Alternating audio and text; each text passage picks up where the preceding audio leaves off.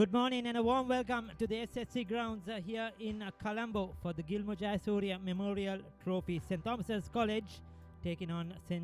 Joseph's College, Colombo.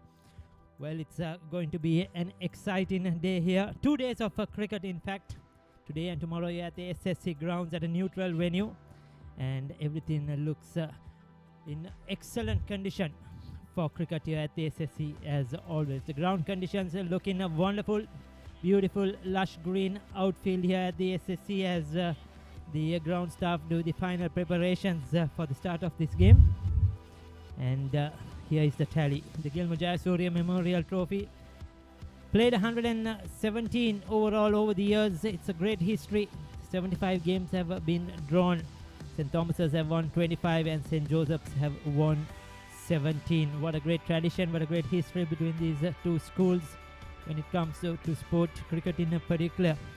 And two schools that have produced some great cricketers over the years, going on to play for the national level at different age groups and different segments.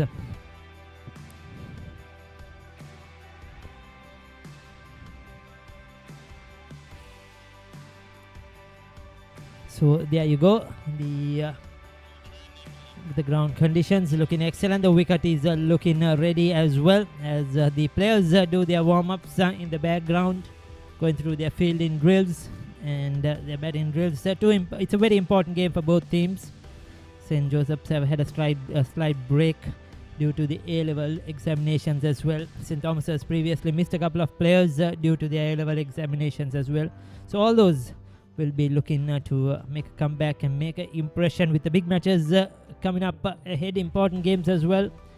The month of March, St. Thomas's will be playing Royal in the traditional Battle of the Blues, and St. Peter's will be taking on St. Joseph's in April in that Battle of the Saints, with that game coming up as well. So a lot of cricket will be coming to you in the next few weeks on the Papare.com as well, which we are coming to you live here on Dialog TV and the Papare.com YouTube and other social media channels. Not for just to remind you, of course, next weekend we have Isipatana taking on Thurston in that big match, followed by Anand Nalanda, then the Anand Nalanda 50 overs, St. Thomas's Royal, the Battle of the Blues, then the 50 over encounter.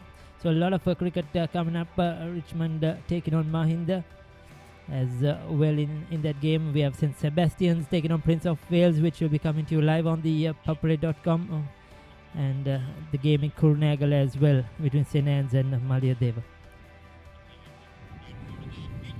So we'll take a look at the wicket. Down in the center is Michael. Very good morning to everyone. We are down here at Singley Sports Club ground for this important match, a two-day game between St. Joseph's and St. Thomas's. We are at the pitch. Before we go to the pitch, let's look at the forecast. Sun is bright and sunny. I'm sure we are going to have a very good day's play. And now let's have a look at this all-important track. This is a brand new track. First time that it's been used. Nice grass cover. There's no moisture. Hard. There'll be something in it for the fast bowlers, at least the first session. But it's going to be interesting. And all in all, we'll have a good day's cricket.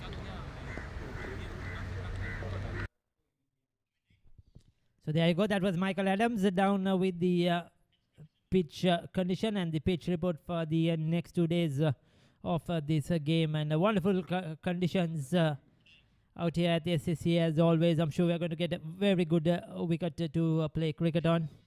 And the outfield looking in a tremendous condition. There you go. That's the surface which will be having this game which will be played. Good morning to you, Navod. The wicket looking very good as always at the SSC. Good morning, Ricky. I think, yes, it does look like it has a tinge of green as well. But either way, it's a very good day to play some quality cricket with the big matches around the corner. Starting, as you said, with the Isipatana Thurston. And a lot of cricket coming up, especially the big matches, and with the crowds also coming. Everybody is looking forward to it as well. Yes, and most importantly, most of the games will be played here at the SSC as well. So it's going to be a very, very busy month for the ground staff, the curator, the management here at the SSC, trying to sort out and accommodate all these matches, different crowds, different atmospheres, different tents will be coming up. There's going to be a lot of logistics starting from next weekend onwards, and but that's good news for school cricket. And for the last 2 to 3 years, we haven't had much of school cricket. There's been lots of setbacks due to COVID and then the other country situations. So there you go. This is the tally. The Gilmour Jayasuriya Memorial Trophy. St. Thomas's winning 17 games. St. Joseph's winning 25 games in 117 played. And 75 ending in a draw. So it's going to be another good 2 days of cricket, I'm sure. St. Thomas's looking to catch up. And St. Joseph's will be looking to retain that winning margin. Yes, indeed, Ricky. And as you said, yes, SSC will be the central venue for all the big matches. Coming up in the big matches. And these are the results for St. Thomas's in the 2-day. They started off with an innings and 50-run win against Dharmapala. They won on first innings against Isipatana Thurston and also defeated Mahinda by an innings as well. The loss on first innings was against Richmond, a tournament encounter, but since then they've managed to defeat Wesley, Ananda and St. Anthony's College Katugastura as well on first innings. That last game versus St. Anthony's was an exciting game as well, went down to the wire declarations, which made the game very interesting. And that is what we want to see in cricket. For St. Joseph's as well, they haven't played many games, just the 7 games. St. Benedict's, they won on first innings, 10 wickets against Maria Stella. St. Sebastian's, which was a tournament match, and Mahanama as well. They won against Wesley and lost to Mahanama on first innings. No result versus Royal College, and won by innings and 43 runs versus St. Thomas's Mathura in a tournament game. As I mentioned, due to the A-levels, they didn't play a couple of games. So this is catch-up time for St. Joseph's as well, and they're looking forward to this opportunity. Yes, Ricky, and looking at that, yes, the most glaring thing is the amount of cricket, the lack of it. St. Joseph's have played, and also the opponents as well. When you look at it, compared to the opponents, St. Thomas's have played some known opponents, but then again, I think it'll be interesting how both teams fare in the next 2 days. Yes, going to be interesting as well. St. Joseph's, of course, playing their big match against St. Peter's in April, so they have some time to catch up. But then again, the other schools will be busy with their big matches, so the traditional encounters will have to be probably postponed, or they will have to play probably 2 games a week. Well, we'll see what's happening with the 2 captains who are down there for the toss with Damit Veerasinghe. It's toss time here at SSC Grounds for this Gilmour Jayasuriya Memorial Trophy game between St. Joseph's College and St. Thomas's College. I have the 2 captains, Sadish Jayawardena of St. Joseph's College, Ramesh Mendes of St. Thomas's College, and the 2 umpires, Kanishka Jesundra and Darshana Pereira. The home team captain, Ramesh Mendes, will now spin. Heads. It's called. Heads is the call. St. Joseph's has won the toss. Sadish, it's a brand new pitch. What are you going to do? We are going to bowl first. I think this is a very good pitch. There will be some moisture during the few hours. So we used to get maximum out of it. Well, won the game recently against St. Thomas's Mathura. Any changes from that game? Yeah, there are 2 changes because Jayasuriya went for a training camp. So the replacement is Papare and Vishma comes. What sort of a target do you want to set your bowlers in restricting these 2 main batters? Yeah, I think we are trying maximum to get lower score. That's it. Thank you very much, Sadish. Wish you all the best. Thank you. Ramesh, you lost the toss. You are batting first. What could you have done if you had won the toss? Actually, I didn't bat first. As the match is coming close, we can get an idea of the CC track. So we are looking to bat first. So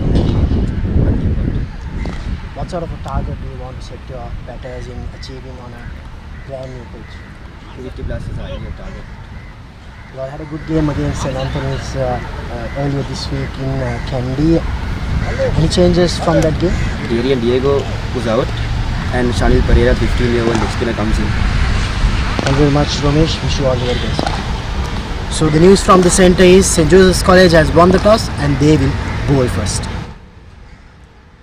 So there you go. That was a dummy down with the two captains. And the news from the centre is St. Joseph's have won the toss and elected to field first. As predicted by Michael in the pitch report, the captain winning the toss should decide to field first to take advantage of the morning conditions.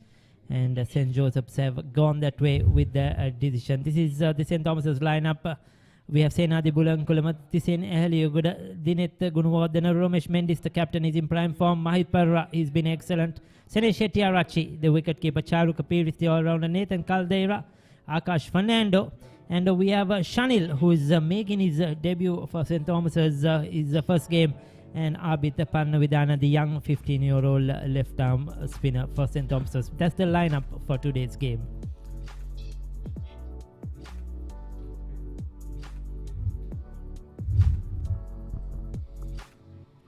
And for St. Joseph's, captained by Sajis Javadana, Sahan, Naren Muralidharan, Avinta, Mudita, Reshma, Abhishek, Lahiru, Manasa, Yenula and Gagan making up the 11 for St. Joseph's College for today's game.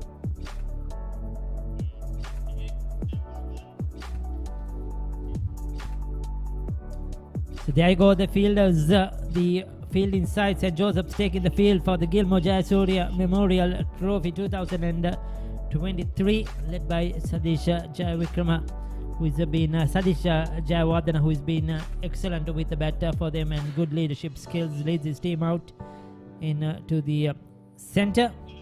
The two umpires are already out there for this game, and it's looking really good here. Bright sunshine at the SSC Grounds. Conditions are looking wonderful. As umpire Darshana Pereira, who will is the leading umpire in this game. The senior umpire has been around for a long time. A lot of cricket behind him, especially at the school cricket and first class cricket as well. And he'll be looking forward to this game. And Kanishka Veerasundara is the other umpire on field for this game as well. Proceedings will be started off from yes, they'll be bowling from the SSC end, the tennis court here and here at the SSC Grounds. St. Joseph's as the captain setting about his field. Good toss to win, Nawad. Yes, indeed, Ricky. I think even if St. Thomas's had won, they would have bowled first as well. From what I think, Senadi Bulankuluma having played 12 matches, runs 262, nothing much, just an average of 17, but he has a highest of 63. She scored in the last couple of innings. And he'll be looking to make a mark here at SSC as well, because that's where St. Thomas's will be playing their big match against Royal in a couple of weeks' time.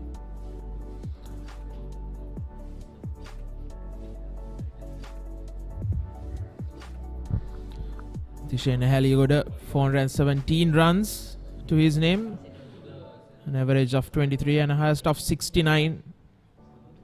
He too, I think the opening pair be looking to consolidate their place leading up to the big match.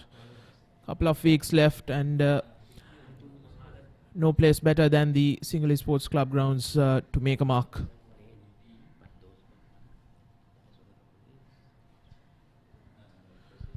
So that's the first ball for today. Oh, that's a snorter.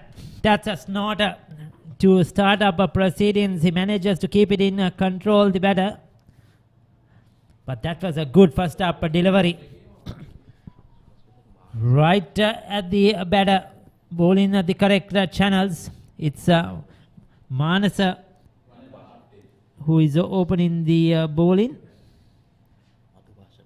Manasa Madhubhashana. And that was a good delivery to Atisene Heliagoda. He didn't know much about that. but he just managed to adjust and sorry, it was Senadi Bulankolama. Thank you, Navod, who managed to adjust somehow and keep it away. Heliagoda will be on strike now. 3 games, 7 wickets. 5 for 18, his best so far this season. So he's been picking up wickets. He's a newcomer into this lineup, just his 4th game. But he's done justice to his selection. 2 slips and a gully. Just outside the off stump, leaving the left-hander. That's left alone by Tisena Heliagoda. He too needs to get going. He's scored runs, not that he hasn't this season, but hasn't been that consistent.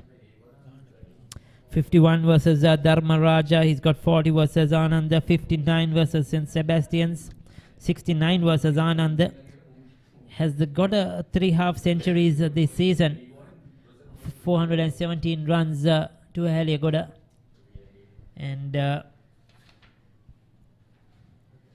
he will be looking to get much more. In fact, this in Heliagoda 3 half centuries, still to get 100 this season. So he's been there, but hasn't been able to get that big score, and in between hasn't been that consistent. So as a senior player, a lot will be depending on him to put up a good opening stand with Senadi Bulankulama.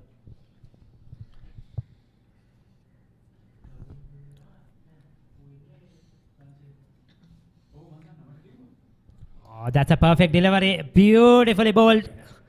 Leaving the left hand at the last moment. With that angle, a bit of a swing as well. You expect this year at a SSC wicket usually the first half an hour to 45 minutes. There will be assistance for the faster bowlers. A bit of a greenish grass as well. There will be extra bounce and movement. If you bowl it in the right channels, right areas, there's always support for the fast bowlers, and that was a perfect delivery to the left-hander. Good bowling by Manasa. And looking at how these two players have performed, I think Senadi Bulankulama has got into form in the last few innings or so. Last 5 innings, he has scores of 33, 45, 0, 63 and 1. 63 coming against St. Anthony's College, Katugastara. And that was the last game. So he would be looking to continue that good form of runs.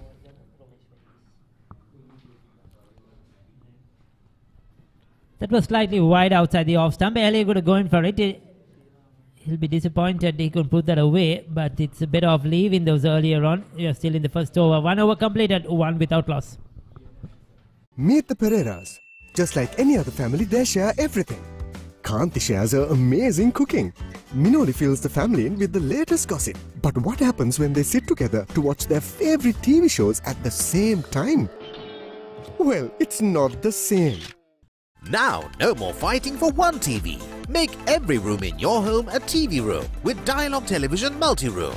Get your second Dialog Television connection for as little as 625 rupees a month with a saving of up to 50%. Season 1, Danuma. Season 2, Charitavaliya. Season 3, Krida Viplava.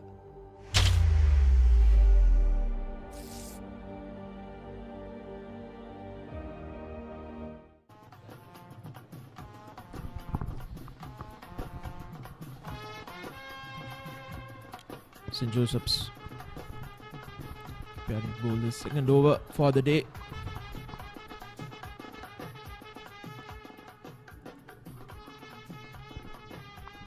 Yes, so 1 without loss. That was a very good over from Manasi. The first one, Madhubhashana, he was on the spot. Second over to be bowled from the Vidya Mavate end. Once again, 2 slips, gully, backward point, cover, extra cover, mid-off. For the right arm seamer.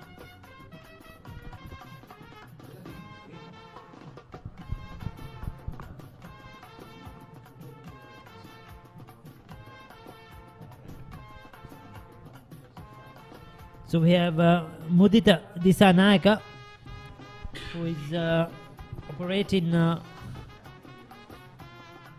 for St. Joseph's.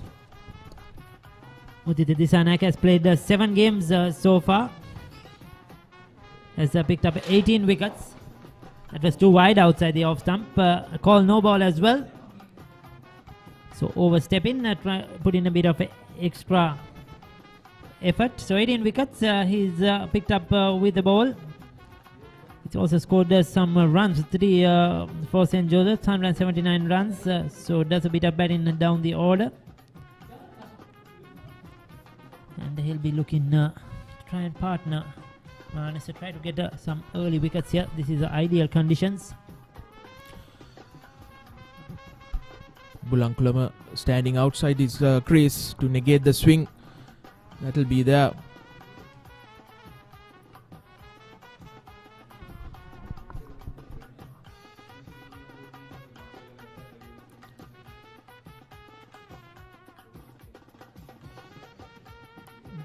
Very important also for St. Thomas's.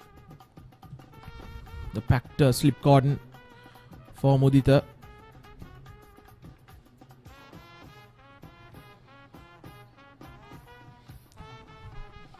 You need to make him play. Yes, the first 3 deliveries now, they've been wide outside the off stump. Senadi Bulankulama, he won't mind that at all. He's been in good form since his comeback.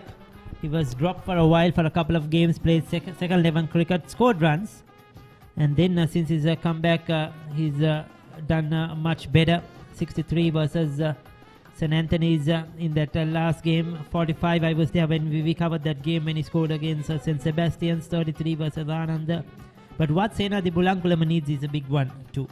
Once again, a player like Aheliagoda who's got the starts. You see, there are so many 20s. In fact, 3 20s, 130 and 140. So he needs to convert those into bigger scores. That's where he needs to concentrate more. Get his game right, because if he does, I think he can score a lot more runs at the top of the order. Yes, indeed. It's the application that has been lacking. He has faced a lot of balls. And when the time comes to go on to score that big runs, the 50 or the 100, that's where he has got himself out. The concentration that has dropped, that is where that he needs to work on. 3 slips now, but still 2 wide outside the off stump. Bulankulama won't mind that. 2 overs completed, 2 without loss.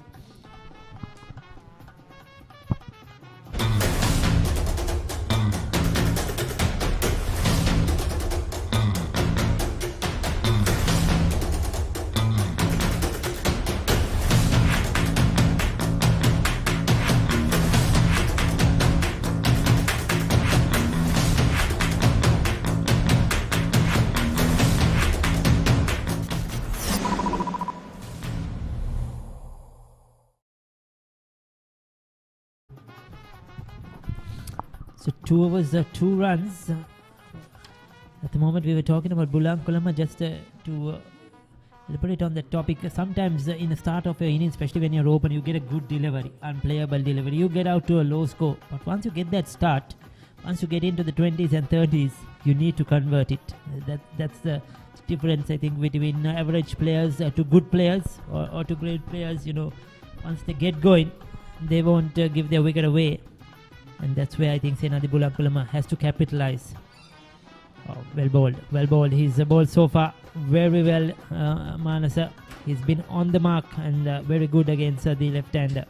And especially when you are top 3 player, you need to score runs. A lot of it at the top of the order. Your team will be looking for you to score those big runs. And I think this is a good platform for both these players to score good runs. Again, good bit of bowling from Manasa. Ball leaving the left-hander. It's a great tradition behind these 2 schools. Played for the Gilmour Jayasuriya Trophy since 1994. And Gilmour Jayasuriya is the only cricketer who has represented both schools, St. Joseph's and St. Thomas's, during his playing days. was a left-arm paceman who opened bowling for St. Thomas's College in 1939. And in 1949, 1940, that's a perfect delivery once again. He changed schools, moved to St. Joseph's, and played in 1941 and 1942 for St. Joseph's. So he's this trophy named after Gilmour Jayasuriya, who has represented both schools a couple of years each for St. Thomas's and St. Joseph's during those early 1940s, and had a very good cricketing career in his school days. Excellent player, and has been outstanding during those years. Yes, Ricky, a lot of history between the two schools. Don't forget, we should thank Paulinus, who is given us that information, who always has those history with him. A proud Josephian, and definitely, I mean, those stats, most will not know why. They'll say, oh, Gilmour Jayasuriya Trophy, but they won't know why, especially the younger generation. Why is this trophy named after him? What is the reason? And giving those bits and pieces of history makes it even more better, especially to all those young Josephians, the Thomians who are watching this game on Dialog TV, or who are watching from your homes on the Papare.com social media channels, or if you're overseas, once again, a warm welcome to the SSC Grounds if you're watching this game, and hope you enjoyed the 2 days of cricket. That's always interesting and something to put into your knowledge bank, as Manasa looking to bring the ball back in to Bulankuluma. He has bowled a good line and length the first 2 overs here at the SSC. Yes, he's bowled well. He's bowled well, and I'm not surprised that he's picked up 17 wickets in 3 games so far for St. Joseph's, because you could see he's looking very confident and he's getting it in the right areas. I like the length he's bowling in particular. Looking for a single. Yes, no call. 3 overs completed, 3 without loss.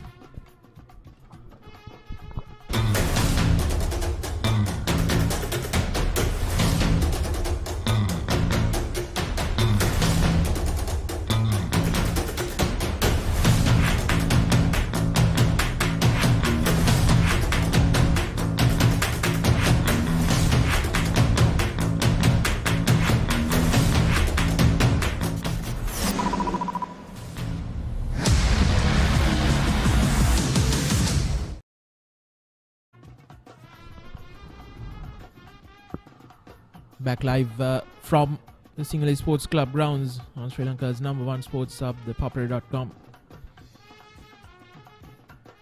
St. Thomas's taking on St. Joseph's College for the Gilmour Jayasuriya Memorial Trophy.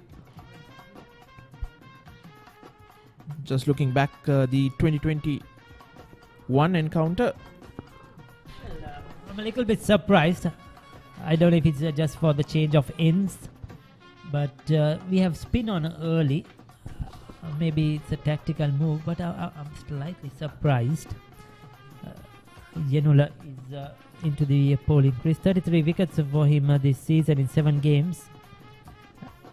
Yenula Devtusa. So this is an interesting change. They've gone to their left-arm spinner, but when you win the toss generally at the SSC and elected to bowl first, with a slight bit of greenish on the surface, you'll expect your fast bowlers to bowl a few overs. They get the most amount of assistance. Unless, like I mentioned, they just want to switch ends. We'll have to wait and see. But let's see how Yenula goes. I'm surprised as well, Ricky. I think, as you said, there's a tinge of green as well. Slightly overcast conditions here at SSC, where normally the first hour or so would help the fast bowlers. They've gone to a spinner in the 4th over. Coming down the track is Tishen. Slightly uppish. He'll get runs, and 4 of them as well. Yes, that will give him a lot of confidence. Using his feet to the left arm spinner, and I think he knows that he's not going to get much purchase of this wicket or any turn at all. Not afraid to come down the track. Then with the new ball, just hitting through the line. He was looking to play probably a bit through mid-on, isn't it? And got a bit of a lead in edge, but that will help. That will help him get going. That will help him. It is a feet movement as well. The first over from Mudita was not very accurate. He was bowling too wide outside the off stump, and probably the captain thought we'll have a change. 2 slips in place for Yenula. Again, driven down the track. That's beautifully played. That's beautifully played. Good cricketing shot. Once again, right to the pitch of the delivery, and this time more in control and looking to play straight, not go across the line. This is good batting by Ahaliagoda. Attacking the spinner. I feel that that's an error in judgment to bring the spinner with a new ball on a SSC surface just in the 3rd over, and St. Thomas's are capitalizing. We never know what could happen. But I think Ahaliagoda prefers playing the spinners.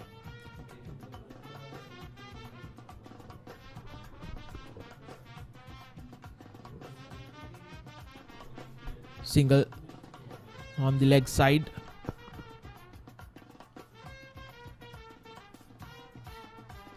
I think Yenula would prefer bowling to Senadi Bulankulama, the right-hander.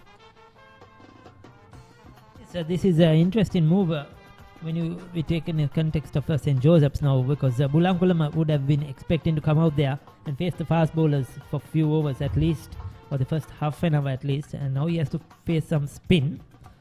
6 for 57 his best, Yenula Devtusa, in 7 games. A good economy rate. Gets a bit of an outside edge, but into the gap. Runs. He'll get a couple of runs. Will that reach the boundary? I think it has. So that's 4 more. 3rd boundary in this over. And Bulankulama's first. With outside the off stump. No turn at all. Just going straight through. And got a bit of an outside edge, but safe. And he will take that. Both Bulankulama and Ahaliagoda quite fortunate in scoring their first boundaries.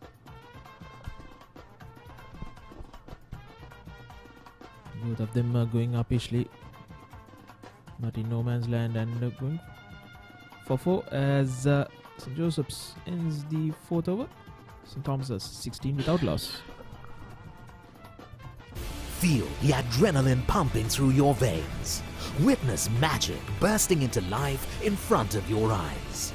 Explore the unknown and unravel the deepest mysteries of the universe. Celebrate life when you enjoy the best of entertainment in high definition with Dialog Television. Activate your favorite HD channel now. Dialog Television, Sri Lanka's #1 television experience.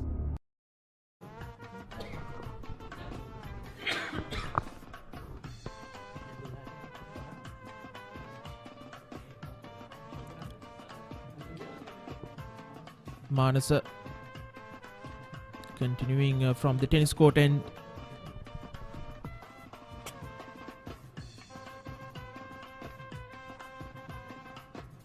Watchfully played by Ahaliagoda. Love to see him pitch it up a bit more, Manasa Madhubhashana, because he got that bit of a movement in the first over, a bit of swing to the left hand as soon as he pitched it up. Since then he's been slightly short, he's been very accurate. But I'd love to see him with those slips, 3 slips in position. Just pitch it up, let the ball swing, make the batters drive on the front foot. That's where he's going to get his wickets. That's better. Slightly too full, but I think he went for that foolish delivery. So good thinking. Ahaliagoda unable to make full use of that full toss.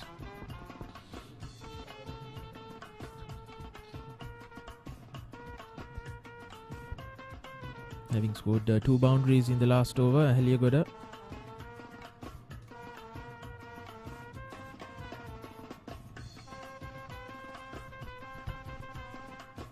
Three slips and a gully in place.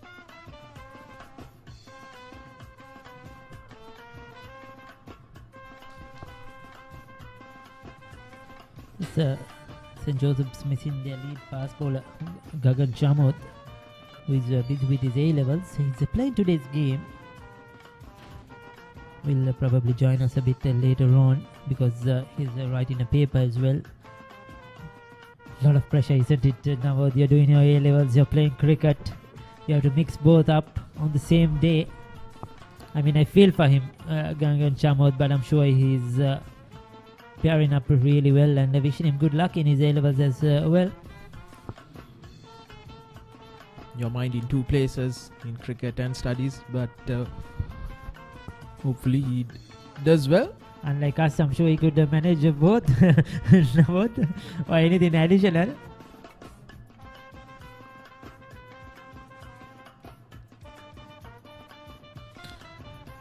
What I've seen is, Ricky, I think Ahaliagoda goes across his wicket quite a lot, and I believe he got bowled around his legs in an innings I at think the was St. that against Thomas's. Wesley, isn't it? If I'm correct. Oh, that's well bowled. Beautifully bowled. Now that's the length. That's what I was talking. Get it up there. Get the batters on the front foot. Bulankulama, did he leave it at the last moment? But he was tempted to play at that. We'll take a look. Oh, he played at it. He played at it. He's just lucky now to get an outside edge. You could see his bat away from his pad. And was just poking at it rather than playing the line. We were talking about Ahaliagoda going across the wicket, and especially on a wicket like this where the ball is swinging. Once again, that's a repeat. This time he was going for the drive, committed to the shot, but not getting back onto it. This is good bowling by Madhubhashana. He's been on the mark. 5 overs completed, 17 without loss.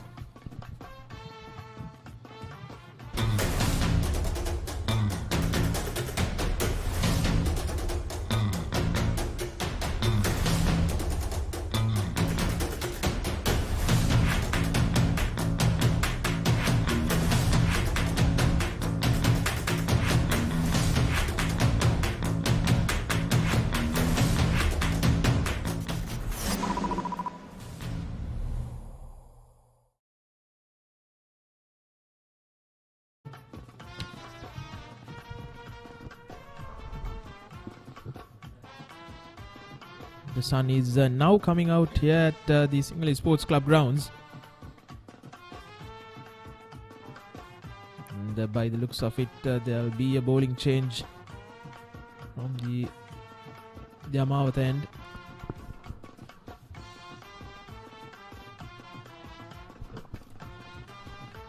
Yes, this is what I expected earlier on. I said I thought it might be a change of ends. It's not. But they have gone back to the pace, and I think this is the correct decision. And now the spin didn't really work. The left arm spinner, yes, Mudita is back. He was not too accurate in his first over, but he's done a thinking process. He's come around the wicket now. He was bowling earlier over the wicket and too wide outside the off stumps. He's coming around the wicket to the left hander. Good Yorker to start off with, but there's runs on the off for Ahaliagoda. Yes, and the good thing is in the first 2 deliveries he's made the better play. That's what you need with this new ball.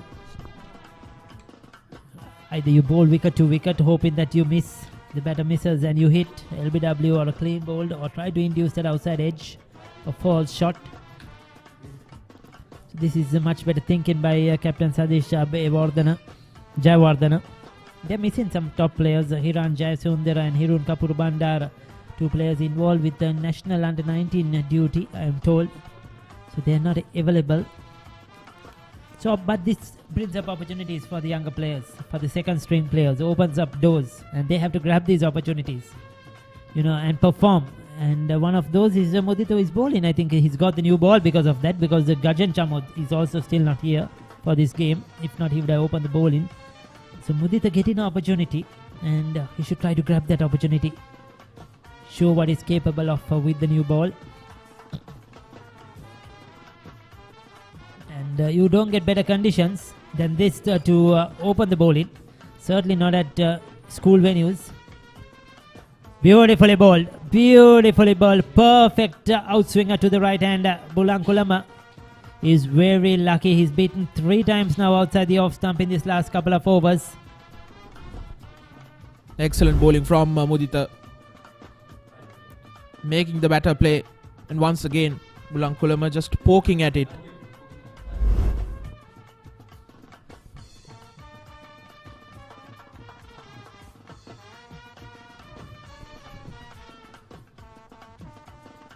Slightly straighter. Bulankulama will get a couple of runs. You won't mind that one. Getting a bat on ball. Did he get 3 for that, Navod? I think so, Ricky. Good bit of running from Excellent both running. Bulankulama and Haliagoda. So he's moved up to 8. Haliagoda on 12. Navod, enjoying your commentary stint, isn't it? A big smile on your face. As always, Ricky. It's good to be back at SSC as well. That's a good looking shot, but Midon is there and they'll get a single. So good running between the wickets once again. Quick to spot the opportunity. Tisene Haliagoda, Bulankulama responded. It has been a good start. And a far better over from Mudita Disanayaka compared to his first one. Yes, the right decision. This one to me by the skipper to bring back Mudita. And he's certainly bowled well in this over. Angling down the leg side. He's trying to get it to swim back at the right hander. That's his natural angle, I feel. Is that the end of the over? It's over ended. So 6 overs completed. 23 without loss. Want to watch that exciting moment again? Simply rewind on your Dialog Television ViU Hub. Season 1, Danuma. Season 2, Charitavaliya. Season 3, Krida Viplava.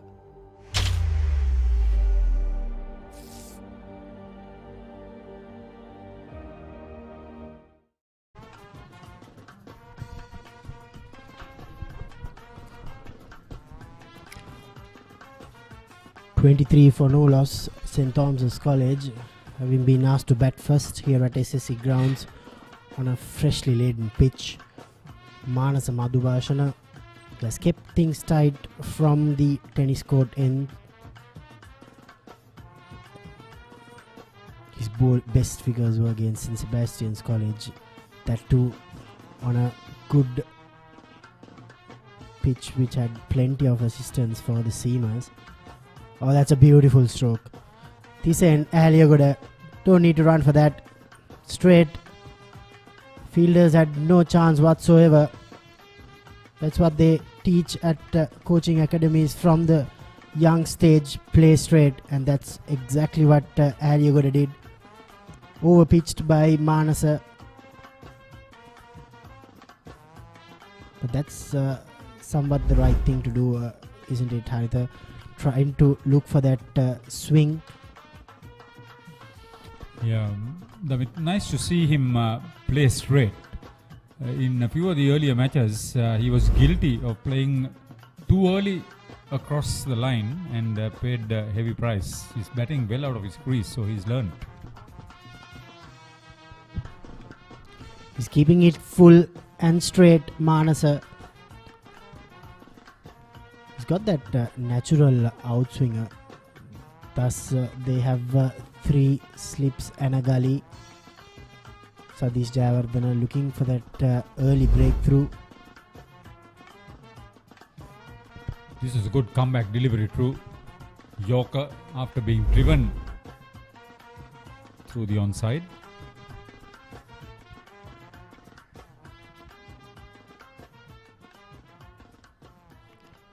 Loose stroke from Haliagoda. It was too wide.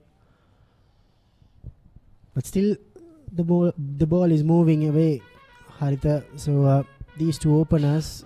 That's a good test as well for these Thomians ahead of the all-important game next month here at the same venue. Just months away from the Battle of the Blues. Yeah, if you are preparing for a 3-day game of that nature, I think Tisen Aliagoda needs to be given a very hard knock where he sees stars for playing a stroke like that.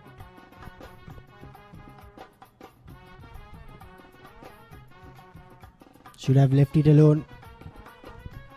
See, I mean, that was a superb angle delivery across his body, and he's still trying to play. He needs to bat long. The good idea is that St. Thomas's have been given an opportunity to play a long innings, at least the top order. The Joes trying to make maximum use out of this condition of the wicket have given the Thomians the opportunity to bat long. To bat long, your openers need to bat sensibly.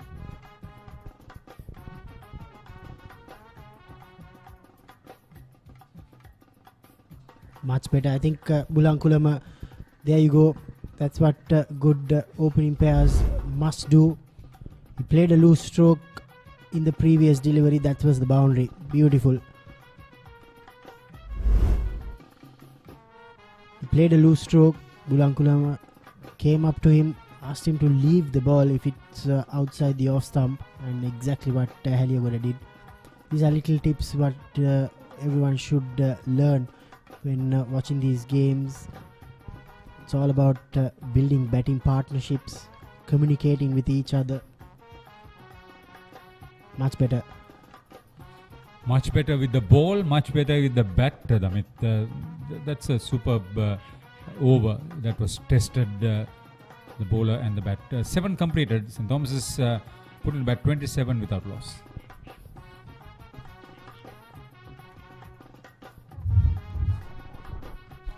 Here are the two teams playing in this Gilmour Jayasuriya Memorial Trophy game. St. Thomas's College, Senadi Bulankulama, Tisen Haliagoda, Dineth Gunawardene, the captain Romesh Mendes, Mahit Pereira, Sene Shettyarachi. He's coming back after completing the advanced level examinations. Charuk Pires, Nathan Caldera, Akash Fernando, Shanil Pereira making his debut. Abid Parnavidana, Shanil coming in for Dias. St. Joseph's missing a couple of key players. But why is that? Hiran Jayasundara and Hirun Kapuru Bandara, they've been called up for a under-19 training camp in the past couple of days. Abhishek Javi, Gagan Chamod, he's also still writing an exam at St. Joseph's College. He'll be back after lunch. Really? They're playing with 10. I think they were loved. Gagan Chamod, isn't that the new ball bowler?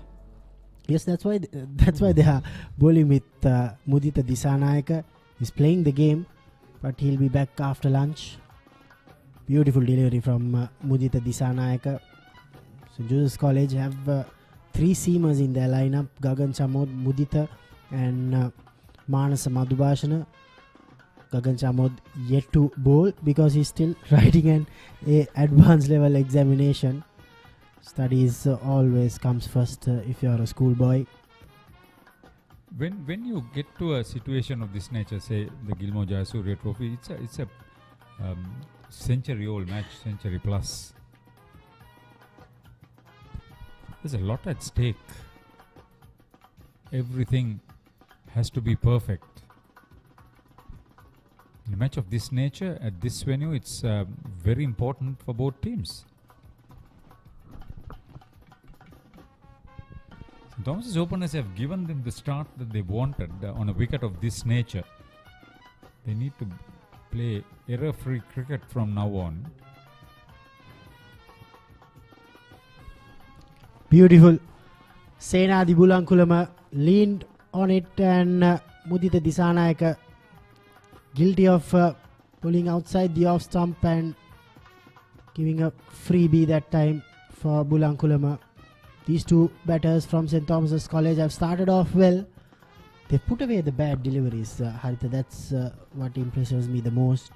They're not shy away from driving on the rice or on anything which is You look at it. He was leaned on it, and his placement was beautiful. Yeah, the entire Bulankulam clan will be very happy. I'm sure they must be watching this live coverage. Yeah, the good thing about Senadi is that he's now prepared to play a few shots after settling in. And he's been amongst the runs. See, at the start of the season, there was a situation where he was left out because he was not making runs. But that has taught him a bitter lesson. So his comeback has been very good.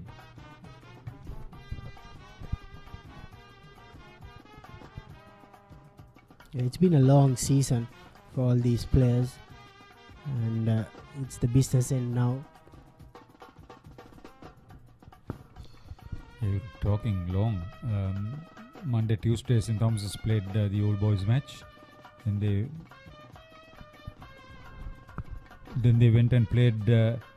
Last weekend they played the old boys game, and then they played St. Anthony's in Kandy. Yeah. And Okay, right. That's right. Came back and playing this game today and then tomorrow. Monday, Tuesday, Prince of Wales. Yeah, plenty of cricket for these youngsters. Taxing. When you're talking 16-year-olds, 17-year-olds, that's a lot of cricket. 8 overs completed, 31 for no loss.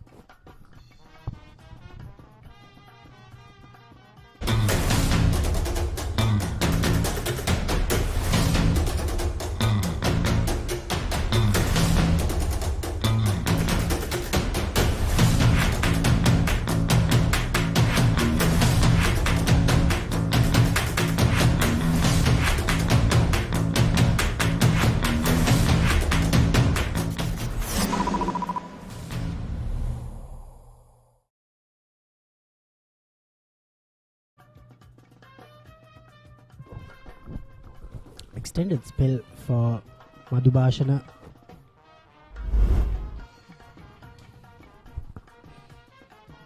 Here's that last delivery. Udita Disanayaka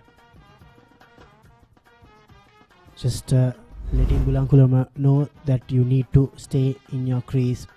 What a good first delivery. Very impressed with this guy, Madhubhashana. Everything looks nice of him, very rhythmic run up, and at the point of delivery you could notice that he's not put himself under pressure. That's being natural. He has the height advantage to take a look at this. Right, watch the ball go straight across because he's keeping his head upright and watching the bat. There are some bowlers who still bowl with the same accuracy and the intensity, but they're not looking at the bat. Yeah, he's going to hit the seam very frequently with his front on action. Just like that, but that's set up perfectly for Haliagoda. He rocked back on his back foot, and that's his fourth boundary. So far these two players have scored 6 boundaries. 35 now St. Thomas's College. A very good start. Yeah, over the last 3 overs, they've got 4 boundaries, if I'm not mistaken. So that's the wicket looking good, and I'm sure Dinesh Kumarasinghe, the head coach of St. Thomas's College, will be very happy. I think he wanted to bat. Dylan Ramanayaka, the Josephian coach, he had very few options.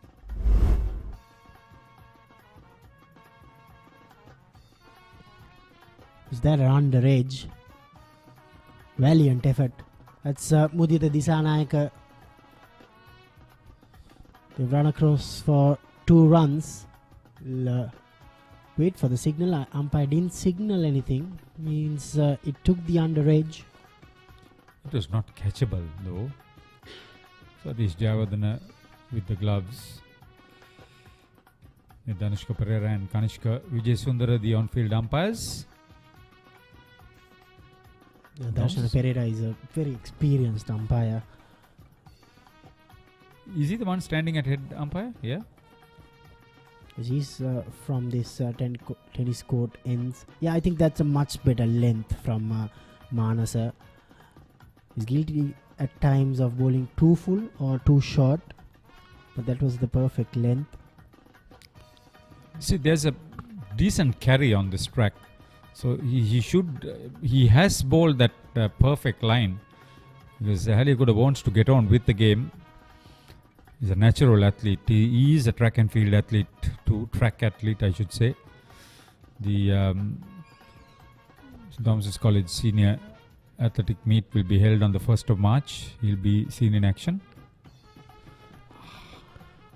Don't bowl at your pads if you're a left-hander.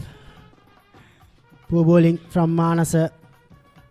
That's the second boundary in this over. This is very good batting. Very impressive stuff from Aliagoda and Bulankulama. Mind you, the ball is still new and it's still jogging around, so it's not easy. But if it's a loose delivery, you need to put it away, and that's exactly what Aliagoda did that time.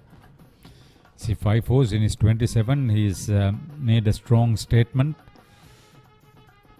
He's put the bowlers under pressure and given his team a psychological advantage up to now.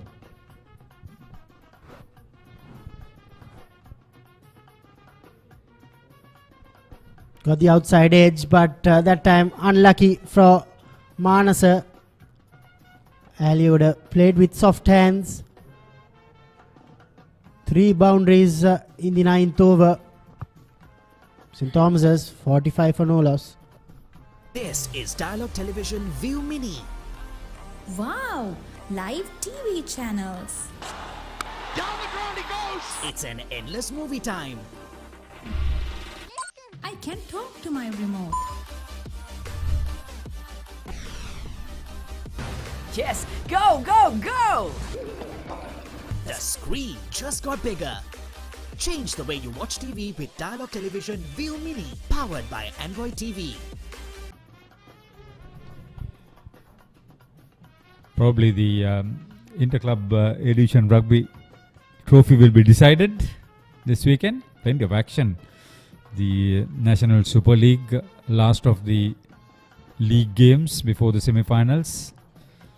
And also the Under 23 two-day major clubs tournament starts tomorrow. The Sri Lanka A, England Lions second one-day international. Plenty of cricket, apart from the school cricket and the mercantile cricket.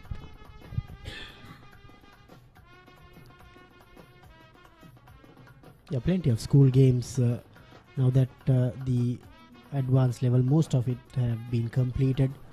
Most of the seniors have returned. All the tournament games must be completed before 28th of February. And then the schools will, if they are qualified, will play the knockout rounds. So long season. They have traditional games, the tournament games, and then comes the big matches. And after a lapse of 2 years, Haritha, we are seeing the tents being set up here at SSC Grounds. We will be coming live on Monday and Tuesday as well, when the arch rivals of St. Thomas's taking on Royal College. They'll be taking on Ananda College at the same venue on the same pitch on Monday and Tuesday. And in the background, we see the workers putting up the temporary tents, and those tents will be there until end of April, because plenty of big matches will be played here. Bulankulama is playing the bowling on its merits. Mudit Lakshan, Mudit Disanayak rather, just straying in line. Yeah, the March Madness in its real sense after a couple of years, Damit. Yeah, indeed. The crowds will be back.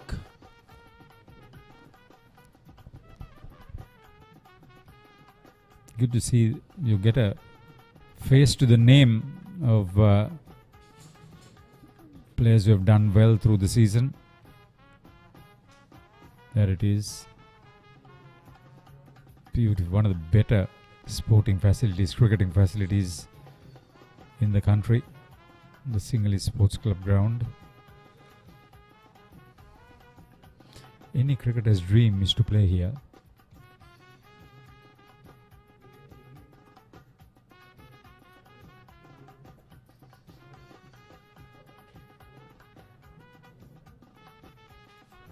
He's coming round the wicket and bowling those cutters which he is known to bowl. Mudita Disanayaka rolls his fingers across the ball rather. Slight change in the field. Looks like Sadish, the captain, he'll be now keeping up to the stumps. He has recognized that Mudita will be bowling his variations, and that will make Ahaliagoda stay in his crease. I think this is good captaincy on his part. He wants the breakthrough pretty badly. He's doing everything possible in his capacity. Joe's captain.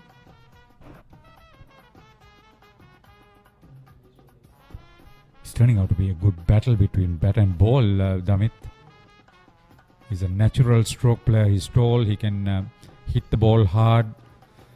All he needs to do now is to play the bowling on its merits. And about the bowling, they're trying to feed him just outside that off-stump corridor, the corridor of uncertainty.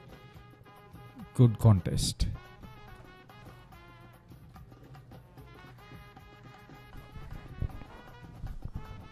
Ten overs completed here at SSC Grounds, St. Thomas's, 46 for 1.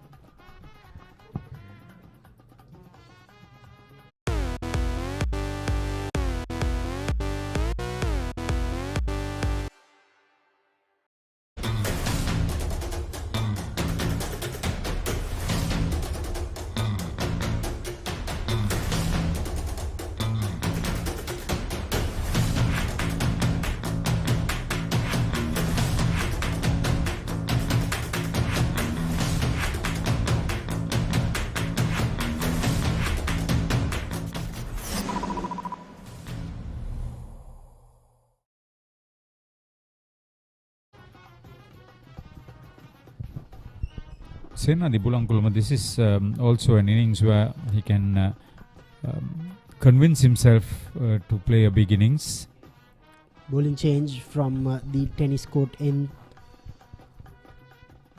Vice captain Lahiru Amarasekara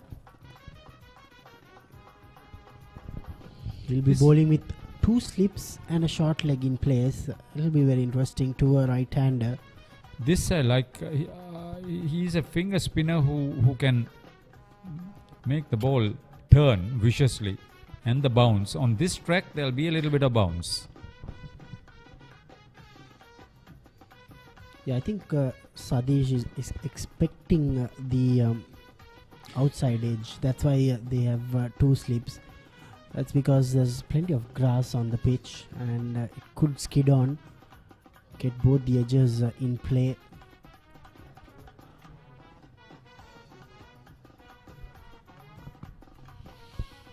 Yeah, he's trying to bowl wicket to wicket. That's the best thing to do, especially if you're a spinner who is trying to keep things quiet, because the batters have taken a good start.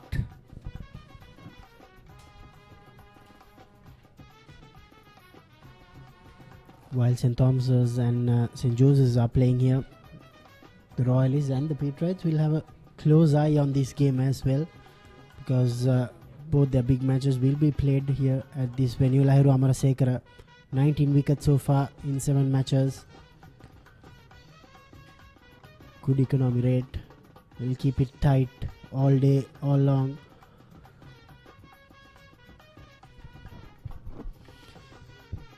He's slowly trying to settle down. He's not given anything away, so that's the best thing.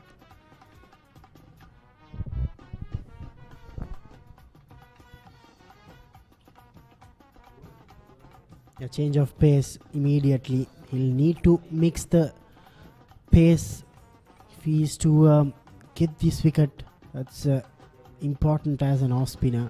bowling to a right hand especially, you need to mix up your speed. That's a much slower delivery. A maiden from Amarasekara, 46 for none.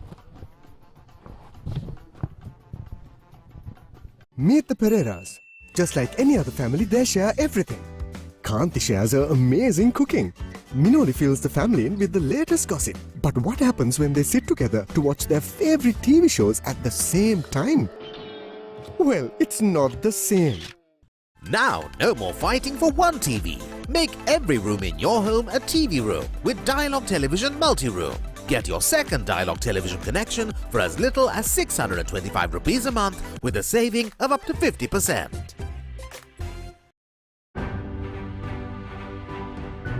When it comes to big matches, every year there's something to remember. But there are two key games that always comes to my mind when it comes to the big match season. First, it's the 2006 Joe Pete limited over game, where St. Joseph's had quite a number of national stars, and St. Peter's was all out for 153, and at one stage the Olympians were 50 without loss. Lakshan Rodrigo and Hans Fernando just turned the game, and the Peterites won by 40 runs. After about still closer to 20 years, still that's the game that comes to my mind. And apart from that, the 2010, 2012 and 2016 big match wins will always be a fond memory.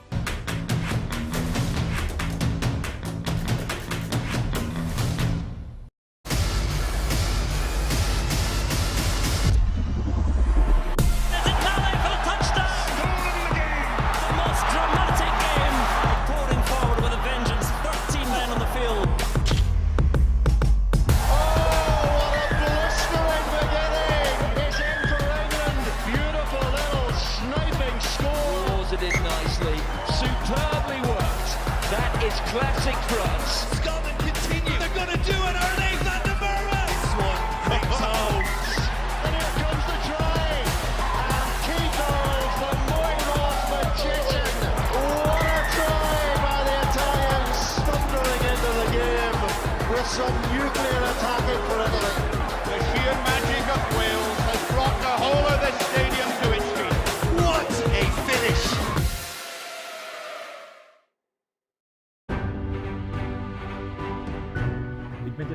Big matches කියන්නේම මතක ගොන්න. ඒ අතරිනුත් මට මතක් වෙනවා 2016 වසරේ තරඟය.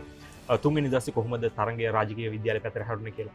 2016 ඇත්තටම මගේ big matches ඉතිහාසයේ අමතක නොවන තරඟයක් කියන්න පුළුවන්. ඒ වගේම 2013 අවසාන සෙෂන් එකේදී කොහොමද තරඟය රාජකීය පැත්තට හැරුණේ කියන එක අමතක නොවන මතකයක් විදිහට මට මතක් කරන්න පුළුවන් මේ බිග් මැච් ඉතිහාසයේ. ඒ වගේම ජය පරාජය මොනවා වුණත් බිග් මැචස් කියන්නේ අවුරුද්දකට සැරයක් යාළුවෝ එකතු වෙලා සතුටින් සමාදානයෙන් ඉන්න කාලයක්. ඒ නිසා හැම බිග් මැච් එකක්ම අමතක නොවන මතකයක් තමයි.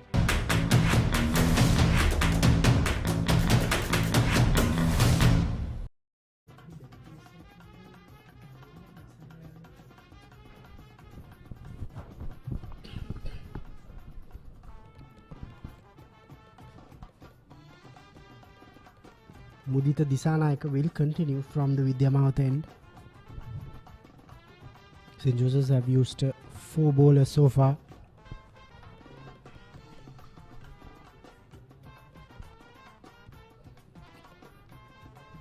This is a very interesting phase now, Haritha. Just after the water break, you need to get your concentration back again.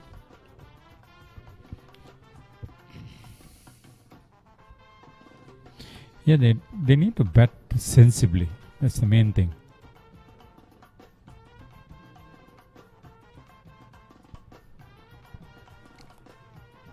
Cut away beautifully. That's his 7th boundary. Thisay Nehaligoda. He's putting on a show here at SSC Grounds. One of the major run scorers for the Thomians.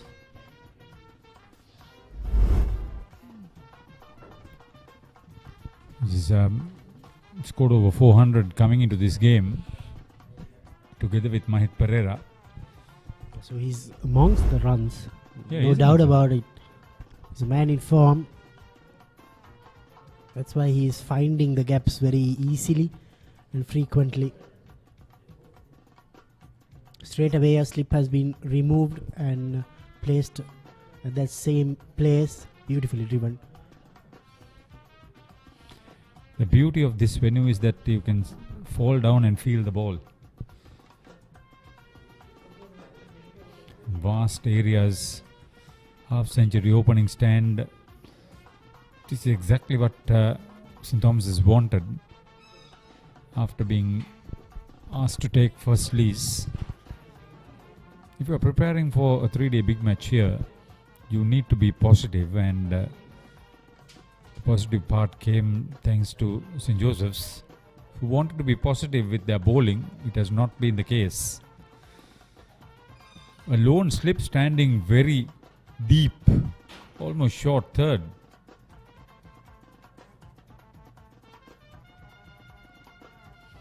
So they have to be on the defensive 1 hour into the game. It's not going to help their cause on a wicket which is expected to assist the seam bowling aspect, but a very well prepared track.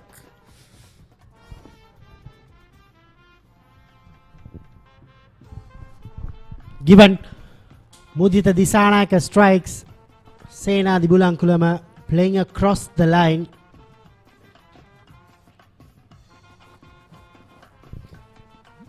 You don't expect him to play a shot of that nature. That's why I said, Haritha, just after a water break, you need to get your concentration back on.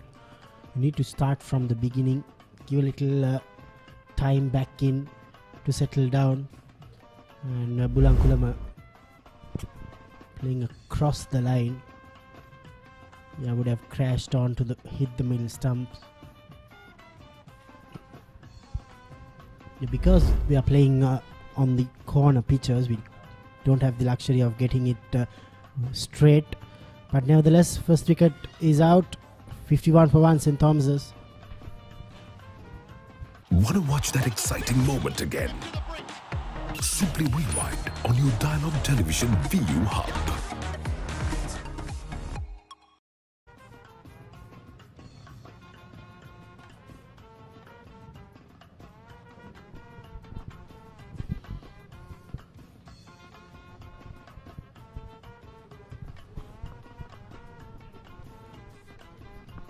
Much needed breakthrough for St. Joseph's College.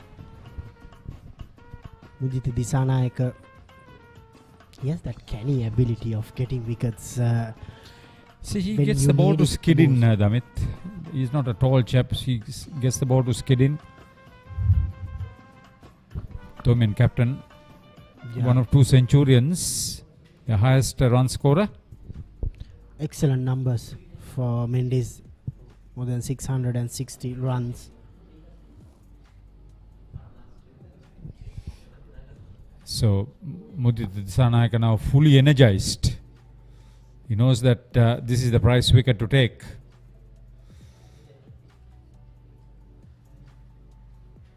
Ramesh Mendes comes from very good cricketing stock. His paternal grandfather, Gerald Mendes, played for St. Sebastian's.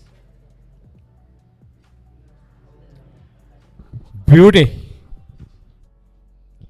Mudita Disanayaka. Take a bow, young man. Ramesh Mendes playing for the straight one. I think it spun a little.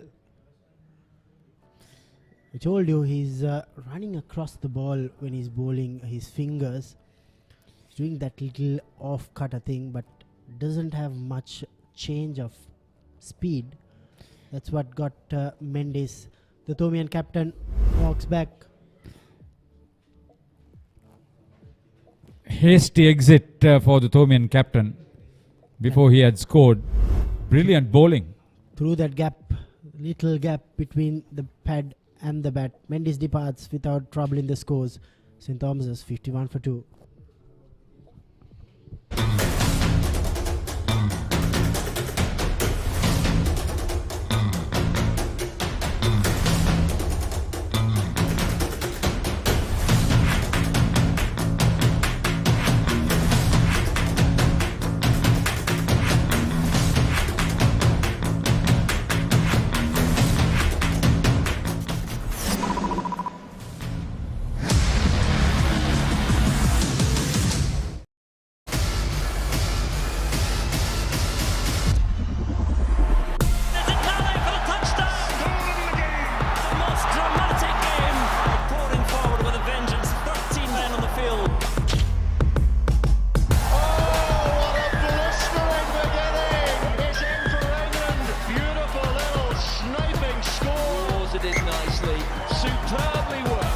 That is classic for us. Scotland continue. They're going to do it. Erling van der Merwe. This one picks home. And here comes the try. And key goals for Moiros Magician. What a try by the Italians. Thundering into the game with some. Welcome back to SSC Grounds and good morning to all our viewers. St. Thomas's College flying St. Joseph's College at the SSC Grounds here. The 118th encounter between these two teams, and this game is played for Gilmour Jayasuriya Trophy since 1994. And I say good morning to Michael, who is with me. Morning, Bori. A little disappointed with the Josephian bowling in the first 10 overs, I would say. Yes, St. Thomas's got off to a very good start. They were 51 for no loss, and suddenly they lost the wickets of Senadi Bulankolama, LPW to Mudita Dissanayaka for 13, and Romesh Mendes, a captain, was bowled by Mudita Dissanayaka without scoring. So both wickets fell at 51. The Josephians have brought themselves back into the game. So a brilliant piece of fielding on the boundary to stop, just restrict to 2 runs. And Lairu bowling his second over. Lighted and driven down the ground, but no run. So it's a rebuilding process again. Dineth, the new batsman. Well, Tishain on 38 of 41. Yes, Tishain Heliakoda has got 38 runs, been playing very well. And that's another boundary to him. Takes him on to his 40s. He's on 42. And that's the end of that 13th over. St. Thomas's 57 for 2.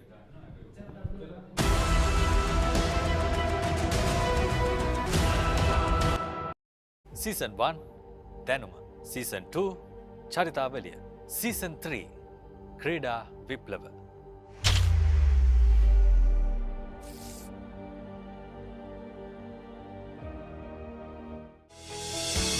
Now you can activate your favorite Dialog television channels via the My Dialog app, SMS, or missed call. Dialog Television, Sri Lanka's #1 television experience. 57 for 2, St. Thomas's. Dissanayaka will continue. Still up. 2 wickets in the previous over. Well, the Josephians won the toss and put the Thomians into bat. Mudita Dissanayaka being among the wickets. He got both the wickets to fall this morning. Dineth Gunawardena, high score of 47. So he'll like to better that for St. Thomas's. 2 left-handers at the crease, Polly. Dissanayaka's bowling figures of 2 for 17 on 5 overs. Was a bit expensive with the first few overs that he bowled, but now he has brought it back. Good run rate of 4.3 been maintained by the Thomian batsman. Thanks to Tishain. Well, the Thomians have got a couple of boundaries, Michael, because a lot of gaps, huge gaps in this big ground.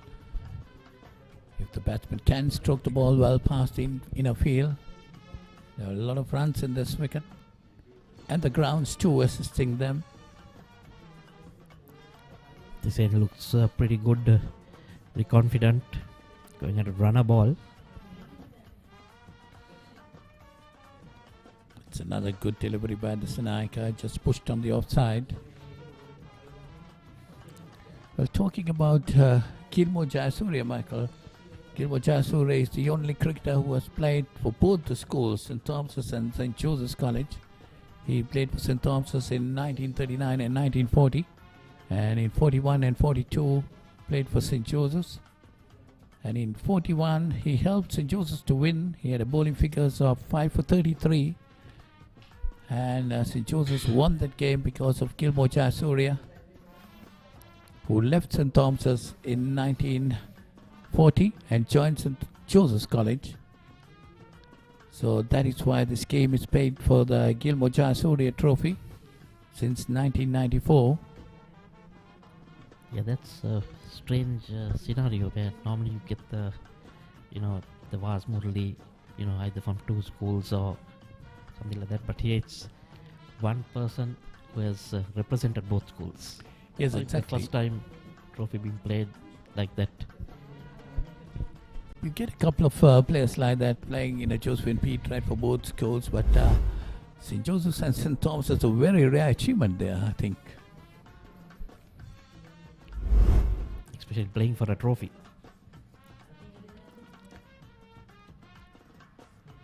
Oh, that's bold again. He left that delivery that came into the left-hander, took the off stump. So Mudita Disanayaka strikes again. He gets his third wicket. And it's Dinit Gunawardena who is walking back without scoring. It was a pretty premeditated leave, I would say. This pitch just outside off stump and came in. That was really a good delivery. I'll have to see the replay of that to Mudita Disanayaka.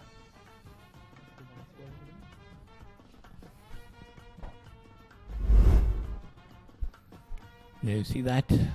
Yes, he's taking his arms up, raising his arms up. The ball coming straight into him. And look at his front foot. It's outside the off stump, so he was covering the line, but still didn't read the movement of the ball, and Dineth had to walk back after 6 deliveries, gone for 0. Dineth Gunawardena, bowled by Mudita for 0. Meet the Pereiras. Just like any other family, they share everything. Kanti shares her amazing cooking. Minoli fills the family in with the latest gossip. But what happens when they sit together to watch their favorite TV shows at the same time? Well, it's not the same. Now, no more fighting for one TV. Make every room in your home a TV room with Dialog Television Multi-Room. Get your second Dialog television connection for as little as 625 rupees a month with a saving of up to 50%. Well, St. Joseph's are back in the game. They're 57 for 3, St. Thomas's. They had a very good start, a half-century start between the two openers, Senadi Bolankalama and Tishin Eliagoda, who's still there, Eliagoda. But then Mudita Disanayaka has had other ideas. So we see another very good name in Sri Lanka cricket, Muralidharan, but this time it's his son, Narayan Muralidharan. Has been brought into ball. The new batsman is Mahit Pereira, average of 35.08, and he has best score being 152. He can bat, Polly. 152 with an average of 35, 421 runs in the season. It's going to be interesting. Narayan Muralidharan generally known for his leg spinners. Yes, bowling a bit of pace. Bowling with a very so it's not Muralidharan, it's Dabri been brought in.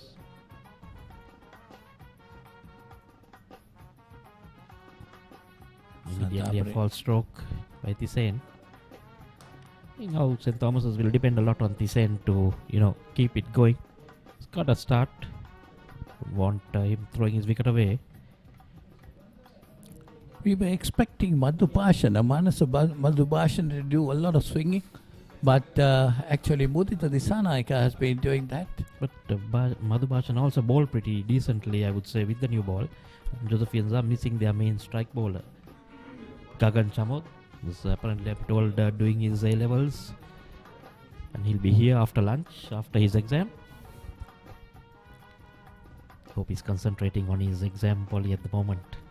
Yes, it will be difficult for you to write an exam and thinking of the game, Michael. Well, you're supposed to play on the game, and then still you're writing on an exam at the moment. And few minutes later, afternoon, he'll be in the sun doing his bowling part. But that's good to see, mixing up both, doing his studies as well as his sports.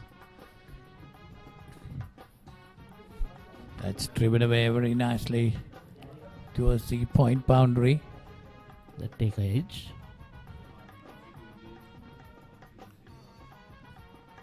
So it is Manasa.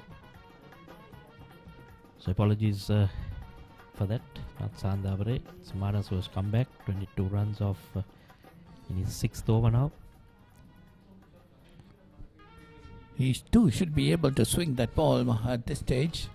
The ball is still pretty new, just 14 overs over. We are in the 15th over. St. Thomas's were off to a good start. Between the two openers, they put on 51 runs. Sadly losing their way. That's 3 wickets for just 7 runs. Much better making the batsman play. That's exactly what you need to be doing, Polly. Keeping it up. Let the ball. Well, St. Thomas is playing Royal, a 3-day game. The big match.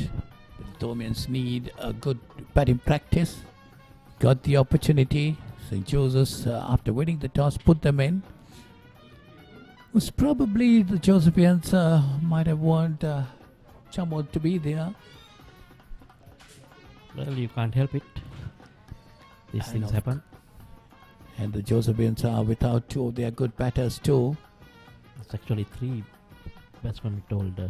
Siobhan Daniel, that's another no ball.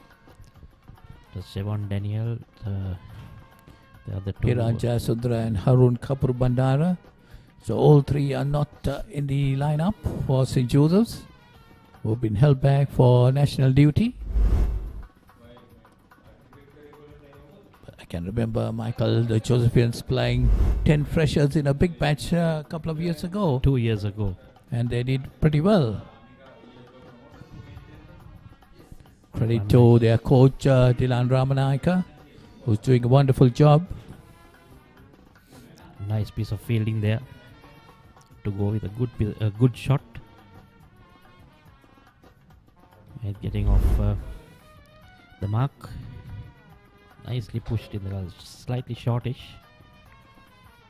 That cap and a good piece of fielding there, just pulling it back inches away from the line. Oh, that's wonderful fielding, beautiful. That's a commitment. Great commitment there. So finally, St. Thomas's are off that 50. The hood 50, which was, for them in the 60s now. Mahit Pereira got 152 as his high score. That's the end of that over. St. Thomas's 61 for 3.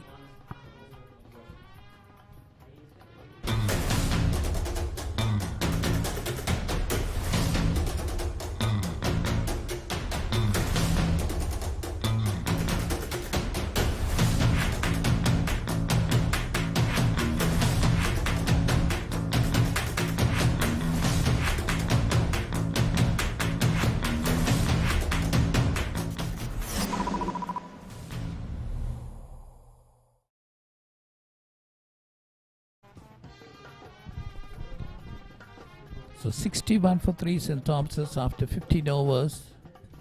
Mudita Disanaik, the bowler, who got all 3 wickets.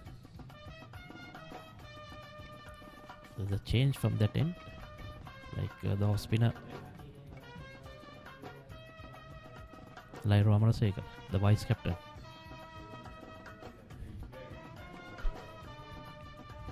Lairo Amaraseka, right arm off spinner, bowled 2 overs this morning, given away 6 runs. So giving Mudita Disanaik a small rest. I'm sure he would have liked to have bowled at least another over. Yeah, I think he bowled about 6 overs, I think. But he was taken off after 2 overs. There had a small change there. Yenuladev Tusa was brought in for 1 over. Yeah, but that over went for 3 boundaries, Polly. So I think they immediately made that change. You don't win a toss and, see your fast bowler coming in the 6th over. Yes, exactly. I was a bit surprised when they took Mudita Disanaik away. But it was very short, just an over. So Lairo Amaraseka, right arm off spinner. Ball into Tishen Helegoda, who's on 43. He has played very well. But he'll need to keep batting the way he is. St. Thomas's are to get a decent score. That's another good delivery by Amarasekara.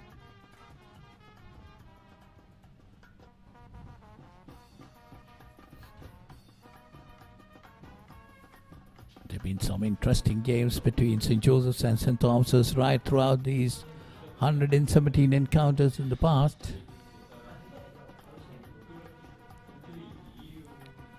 Then work down on the leg side for a single. That's a good idea that they should, just keep it rotating. I think he has decided that he's going to play a long innings. At one stage it was a runner ball, 42 from 42. Now taken his time a bit. But it's still okay, Michael. 44 50 deliveries. He has to plan for a 3-day game. All important big match. Yes, that's one of the reasons why St. Thomas's decided to play this game at the SSC. When that's a drop chance, might been dropped there. That last delivery, so 16 overs gone. St. Thomas's 62 for 3. This is Dialog Television ViU Mini. Wow! Live TV channels. Down the ground he goes! It's an endless movie time. I can talk to my remote. Yes, go, go, go! The screen just got bigger. Change the way you watch TV with Dialog Television ViU Mini, powered by Android TV.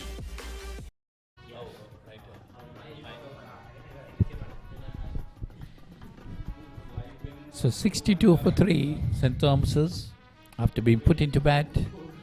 They batted 16 overs. St. Joseph's Mudita Disanaika has been the main wicket taker. He got all 3 wickets. That's Manasa Madhubhashana been brought in again.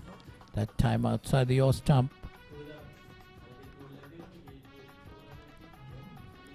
That drop might be costly. Okay. There we see that again. Yes, definitely off the bat into the that could have hands. been taken.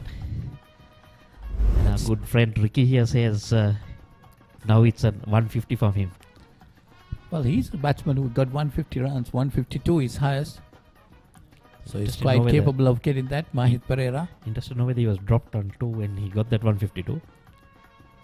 That's nicely driven straight down to the point area. Tisene Heliagoda, he's on 44. He's 45 now with that single. That's the wicket the Josephians will want now at this stage. Ideally to go in for lunch with a couple of more wickets to winning the toss, asking the opposition to bat. Well, I think yes, the Josephians have come back into the game after giving a 50-run partnership for the first wicket. Getting those 3 quick wickets. Mudita Disanaika. There should be one more bowler putting his hands up. That's a no-ball call. Okay, so this Anas's effort delivery seems to be going down the leg and also overstepping. So when he puts it in, that's where he has the issue. As long as he just concentrates on a normal delivery. There we go. And that took off after pitching. Good piece of wicket keeping there by the skipper. But that would have been 4 byes. Madhubhashana really moving the ball, but he has some pace also, but he should be able to control that. That's what is needed from him, and the Josephians were expecting a lot from him coming into this game.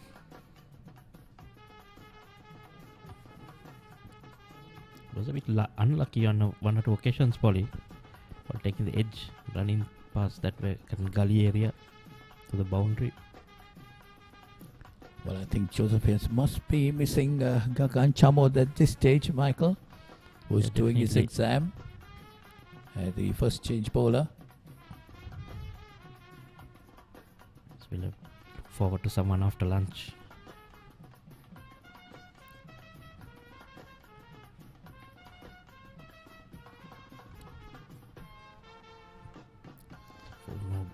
4 no balls already.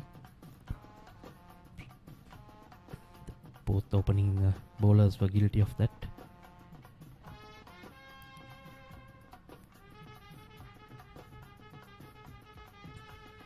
So another good delivery coming into the batsman. Still moving that ball.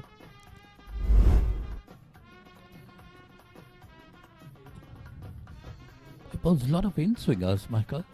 Brings it into the right-hander. That action of his generally it will come into the right-hander. We'll see if he can get the ball to move away from the right hand. It's going to create a lot of problems there. Should be working on it. Trying to take it away from the right-hander too. That's the end of the over number 17. St. Thomas's 64 for 3.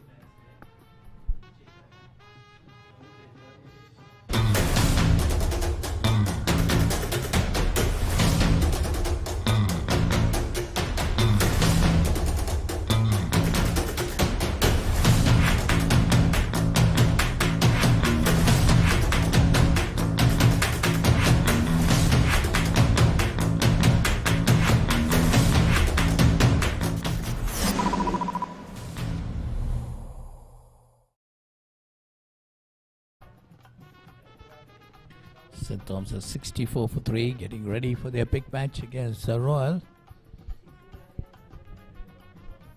Just about a month more for that. A lot of big matches lined up in March, and most of these will be coming live to your doorstep through Papare.com, the #1 sports hub in Sri Lanka. And remember, these pictures too are brought to you by Papare.com. It's been bringing a lot of games to your doorstep. Again, Dissanayaka, Mudita Dissanayaka, 6 overs, 3 for 17, been brought in again. The Josephines looking for wickets through him, Michael.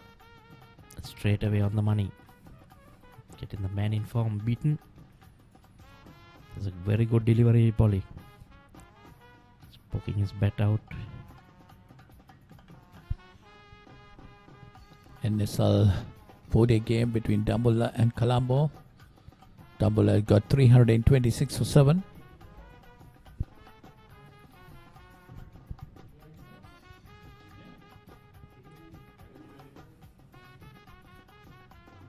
So tomorrow we have the British Lions taking on Sri Lanka A, the second one-day international.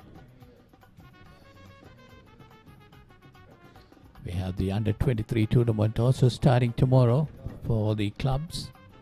A lot of cricket. And also we have the Women's T20 World Cup going on. Sri Lanka doing quite well. Of course, unfortunately, they were beaten by Australia yesterday by 10 wickets.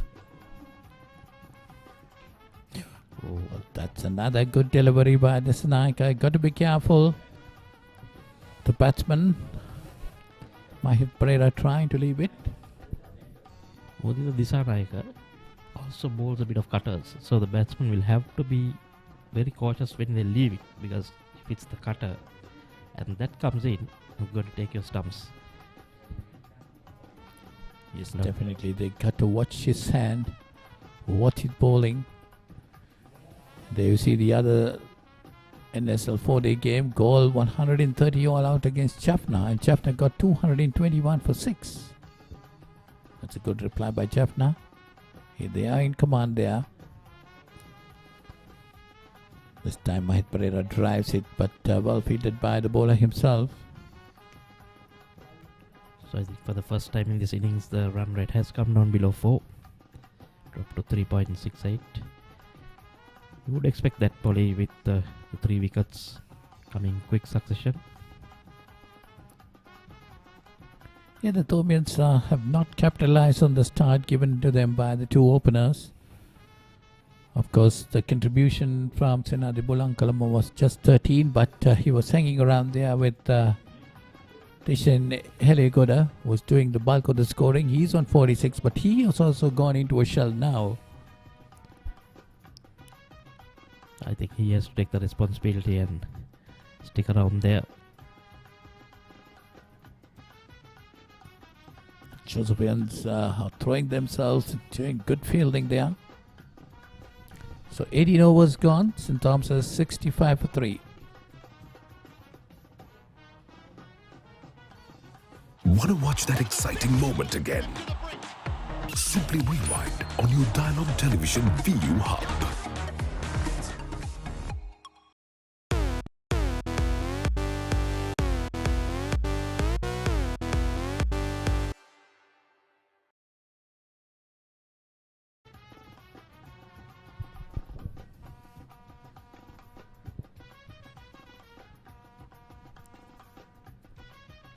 So 65 for 3 St. Thomas's being put into bat after 18 overs.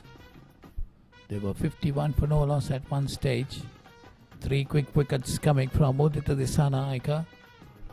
2 of them being bowled and the other one LPW, that was Senadi Bolankolama. It was LPW to Mudita Disanaika.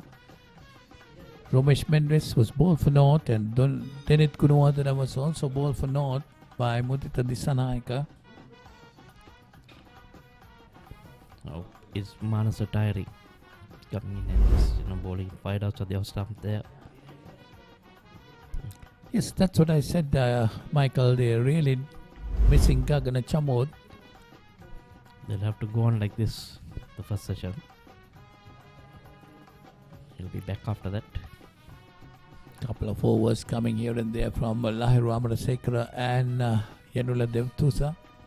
The 2 main spinners the Josephians have.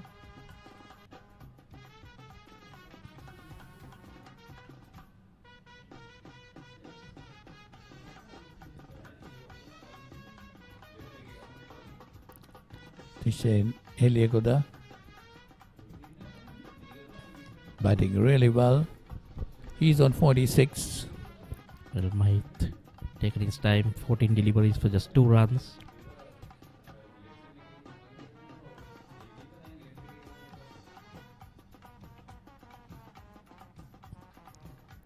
That's another soft. That's a wicket. That's Eliagoda who's walking back. He's out for 46. Finally rewarded. Some good bowling. Try to work it on the leg stump. Leading edge.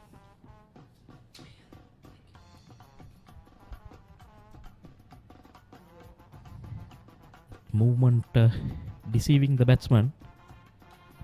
That's a vital wicket that St. Joseph's were looking for. And now St. Thomas's in trouble. 65 for 4. Yeah, is he trying to work it off his hip? And an easy catch. There at mid-off. There goes Tishain Eliagoda. Gone for 46 of 57. Caught by Lairu. The bowling of Manasa. And St. Thomas is 65 for 4. So Manasa Madhubhashan have been rewarded with that wicket. The 2 paces have bowled very well for the Josephians. St. Thomas 65 for 4. Want to watch that exciting moment again? Simply rewind on your Dialog Television ViU Hub.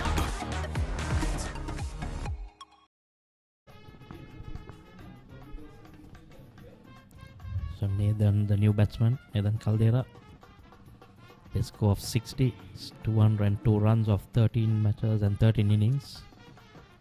Average of 18. You'll need to do much better than that.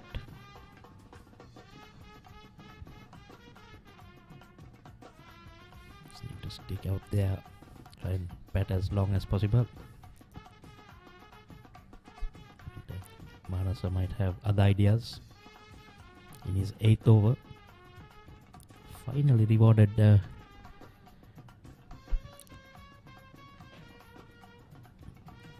again, you see that ball coming in. There's some movement in there. It's definitely bowling, bringing that ball into the batsman. Didn't see anything taken away from the batsman, Manasa Madhubhashana. The right hander, you mean? And our good friend Ricky, bit worried now, with a worried look, looking at the scores, wondering what's happening. Was very happy in the morning when he started off.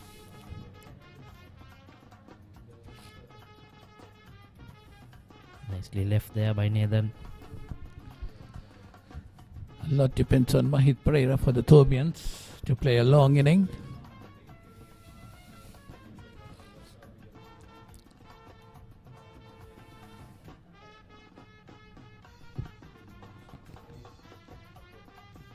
So Manasa Badushana.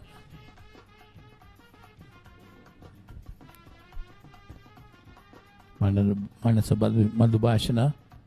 The last delivery of his 8th over. That one again, he tries to work it away from the leg side. That's the end of that over. It's 65 for 4 St. Thomas's. That's the Tishan Heliakoda. Played a very wonderful knock of 46. Stroking the ball all around the wicket. Got a couple of boundaries. That's beautifully played straight down the wicket. Got 45 or 57 deliveries. Was holding the Thobian batting together. That's edged through past the gully fielder.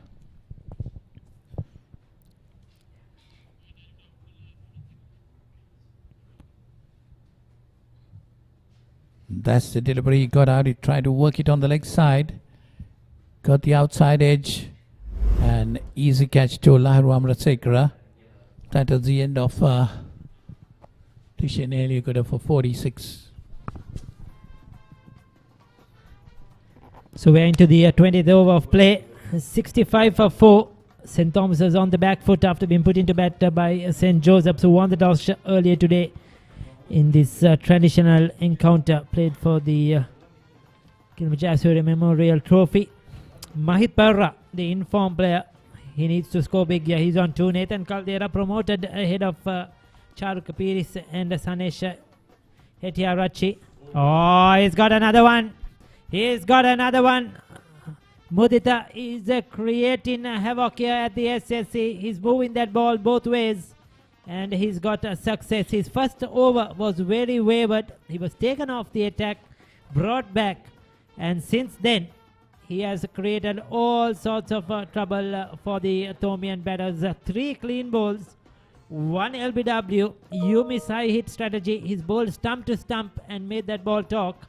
And St. Thomas is now a 65 for 5. Good morning to you, Malinda. Good morning, Ricky Sims. Yeah. That corridor once again struggled the batsman. That counts to an end for Mahit. 2 of 16. What a time he having with the ball, Mudita. Gone for 2, Mahit Pereira. 65 for 5, St. Thomas College.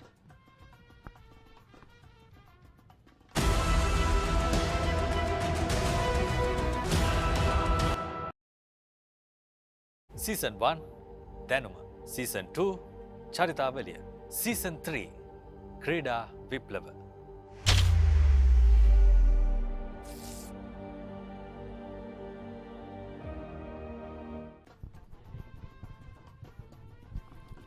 So St. Thomas's Charuk Piris head of Sanesh Hetiarachi, another right-hander.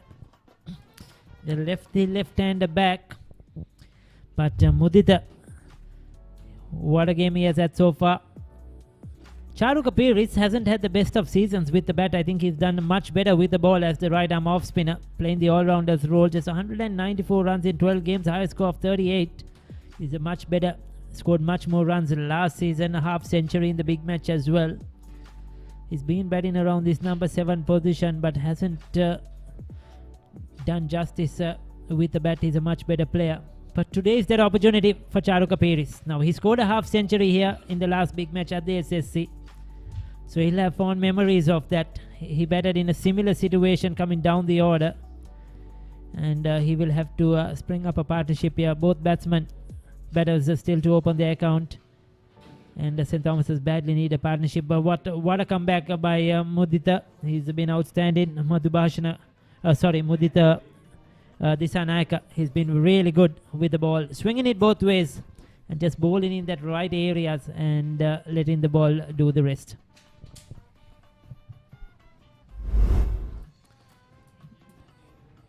Here we go. This is that dismissal.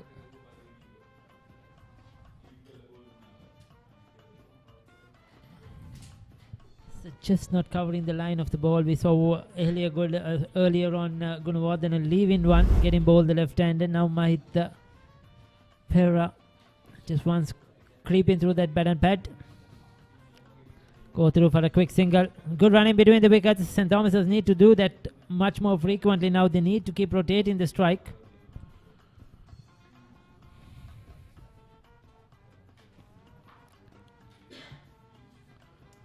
Last 18 balls, Malinda, just the 2 runs.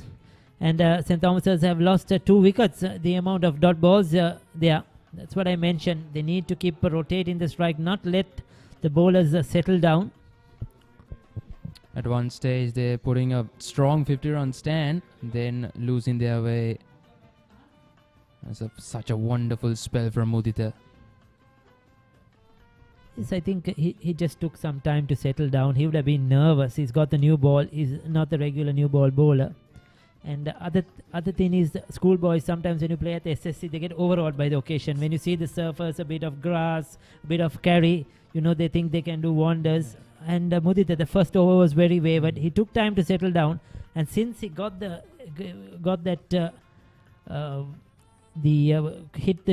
the ball in the correct areas, and he knew where he needs to bowl, what pace he needs to bowl, he settled down really well, and he's done a wonderful job. 20 overs completed, 67 for 5. Now you can activate your favorite Dialog television channels via the My Dialog app, SMS or missed call. Dialog Television, Sri Lanka's #1 television experience.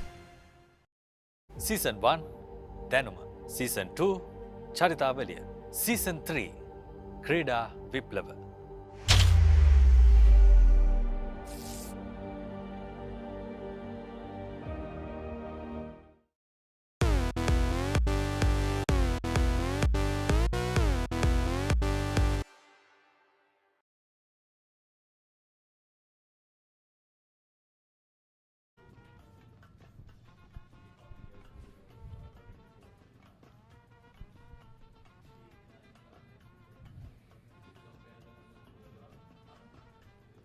Lairu Amarasekara.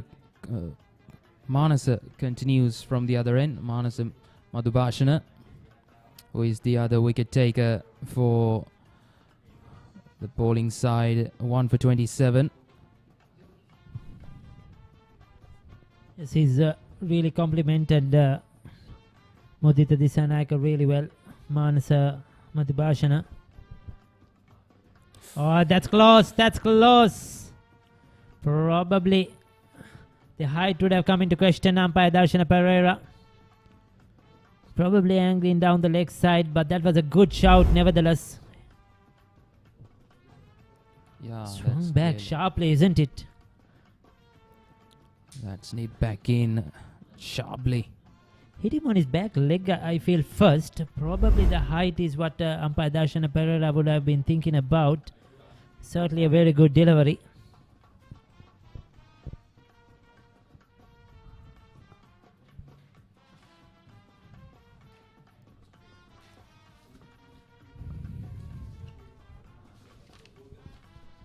Nathan Caldera has done a decent job with the bat.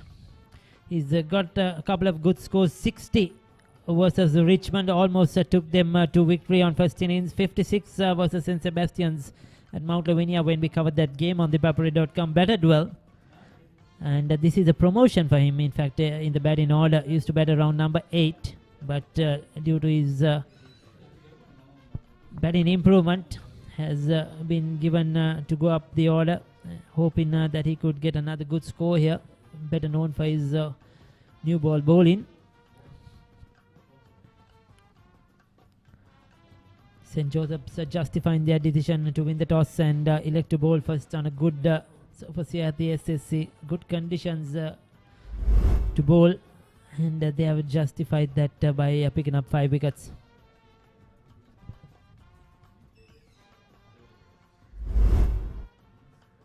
This is going to be an interesting passage of play for St. Thomas College.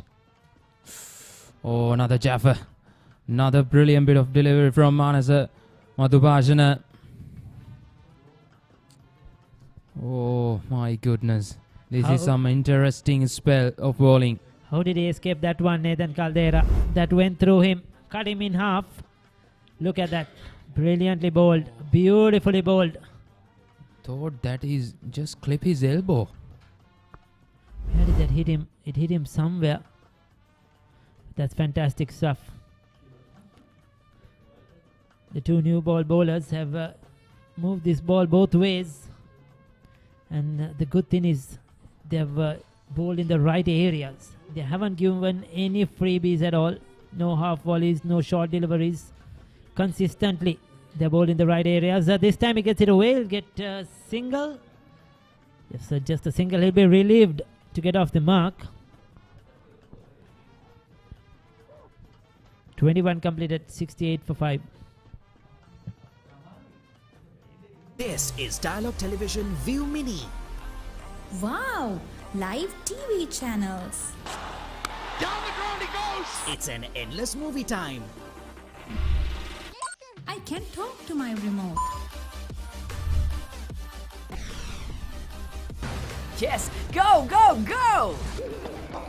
The screen just got bigger. Change the way you watch TV with Dialog Television ViU Mini, powered by Android TV. When it comes to big matches, every year there's something to remember.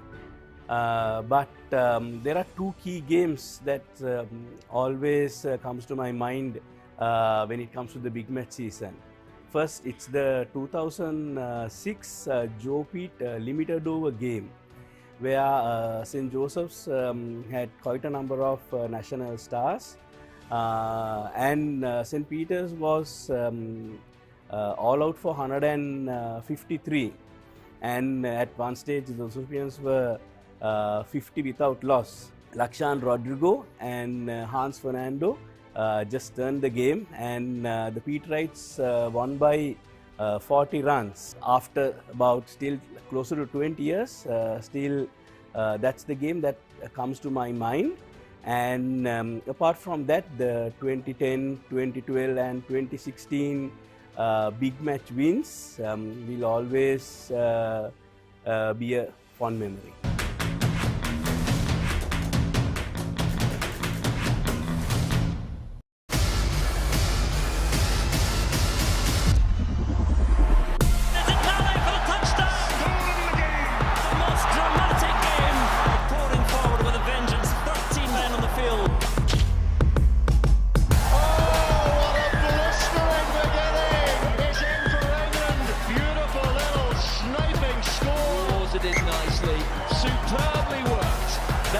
Classic France. Scotland continue. They're going to do it, are they? Van der Merwe. This one rings home.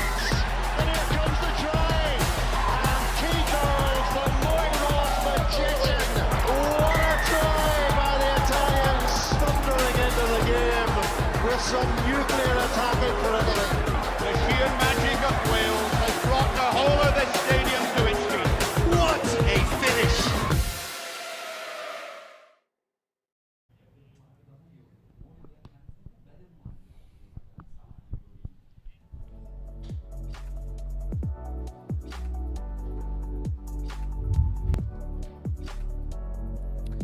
This is what happens so far for St. Thomas.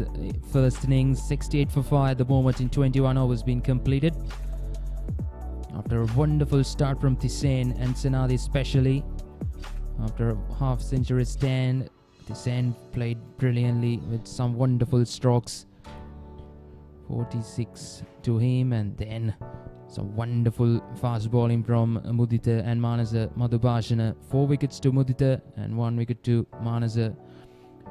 68 for 5, and here we go for some wonderful spell from Mudita. Here we go, look at this.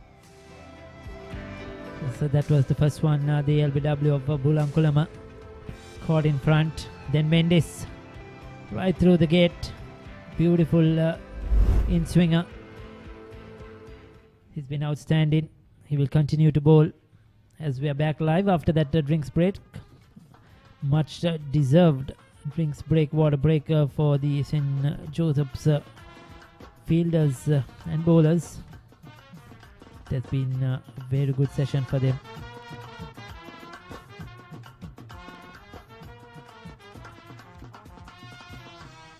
Continues to bowl the right lines and lengths. It's disappointing to see Ali Goda in particular for me to getting out after getting into the 40s. He's done that a few times. This was the wicket of Gunawardena, leaving one, being castled, and then the in-form Mahit Pera, that was a big wicket to Mudita. Yes, Ali Goda has got into the 40s and missed out on getting a big one this season.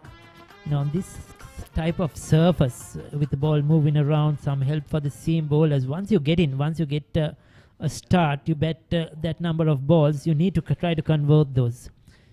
You know, like you're going to get good deliveries like Romesh Mendis or Mahit Pera got to some good deliveries. You can get out early, but once you've seen the difficult times, once you've seen the ball well, you have managed to get through that passage, you need to continue, and that's where I thought St. Thomas's would have wished that Ahli could have kept one end going while the rest bat around in, but unfortunately it's fallen for 46 and now it's 69 for 5. This partnership going to be crucial. The last recognized pairs, I think. They have Sanesh Shettyarachi. He's Sanesh Shettyarachi, the wicket keeper. Now he's batting down the order. They get some runs. A couple of games that we covered, especially in the game against Wesley. He batted at number 5. Got a good half century. He's batted up the order. Today he's batting down. Yes, he got 72 versus Mahind, 66 as I mentioned versus Wesley. Then missed a couple of games due to A-levels. He didn't play the St. Sebastian's game. And now he's back in this lineup. Akash Fernando could bat as well. So they have another couple of players that could provide resistance. But the partnership is crucial.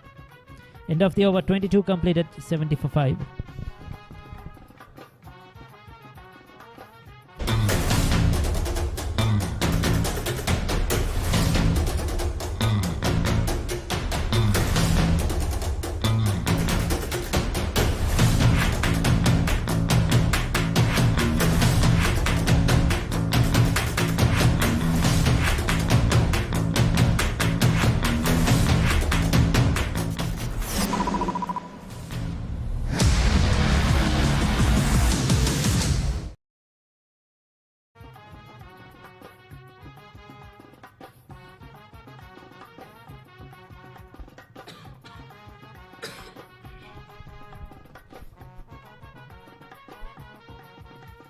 Manasa Madhubhashana continues. Charuk on strike. He's just getting that in-swinger going. He's bringing it back a long way. Now that was pitched way outside the off stump. And came back at Charuk Apiris. He's quite a tall lad as well. He's getting a bit of bounce. And credit to the skipper of St. Joseph's for continuing with his faster bowlers with the medium pacers.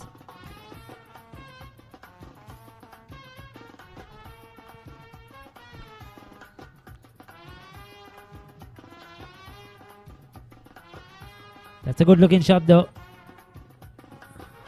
No runs to the total. I think they really missed Gagan Chamod. They would have wished they had that third seamer. Gagan Chamod not available due to A-levels so far in this game.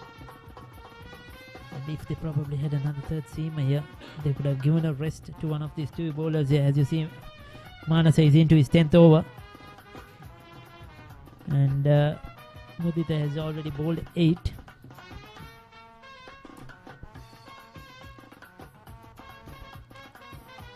This time, use the angle of the bat down to third man for a single. Charuka. Yes, he played that a bit late. I think he knows now the ball is swinging into him. Just playing with soft hands, dropping his hands.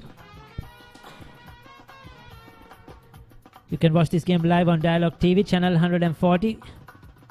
You could catch us on the papare.com, on YouTube, on our social media platforms, wherever you are, whichever part of the world you are watching this game. Coming to you from the SSC. Good bowling, right in the block hole. This is real pressure on Charuk Peiris and Nathan Caldera.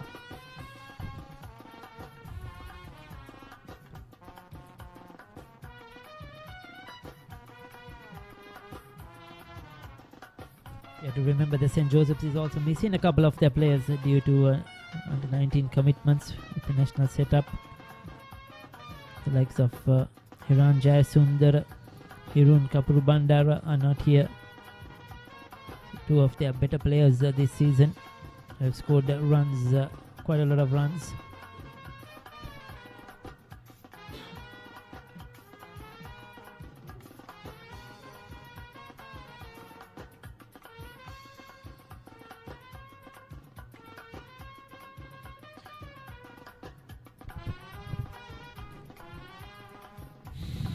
There we go. The last 18 balls considered only 4 singles. That showed some consistent bowling from these two fast bowlers. That's beautiful. Through the gap, through the offside. And it's a welcome boundary or not. That's a brilliant bit of fielding from the fieldsman. Just a couple of runs saving for his side. It's a good cricket all around. Good looking shot, good commitment in the field.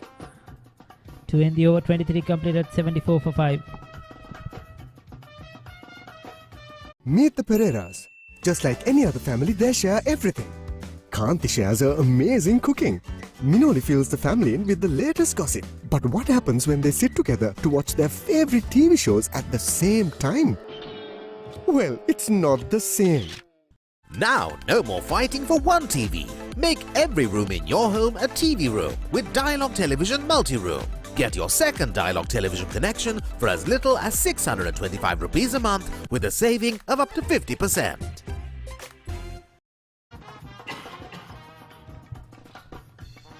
So, will we have pace? I think we're going to... no. Mudita will continue with the wicketkeeper up to the stumps now. This is interesting. A leg slip in position as well.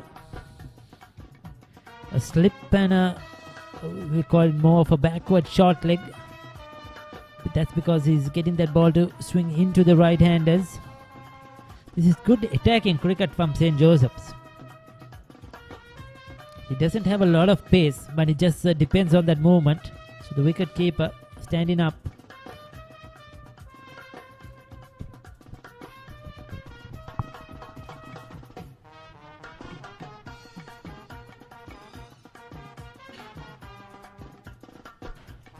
Malinder Collect Smith says he was up to the stumps in the last over as well, which I didn't really notice, but this is good thinking, certainly. St. Thomas's have gone at a good rate, 74 of 23 overs, 3.17. That's a decent, good rate in the morning session. The only problem is the 5 wickets they have lost. Yeah, especially their openers started off well, scoring some useful strokes through the offside. They got boundaries, especially Tisane Haliagoda got to a flyer start, especially he scored 46 runs. Yes, I think in the third over of play, the captain missed the trick. He removed Mudita from the attack ball in the left arm spinner. He leaked a few runs in that particular over. Then the pressure was off, and that's why I think St. Thomas has got off to that 50-run partnership. But after he brought back Mudita and he started to settle down, things looked better for St. Joseph since then. You need to use the new ball and your fast bowlers at SSC. Doesn't matter what the match is, whether it's a test match, international one-day game, a school game, a club game. There's always some help in the first half an hour to 45 minutes.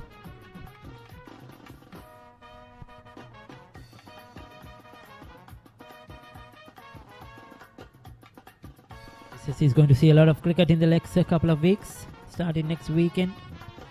Friday, Saturday, Isipadan taking on Thurston, their big match.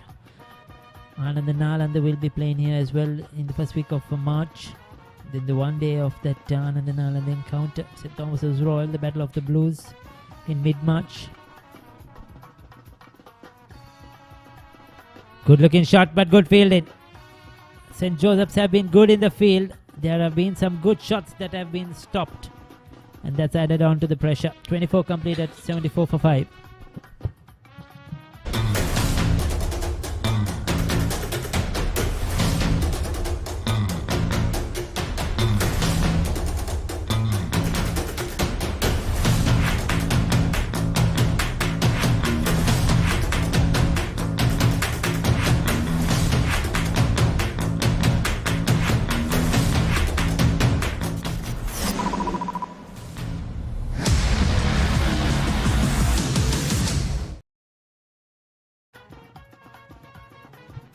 The 60th Battle of the Brothers coming up on the 24th and 25th at the SSC Istanbul versus Ispartana.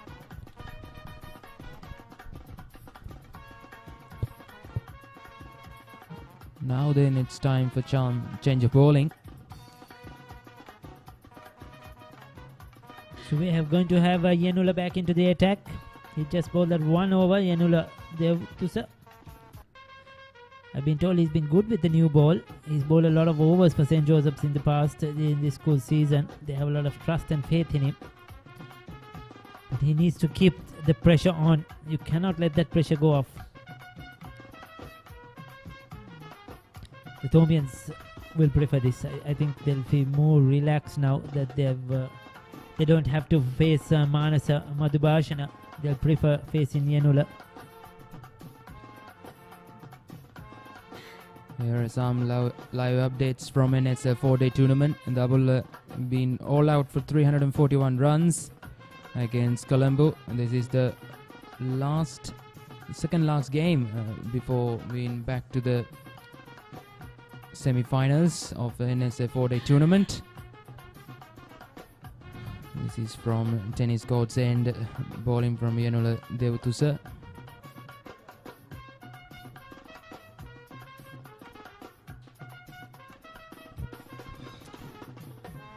Been now bowling wicket to wicket, so steady so far.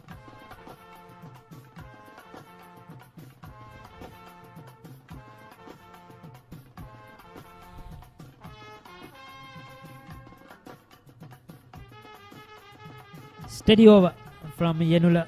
His second 25 completed. It's 74 for 5.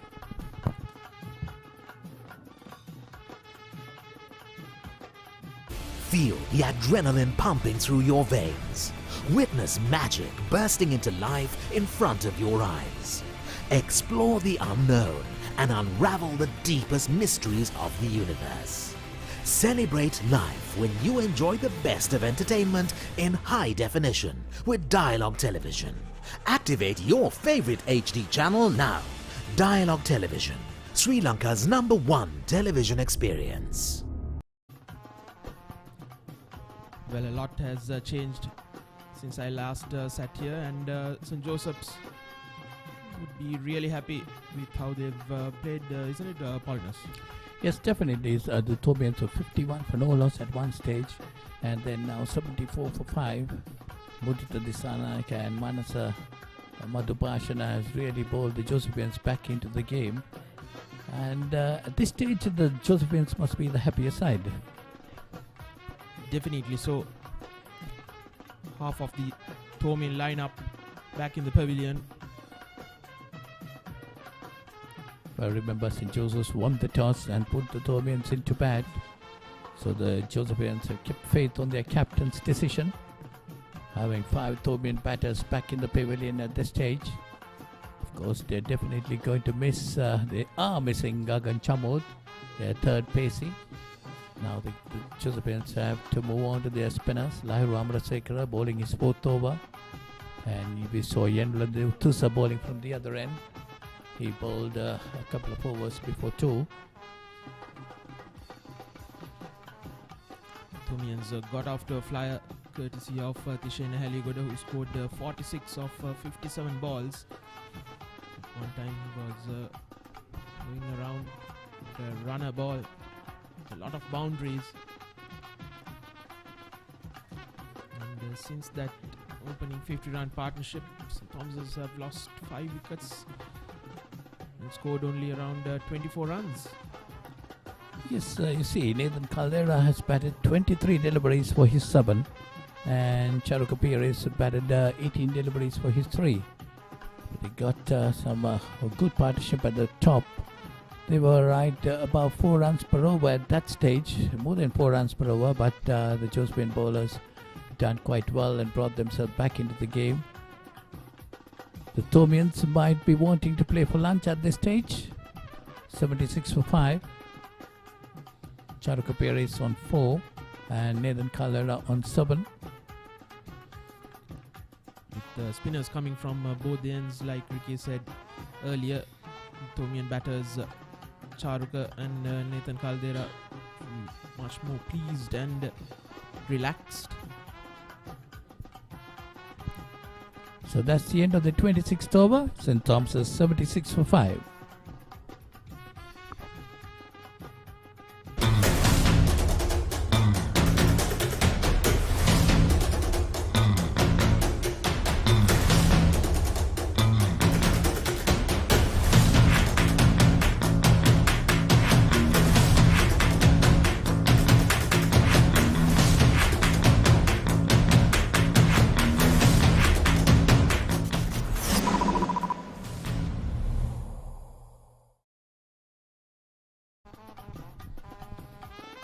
A lot of big matches to be shown live during the month of March, and Papare.com, the leading sports hub of Sri Lanka, will be doing a lot of those, bringing those pictures to your doorstep. As we see Yenula Devtusa continuing from the pavilion end, from the tennis court end. Scored 2 overs, given away 13 runs. His first over was quite expensive. He got 3 boundaries in that over. That was the 3rd or 4th over of the game when Mudita Dissanayake was taken off. But must give credit now to the Josephine captain Sadish Chawardana for handling the ball as well. Yes, indeed, Parinas. I think Mudita Dissanayake had a wavered first over, but he brought him back in, and after getting his lines and lengths correct, he has wreaked havoc with the Omin lineup. Quick single. Not to be taken in the end by Charuka and Nathan Caldera. Bit of a stutter in the initial stage. Bit of hesitation, but then they recovered well. 78 for 5 St. Thomas's. Being put into bat by the Josephines. Josephines won the toss and put Thomians into bat. With the Josephines too, their batting will be a bit suspect because 2 of their main scorers this season, Hiran Jayasundara and Harun Kapur Bandara, are not playing in this game. They've been asked to for national duty. They've been called up, and most probably they'll play in the under-23 tournament. Hiran Jayasundara having scored 413 runs at an average of 59. He scored a magnificent double century as well. And Kapur Bandara, I think he's known for his power hitting as well. He has a strike rate of 104.51. Well, Shimon Daniel is also available, but he has not been playing any games this season up to now. I thought he was down to play today. That's the end of that over. 27 to go on. It's 78 for 5.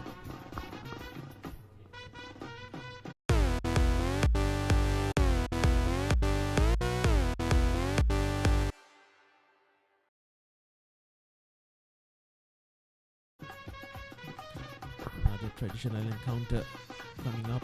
The 20th and the 21st Royal taking on Ananda. Ananda College not having the best of seasons this year. Yes, that's also been played at the SSC, and live coverage will come to you through Papare.com. That game too. The Thomians wanting to have some batting practice here, but I doubt very much whether they have got the required amount of batting practice up to now. Their top batsmen have been back in the pavilion. Royal 2 after a defeat yesterday in the hands of Trinity College. Trinity College beating Royal first time in Colombo after 130 years.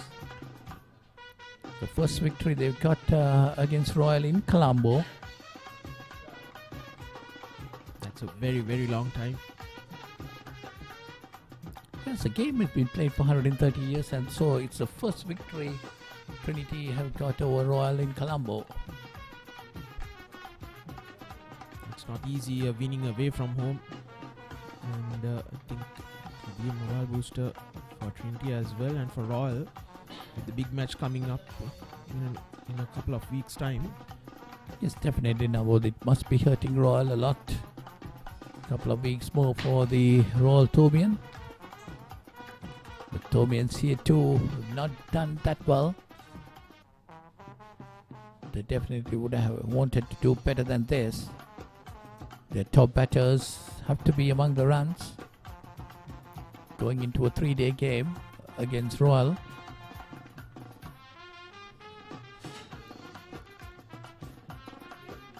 Lahiru Amarasekara, the right arm most winner, bowling his 5th over.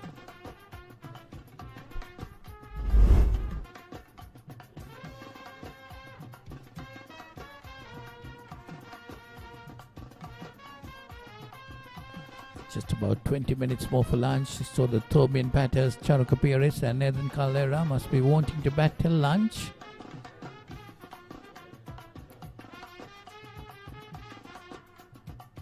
So that's the end of that over. 28 gone. It's 78 for 5.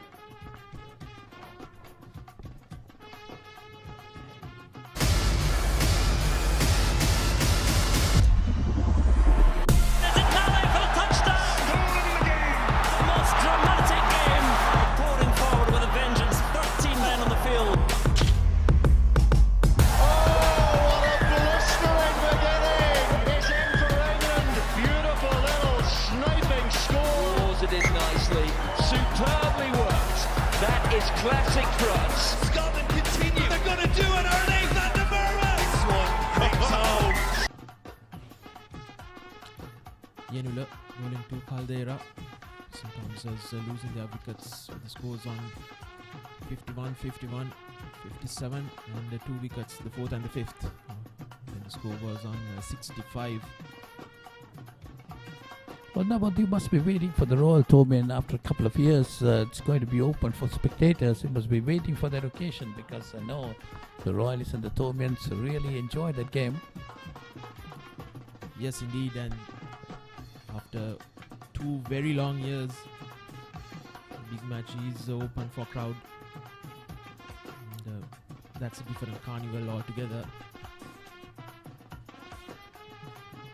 And I think most of these players haven't played in front of a big crowd like that. Yes, that is an important thing, how the players are going to adapt themselves in front of a big crowd. There's an appeal for an LPW, but that was definitely going to down the leg side, and also might be the height involved there.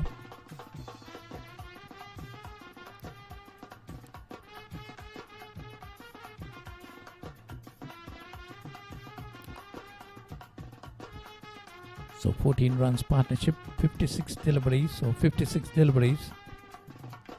As I said earlier, the Tobians must be wanting to wait until lunch.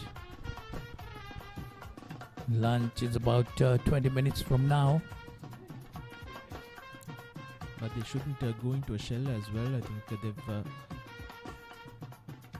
scored 14 in 57. They need to rotate the strike and get those singles as well. As Yenula ends another over. St. Thomas's 79 for 5.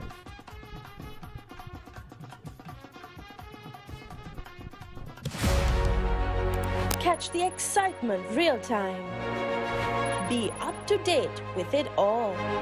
Let us capture your milestones. Get it sizzling hot off the turf. Hear the experts break it down.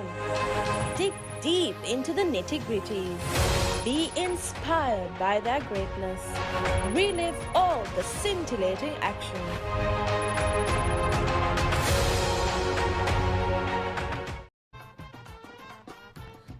79-5 after 29 overs. St. Thomas has been put into bat. It's now what we were talking about, the crowds at the Royal Thomond, because definitely even the other schools must be waiting for their opportunities. The old boys of other schools too. After a long time, the games are going to be open for spectators. Well, as the Josephian, we all wait for the Josephian Peat Ride, but the Josephian Peat Ride is, of course, the 50-over game, which provides a crowd, unlike the Royal Thomond, which is the traditional game that gives the crowd there. Yes, indeed, and a lot of the tickets and also the merchandise being sold all around. The old boys getting together, and it's that time of the year that the old boys get together, and most of them, some of them coming from abroad as well. Yes, definitely. I know a lot of friends of mine, they come from abroad to see this game. I'm sure this year there'll be a packed crowd here because they've been waiting for this opportunity for about 2 to 3 years. I think the last game for the crowd was available in 2019, isn't it? Or 2020? Last Battle of the Blues was with the crowd was back in 2020. I think a couple of days later, only the lockdown started. Soon after the Battle of the Blues ended.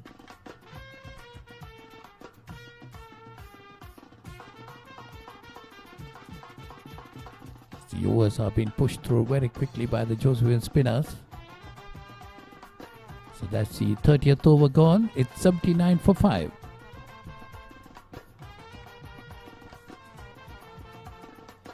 Want to watch that exciting moment again? Simply rewind on your Dialog Television ViU hub.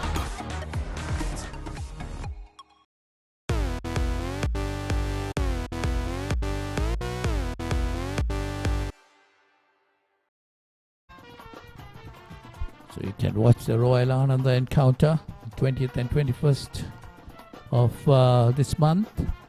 Shown and brought to you live by Papare.com, the #1 sports hub in Sri Lanka.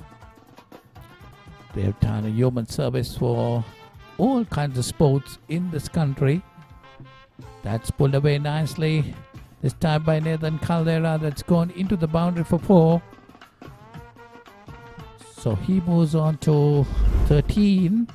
That's his first boundary. Rare poor delivery from Yenula, and Nathan Caldera pounces on it.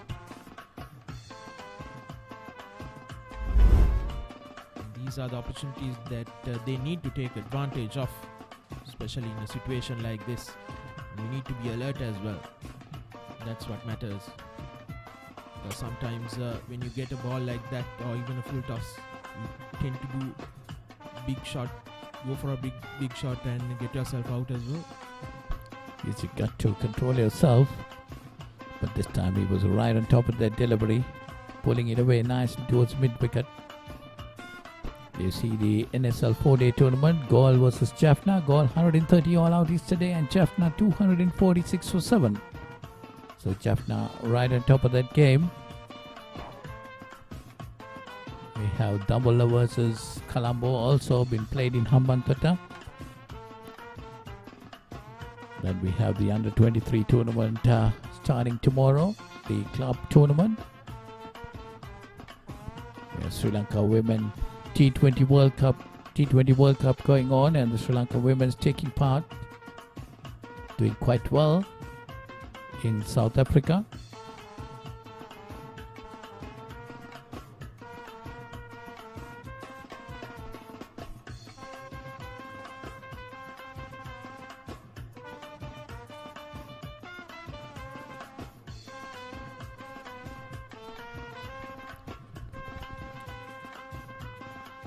Another over gone. St. Thomas's 83 for 5. This is Dialog Television ViU Mini. Wow! Live TV channels. Down the ground he goes! It's an endless movie time. I can talk to my remote. Yes, go, go, go! The screen just got bigger. Change the way you watch TV with Dialog Television ViU Mini, powered by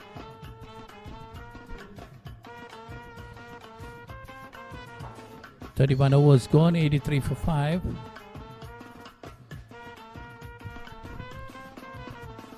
Talking about big players, I think for St. Joseph's is Siobhan Daniel. I know he hasn't played any matches for St. Joseph's this time round, but how important is it to be with the team and at least play a couple of games, because there's no doubt about his skill and talent, but you need to have that chemistry and bond with the team as well.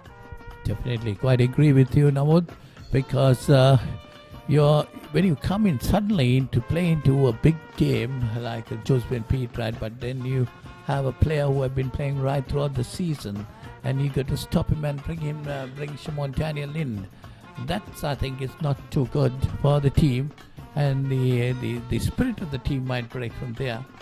Siobhan Daniel, definitely credit to him. He's a top-class player, no doubt about it. But still then, the players have been bonding together right throughout the season. And the Josephian think tank will have to think about it very seriously. This game is played for Gilmour Jayasuriya Memorial Trophy. As I said earlier, Gilmour Jayasuriya is the only player who had played for both the schools, St. Thomas's as well as St. Joseph's. He started his career at St. Thomas's. Then after 2 years, he joined St. Joseph's, played for St. Joseph's too. And with his bowling performance, he was able to lead the Josephians to a victory against St. Thomas's way back in 1941. So Lahiru Amarasekara bowling his 7th over, just given away 12 runs. Tight bowling by the right arm off spinner, Josephian vice captain. The overs being completed at a rate and ending the 32nd now. St. Thomas's 85 for 5.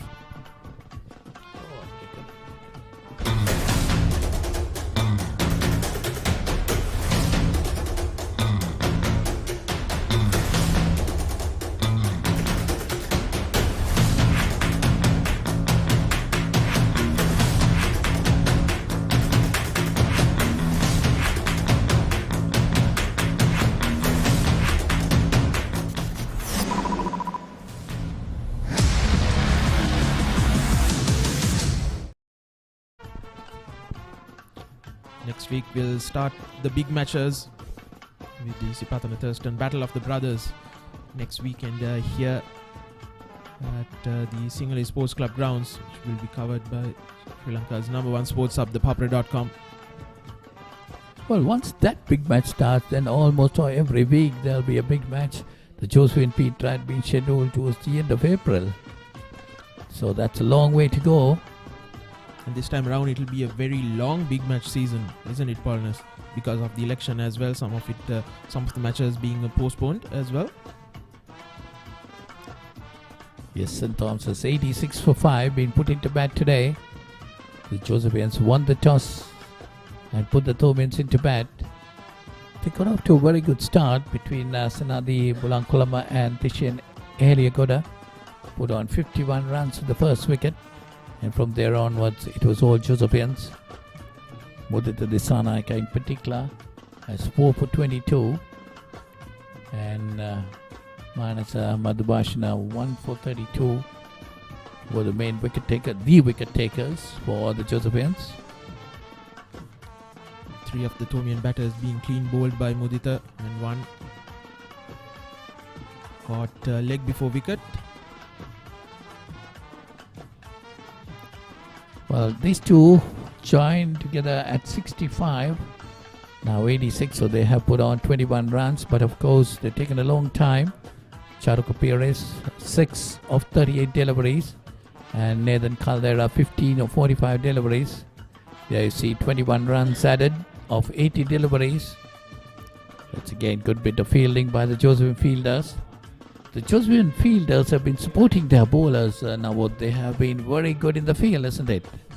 Yes, indeed. I think apart from a couple of misfields, they've been really good.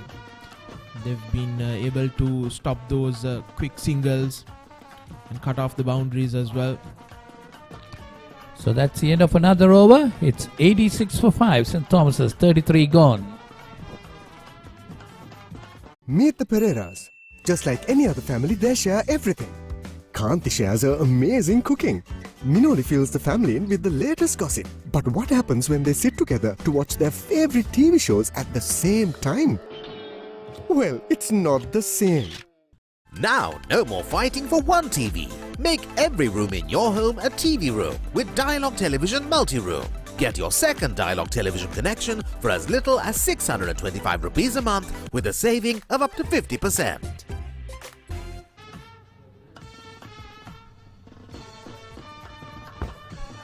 St. Thomas's College 86 for 5 after 33 overs. So it's Lairu Amarasekara to continue. All 7 overs given away 12 runs. Well, these two players definitely want to bet on till lunch. Most probably the plans will change after lunch. But the Josephians on the other hand will have Gagan and Chamod after lunch. So it will be interesting to see the three paces bowling after lunch. But of course, the wicket might have settled down by that time. And the batters can come into good. That's nicely played this time.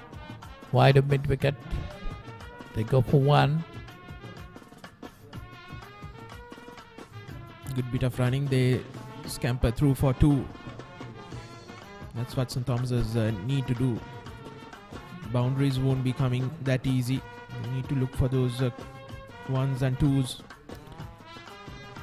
There's now a lot of gaps available. A big ground, a big field. A lot of gaps available. Just push it into a gap and get the singles and 2s. That's what the Tobian batsman should do at this stage. That can rattle the Josephian bowlers too. Exactly. It's not just about defending every ball and not allowing the bowler to get settled in, go into a line and length that he's comfortable with.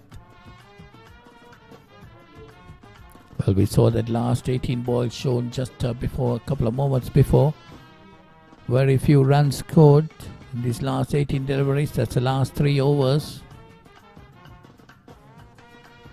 Driven back hard, well fielded of his own bowling by Lahiro. So that's the end of that over. 34 gone. It's 88 for 5. Season 1 Danuma. Season 2 Charitavaliya. Season 3 Krida Viplava.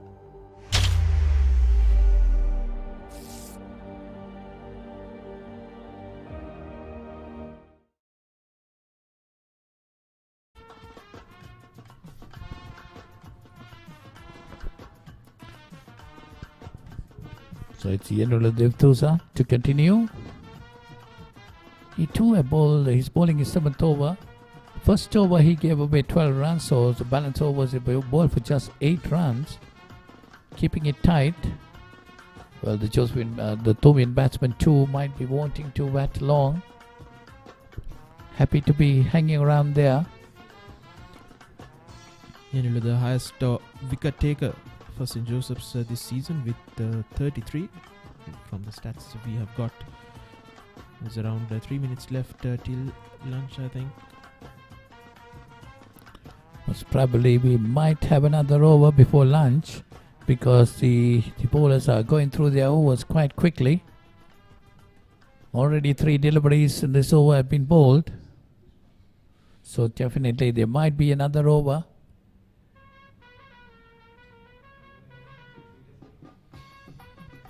Yenula Devtusa bowling his 7th over.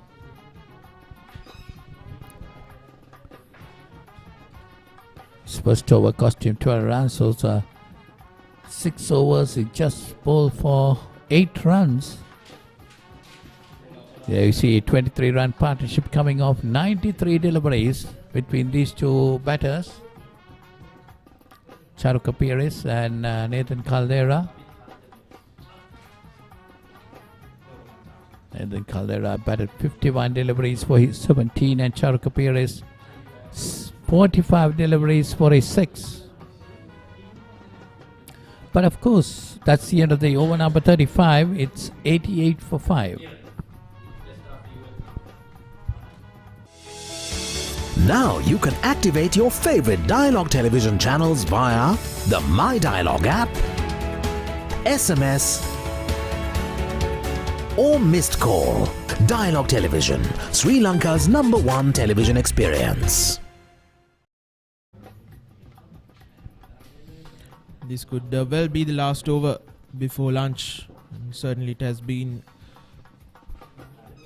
a session belonging to St. Joseph's. So I think the first hour of 45 minutes belonged to the Thomians. They put on 51 runs, but the Josephians since then, they see the last 18 balls now with just 3 runs coming off the last 18 deliveries. So the Thomian batsman giving a clear indication that they want to hang around there, most probably till lunch. Their plans might change after lunch, we don't know. But at this stage, definitely the first session belongs to the Josephians. They got 5 important wickets with just 88 runs.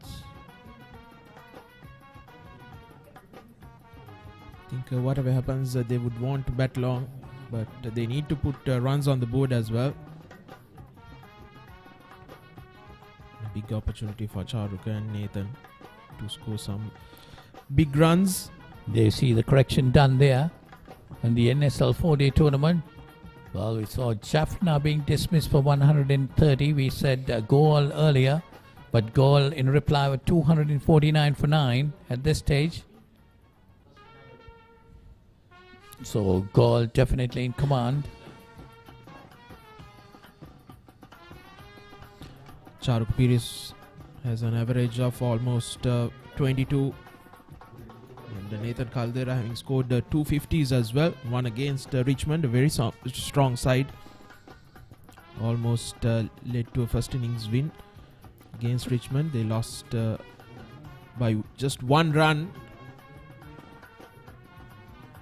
It was a loud appeal, but definitely pitched outside the leg stump. Nathan Caldera going for a sweep, didn't get hold of it. You see the replay of that, definitely pitched outside the leg stump.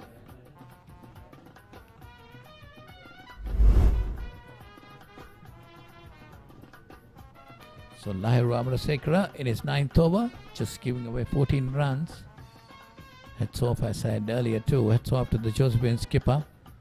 He have been handling his bowlers well, minus Gagan Chamod, who is doing his advanced level examination, and when we're taking the field after lunch. Well, had he been there, there would have been 3 paces bowling at a tandem. Now definitely the Josephians would have mushed him. Yes, indeed, and I think the way Mudita and Manasa have bowled, St. Thomas's would have been happy that Gagan was doing his A-levels.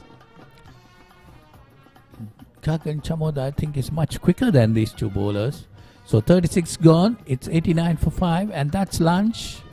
The umpire is telling, okay, it's time to go back to the dressing rooms. Here we lunch and come back. St. Thomas's 89 for 5 after 36 overs. Josephians winning the toss and put the Thomians into bat. There you see the giant scoreboard at the SSC showing 89 runs on the board. The loss of 5 wickets. Lunch at first day. The Thomians 89 for 5. Definitely the first session belonged to the Josephians, isn't it, Nawud? Yes, indeed. St. Thomas's though started off well, scoring quick runs courtesy of Tishana Aligoda, who scored 46.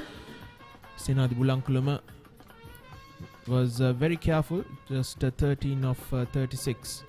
He put on a partnership of 51 before things turned upside down for the Thomians, with Mudita Disanayaka taking 4 wickets and 1 coming from Manasa Madhubhashana, who took the wicket of the danger man Tishan Haligoda for 46. Well, yes, the two top batters, Senadi Bulankulama getting 13 and Heliagoda getting 46. But then after that, nothing much to talk about. Romesh Mendes was out for North, Dinit Gunawardena for North, and Mahit Pereira for 2. Well, all these wickets, there you see the scorecard, the Tomian scorecard. Senadi Bulankulama, LPW, Disanaika for 13. Dishane Heliagoda, Quad, Lairu Amrasekara, Bowl, Manasa Madhubhashana for 46. Romesh Mendes was out for North, bowled by Mudita Disanaika, and then it's Gunawardena again, bowled by Mudita Disanaika for North, and Mahit Pereira bowled by Disanaika for 2.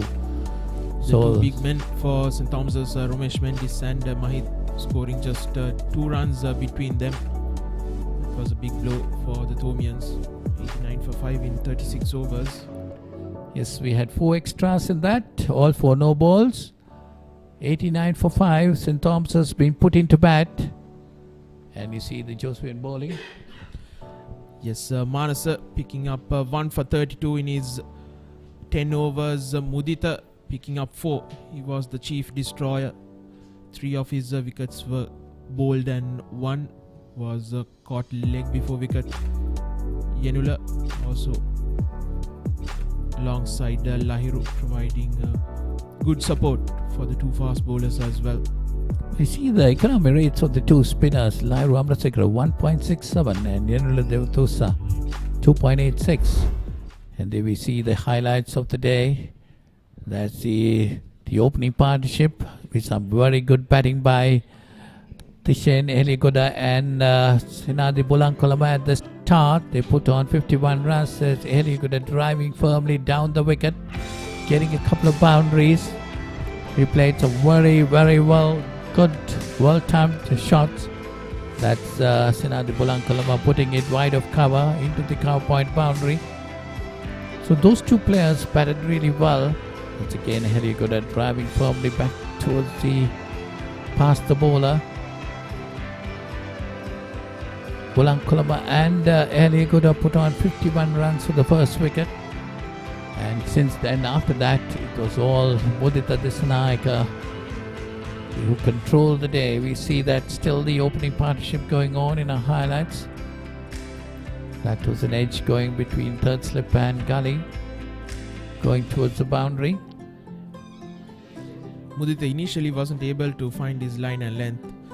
He bowled a couple of wavered opening few overs before this happened. That was the first wicket. That was Bulankulama trying to go play across the line. Rolled plumb out LPW. So that's Mudita Disanaika striking. That was Romesh Mendes. Being bowled for North. And you're going to try to be positive, but the wickets were falling from the other end. That was Dinit Gunawardena, and that's the most important wicket. That's of Tishin Heliagoda, caught by Lahiru Amrasekara of Madhubhashana, and then the final wicket, that was Mahit Pereira being bowled by Mudita Disanaika for 2.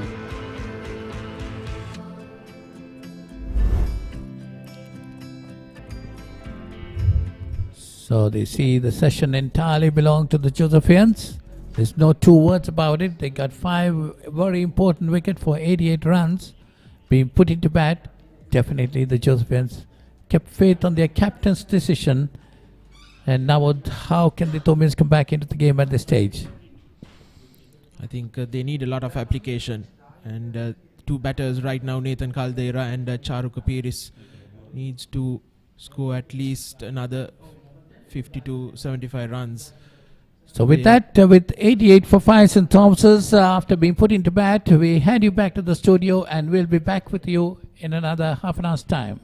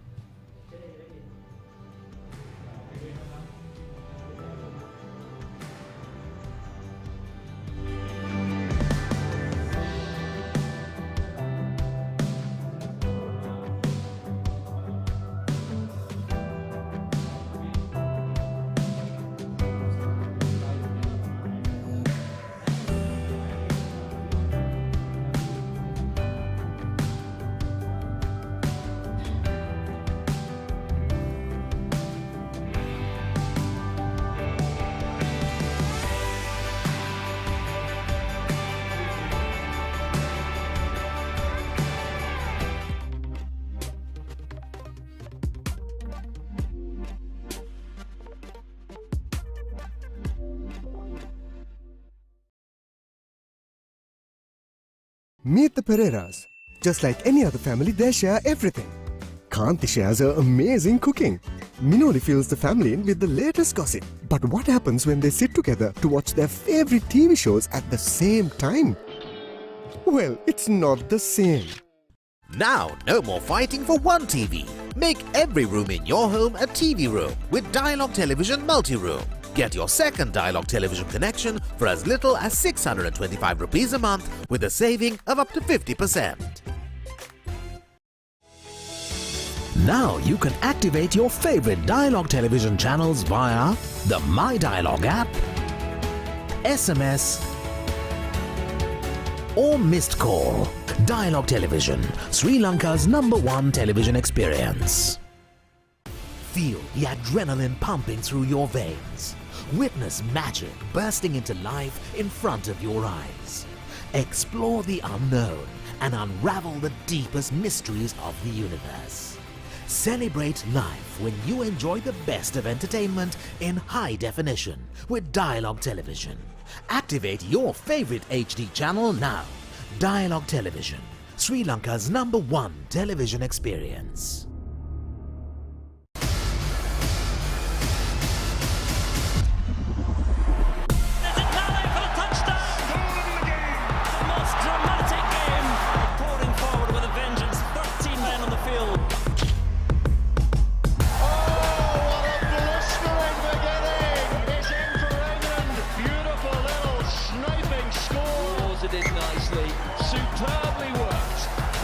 Classic France. Scotland continue. They're going to do it, are they? Van der Merwe. This one kicks home.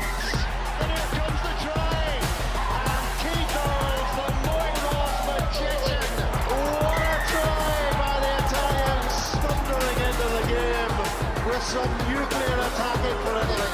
The sheer magic of Wales has brought the whole of this stadium to its feet.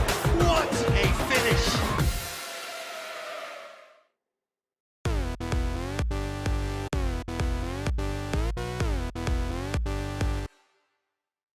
Want to watch that exciting moment again? Simply rewind on your Dialog Television ViU hub. This is Dialog Television ViU Mini. Wow, live TV channels. Down the ground he goes. It's an endless movie time. I can talk to my remote. Yes, go, go, go! The screen just got bigger. Change the way you watch TV with Dialog Television ViU Mini, powered by Android TV.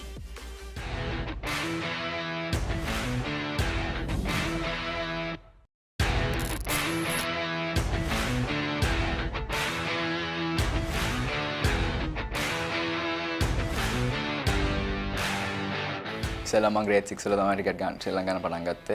මගේ අයියෝ දැකලා තමයි මම cricket ශ්‍රී ලංකාවේ පටන් ගත්තේ. මගේ ඉස්සෙල්ලාම coach තමයි ලසිත් රන්දුනු. මම under 13, 15, 17 වෙනකන් ගහුවා. under 13, 15 captain උත් කරා. මට මතකයි මගේ අමතක වෙන නොක්කයක් තමයි under 15 වල සෙබන් සෙබස්ටියන් ස්කෝලෙත් එක 100ක් ගැහුවා. ඉතින් ඊට පස්සේ මං ෆුට්බෝල් ගහන්න ඕලන් ගත්තා. ෆුට්බෝල් ගහන ගමන් මං ශ්‍රී ලංකා නැෂනල් තේරුණා under 17 ටූර්ස් දෙකක් ගියා. SAF games උයි Asian games උයි. ඒකත් එක්ක පොඩක් ක්‍රිකට් එක ක්ලෑෂ් වුණා. හැබැයි ආයි කොවිඩ් එකෙන් පස්සේ අපි ක්‍රිකට් ආරම්භ කරා. ඊට පස්සේ ආයි 2020 under 19 ටෝර්නමන්ට් එක පටන් ගත්තා. ඊට පස්සේ ඉතින් ඉඳන් අද වෙනකන් ඉතින් ක්‍රිකට් තමයි ශ්‍රී ලංකාවේ. මං මගේ පළවෙනි අවුරුද්ද ගැහුවේ ශරෙන් ඩිමල්ගේ කැප්ටන් අවුරුද්දේ. පොඩ නර්වස් පළවෙනි අවුරුද්ද ගැහුවාට පස්සේ. හැබැයි දෙවෙනි අවුරුද්ද නම් මුකුත් තිබ්බේ නැහැ. බැට්ස්මන් කෙනෙක් හැටියට ගැහුවේ. හැබැයි ගැහුව පළවෙනි අවුරුද්දේ වැස්සා. ඒකින්ද ලොකු දෙයක් කරන්න බැරි වුණා. හැබැයි ඒ චීල් එක අපි ගාව තියෙන්නේ. තව අවුරුදු දෙකක් ගහන්න පුළුවන්. ඉතින් ලොකු දෙයක් කරන්න බලාපොරොත්තු වෙනවා.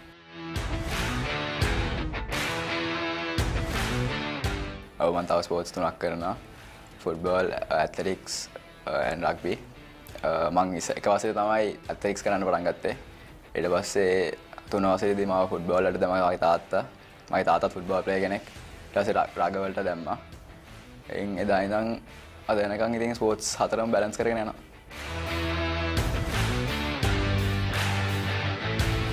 වනිදෝසරංගත් එක මම ගොඩක් කැමතියි ශ්‍රී ලංකාන්න. වනිදෝසරංගයි දුනිත් වෙල්ලාලගේ ගොඩක් යංග්ස්ටර්ස්ලා ඉන්ස්පයර් කරා මේ වරුද්දේ. ඉන්ටර්නැෂනල් ලෙවල් එකෙන් ගත්තොත් Steve Smith and Virat Kohli. One day එකේ ප්‍රී ගෝඩ් එකක් හරි සෙමියක් ඇවිල්ලා චැම්පියන්ෂිප් එකක් ගහන්න තමයි බලාපොරොත්තු වෙන්නේ. හැබැයි ස්ටෙප් බයි ස්ටෙප් යන්න ඕනේ. තව 2 ඩේ එකේ අවුට්රයිට් 4ක් හරි 5ක් හරි දිනන්න තමයි ගෝල් එක අපේ.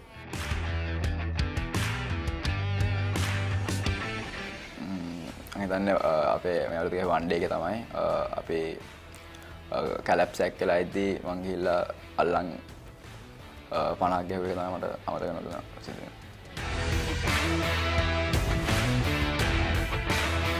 තනයොත් ගොඩක් උදව් කරනවා අපේ ක්‍රිකට් හෙඩ් කෝච් ආ තමයි අපේ ඩිරෙක්ටර් ස්පෝර්ට්ස් ඉස්කෝලේ දිනේෂ් කුමාර සිංහ සර්. එයා හිටියේ නැත්නම් මං හිතන්නේ මම මේ ෂෝ හතරම කරන්න පුළුවන් වෙයි කියලා. ඉතින් හතරම බැලන්ස් කරන්න එයා ගොඩක් උදව් කරනවා. එයා විතරක් නෙමෙයි තව ගොඩක් කට්ටිය ඉන්නවා මගේ පිටිපස්සෙන් උදව් කරන. ඒ ඔක්කොන්ට මම ස්තුතිවන්ත වෙනවා. ටිකට් වලින් තමයි යන්නේ. ඉස්සෙල්ලා පොඩි ක්ලබ් එකකට ගහලා පර්ෆෝම් කරලා ලොකු තැනකට එන්න තමයි බලාපොරොත්තු වෙන්නේ. අවසකම ශාරුක් ખાન, කියාරා ඇඩ්වානි, 3 Idiots, රාජානි බැංගලෝර, තමුල් ජයන්ට්ස්, පරිප්පු බතුයි, මහියයි ජොන්ටි, මිස් වත්සලා, පොඩි කාලේ නෑ හැබැයි එළියෙන් ළඟ ඉඳලා තියෙනවා. History, maths, Aaron Smith, mighty stars, one day, fast city one day. ඉස්කෝලේ ඉවර වෙන්න කලින් ගිහිල්ලා මේ මාට්ටු වුණාට පස්සේ ඉතින් අම්මා තාත්තයි බෝන්ගේ ඔෆිස් එකේ අනිත් දවසේ හිටිය දවස තමයි අමතක වෙනවා සිද්ධ වෙන්නේ.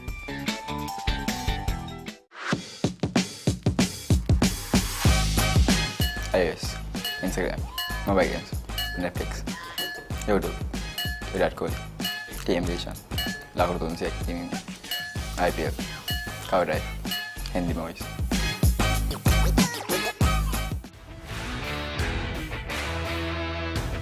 Athletics කරන events තමයි 400, 800, javelin, 4x400 relay එකයි, 4x400 relay එකයි, football, rugby, cricket.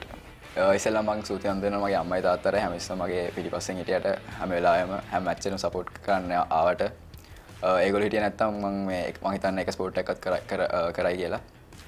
තව මගේ අයියට හැම ඉස්සම මට උපදෙස් දෙනවායි හැම වෙලාවෙම මගේ අඩුපාඩු වලට උදව් කරනවායි.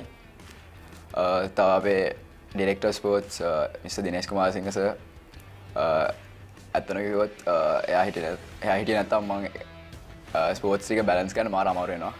ක්‍රිකට් ස්පෙෂලි ක්‍රිකට් තියෙන ෂෙඩියුල් එකත් එක්ක අනිත් ස්පෝර්ට්ස් කරන්න මාර අමාරුයි. ඒකින්ද ඒ සර් හිටියේ නැත්තම් අතන මම හිතන්නේ මේ තැනේ මං ඉන්නවා කියලා ස්පෝර්ට්ස් හතරක් බැලන්ස් කරන්න එක ඉස්කෝලේ එක ලේසි වැඩක් නෙමෙයි. තව අපේ බෝන් සර්, සබ් බෝන් සර්, චැප්ලන්ස් ඔක්කොමට මං මාර සූතිවන්ත වෙන්න ඕනේ. හැම ඉස්සෙම මට අවශ්‍ය දේවල් දුන්නට තව ටීචර්ස් ලට තව සූතිවන්ත වෙන්න ඕනේ. මට හැම ඉස්සෙම හරි වෙලා ඉස්කෝලේ ඉවරලත් උගන්වුවට මේ තත්ත්වයට එන්න ස්පෝර්ට්ස් විතරක් නෙමෙයි ස්ටඩීස් උත් බැලන්ස් කරන්න ඕනේ, කරගෙන යන්න ඕනේ. තව මගේ කෝචස් ලට ස්පෙෂලි ස්පෝර්ට්ස් හතරෙම නම් වශයෙන් ගත්තොත් ක්‍රිකට් වල දිල්ෂාන් සර්, ලසිත් සර්, නඩා සර්, මේ ඔය NIC සර් ඔක්කොම සර්ලට මම සූතිවන්ත වෙනවා. මම මේ තත්ත්වයේ ඉන්නේ ඔය සර්ලා හින්දා. ෆුට්බෝල් වල ස්පෙෂලි ගත්තොත් සුනිල් සර් මේ මම මට මතකයි මම අnder මේ පොඩි කාලෙද්දී මම නිකන් ග්‍රවුන්ඩ් එකේ ෆුට්බෝල් ගහලා ඉද්දී සර් මට ෆුට්බෝල් ගහන්න එන්න කිව්වට මම මාර සූතිවන්ත වෙනවා. මම අද ඉස්කෝලේ කැප්ටන් ගන්නේ සර්ගේ කෝචින් මේ අන්නින්ද මම මාර සතුටුයි ඒකින්ද. රග වලත් චම්ලි සර්, ඩිලාන් සර් මම සූතිවන්ත වෙනවා මේ ඔයගොල්ලෝ ඔක්කොම සපෝට් එකට. ඇත්ලටික්ස් වලත් සුසිබාල් සර් හැම ඉස්සම උදව් කරාට මගේ ෆිට්නස් එක හැම ඉස්සම මේ කරාට කොහොමද සූතියන්ත වෙනයි. මට කාගෙන් නමක් කමතු වෙනවා නම් කියන්න මට සමා වෙන්න. මට උදව් කරපු සියලු දෙනාම සූතියන්ත වෙනවා. අපේ ගෙදර පසුබිමත් එක්ක ක්‍රීඩාවකට එච්චර ලොකු සල්ලි වන්න තිබුණේ. ටිකක් වෙලා ඉන්නකොට මම දැක්ක වෙනද වගේ නේ ගොඩක් මිනිස්සු පාරට එනවා, බෝට්ටු, වැලි ගල් ඔක්කොම පාරේ දෙනවා. ඊපස්සේ ගෙදරට කෝල් කරාම ෆෝන් වැඩ කරන්නේ නැහැ, මොකුත් නැහැ. මං අහුවා මගේ අයියාකෝ අම්මා තාත්තා වේසකෝ ඔක්කොම ඉන්නවා, බය වෙන්න එපා. ඒගොල්ලෝ හරි පන්සලක. එතකොට අපි ඉස්කෝලේ යන්න බෑ. ඉස්කෝලේ යන්න අපිට ඇඳුම් නැහැ, සපත්තු නැහැ, ඉන්න තැනක් නැහැ. කන්න පෝලිං වලට යනවා, කට්ටිය කෑම ගෙනත් දෙනවා. එහෙනම් ඉතින් පොඩි කාලේ දීලා ඉන්නේ. ඔව් මං දීවර රස්සාවේ නියුතුනා. මොකද ඒ කරන්න උනේ මට සල්ලි ඕන හින්දා. නැතු මොකද හොරකම් කරන්න බෑ. ඉස්කෝලේ ටීම් එකේ කෝච් කිව්වා පුතා එන්න කියලා ප්‍රැක්ටිස් වලට. මම දැන් ඉදිරින් යවන්නේ TT වලට. මං යන්නේ හැබැයි ක්‍රිකට් ප්‍රැක්ටිස් වලට. මට ගොස් ඔය බෝලයක් දාලා පෙන්නන්න කියලා මම එක්ස්පීරියන්ස් දැම්මේ. ඒකවා පුතාට හොඳ අනාගතයක් තියෙනවා. පුතාට අවශ්‍ය බව මම දෙන්නම් කියලා ලියුමකින් ඉදිරිපත් කරනවා. ඒ ලියුමෙන් දුන්නාම මට ඔක්කොම බඩු හම්බුණා. අවසර ගෙදර යද්දි සම්මාන බස් වලින් ගන්නෙත් නැහැ. මොකද ජරා ඇඳුම් එක්ක බෑග් ගඳයි කියනවා, එන්න එපා කියන කච්චාවලදී මට 12000ක් දුන්නා. මම ඇහුවා මොකටද සල්ලි දෙන්නේ? මං එතකන් දන්නේ නැහැ ක්‍රිකට් ගම සල්ලි හම්බුණා. මම ඩෙබියු මැච් එකේ 100ක් ගැහුවා. එතකොට ගැහුවා මමත් එක්ක දිල්ෂාන් අයියා, සම්පත් අයියා, එළගෙදර චානක අයියා, රංග අයියා ඔක්කොම ගැහුවා. සමහරව අල්ලගත්ත එක දිගටම ගහන්න අතාරින්න එපා කියලා. මගේ අම්මට ගත්තරයි මං කවදාක ක්‍රිකට් ගහ බලන්න බැරිලා. සමාජයේ හොඳින් ඉන්න කාලත් කරදරයක් කරන්න එපා. සල්ලි ඇති වෙන්න පුළුවන්, නැති වෙන්න පුළුවන්. පුලින තරංග හොඳ කෙනෙක් කාටවත් හරි දැනගන්නේ නැහැ.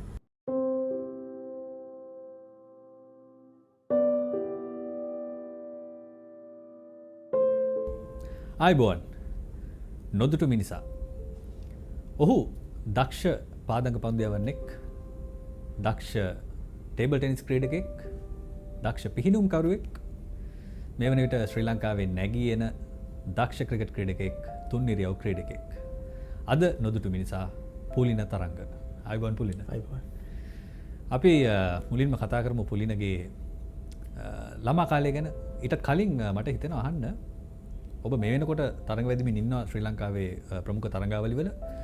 මේ වෙනකොට මොන වගේ තත්ත්වයක දස්කම් තියෙන්නේ? අපිට අහන්න ලැබුණා මේ ළඟදිත් අර්ධ ශතකයක් වාර්තා කරන අවස්ථාව ලැබුණා කියලා. ඔව් දැන් මේ දවස්වල යනවා ක්ලබ් මැච් වගේක්. කලින් මැච් එකේ මම ලකුණු 80ක් ගත්තා. අපි මැචස් 3ක් ගැහුවා. අපි මැචස් 3ම දිනුම්, ෆස්ට් ඉන් දිනුම්. ඊට පස්සේ ඒ මැචස් වල පොඩ්ඩක් මහන්සි වෙලා වැඩ කරනවා. පන්දු යැවීමේ මොන වගේ දේවල්ද වෙන්න නැහැ? හැඩිපුර නම් බෝල් කරන්න වෙන්නේ නැහැ. මොකද 3 day game වල සාමාන්‍ය බෝල් කරනවා. එහෙම ලොකුවට බෝල් කරේ නැහැ මේ දවස් ටිකේ. ඔව් පුලින පාදක පන්දු යවන්නෙක් බව දන්නවා. ඔහුගේ ප්‍රේක්ෂකයන් හැමෝම ශ්‍රී ලංකා ක්‍රිකට් ප්‍රේක්ෂකයන් ඉතාම උනන්දු වෙන ඔහුව නැරඹුවා මම හිතන්නේ LPL තරගාවලියේදී. ඉතින් අපි ඒ ගැන කතා කරමු. මුලින්ම අපි යමු කුඩා කාලෙට. කොහොමද ඔබේ ළමා කාලය ගෙවුනේ? මොන වගේ තත්ත්වයක්ද පවුලේ තිබුණේ? ඔබ හිටපු ප්‍රදේශය මොන වගේද? මගේ ගම සීනිගම.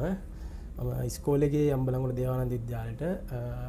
මගේ කුඩා කාලය ගත්තොත් මම 2002 තමයි මුලින්ම ක්‍රීඩාවකට කියන්නේ ආරම්භ වුණේ. මම මුලින්ම ක්‍රීඩා කරේ ටේබල් ටෙනිස්. ඊට පස්සේ ටේබල් ටෙනිස් එල්ලම් කරලා ටික කාලයක් යද්දී අර නිකන් කම්මැලි වගේ හිතුණා.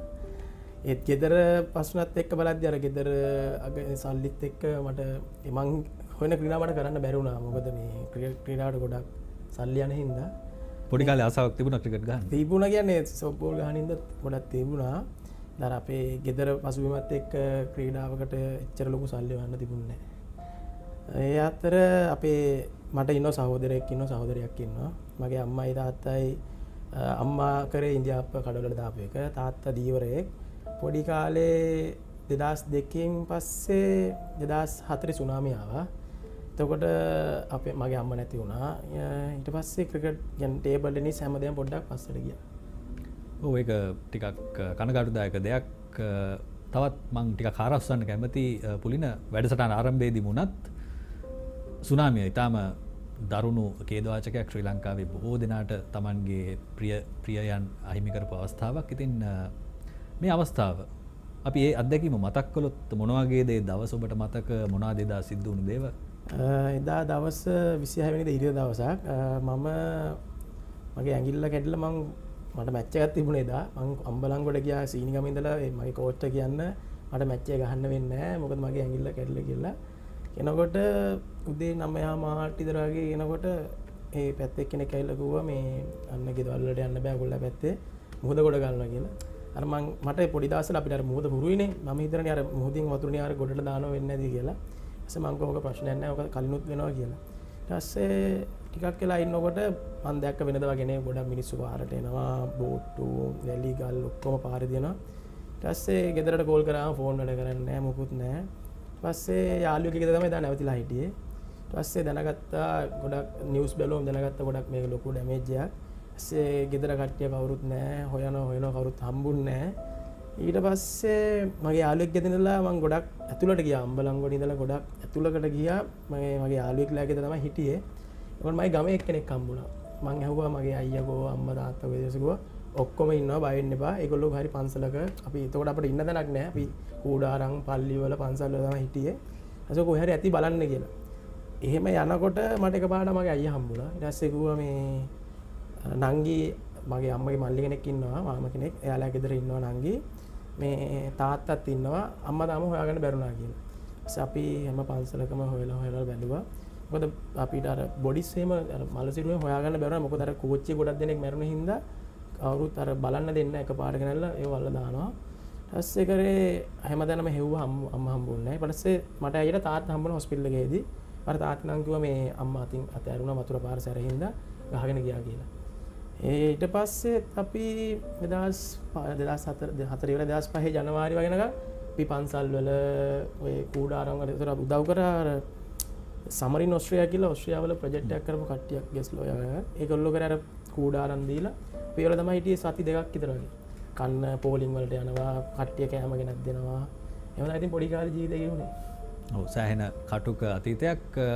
ඒ ගැන තවත් කතා කළොත් ඔබ එතනින් නැගිටපු ක්‍රීඩකෙක් හැටියට මේ වෙනකොට ඔබ සාර්ථක පුද්ගලයෙක් හැටියට ගොඩනැගිලා තියෙනවා. ඉතින් එතෙන්ට එන තාක් දැන් මේ අමාරුකම මේ ලැබුණු ඛේදවාචකය කොහොමද තමන්ගේ ඉදිරිය සඳහා මේක තමන්ගේ ඉදිරි වැඩ කටයුතු වලට ශක්තියක් කරගත්තේ කොහොමද කියන දේ කතා කළොත් දැන් අම්මනේ නැති වෙන්නේ. එතකොට අපි දන්නවා අම්මා කියලා කියන්නේ පුතෙකුගේ ජීවිතේ ලොකුම සම්පත. ඉතින් එතන ඉඳන් ඔබට ගොඩක් වගකීම් වෙන්න ඇති ගෙදර විශේෂයෙන්ම අම්මගේ නැතිවීමත් එක්ක. ඉතින් ඒ ගැනත් අපි කතා කරගෙන ආවොත් කොහොමද ගෙදර පරිසරය හදාගත්තේ මේ නැතිවීමෙන් ශක්තියක් එක්ක ඉස්සරහට යන්න? මට සුනාමිති මට අවුරුදු 10යි. කියන්නේ අර එක අතකින් බැලුවා මොකද මටම වෙච්ච දෙයක් නෙවෙයි මේක මුළු ලෝකෙම වෙච්ච දෙයක්. ඒත් මගේ අයියයි තාත්තයි ළඟ හිටියා. කිසි ප්‍රශ්නයක් වුණේ අර මේ අම්මා නැති වෙච්ච අඩුව දුන්නේ නැහැ. ඊට පස්සේ අපි ඉන්නකොට අපිට 2005 අප්‍රේල් වගේනකොට අපිට ගයක් හම්බුණා. හැබැයි ගේ අර මුකුත් අර කපරාලු මුකුත් කරලා නැහැ. නිකන් අර නිකන් බ්ලොග් මේ වැඳලා විතරයි. බාත්රූම් කුස්සියක් මුකුත් නැහැ. නිකන් කාමර දෙකයි සාලේ තිබුණේ. මගේ තාත්තට මොකද වැඩ කරන්න බෑ. අර සුනාමිට අහු වෙලා කකුලේ ලොකු මේ තුවාලයක් තිබුණා. ඒ අර තාප්පල ගහ බෝතල් කටු වල කැපිලා වතුරේදී. ඒ හින්දා යාට වැඩක් කරන්න බැරි වුණා. මාස කහමාරක් විතර. මොකද අපිට එතකොට අර කෑම ප්‍රශ්න අපිට තිබ්බේ මුලින්ම. මොකද සල්ලි මුකුත් හොයන්න රස්සාව නැහැ. කට්ටිය කෑම ගෙනත් දෙන හින්දා සල්ලි ලොකුවට බලපෑවේ නැහැ. ඊට පස්සේ තාත්තාත් එක්ක 2005 මාස 4-5ක් යනකොට තාත්තා අර බ්ලොග් ගල් කපන දණක වැඩ කරා. එතකොට අපිට ඉස්කෝලේ යන්න බෑ. ඉස්කෝලේ යන්න අපිට ඇඳුම් නැහැ, සපත්තු නැහැ, ඉන්න තැනක් නැහැ. ඊට ඉස්කෝලෙත් අපිට මේ පණිවිඩයක් එවුවා. ඔයගොල්ලෝ කැමති ඇඳුමකින් අඳන් එන්න කියලා. ඒත් යන්න අපිට පොත් බෑග් මුකුත් නැහැ. ඊට අර උදව් කරපු සුද්දෝ එහෙම ඇවිල්ලා අපිට උදව් කරා. පොඩි දවස් වෙලා ඇවිල්ලා පොත් බෑග් සපත්තු දුන්නා. ඒතර ඉස්කෝලේ යන කිසි ආසාවක් නැහැ. පොඩිනේ අපි මේ යන්න බෑ පාරවල් ගැඩිලා. ඊට පස්සේ තාත්තත් එක්ක මායි අයියා බ්ලොග් ගල් කපන දණක ගිහලා උදව් කරලා ඊට පස්සේ එතනින් මගේ තාත්තගේ අම්මා හිටියා ආච්චි අම්මයි තාත්තගේ මල්ලි හිටියා. ඒතකොට ඒගොල්ලොත් අපිත් එක්ක අපිට සුනාමිය අහුවෙච්ච තැනම හිටියා. ආධාර හම්බෙලා අපි එතන අපිට කන්න බොන්න කෑම හම්බුණා. සල්ලි පස්සේ එච්චර අපි අර හෙව්වේ නැහැ. මොකද මේ අර හැමදේම හම්බෙනු හින්දා. පස්සේ තමයි ටික ක්‍රිකට් ගහන්න ආසාවක් මුකුත් එතකන් ක්‍රීඩාවක් කරන්න කිසි ආසාවක් තිබුණේ නැහැ. මොකද පොඩි තේරුමක් නැහැ. ගෙදරින් සල්ලි ඉල්ලන්න බෑ. සල්ලි නැහැ. කන්න බොන්න වෙලාවකට කියන්නේ වේල් 3ක් කනවා වේල් 2යි කන්නේ කෑම නැහැ. කියන්නේ අර එහෙම ඉඳලා හිතාගත්තා මේක ඉතින් මට වෙච්ච දෙයක් නෙවෙයිනේ මිනිස්සු වෙච්ච දෙයක්නේ. කොහොම හරි කට්ට කාලා ඉස්සරහට යනවා කියන්නේ. ඔව් සෑහෙන සතුටුදායකයි සෑහෙන ලොකු ශක්තිමත් කතාවක්. දැන් අපේ තරුණ පරපුර නරඹනවා ඇති සමහර විට ඔබ ඉපදිලත් නැතුව ඇති මේ සුනාමි ඛේදවාචක එන කාලේ වෙනකොට. ඉතින් මම හිතන අවුරුදු 18ක විතර පරණ අත්දැකීමක්. ඉතින් ඒ වගේ තත්ත්වයක් ශ්‍රී ලංකාවේ තිබුණා. ඉතින් එතනින් නැගිටපු ක්‍රීඩකයන් ඉන්නවා කියන දේ මෙතෙන් ඔබට දැනගන්න පුළුවන්. විශේෂයෙන්ම පුලින තරංග එතෙන් සිට කෙතරම් ඔහුට අපහසු වෙන්නේ නැද්ද? පසු කාලින ඔබේ පියත් අහිමි වෙනවා ඔබට. අපි ඒක ගැන කතා කරමු. මගේ තාත්තා 2007 ජනවාරි 27 නැති වුණා. තාත්තා දීවරයෙක්. තාත්තා මුහුදු ගිහිල්ලා තාත්තට වතුරේදී ක්‍රෑම්ප් එකක් ඇදිලා. එතකොට මට අවුරුදු 15යි. ඊට පස්සේ ඉතින් ක්‍රිකට් ගහන එක මගේ අම්මට තාත්තටයි මම කවදාක ක්‍රිකට් ගහන බලන්න බැරුණා. මේ මගේ ආච්චිලා බාප්පලා දැක්ක ඒනට ඒකට අච්චර තේරුම් නැහැ. අපි ගමේ කට්ටියනේ තේරුම් නැහැ. කොළඹ ඉන්න දන්නේ නැහැ. මොකක්වත් දන්නේ නැහැ. තාත්තා නැති වුණාට පස්සේ ආයේ ක්‍රිකට් ගහන්න කියලා ක්‍රිකට් එක මොනක්වත් හිතුන්නේ නැහැ. ඉස්කෝලේ ගියේ නැහැ. මොකද යන්න පන්ති යන්න සල්ලි ඉල්ලන්න බෑ ගෙදරින්. ආච්චියම රස්සාවක් කරන්නේ නැහැ. බාප්පා හම්බ කරපු රස්සාවෙන් තමයි ඔක්කොම නඩත්තු කරන්නේ. ඒක පොඩ්ඩක් අර ඉගෙනීමත් පොඩ්ඩක් පස්සට ගියා. ක්‍රීඩාවක් ඒතකොට කරෙත් නැහැ. කරා එතන අර යන්න උනන්දුවක් නැහැ. යන්න ඉතින් සල්ලි නැහැ. බස් වල යන සල්ලි නැහැ. එහෙනම් පොඩ්ඩක් පස්සට ගියා හැමදේම. ඔව් කොහොමද එතන ඉඳන් දැන් ගොඩාක් ආර්ථික ප්‍රශ්න නැති විශේෂයෙන්ම මේ පියාගේ අහිමිවීමත් එක්ක දැන් ඔබ එතකොට අවුරුදු 15ක යෞවනෙක් ගොඩක් හීන තියෙන්නේ නැති දැන් ගොඩක් යෞවන කාලෙදී අපි දන්නවා ඔබට ජංගම දුරකථන වෙන්න පුළුවන් අලුත් ප්‍රේම සම්බන්ධතා ගැන වෙන්න පුළුවන් ගොඩක් දෙනෙක් මේ වගේ දේවල් වලට ඉක්මනින් පෙළඹෙන කාලේ. නමුත් ඔබට සෑහෙන වගකීම් ගොඩක් පැටවුණා මේ පවුලේ තිබුණු තත්ත්වයත් එක්ක. කොහොමද ඒ කාලේ දැනුනේ? කොහොමද ඔබ මානසිකත්වය හදාගත්තේ? දැන් ඔබ කිව්වා හැමෝටම වෙච්ච දෙයක් හැටියට සලකලා ඔබ සමහර වෙලාවට හිත හදාගත්තා කියලා. ඒ වගේම ආර්ථික පැත්තෙන් ශක්තිමත් වෙන්න මොන වගේ දේවල්ද කරේ? සමහර විට ඔබට කවදාවත් හිතපු නැති රැකියාවන් උනත් කරන්න වෙන්නේ නැති සමහර විට. ඔව් මම දීවර රස්සාව නියුත් වුණා. මොකද ඒ කරන්න උනේ මට සල්ලි ඕන හින්දා නැතුව මොකද මේ හොරකම් කරන්න බෑ. ඒ ඉතින් පුළුවන් තමයි දැන් තාත්තා කරපු රස්සාව දන්න හින්දා අයියත් වැඩට ගියා එතන. ඉතින් අයියත් එක්ක කතා කරලා අපි මායි අයියයි ඊළඟට මුහුදු රස්සාවෙත් කරන්න සිද්ධ වුණා. ඒ කරන්න උනේ අර නැති හින්දා හැමදේම ඉතින් කරලා බැලුවා මොකක්ද කියලා හරියන්නේ. ඉතින් අදට ඉතින් කියන්න ලස්සනයි කියන්නේ සතුටුයි හැමදේම කරලා හොඳ දැනක ඉන්නවා. ඔව් ඊටාම සතුටුයි. මොකද දැන් වුණත් හදිසියෙ මුහුදට ගියොත් ඔබට මේ වැඩේ කරන්න පුළුවන් කමක් ඇති. පුළුවන්. ඒ වගේම පුලින ඔබ පිහිනුම් ක්‍රීඩකයෙක් කියලාත් කිව්වා. ඒ වගේම මුහුද ආසන්නයේ ජීවත් වෙච්ච කෙනෙක්. එතකොට මුහුදත් එක්ක තරහක් ඇති වුණේ නැද්ද? දැන් ඔබ හැම වෙලේම මුහුද පේනවා. ඒ වගේම Tamanගේ පවුලේ අයව අරගෙන ගියපු මුහුද. ඉතින් ඒ දෙකටම සමබරව මුහුණ දෙන්න සිද්ධ වෙන්නේ නැති ඒ මුහුද ආශ්‍රිතව ජීවත් වෙද්දී මොන වගේ දෙයක්ද ඔබට ඒ සම්බන්ධව හිතෙන්නේ? මුහුදත් එක්ක තරහක් කියන්න බෑ. මොකද අපිට මුහුදෙන් තමයි අපිට කන්න දුන්නේ. මොකද අගේ තාත්තා දීවරයෙක්නේ. කන්න දුන්නා ඉතින් අපි බැනලා කළා වැඩක් නැහැ. ඉතින් අපි මුහුදෙන් කන්න දුන්නා කියලා අපිට ඉතින් අර හැමෝටම වෙච්ච දෙයක් මම කියන්නේ. ඉතින් තරහක් නැහැ. ඉතින් මොකද ඒගොල්ලෝ ස්වභාවධර්ම හැටි ඉතින් අපි හිතුව දෙයක් වුණා හැමෝටම. අර මං කලින් කිව්වා වගේ මට වෙච්ච දෙයක් නේ. ඉතින් හිත හයියෙන් හැමදේම කරගත්තා. ඔව් ඔබ හිතන විදිය තමයි මෙතනදී තාම වැදගත් වෙන්නේ. මොකද ඔබට කරදර එන්න පුළුවන්, බාධා එන්න පුළුවන්. නමුත් ඔබ හිතන විදිය කොච්චර හොඳින් ඔබට වෙනස් විදියකට හිතන්න පුළුවන්ද කියන දේ මෙතන ගැබ් වෙලා තියෙනවා. ඉතින් ඒත් එක්කම අපි බලමු මේ ප්‍රශ්න ටික ඔබ කිව්වා දැන් ඔබ දීවර රස්සාවට ගියා, ආර්ථිකය හදාගන්න උත්සාහ කළා, තමන් දන්න දේ කරලා. එතනින් පස්සේ කොහොමද මේ ක්‍රිකට් ක්‍රීඩාවට එළඹුණේ? ඔබ කිව්වා පාසල් කාලේවත් ක්‍රිකට් ක්‍රීඩාවට තරම් ඔබට ආර්ථිකමය හැකියාවක් තිබුණේ නැහැ. නමුත් පසු කාලිනව කොහොම හරි මෙතෙන්ට එනවා. කොතනින්ද මේ ආරම්භය සිද්ධ වෙන්නේ අලුත් ක්‍රිකට් ජීවිතයක් ආරම්භ කරන්න? ඇත්තම කිව්වොත් මම 2002 මම ටේබල් ටෙනිස් ගැහුවේ. ගහලා මම ඉස්කෝලේ අපි කියන්නේ පන්ති කට් කරන්නනේ.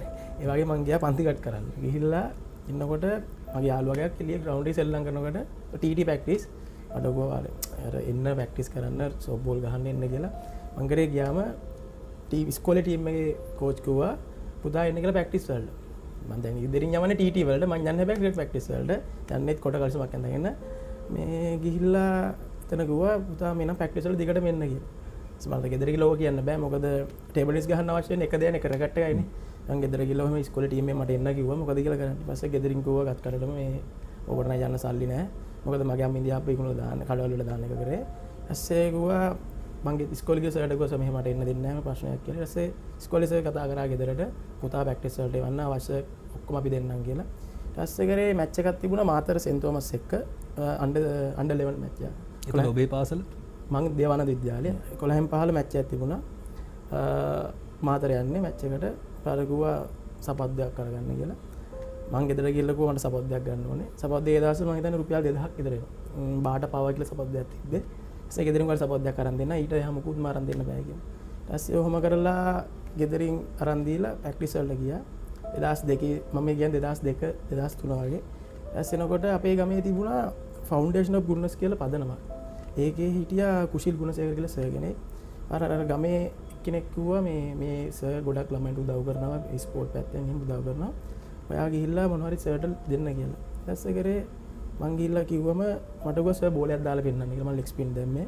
ඒකවා පුතාට හොඳ අනාගතයක් තියෙනවා. පුතාට අවශ්‍ය බඩු ටික මම දෙන්නම් කියලා ලියුමකින් ඉදිරිපත් කරන්න කියලා. ඒ ලියුමෙන් දුන්නාම මට ඔක්කොම බඩු හම්බුණා. අරන් දීලා 2003 මට හම්බුණා. අරන් මම ප්‍රැක්ටිස් වලට ගියා. 2004 සුනාමිය ආවා. කිසි දෙයක් නැති වුණා. ඊට පස්සේ එහෙම ක්‍රිකට් අතල්ලා දැම්මා. ඊට පස්සේ 2004න් පස්සේ සුනාමියෙන් පස්සේ ඔහොම කරලා තාත්තත් එක්ක ඉන්නකොට තාත්තා ගමේ යාළුවෙක් ඇවිල්ලා කිව්වා ආයේ පුතාට අර උදව් කරපු සර්ටම ගිහිල්ලා කියන්න පුතා ක්‍රිකට් ගහපු එක කියන්නේ නේද බඩු ඔක්කොම සුනාමියට ගියා නේද අරන් දෙයි කියලා. ඊට පස්සේ අර වගේම ගිහිල්ලා ගොමට අරන් දුන්නා. අරන් දීලා 2008 වගේ මට අරන් දුන්නා. අරන් දෙනවා තාත්තා නැති වුණා. ක්‍රිකට් ගහන්න දැන් බඩුලා මල් ළඟ තියෙන ඉතින් ක්‍රිකට් ගහන අර කිසි මූඩ් එකක් නැහැ මොකද මොකක්වත් නැහැ කවුරුත් ගෙදර මිනිස්සුන්ගෙන් ඉල්ලන්න බෑ බස්ස මම සීනිගම ඉඳන් අම්බලන් වලට යන්න ඕනේ මේ ප්‍රැක්ටිස් වලට බස් වල යන්න සල්ලි නැහැ ඒකට කන්න ඕනේ ඊස්සේ කරේ සර් කිව්වා මේ මම ඔයාලට ස්කෝලර්ෂිප් එකක් දෙන්නම් මාස රුපියල් 3000 එකෙන් ඔයා ප්‍රැක්ටිස් වලට යන්න කියලා. ඊස්සේ ඒකෙන් ප්‍රැක්ටිස් වලට ගිහිල්ලා තමයි under 13 under 15 නම් ගැහුවේ. මතක විදියට ඊට පස්සේ මම under 15 ඉස්කෝලේ සෙල්ලම් කරනකොට අම්බලන්ගොඩ ක්ලබ් එකක් තිබුණා සිංහ ස්පෝර්ට් ක්ලබ් කියලා. ඒකේ මැච් එකක් ගහම රුපියල් 2000ක් හම්බ වෙනවා. under 20 කියන්නේ 23 පහළ මැච් එකක් ගහම රුපියල් 2000ක් හම්බ වෙනවා. මට ගියා මැච් 6ක් තියෙනවා ගහමුද කියලා. මම දන්නේ නැහැ දැන් මට 7-5ක් හම්බ වෙනවා කියලා. ඉතින් මම ගියා ගහමු කියලා. මැච් 6 ගහලදී මට රුපියල් 12000ක් හම්බ වුණා. මට මැච් එක ඉල්ලලා යනකොට මැච් 6 වලදී මට රුපියල් 12000ක් දුන්නා. මම ඇහුවා මොකටද සල්ලි කියලා. මම එතකන් දන්නේ නැහැ ක්‍රිකට් ගම සල්ලි හම්බ වෙනවා කියලා. ඊපස්සේ කරේ මම 12000 අරන් ගිහිල්ලා ආච්චිට දුන්නා 10000ක්. මට ගියා ඔය 2000 තියාගන්න වියදම ටික. ඒ තමයි මට මුලින්ම ක්‍රිකට් ගාලා හම්බෙච්ච සල්ලි. රුපියල් 12000 තමයි මුලින්ම හම්බුනේ.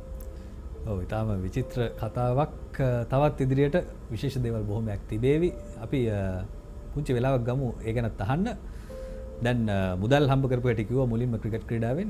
ඒ වගේම මුලින්ම Tamanට ජාතික තලයට යන්න පුළුවන් කියලා විශ්වාසයක් ඇති වුණු තරඟය මතක් කළොත් දැන් සමහර වෙලාවල් තියෙනවා අපි පොඩි කාලෙදී අපිට තේරෙනවා මට මේක තමයි ඉදිරියට යන්න තියෙන පාර කියලා. ඔබට කොයි වෙලාවෙද හිතුනේ ක්‍රිකට් තමයි මගේ ජීවිතේ වෙන්නේ අනාගතයේදී කියලා? පොඩි කාලේ නම් හිතුන්නේ නැහැ. ඇත්තටම කියන්න එපා. පොඩි කාලේ ක්‍රිකට් ගහන්න ඉස්කෝලේ පන්ති කට් කරන්න. ගිහිල්ලා අම්මයි තාත්තයි නැතුණාට පස්සේ මට අවුරුදු 15ක් 16ක් වෙනකොට මම විභාගේ ෆේල් වුණා ඉස්කෝලේ. ඕලෙල් ෆේල් වුණා. ෆේල් වෙලා ඉස්කෝලෙන් එතකොට ෆේල් වුණා කියන්නේ මට පන්ති යන සල්ලි තිබුණේ නැහැ අත්තතරේ. පන්ති යන සල්ලි තිබුණේ නැහැ. ක්‍රිකට් ගහන්න ගිහිල්ලා ඉස්කෝලෙන් කො විභාගේ ලියලා දෙන්නම් කියලා. ඒත් විභාගේ ලියන්න ගියා ඒත් ෆේල් වුණා. හරියන්නේ නැහැ. අර ගමේ හිටිය සර් කුසිල් සර් කිව්වා පුලින අම්බලන්ගොඩ ක්‍රිකට් ගහලා හරියන්නේ නැහැ. ඔයා කොළඹ යන්න කියලා. ඊස්සේ කොළඹ ගිහිල්ලා මාව දැම්මා. මට කිව්වා ක්ලබ් දෙකක් තියෙනවා. ටැමිල් යුනියන් කියලා ක්ලබ් එකක් තියෙනවා. CCC කියලා ක්ලබ් එකක් තියෙනවා. කැමතියක් තෝරගන්න කියලා. මං කරේ බැලුවා මට ළඟ හික්කඩුවේ ස්ටේෂන් එක බහින්න මරදානෙන් බැලුවා ටැමිල් යුනියන් ළඟයි මං කොහොමද ටැමිල් යුනියන් යන්නම් කියලා. ගිහිල්ලා එතන අවුරුදු ඉහිප අවුරුද්දෙම මං යනකොට කැප්ටන් කරේ අශාන් පියන්ජන කෙනෙක්. අශාන් අය මට එතකොට අපි අඳුරන්නේ නැහැ කවුරුද දැන් තමයි ඔක්කොම අඳුරන්නේ නම් කෝච් කරේ රොයිඩස්. ඊට පස්සේ ඇවිල්ලා මං කොළඹ මේ ගමෙන් ඇවිල්ලා කවුරුත් අඳුරන්නේ නැහැ පැත්තට වෙලා ඉන්නවා. ඊට පස්සේ උදව් කරා ක්ලබ් එකේ ප්‍රෙසිඩන්ට් කෙනෙක් හිටියා ඩිනාල් ෆිලිප්ස් කියලා සර් කෙනෙක්. සර් කරේ අපිට රැයට කන්න බොන්න දීලා ඒ කන්න දෙන සල්ලි තමයි දුන්නේ. රුපියල් 1000 රුපියල් 5000ක් වගේ දෙනවා සති දෙකකට විතර.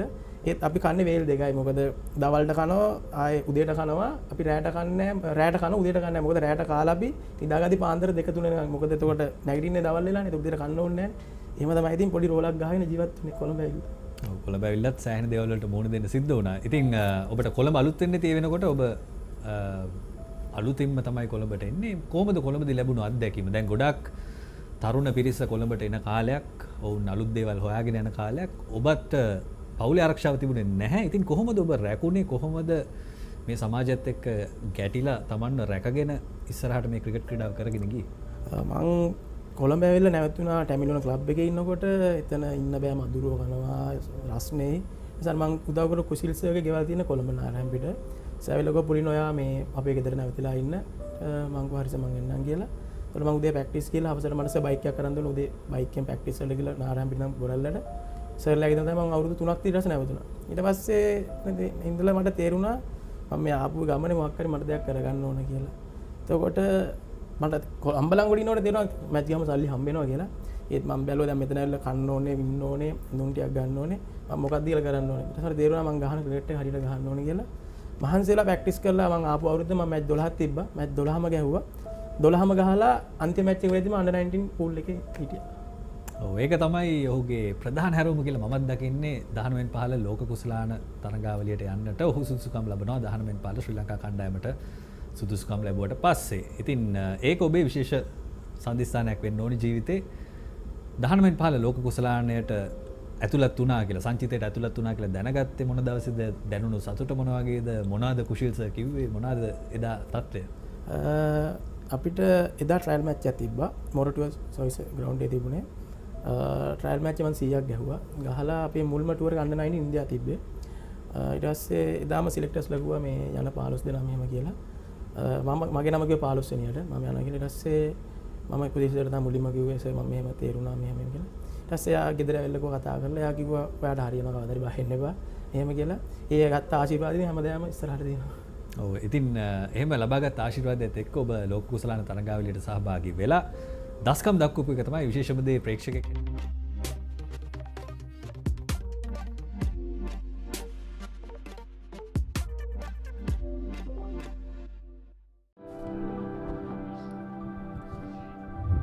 Welcome back to the live coverage of this 118th Gilmour Jayasuriya Memorial Trophy game between St. Thomas's College, Mount Lavinia and St. Joseph's College, Colombo 10.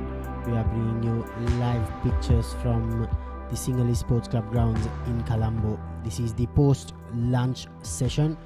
St. Joseph's College won the toss, opted to field first, and St. Thomas's College, they were at one stage 65 for 5, but a slight partnership of 24 runs in 100 balls between Nathan Caldera and Charukku Piris have somewhat resurrected the Thomian innings before lunch, but it's a brand new session. The two umpires, Darshan Pereira and Kavinda Veerasuriya, have come out, so it'll be an interesting session of cricket here at SSC Grounds.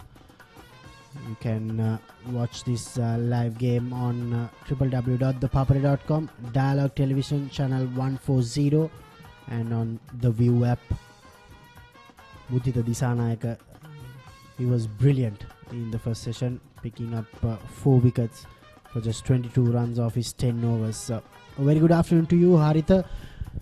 This next session will determine a lot in this game going forward. Yeah, thanks, Damit. Good afternoon and good afternoon, everybody. Yes, Damit mentioned about 24-run partnership for this 6th wicket, but good to recall that the Ethiopian openers put on 51 runs and then lost the top half of their innings for just 14, with 2 batters failing to get off the mark. That's the captain Romesh Mendis and Dineth Gunawardena. Mahit Pereira, the other centurion, apart from Romesh Mendis going for only 2. So 3 of the top batters contributing just 2 runs as the havoc was created by Mudita Disanak, as he mentioned. Superb spell.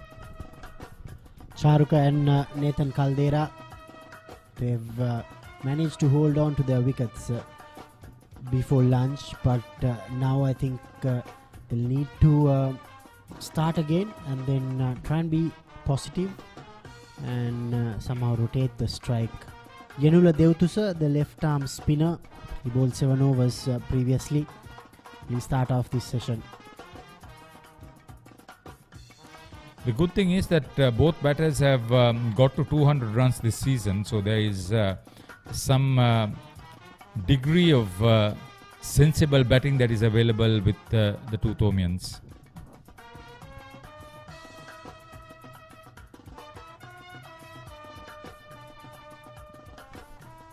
Yeah, with the sun coming down pretty hard here, Haritha, I think the pitch has settled down a little. Yeah, now that we didn't see much from the seamers early on. Yes, there was one odd delivery moving away from the batters early on, but the openers, they did their job perfectly. I think 51, they managed to negate the new ball, but then this session, the spinners, I think this is a very good move from Sadish to have a close in fielder to stop him from driving.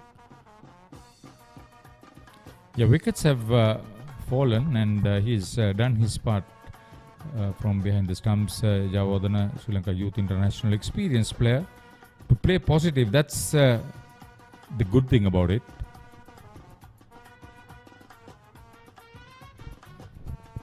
It's interesting to note how they will fare, because Senesh Hettiarachchi has not played a few matches because of the examination, so he's been pushed back down the order.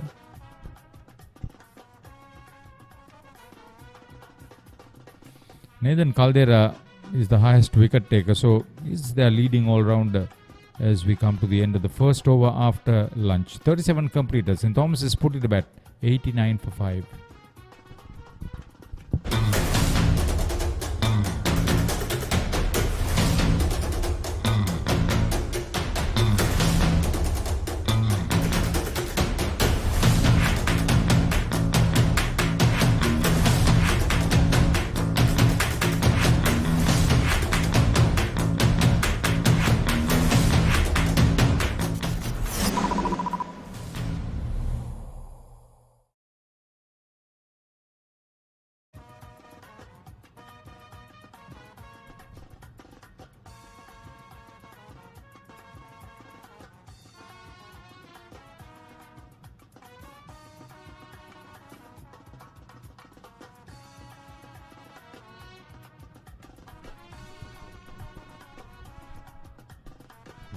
Live Ramarasekara will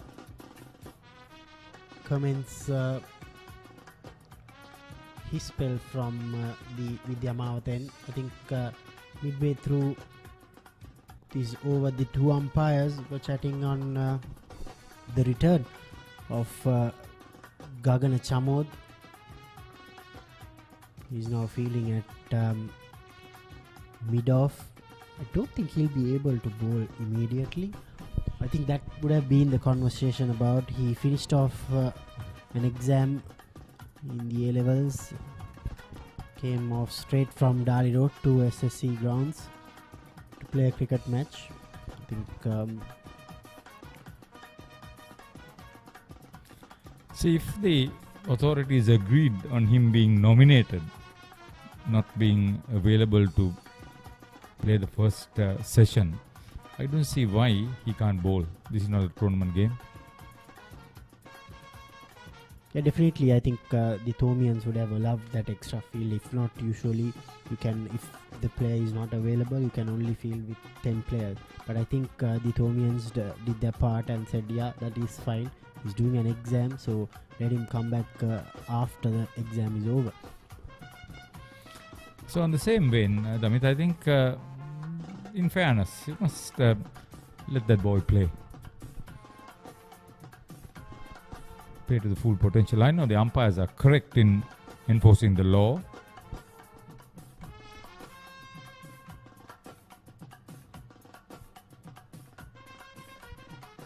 I think he's fresh now.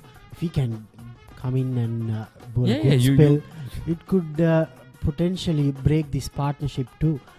So maybe that's why the conversation was about Charukka Pires is middling the ball but not being able to find that vacant area. Good all-rounder Charukka Pires, the leading spinner for the Thomians.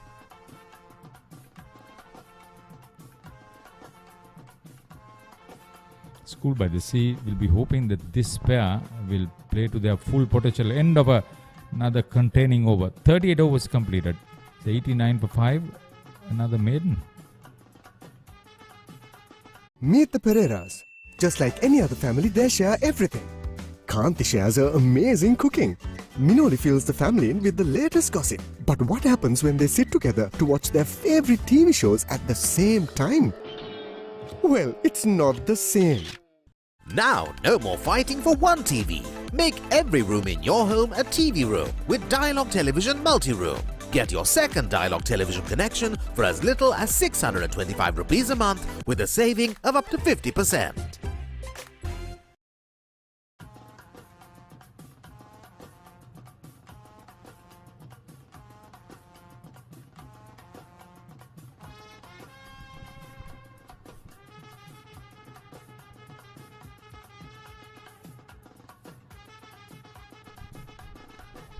That's the first runs of the second session. Beautifully played from Nathan Caldera.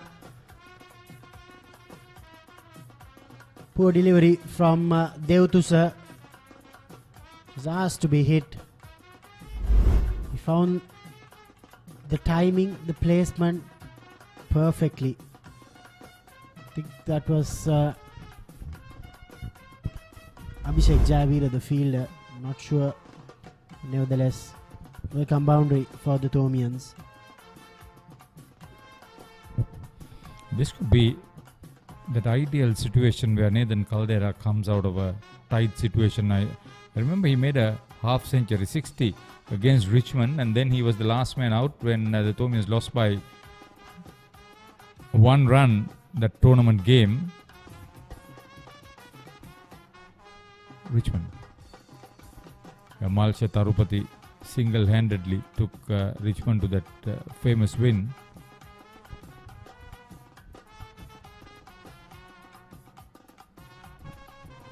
That was uppishly played from Caldera. Stopped a little. I think it's all about containing and putting pressure on the batters now. Don't have much assistance off the pitch. See, from 65 for 5, St. Thomas's will be very happy to get to 175.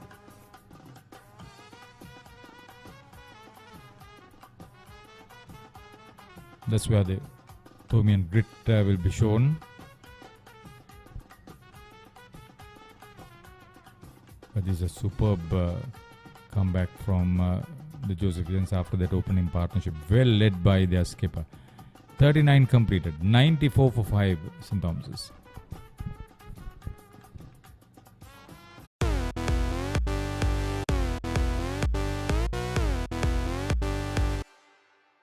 Want to watch that exciting moment again?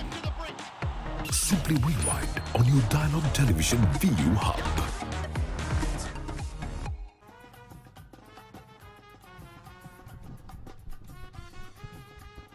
People logged in on the papare.com, on our YouTube channel, or on our Facebook page, as well as on our website, or if you're watching on Dialog Television Channel 140 or on the ViU app without having to spend any data charges. We'll have to be accustomed to this ground for the next 2.5 months. Plenty of schools cricket will be played here. The big matches, all those will be brought to you live and exclusively by Sri Lanka's #1 sports hub, www.thepapare.com. St. Thomas's College, as always, St. Thomas's Royal play a game at SSC before their big one, which is good in my opinion, because they've all set their plans in motion for the big match, and getting accustomed to the ground, the pitch, the outfield, even the walk down from the dressing room, Haritha, which is very important. Yeah, all they are missing would be the atmosphere, but you could think about it, and most of these players may have not experienced that atmosphere, talking the Thomians. So it will be something to look forward to for them. And you've done that wonderful job as a team to bring the excitement to the people, the sports lovers.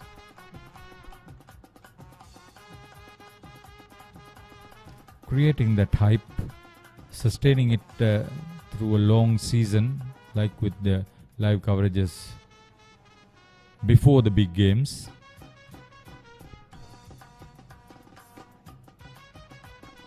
And then on to the one-day tournament too. 40 completed, 93 for 5.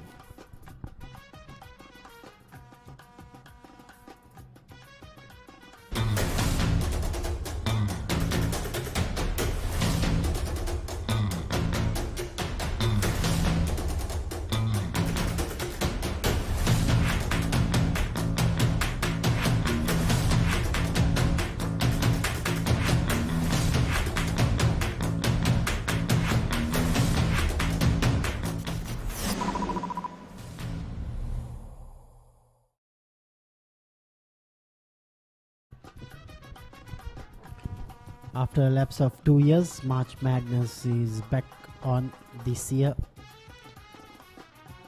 Starting off with the 60th Battle of the Brothers, which is scheduled for next weekend here at SSC Grounds. Nathan Caldera gets another single. Also had in the strategy we've put in place in showing most of these school games before the big matches is getting used to all these players, how they perform, and even for the players, they'll not be under any sort of pressure when they play in front of a crowd, or at least in front of on a televised game. That experience, it could play in your mind that I have to do well because this game is being watched by thousands and thousands. And also to get a picture of some of these names, Nathan Calderas, Charaka Pirizas, Yanula Devtusas. People from all these schools are now familiar with how they play, how they perform, their way of playing cricket, just like this. Beautifully played from Charaka Piris. He moves on to the double figures. Beautiful boundary, that's his first boundary after batting for 61 deliveries. See, this is the nice part of it. It creates a buzz amongst people like us also in the media. I know a lot of media personnel watch the cricket live for their reporting purposes too. When you see something like this, you know the skill level of the player.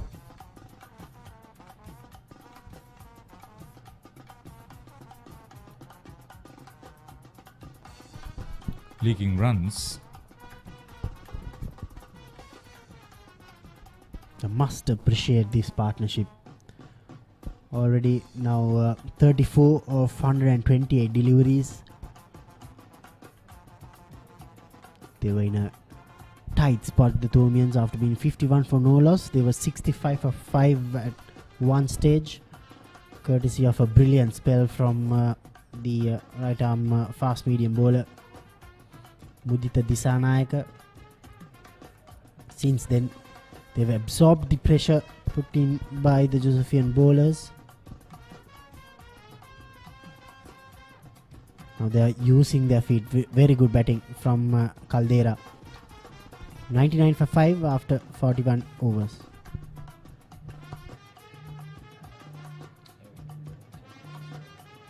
Meet the Pereiras. Just like any other family, they share everything. Kanti shares her amazing cooking. Minoli fills the family in with the latest gossip. But what happens when they sit together to watch their favorite TV shows at the same time? Well, it's not the same. Now, no more fighting for one TV. Make every room in your home a TV room with Dialog Television Multi-Room. Get your second Dialog television connection for as little as 625 rupees a month with a saving of up to 50%.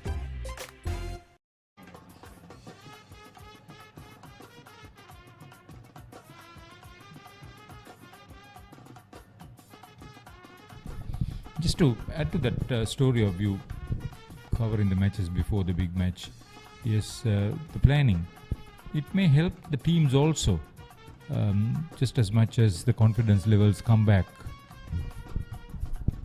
Disanayaka is back for another spell. That's the 100 runs for St. Thomas's College after being sent into bat. Starts with a no ball.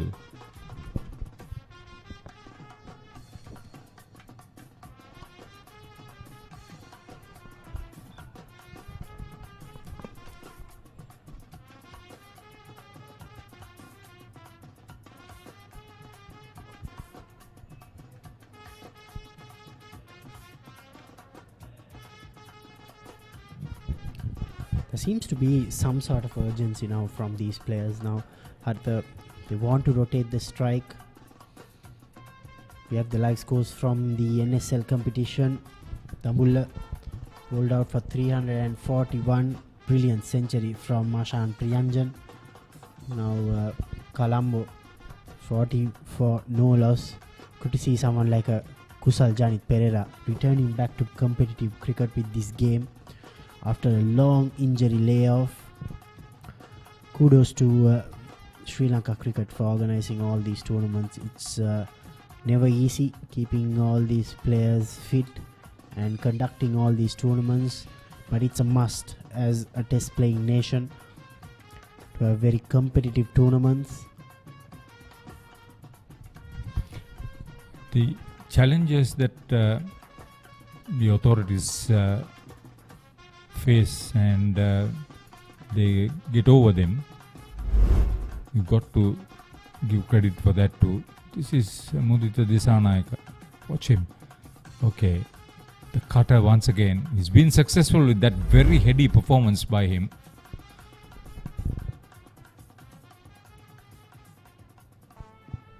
The moment Sadish Javadana took his position close to the stumps behind them, he looked a different player altogether.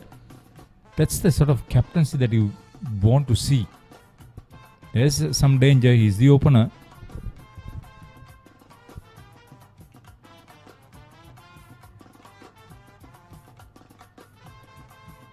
Yeah, when you don't have that much pace behind you, the batsman will always try and dominate you. But then when you have the keeper up onto the stumps, Haritha, all the batters feel a little uncomfortable.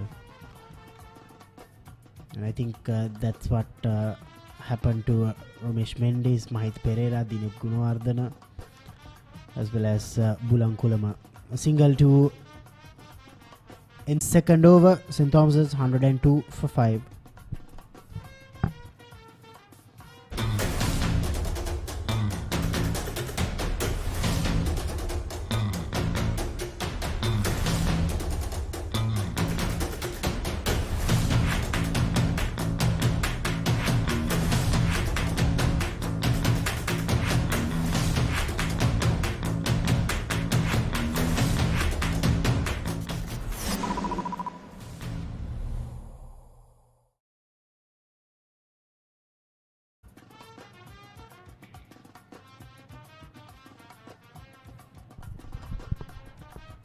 From the Josephian point of view, I think they'll want some wickets from Yenula Devtusa. He has been in top-notch form, picked up a match bag of 9 wickets earlier this week against St. Thomas's Matara. Was it a tournament game? Yes, a tournament game. So St. Joseph's still trying their very best to qualify for the knockouts. But I think this year, the team to beat is definitely Trinity College Kandy. They've been brilliant in the limited overs as well as in the 2-day competition. Defeated Royal College by an innings yesterday at Reed Avenue. I think for the very first time in the history of... Record-breaking win for the Lions. In the history of Trinity Royal Cricket. They've never beaten Royal College by an innings at Reed Avenue.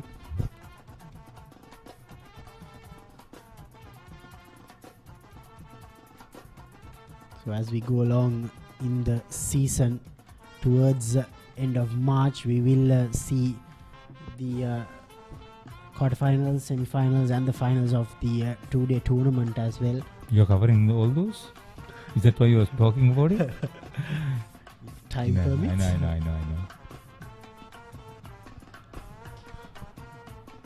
know. Nathan Caldera checked his shot that time, nearly gave a return catch to Devtusa. See, when you consider Bulankulma played across the line, Apishli perished, Gunawardena didn't offer a shot, bowled, and Ali got a leading edge trying to play across the line. 3 of the top batters. Out of all the 5 dismissals had Romesh Mendis and Mahit Pereira, I think, got good 2 deliveries. They should have covered their line, but nevertheless that little deviation off the pitch which Disanayaka generated from his off cutters were a little too much for the 2 senior players, Mendis and Pereira. Since then the pitch has settled down.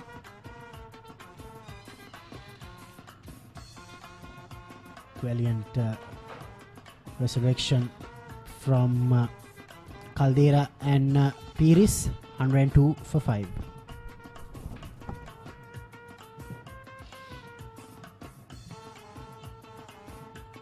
This is Dialog Television ViU Mini.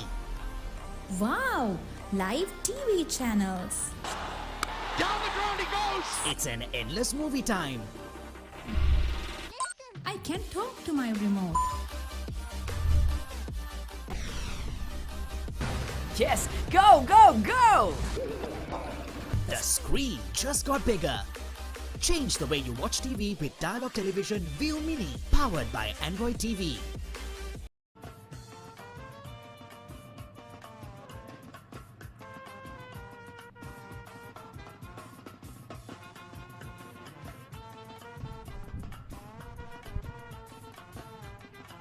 Disanayaka bowling his 12th over.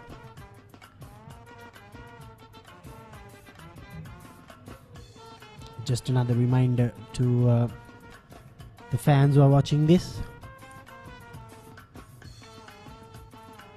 The Royal Thomian Annual Cricket Encounter will be played on the 16th, 17th and 18th of March here at SSC Grounds. And the Josephian Peterite Cricket Encounter will be played on the 28th, 29th of April, also here at SSC Grounds. So all these players will be representing their respective schools in the big match with the presence of the ever-buzzing crowds of these 2 schools after a lapse of 2 years. I get the feeling you're waiting to meet your friends. Of course, Haritha. Why not? We've missed the March Madness action for 2 years. Quickly, it's all about rekindling with your old mates, enjoying the atmosphere, sharing those old stories and what we've missed over the past 2 years, and enjoy good cricket. If you have not been at a big match, you never know what we are discussing. Sorry.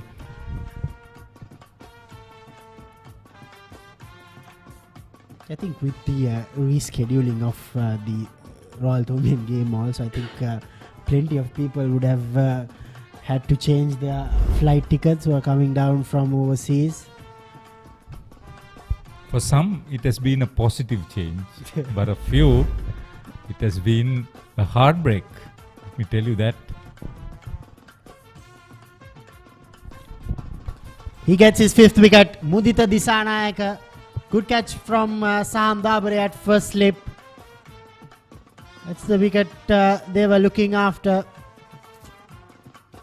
Charuka Piris. He purposely played it towards the 3rd man region, but couldn't control it. He wanted to play it through gully.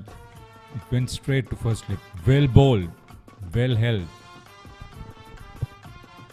Piris departs for 12. St. Thomas's College, 102 for 6.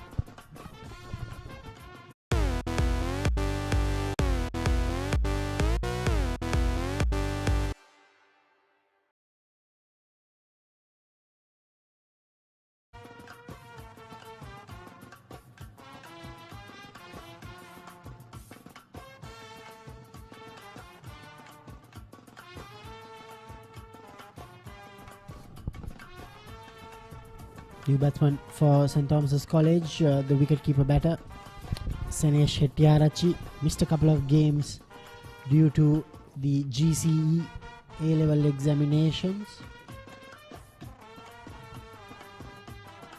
He's got a high score of 72 against Mahinda College.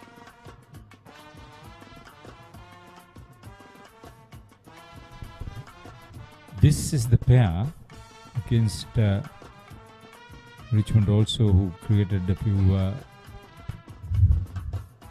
anxious moments. There he is. They're playing his last season for St. Thomas's College. Nearly 300 runs. And from the Thomian point of view, they'll want him to stick there and build another partnership with Caldera. Looking down the barrel, 102 for 6. Probably the last recognized pair. Yes, Akash Fernando can bat. Shanil Pereira is known to be a good batter too in the junior circuits. But these two, they'll need to do the bulk of scoring if they want to reach to that at least to about 180 to 100 or more. Here's the last wicket. Here's the 5 wickets rather. Mudita Disanayaka, Ulankulama that time playing across the line. Then now Romesh Mendes in the same over cleaned him up. Dinet Gunawardena shouldering his arms. That's Manas Madhubhashana's wicket of Aliagoda. That was Mahit Pereira. He too failed to cover the line, and that was the last wicket. 102 for 6. Mudita Disanayaka. He can finish up with career best figures. I'll tell you that much. The way he is bowling. Another left hand right hand combination. So Sene Shettyar usually is a slow starter. Some pressure on him to get back to the game.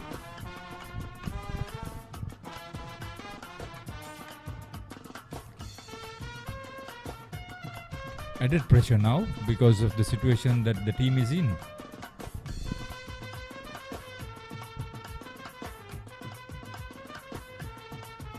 Starts off with a slower one. 102 for 6 at the end of 44 overs. Udita Disanayaka with the inavailability of Gagana Chamod. I think he has done his job really well, picking up 5 wickets. The last time these two teams played, Yasiru Rodrigo made a brilliant 100. Philip Pellaga picked up 3. Sharon Fonseca, he scored a 92 in reply to the St. Thomas's 350. St. Joe's were asked to follow on, and Sadish Javardhan, the captain, he made a 62 that time. Only a couple of players are remaining from that game. Here's Devdusha continuing from the tennis court end. That was a rare double for Yasiru Rodrigo.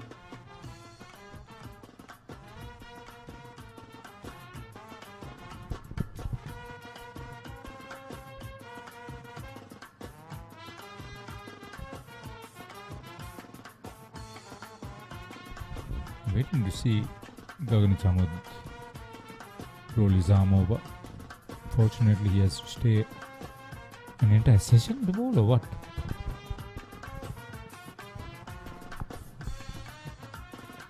I'm not sure the duration, the exact duration, or whether he has returned at all. Tell me?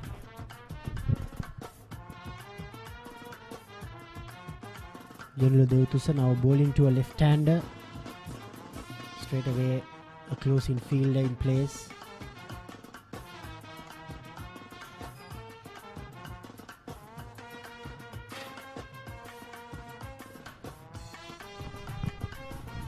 I mentioned 175, still a long way off for the Thomians. Soft dismissal for Charuka Piris for 12 after absorbing much of the pressure.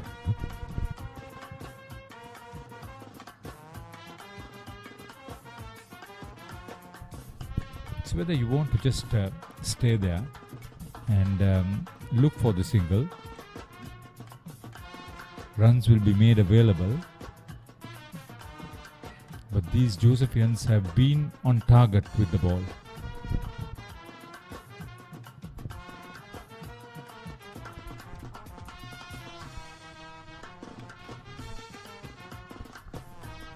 Those will be encouraged. The left armer finds the left hand relieving his crease to get to the pitch of the ball.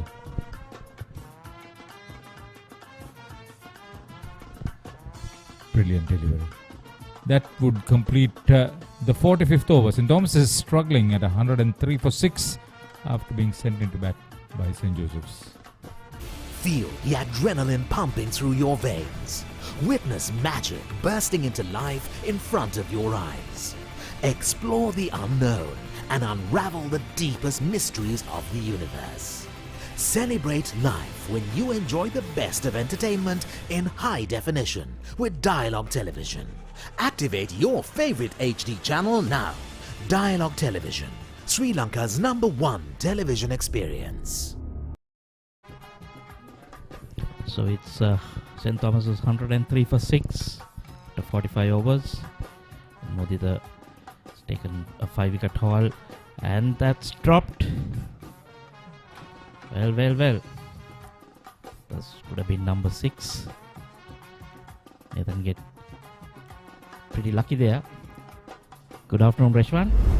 Good afternoon, Michael. I think that was a brilliant effort from the slip-in fielder, Sandabre. That was catchable. Going to his left, getting both hands. You need to hang on to those. Yes, and I think that was a batsman who has settled down in the wicket. So it's kind of a big wicket for the Josephians. They have missed out. And they say 1 brings 2, but it was not to be. So Reshwan, had lunch? Yes. Enjoyed your lunch? Yes. You can see from the smile.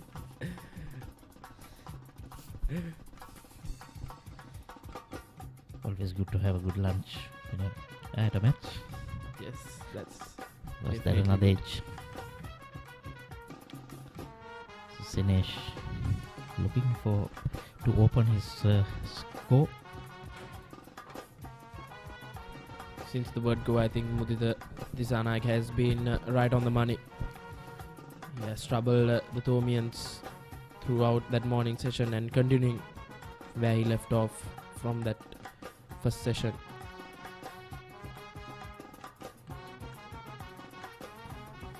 Bowling really well. Reshwan, I'm sure the Josephians might be the happy of the two sides at this position, winning the toss and asking St. Thomas to take first lease. Yes, and I think the Josephians took the gamble of not having their main fast bowler there. First choice fast bowler since he was sitting for his A-level examination. Another beautiful delivery from Mudita Disanaik. Just misses the outside edge. We were told that he was going to come after the exam, take the field. I don't think he has arrived as yet. Or is he on the field? He's on the field, I think, but I don't think he can bowl immediately after returning.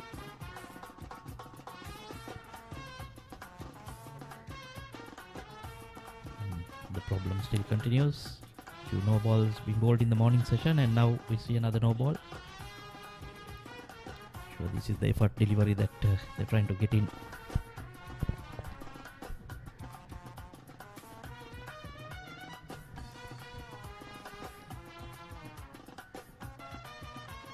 His last delivery quietly played down. Still can't get off strike, and after 46 overs, 105 for 6.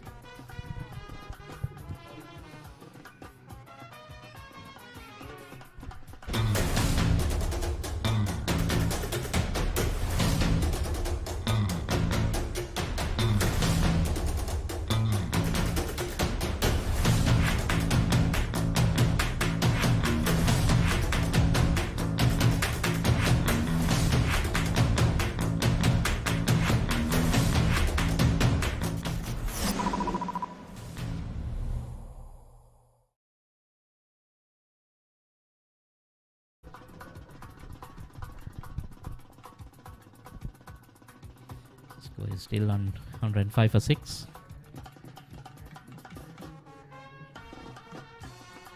See Yanula into the attack again. Since the first over that he bowled, which went for 12 or 13, I think it's been pretty decent after that. Just 31 runs, but unlucky not to get a wicket. Yes, I think he will be looking on to get that wicket of Nathan Caldera. I think Caldera looks very comfortable in the middle. He's already given a chance.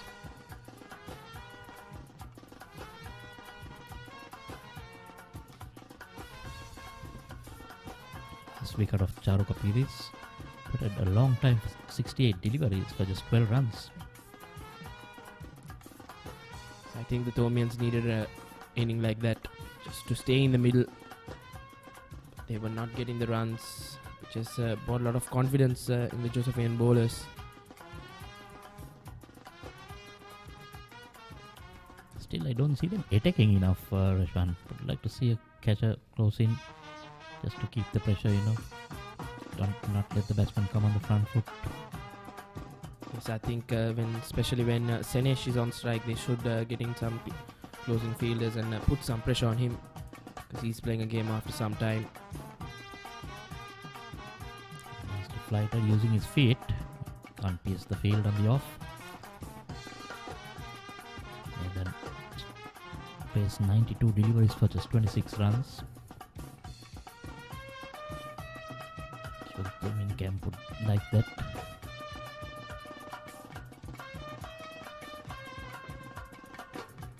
So end of another over. 47 gone, St. Thomas is 105 for 6.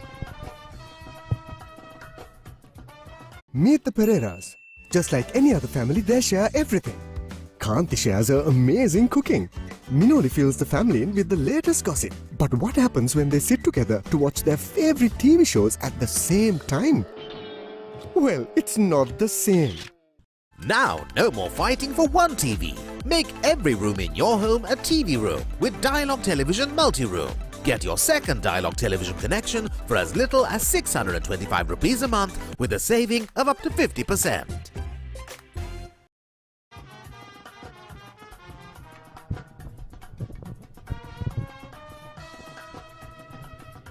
The bowling change for the Josephians from the Vidyama of the end.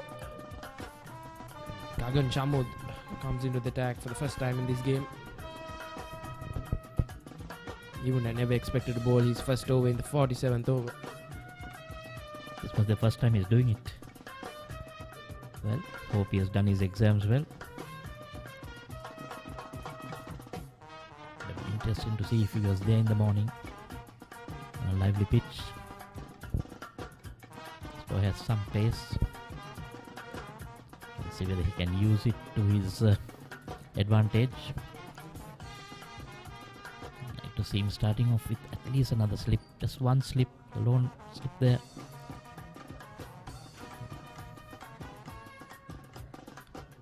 I think he's got a lot of heart to come and play a game just after the examination. Wonder what he was thinking in the morning. Packing his bag for the match and then going for an exam.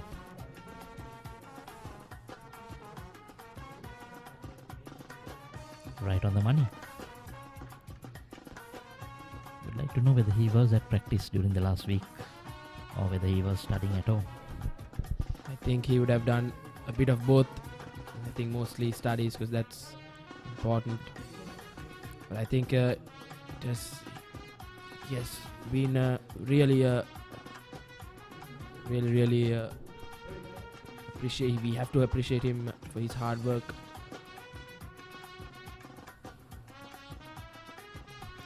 Fall stroke Apesh over the slip. So Senesh opens his account. After 12 deliveries. That must be some relief for him. Yeah, Gagan Chamod has taken 11 wickets in 7 matches. Quite economical. 2.9. Best 2 for 4. And as you said, I think he would have been a big threat for the Tomin batsmen in that morning session. But then Mudita Disanayake didn't show that they were missing out on Gagan. I think Gagan will want to impress and show what he's capable of. He's bowling with an older ball. Not easy to come in straight away after lunch, it's quite hot out there. Running in, needs to get his focus right. Not always do you do an exam in the morning and come and bowl straight away. Yes, I think that's very rare, and he should be appreciated for that. He's been right on the money since that first delivery. Haven't seen any loose delivery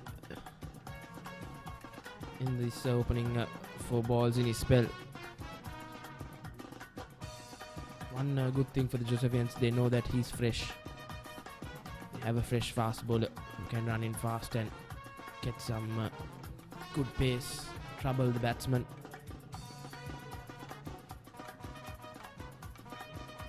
Driven there down the ground. Showing the straight bat, and the ball reaches the boundary. After some time, a boundary on the board. Then moving on to 30. It's pretty well played. Make sure that he beat the stumps on the other end. Don't get fielders right behind there. It's a beautiful shot. Races away to the boundary. Nathan Caldera will feel a lot good about himself after that shot. Just times it perfectly. He moves on to 30. 96 deliveries. That's left alone, and that's the end of the 48th over. St. Thomas 110 for 6.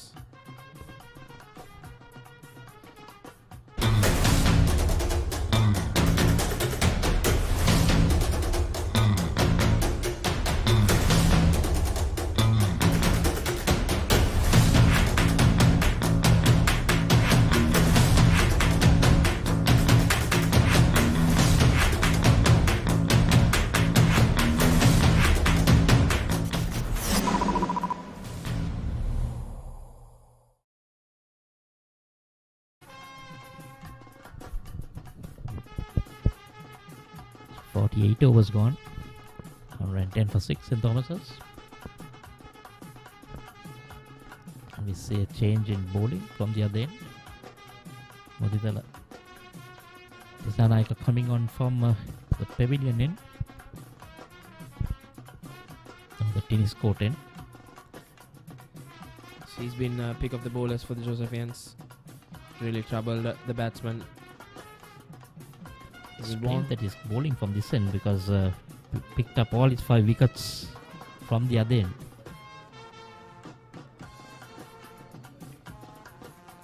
And I think about the way he has been bowling, I don't think he will mind any end. He'll want to add more wickets to his 5 wickets. Yeah, you're spot on there, Ashwan. When you're amongst the wickets, you bowl from whatever end that you're given. If you can bowl from both ends, you'll still want to bowl. Well fielded again. I think the Josephian fielding has been really good. They have missed out on some opportunities, but those are too harsh to count. Other than that, the ground fielding has been excellent. 2 chances that went one forward short leg straight in the hand and it was out, and then the other one was at first slip. That might count a lot because that was Nathan. Yes, and I think you have to just bowl a really good delivery to Nathan, a wicket taking delivery, because we don't see him going for any risk as of now. He's looking to just stay in one hand and let the batters bat around him. Batted for a long time. He's batted for 97 deliveries, so he's seeing the ball really well. Mojita has the right mindset. You know, he's getting the batsman to play at every delivery. Like him to bowl more to Nathan. See, if you can get him out, then you're putting a lot of pressure on the remaining batsman. It's always easy to bat at the other end when you know there is a batsman in form, because you just need to give him the strike. But when that guy is out, then you go into a panic. Yes, and I think, but I think this could be the last recognized batsman for the Thormians. So getting a wicket here could create a bit of... This is interesting. Fast bowler going through the wicket. You don't see that very often.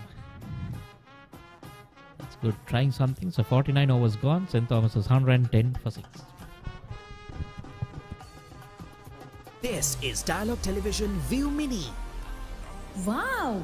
Live TV channels. Down the ground he goes! It's an endless movie time. I can talk to my remote. Yes, go, go, go! The screen just got bigger. Change the way you watch TV with Dialog Television ViU Mini, powered by Android TV.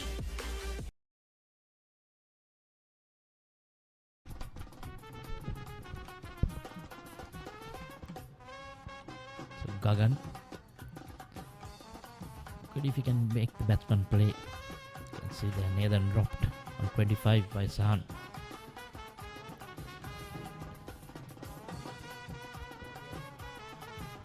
He's added 6 runs after that opportunity given.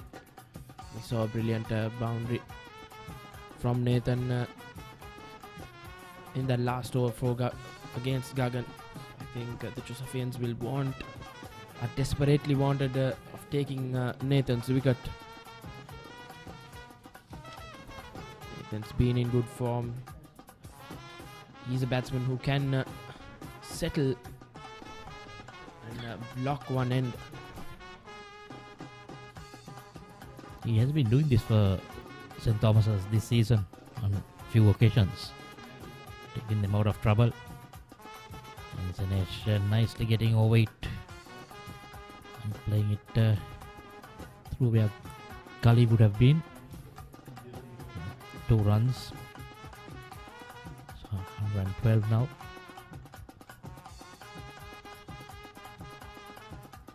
It's not only the runs that he adds, but the runs that is added on the other end as well with the partnership also should be taken into account. Yes.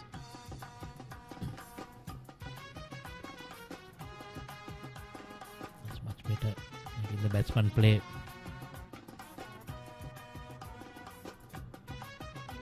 I think Gagan hasn't showed anything that he has been off the game for some time because of the examination. So he has clearly, it shows he has been. I think he has been going for practices, staying with the game. So that shows how much dedicated he is for the game and for his studies. Nicely pulled away. That's a 6.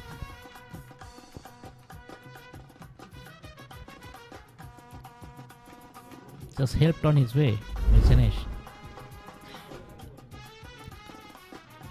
Yeah, shortish in his arc, and well, there is a man. There's a deep fine leg and a deep square leg, but getting it over them, connected it really well.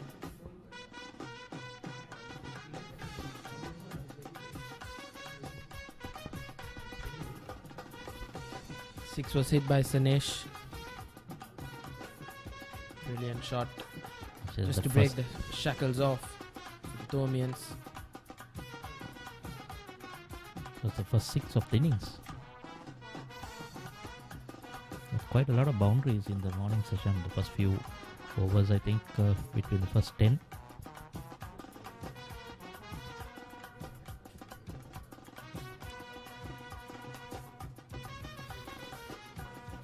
Then Mudita Disana came and applied the brakes for the Thormians.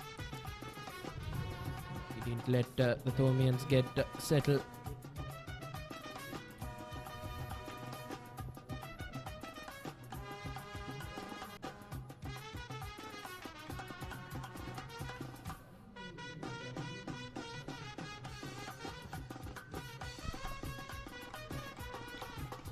Another over gone. 120 for 6.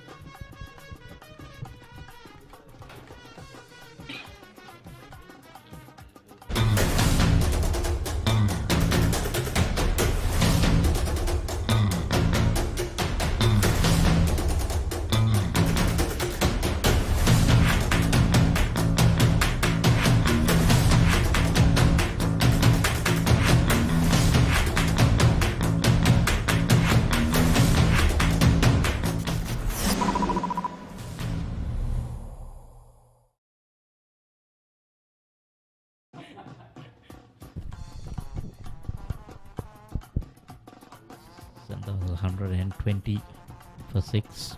It's just one over from the chief wrecker. And he's taken off again, so maybe not very happy with that end. But I think Sadish Jawad, the captain, should have given over for just one more over for Mudit Zanayaka from this end, because he bowled quite a good over. So I think he deserved another over, but Captain Sadish thinks otherwise and gives his vice captain Lairu a bowl.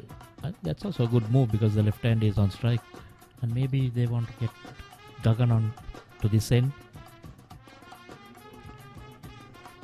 So I think that's if Sadish is thinking that it's a very good captaincy, because I think the most likely bowler to get left-handers wicket is Lairu Amarasegaran, and I think, as we spoke earlier, that close in field should be there.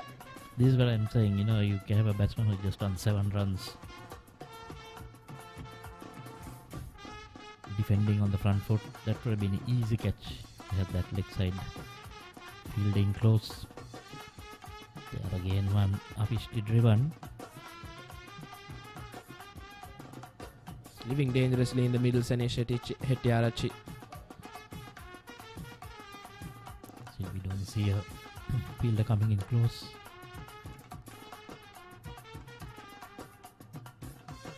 I think this is what experience brings out. Sadish Javardhana is a very experienced campaigner for the Josephians, so he should put his thinking cap on and try to get that closing fielder in.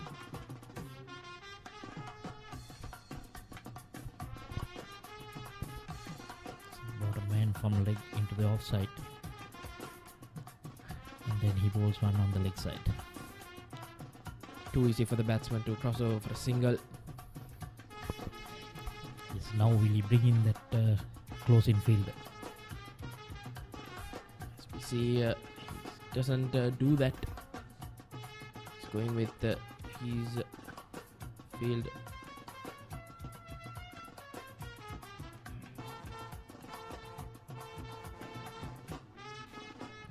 Making it too easy for Sanesh to settle. Just put in a closing field, put some pressure on him.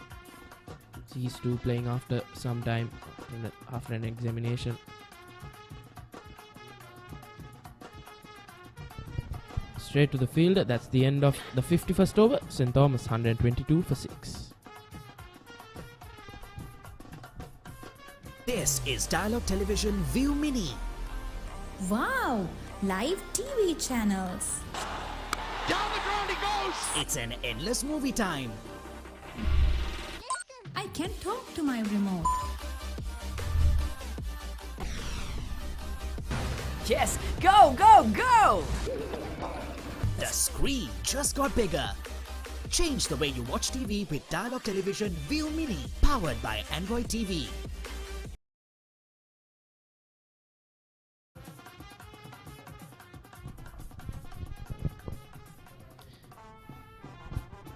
As you said earlier, Mudit Disanayaka has been bought from this end. But you see, you make that change, you don't attack. You had a chance of getting that man there. You need to think on your feet. Nicely driven, equally well fielded. Seems to be a slight injury. Just struck on his leg, I think. Could hurt a bit. Not a bit, rather.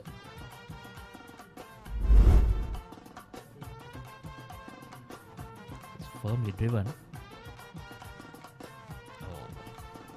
Little too late going down for it. He had his body behind the ball.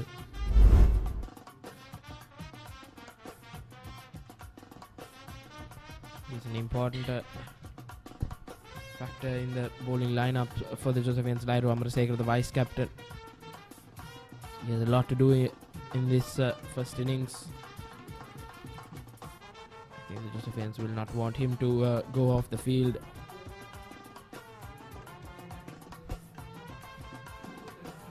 Back on his feet. I don't think he's much in trouble. Yeah, just a bit of ice will be kept. In the meantime, they're taking a water break. St. Thomas is 122 for 6.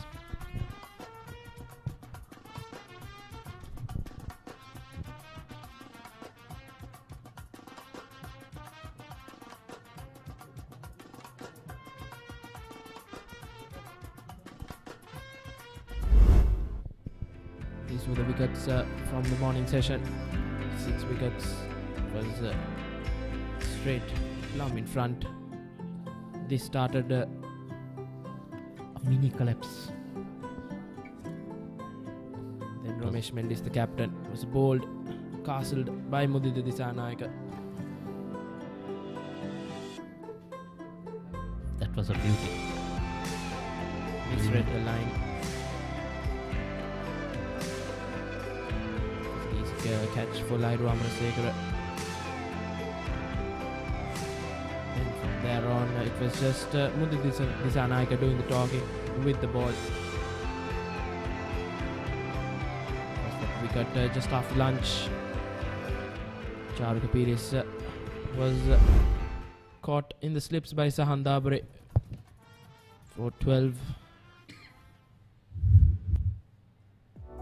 This is the batting card of the Thomians. Just good inning from Tisen, 46 in from 57 deliveries, and then we saw the middle order collapsing. Romesh, Dinet and Mahit just couldn't get runs, and now Nathan Caldera has steadied that ship for his 32 in 101 deliveries. Charu Kapiris was there in the middle for some time. He faced 68 deliveries for his 12 runs, and now Sene Shettiarachi on 11 in 26 deliveries, trying to put the Thomians back into this game, which will be an important partnership in the perspective of this game. This has been the bowling card, and I think the pick of the bowlers would be Mudita, 5 for 27 in 14.1 overs, 4 maidens. That economy rate of 1.91 has been brilliant, and the other wicket taker Manas, 1 for 32, 1 maiden. And other than that, the bowlers have been really disciplined. Josephian bowling out fit can be very happy with their performances.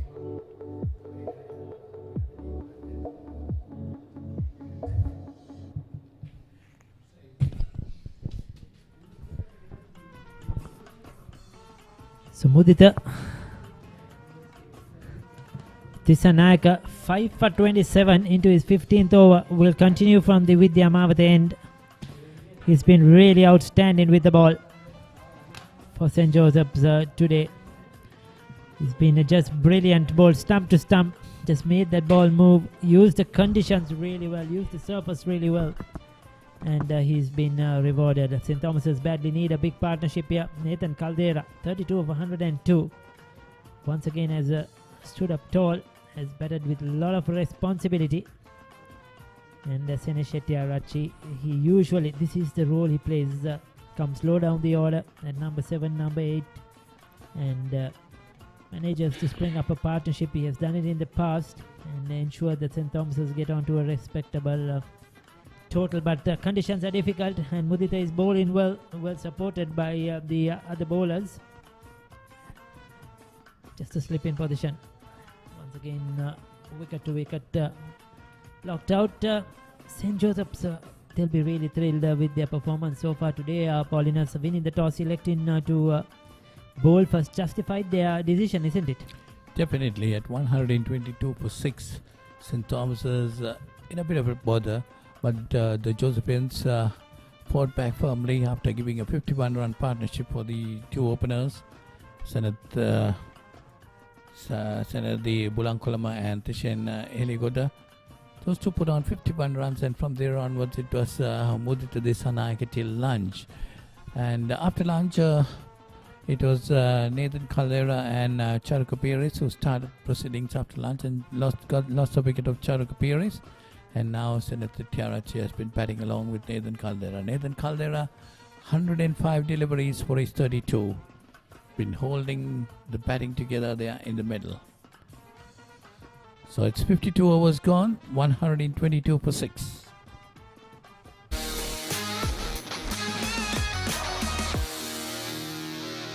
Want to watch that exciting moment again? Simply rewind on your Dialog Television ViU Hub.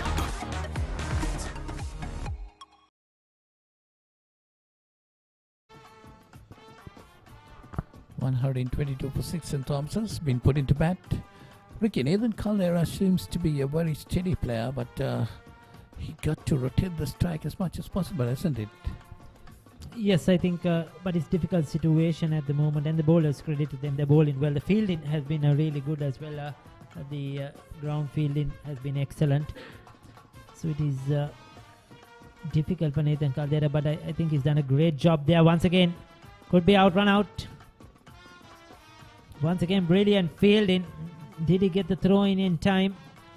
They get the single, but yes, no.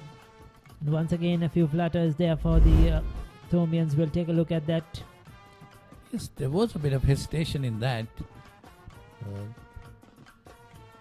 Senator Tiarachi playing the stroke and he was watching the ball, whereas Caldera from the other end was coming down the wicket. A bit of hesitation, but did well to recover. So 123 for 6 in Thomas's. It's been a very patient knock by Nathan Caldera. He's bettered the situation well. He just needs the support from the other end. Senesh Tiarachi has done so. 12 of 27. Left and right hand combination will certainly help in the Thomian cause.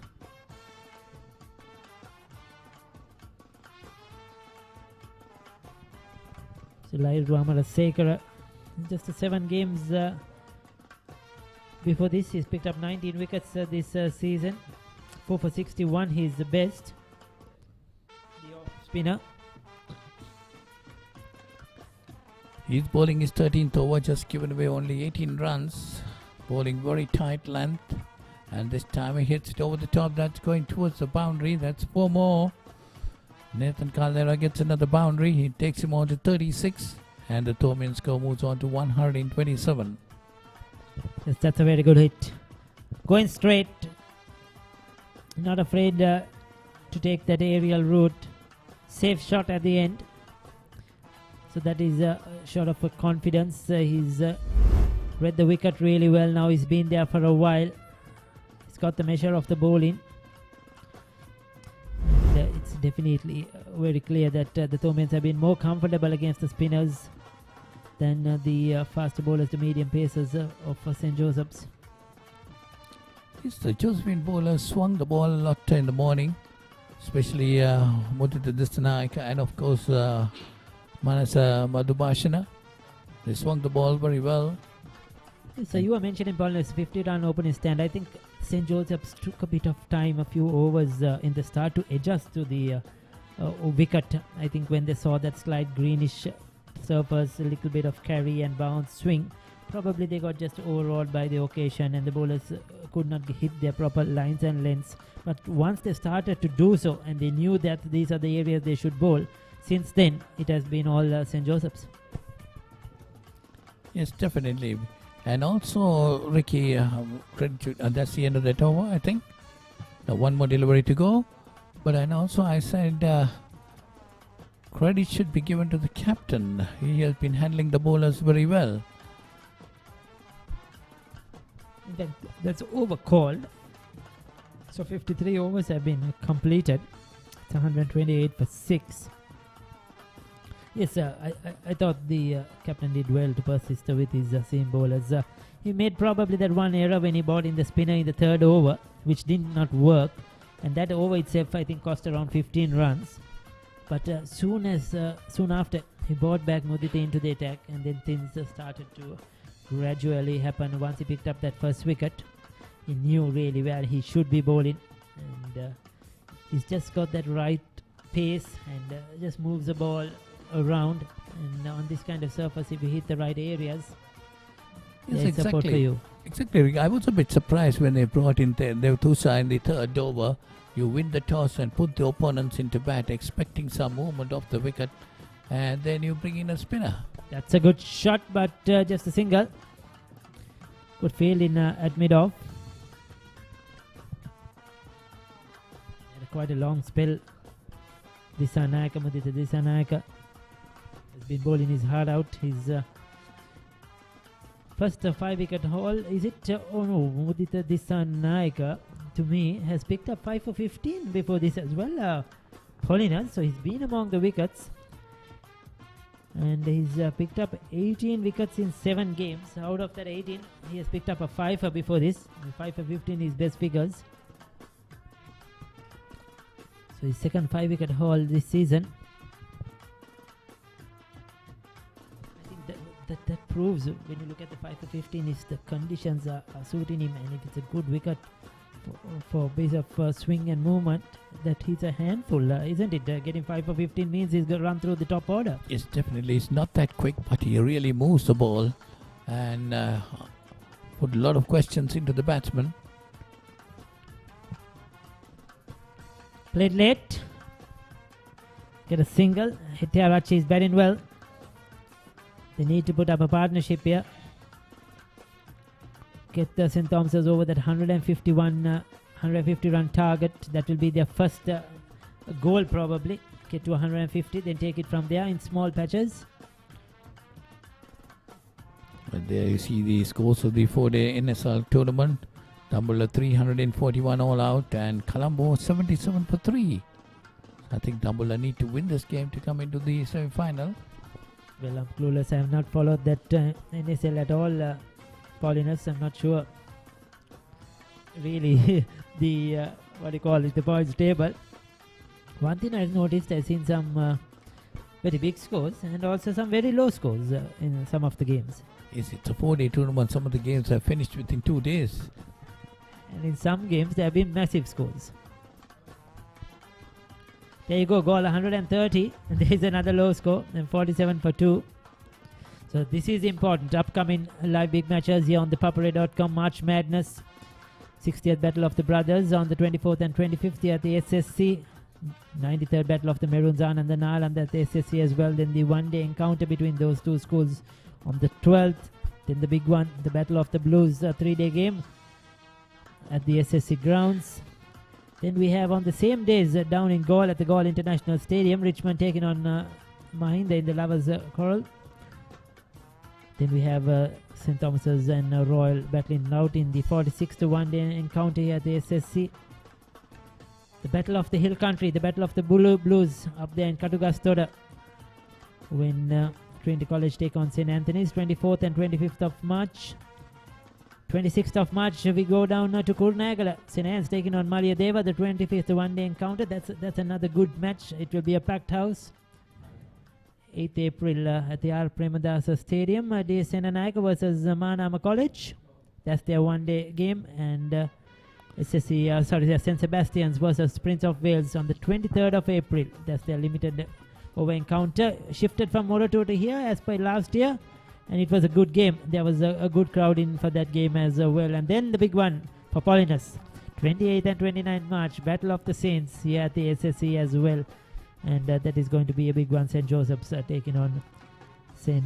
Peter's. So SSC will be hosting 7 games out of this list in the next 2 months. Paulinus, is going to be heavy duty. And also, Ricky, one more game to be added at the SSC. It's a one-day encounter between St. Joseph's and St. Peter's. The dates are still not confirmed for that, but I heard, yes, they're going to play during the first weekend of May.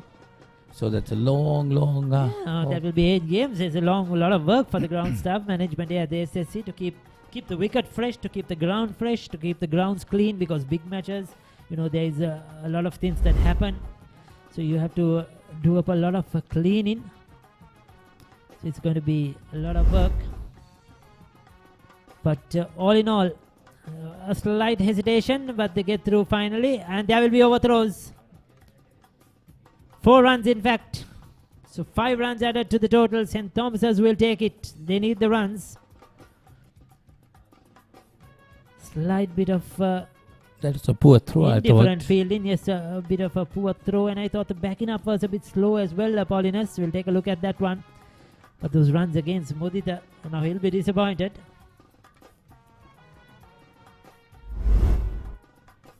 There you go. Caldera pushing.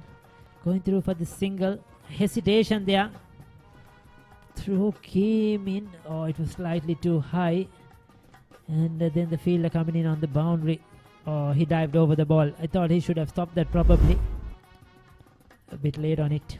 And that gives 5 more runs to St. Thomas's. Takes him on to 135 for 6. Nathan Caldera is on 42. And Setiarachi is on 13.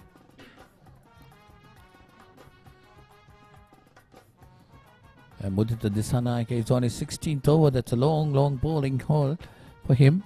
Long period of bowling, especially before the lunch break. He had to keep it going because St. Joseph's were minus their third seam bowler. Gagan Jabmoth, who came after the lunch break.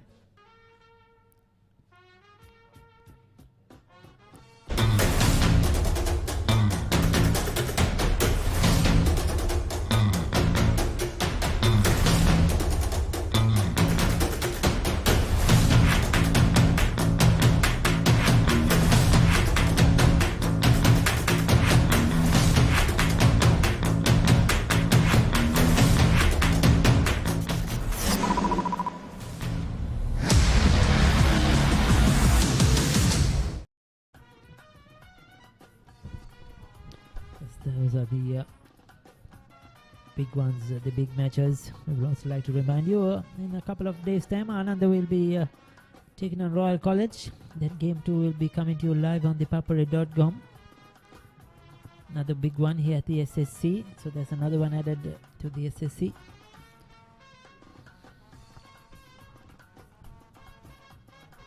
Battle of the Brothers will be the first big match. That is Supatana playing Thurston. It's coming back to that usual schedule, isn't it? In the last 2 to 3 years, everything has been changed. Matches were played under closed doors in different months of the year. But it's good to see the big matches. And goes Ariel once again. But he'll pick up just a single. Probably he dragged it a bit too much towards mid-wicket. I think he was looking to go more over mid-on.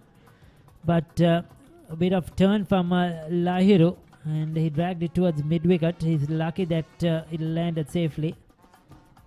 Yes, Ricky, you're right. There's a valid point there because this year, most of the big matches will be open for the spectators. We saw last year a couple of big matches, especially the one-day games were open for the spectators. But this year now, the Royal Tournament. I think all the matches will be open for spectators, Paulinus. Royal Tournament after 2 years, I think. Beautifully bowled. Beautifully bowled as we speak. Appeal for a stump in, given as not out. But that's a classical off-spinner's delivery to the left-hander. Very lucky Sene Shettiarachi that he didn't drag his foot out. And good bit of glove work also by the wicket-keeper. Sadish Jawardena, the captain. Ooh. Close one, close very one. Close, very close. The umpire doesn't have the view we have. No replays. He has to do a call instantly. And I thought that was decision at the end. But superb glove work by the wicket keeper. Sadish Jayawardena, the wicket keeper, captain.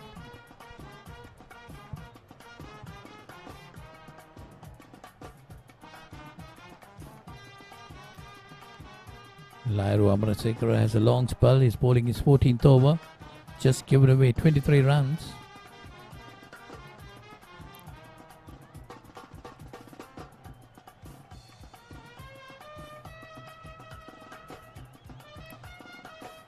So that's the end of over number 55. It's 136 for 6.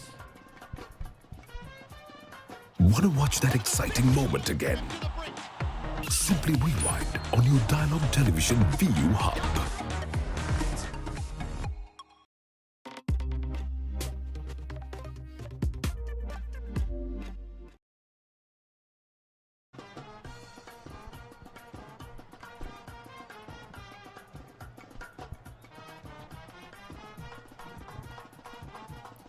.136 for 6, and Thomas has been put into bat this morning from the Josephians. Won the toss and put the Thomians into bat.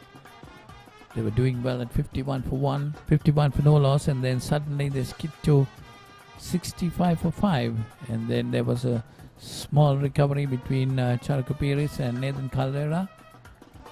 And they lost their 6th wicket at 102. And from there onwards, it's Senator Tiarachi and Nathan Caldera continuing the work. 136 for 6 at the moment. Gagan Chamod been brought in.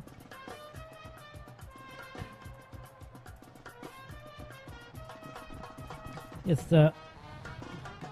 Gagan Chamod is one of their leading bowlers. He's played the 7 games as well. Was not here in the morning session due to the exams, the A-levels that is going on. But it's great to see the lad here back, playing for his team, playing for his school. Oh, that's beautifully bowled. Right through him. How did that miss? It missed the bat, it missed the stumps as well. Very fortunate Nathan Caldera. That was a peach of a delivery. Did come in. It's a beautifully bowled. Generally, those hit the top of off stump, hits the bails. Nathan Caldera knows it as well. That was a ripper. Gagan Chamod were much quicker than the other two paces the Josephians have. Would have been a handful if he had been there in the morning session, Ricky, isn't it? Yes, I'm sure he would have used the conditions well, but still there is some life in this wicket. There is something for the bowlers. You could see from that last delivery how they moved around Paulinus. So if you hit the right areas, there is some help. Caldera, though, he's batted well. He's batted bravely. Promoted up the order as well, Paulinus, and he took on that responsibility. Yes, definitely. He has been hanging around there, holding things for St. Thomas's. They were in a very bad state when he came into bat. 65 for 5.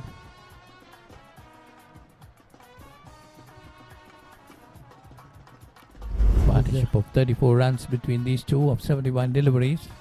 Bit of awkward bounce, and he slipped as well. Going to field, that is lucky. He managed to get both hands behind the ball. So vital 35 runs partnership of 72 deliveries.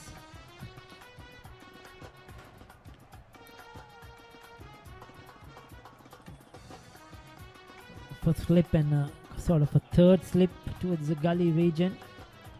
Strong offside field, a third man point, extra cover, mid off, backward point. He still goes through with the shot, and enough fielders on the offside to stop that one. Yes, it's a packed offside field. Gagan Chamod bowling to the left-hander, Senesha Tiarachi.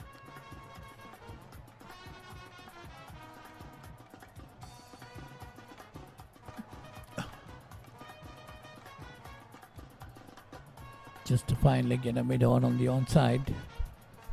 Rest of the fielders all on the off. That's short and pulled away. That's good positive cricket by Hettiarachchi. You didn't see many short deliveries in this innings so far. So soon as one was short, he knew that was an opportunity for scoring some runs. Rocked back and pulled it well to pick up a boundary to end the over. 56 completed, 141 for 6.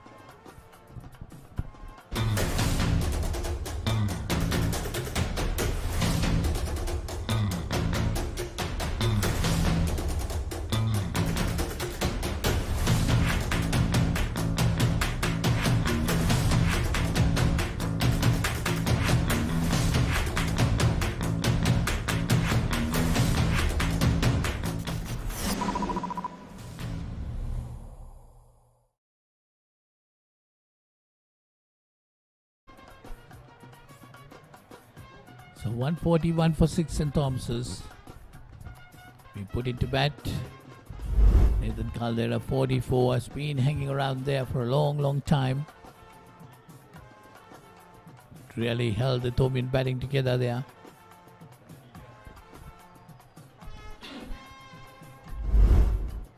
Nathan Caldera got a couple of scores right throughout the season, isn't it, Ricky? Yes, Hettiarachchi 2 half centuries this season. Didn't play a couple of games because of the A-levels, that is Senesh Hettiarachchi. Caldera, yes, he too. 2 half centuries, got a 60 against Richmond and 56 versus St. Sebastian's. A good 60 actually, almost got St. Thomas's over the line. They lost by 1 run in that game on first innings to Richmond. And in fact, that was the only game that St. Thomas's lost on first innings this season. But much improved player with a bat than what we have seen last year. Nathan Caldera, he will open the bowling. Yes, with 119 deliveries for his 44. Very crucial innings for the Thomians. And I like the way they rotate in the strike. They're running those singles really hard. That is good. This is what you need when you need partnerships. So it's 40 runs now. And they're not letting the bowlers settle down left hand, right hand combination as well. Yes, that's the main thing. Since lunch, they have been playing positive cricket, I thought. He got some runs. They went into lunch at 80 odd. And 142 now. So in the first session, it was more than 3 runs per over. It has dropped slightly, the run rate, understandably, when you lose 6 wickets. But this is a much better passage of play, this last few overs for St. Thomas's. They're looking at ease against the spinners.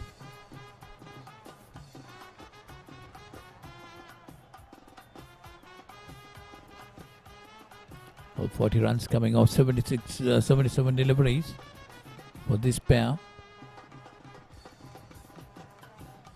Well, there are 45 of 120. Senesh Hettiarachchi 17 of 40 deliveries.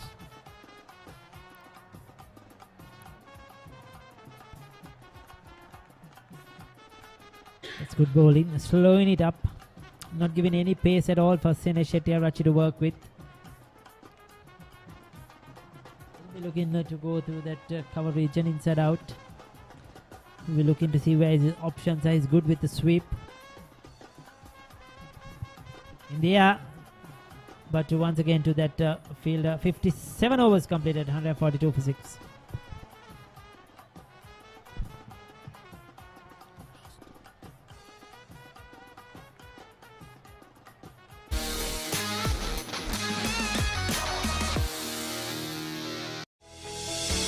Now you can activate your favorite Dialog television channels via the My Dialog app, SMS, or missed call. Dialog Television, Sri Lanka's #1 television experience.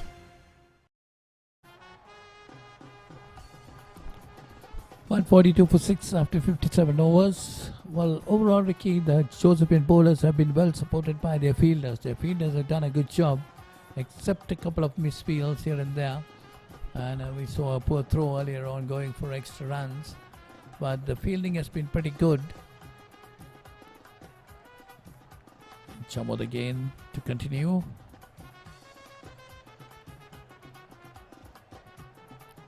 That's well played by Caldera, pushing it on the onside and getting a single. Good batting, 130 goal in that NSL 4-day encounter. 61 for 2, Jaffna. Goal 130 and 61 for 2. Jaffna 258 in their first innings. So a lot to do for goal in their second innings with the bat. Then again, this is the second day of the game. Only the second day, is it, Paulinus? And we're already into the third innings.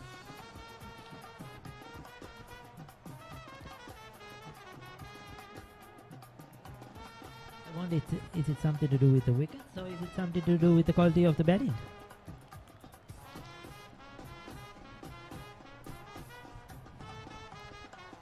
A goal just missed for 130 in the first innings.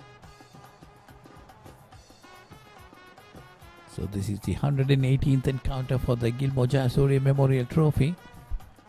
This trophy was donated in 1994. Gilmour Jayasuriya, as I mentioned earlier, Ricky is the only player who played for both schools. It's in the 1940s, isn't it? Early 1940s.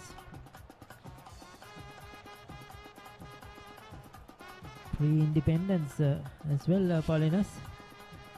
Ceylon then? Yes, all Ceylon days. The all Ceylon days, isn't it?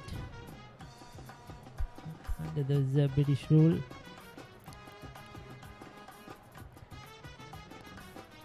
So it's 143 for 6. But one thing is for sure, in those days, cricket would have been at the highest quality. You would have got some quality players playing for both those schools. It's definitely, Ricky, we have heard of great names like Sathasivams, the Deserams, so many great names. The old cricketers of Sri Lanka.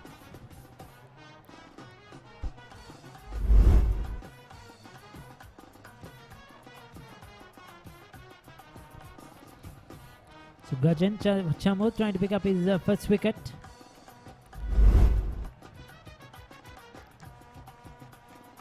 Oh, wide outside the off stump. Hetiarachi going for it. Saw the width on offer. His eyes lit up. Strong offside field though. Piercing that gap isn't easy. And Gajan is bowling to his field. It's definitely a good partnership is building up here. Nathan Caldera 46, playing a very sensible innings. Senet Hetiarachi trying to push things together. Got 17 of 46 deliveries. That's well played. Beautifully struck. I mentioned the strong offside field, but Hetiarachi pierces that gap. Well in control right over that one. And another boundary to end the over. 58 completed. It's 147 for 6.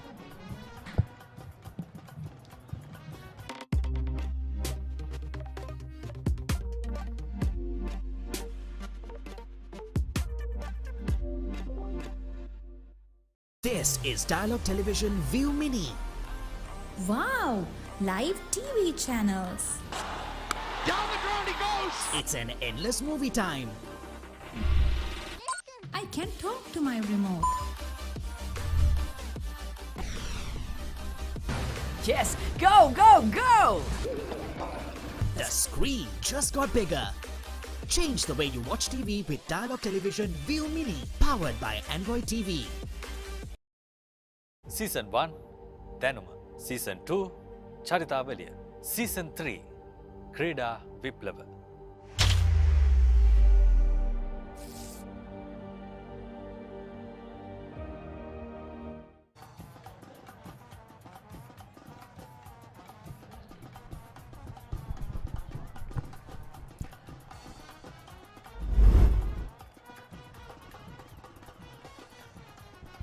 Senesh Hetiarachi, since he's coming to the middle, Haritha, he has definitely upped the ante and slowly batting towards getting St. Thomas's out of this rut.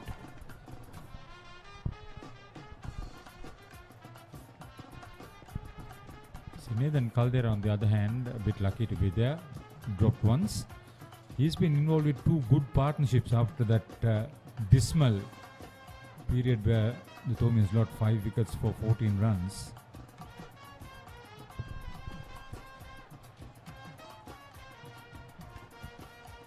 He moves on to 47. This partnership is now worth 46. He previously added 37 with Charuka Paris. Clearly promoting him at number 6 rather has worked in favor of St. Thomas's College. If you are just joining in on this live coverage, this is the 118th Josephian Thomian cricket encounter played for the Gilmour Jayasuriya Memorial Trophy. This is day 1 action live from SSC Grounds in Colombo. St. Thomas's College hosting this game. St. Joseph's won the toss, elected to field. St. Thomas's, the openers, added 51, then they lost 5 wickets for just 14 runs, 65 for 5 at one stage. Since then, the Thomians have somewhat recovered.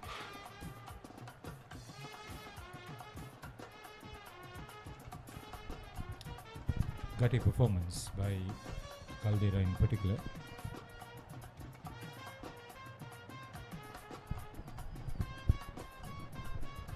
The difference with Hettiarach's presence out in the middle, Amit, is that he's rotated the strike, he's called for the quick runs, well supported by Caldera, and whenever he got the loose delivery, he's punched it to the boundary.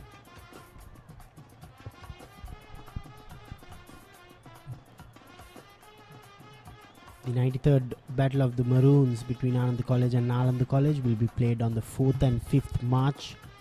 Also here at SSC Grounds. The limited overs game will be played on the 12th of March. 59 completed, 149 for 6.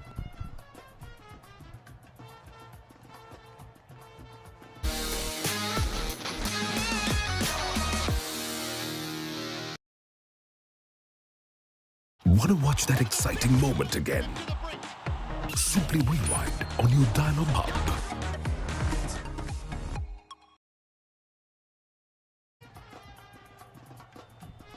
These two would be harboring thoughts of going in for tea together. Still an unbroken partnership by that time. If that is the case, Thomases will enjoy a much relieved tea break.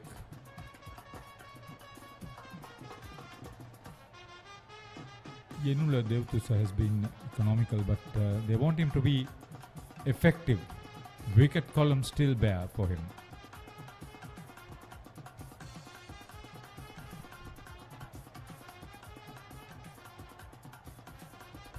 Good to see the two slips in position.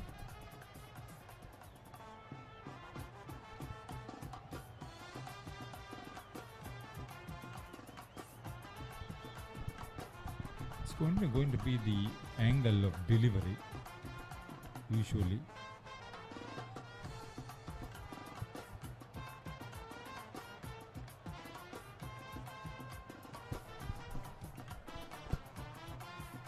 Another key aspect, Haritha, all the 6 wickets have been taken by the seamers. I think generally if you want to win games, especially on a new pitch at SSC, you want the spinners to do something just like that. Another dropped opportunity. You cannot win matches if you drop catches like that, Haritha.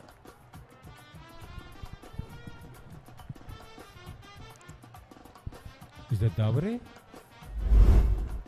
We will take a closer look at it. Dabare is fielding at first slip. I think that was Avinta Dialvis who was at the second slip position. Both these batters have now been dropped. So the angle was there, the catch was there.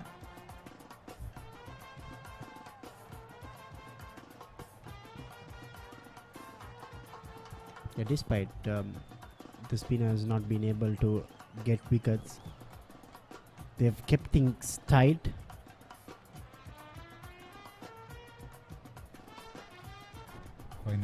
50 up for the Tomians. I still feel they can still go up to about 230, 240, Haritha. Yes, 1 or 2 wickets could change the fate, but it's good batting conditions. You have 2 well-set batters. –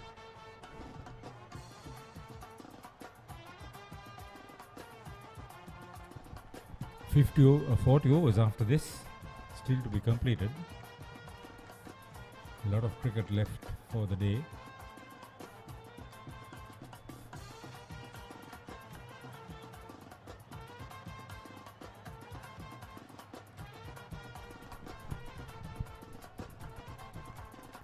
.60 completed now. St. Thomas's 152 for 6.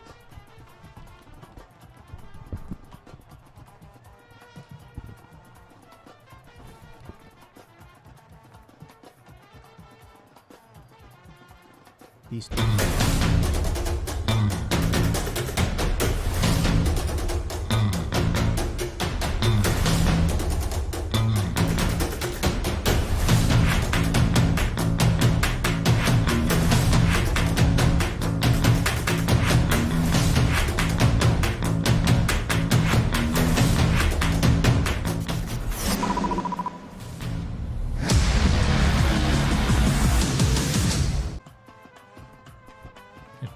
St. Thomas's were 89 for 6 of 36 overs, 89 for 5 at lunch rather, and approaching tea,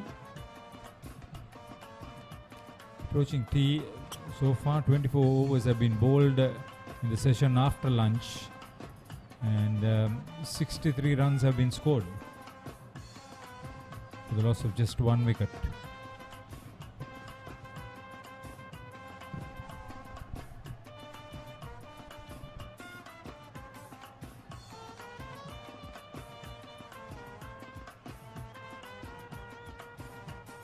It's a hard grind.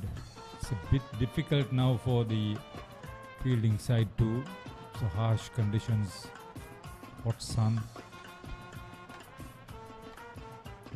Don't see a cloud at all, Haritha. It's complete blue skies here in Colombo.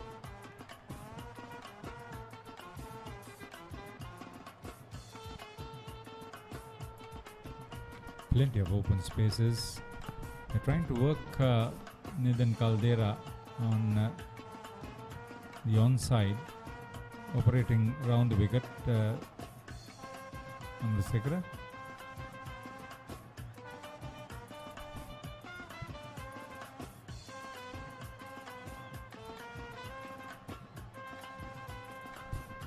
You work out a plan.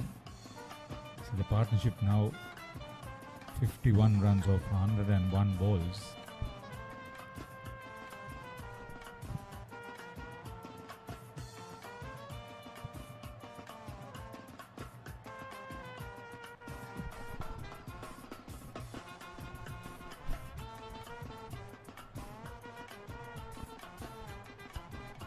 This would set up Akash Fernando to play few shots when he comes into bat next, but he would want to come after tea definitely.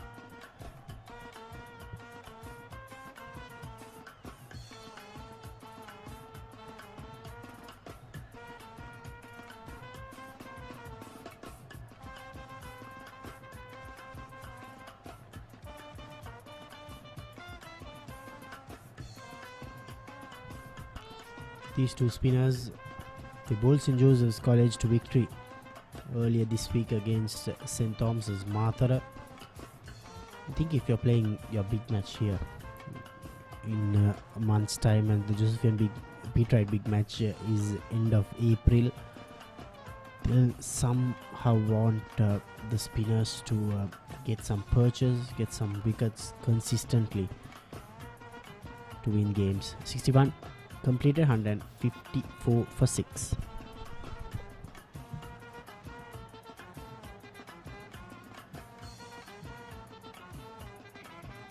Meet the Pereiras. Just like any other family, they share everything. Kanti shares her amazing cooking. Minoli fills the family in with the latest gossip. But what happens when they sit together to watch their favorite TV shows at the same time? Well, it's not the same. Now, no more fighting for one TV. Make every room in your home a TV room with Dialog Television Multi-Room. Get your second Dialog television connection for as little as 625 rupees a month with a saving of up to 50%. Nathan Caldera dropped on 25. Could have been Mudita Disanayaka's sixth scalp. It wasn't to be. Senesh Shettyarachi dropped on 23.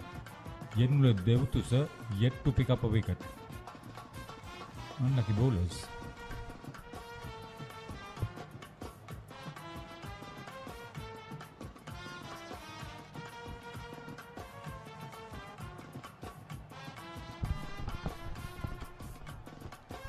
Good running between the wickets. Early call, early response, and straight away they've managed to get a single. Good partnership so far from Caldera and Shettyarachi. 53 runs off 105 deliveries. They came together when it was 102 for 6. St. Thomas earlier in the week did very well against St. Anthony's up at Katugastota.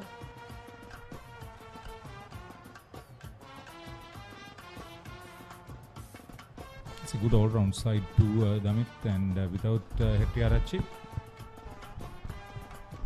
Yeah, indeed, not easy playing up in Katugastota, Harika, especially when they have some quality players, the likes of Trevin Matthew as such for St. Anthony's. There's plenty of good players in those two Candy schools, Trinity and St. Anthony's. We're talking about the Lions doing very well and probably the side to beat. Yeah, that game against the Lions and the Eagles on the big match, Battle of the Blues of the upcountry, will be a real blockbuster.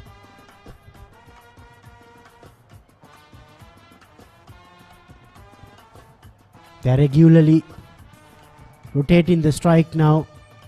Nathan Caldera gets to a well-deserved half century. 50 of 131 deliveries, 4 boundaries. Came in at a very tough stage. There were 65 for 4 when he came out to the middle.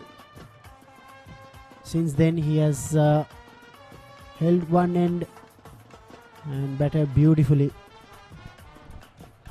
His third half century this season.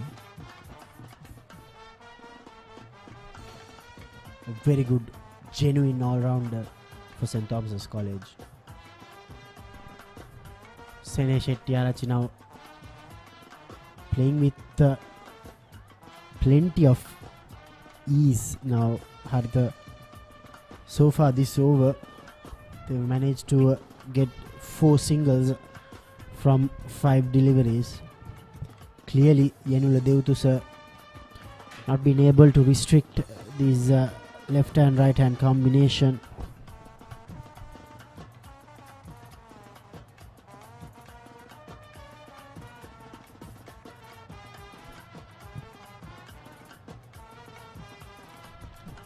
.62 overs completed. St. Thomas is a bit comfortable now at 158 for 6 after being sent into bat.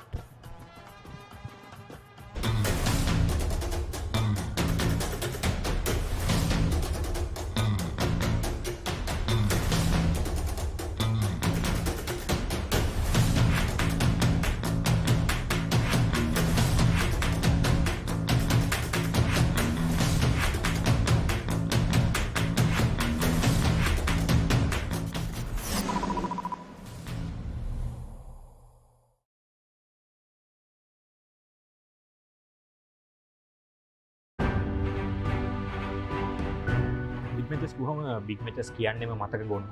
ඒ අතරිනුත් මට මතක් වෙනවා 2016 වසරේ තරඟය. තුන්වෙනි දවසේ කොහොමද තරඟය රාජකීය විද්‍යාලය පැත්තට හැරුණේ කියලා. 2016 ඇත්තටම මගේ බිග් මැචස් ඉතිහාසයේ අමතක නොවන තරඟයක් කියන්න පුළුවන්. ඒ වගේම 2013 අවසාන සෙෂන් එකේදී කොහොමද තරඟය රාජකීය පැත්තට හැරුණේ කියන එක අමතක නොවන මතකයක් විදිහට මට මතක් කරන්න පුළුවන් මේ බිග් මැච් ඉතිහාසයේ. ඒ වගේම ජය පරාජය මොනවා වුණත් බිග් මැචස් කියන්නේ the Josephines had a midfield conference huddle. They want to break this partnership, get to tea with the confidence back.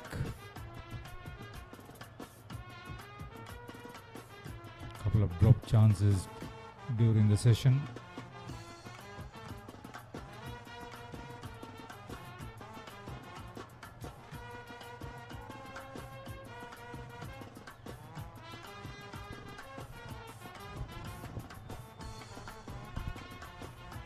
Scorers are Tushar Kure, St. Thomas's, and Satasivam Ravindran for St. Joseph's.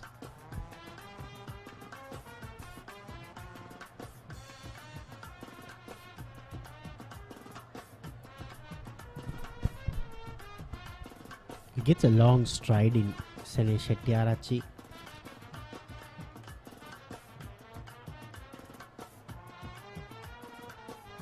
With that stride, Haritha, he gets the pitch of the delivery, stays low. That time Amarasekara fired it in. The good thing about Hettiarachi's batting is that rather than just playing the forward defensive, he wants to drive.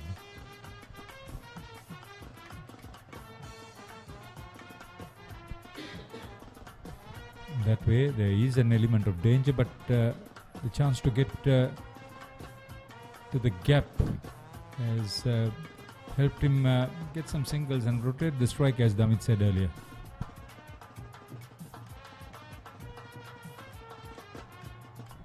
Not giving too much air.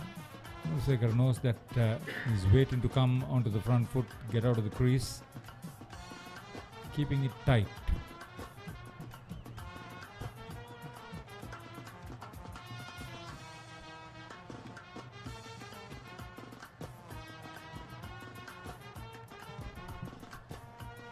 Three overs completed.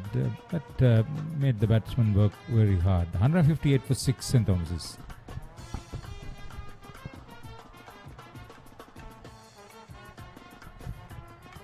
After being sent into bat, St. Thomas's got a good opening stand, then lost wickets in a cluster before Nathan Caldera walked in. Got promoted ahead of Sene Shettiarachi and Charuka Piris. Third half century for the fast bowling all-rounder in his 132 ball 50. So far he has managed to score 4 beautiful boundaries just like that. I've been really impressed with his temperament, Haritha. The way he has handled the pressure. He's shown a lot of maturity as the season wore on him.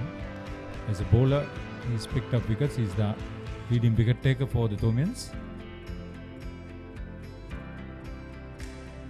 Now his reliability and consistency with the bat is helping them.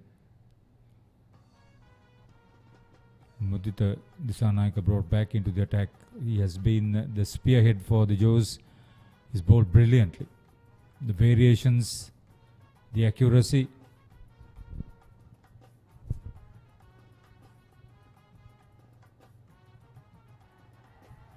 Mix up, but they survive.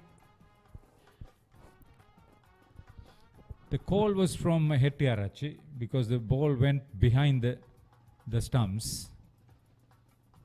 Caldera was ball watching. He saw the fielder coming in, didn't realize, didn't respond to his partner, and very nearly paid a heavy price. Just before the tea break, Haritha, this is the last thing they need, a run out. St. Thomas's College.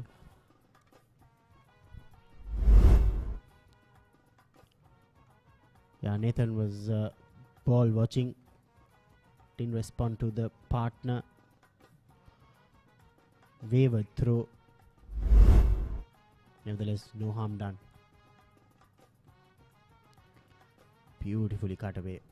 Sene Shettiarachi, one of the games we showed also, Haritha, when Mahit Pereira got a brilliant century against Wesley. I remember Sene Shettyarachi playing that second fiddle role pretty well. He wants to get on with the game. Very few players have that ability, even under pressure. When he walked in, St. Thomas were in deep trouble at 102 for 6.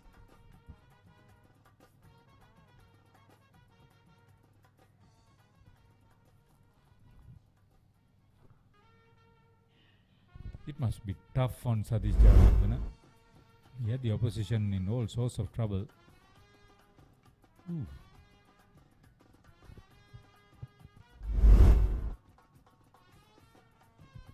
A brave recovery from the blue and blacks.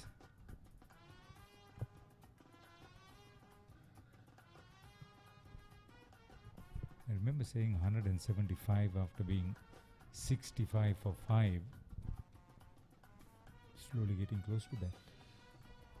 You want to revise your target you set for the Thomian batters? You have given 75 plus to that. It's coming around the wicket. Mudita Disanayaka playing with the crease, using that angle.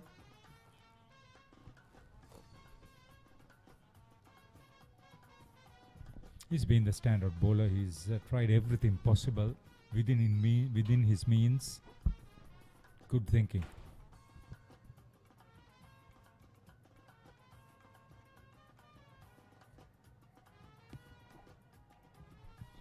End of 64.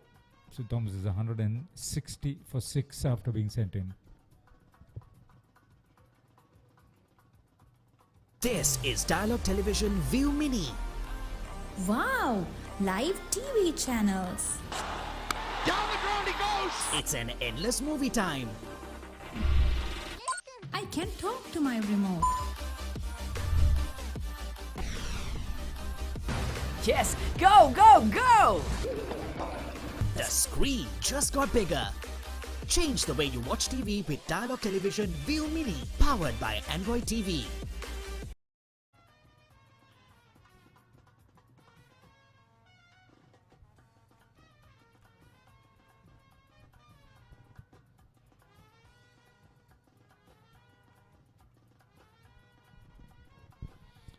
Because Abid Palihavadana has been successful, Dhiren De Silva has not got a look in. In the absence of Sene Shettyarachi, Sadev Soiza was drafted in. Didn't do too badly either. But before the big match, they want to settle with the 11. They want to play that 3-day game, St. Thomas's.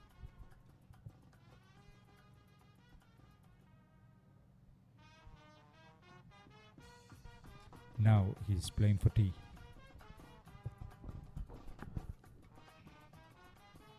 Yeah, that's when I think from the bowling point of view, maybe change something up. Maybe get in a part-time bowler. He's flighting the ball a little bit better.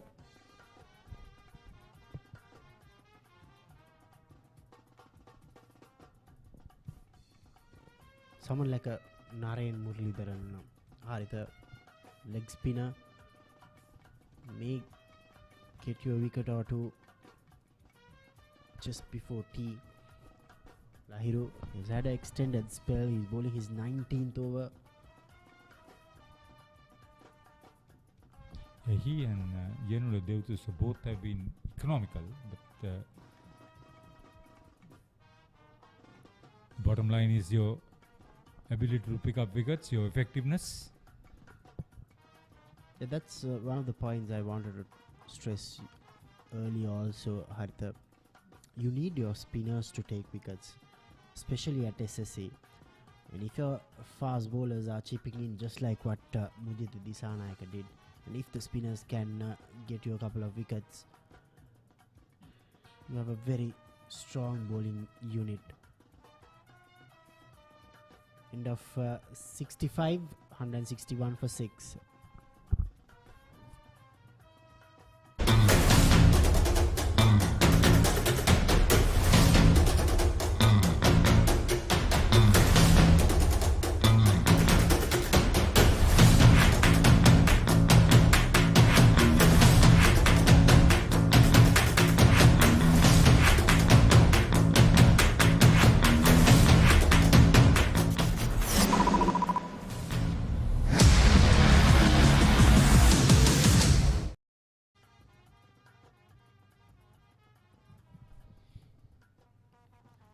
seems that Nathan Caldera is having a little bit of a difficulty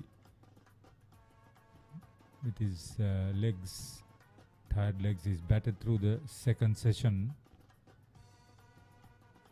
As you mentioned, a lot of cricket for the Tomians over the last few days.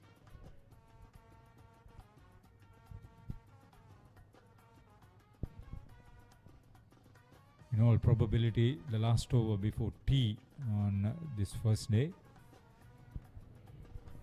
Which means that St. Joseph's have maintained a good over rate, going at 15 overs an hour. The 30th over in the second session.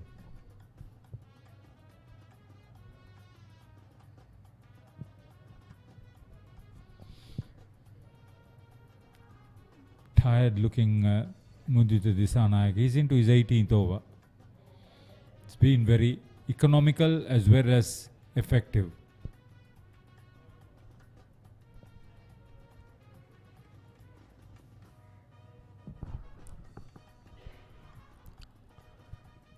Very good delivery. It's not easy to bowl this off cutters, Haritha, without changing your bowling action, without changing that rhythm. The batters have to have that ability to pick it up very early. It's not easy.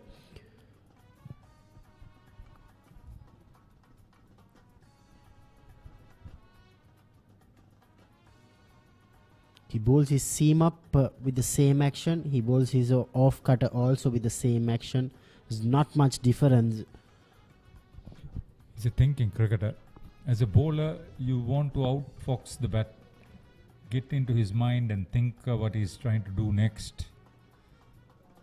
He's been brilliant. The offside field further strengthened. They'll probably get everything possible onto the offside. There's only one field at wide of mid-on the onside.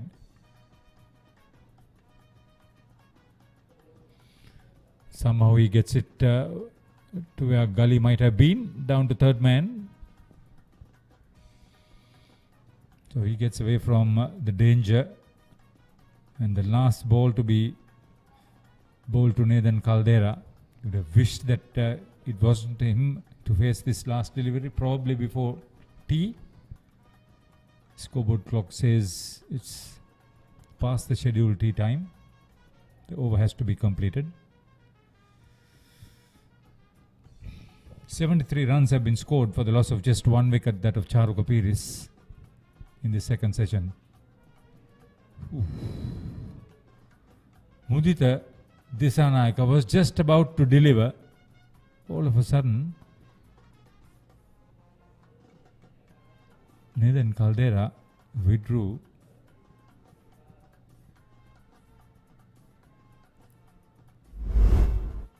Take a look at this. He slipped. Who knows? He could be thinking about tea.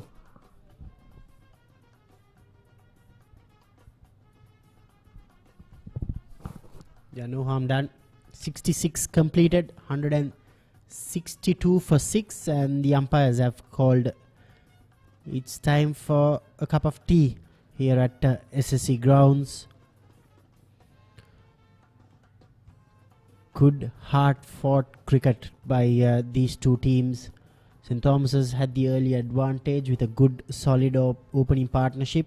St. Joseph's came back strongly, taking 5 quick wickets to put St. Thomas's in deep trouble. They were 65 for 5, and then the recovery period started. They were 89 for 5 at lunch, and this session they've managed to score 73 runs of 30 overs for the loss of one wicket, that of Charu Kapiris. Nathan Caldera and Senesh Hettiarachi, they've done a very good job, adding 60 runs for the 7th wicket. The Tomian dressing room appreciating the efforts of the fellow teammates. St. Joseph's, they've not done so bad, but they've not hold on to their catchers. Crucial catchers were down, and because of that, St. Thomas's have slowly snuck back into the game. Here's the batting card. Senadi Bulankulama made 13. Thisen Haliagoda looked brilliant with a good 46. Then the captain Romesh didn't trouble the scorers, and Dinet Gunawardana same. Just Mahit Perera just made 2. Charuka 12, Nathan Caldera and Senesh Shettyaraji 51 and 31 respectively. 7 extras, 6 no balls, which is not a good thing on your extras card. 66 overs, 162 for 6. So far they have added 60 runs for the 7th wicket. Manasa picked up 1 wicket. Mudita Disanayaka, the pick of the bowlers, 5 for 37 from his 18 overs. The 2 spinners, Yenula and Lahiru, they've bowled 34 overs between them and have not been able to pick up a single wicket yet. 60 runs for the 7th wicket so far.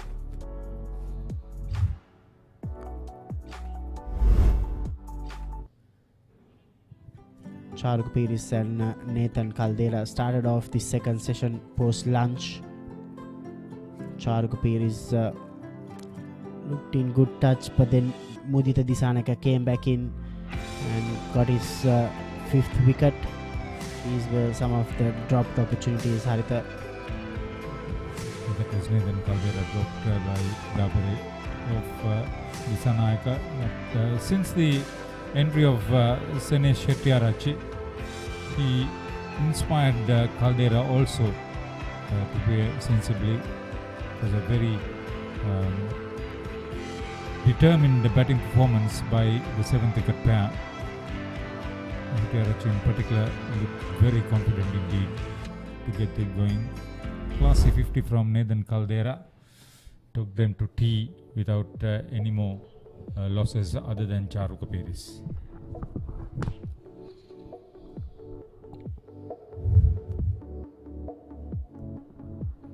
The first session belonged to St. Joseph's College. The second session belonged to St. Thomas's College. 162 for 6. I still feel St. Joseph's are a little ahead, but you never know. You think so? Because that blue and black says the 2 sessions are for St. Thomas's. No, I know. St. Joseph's are also blue and white, Hartha. Yeah, blue and white, but see, it's blue and black. You got to change the colors. No, we were just joking. So we'll take a quick break. We'll all have a cup of tea and we will be back with the third session.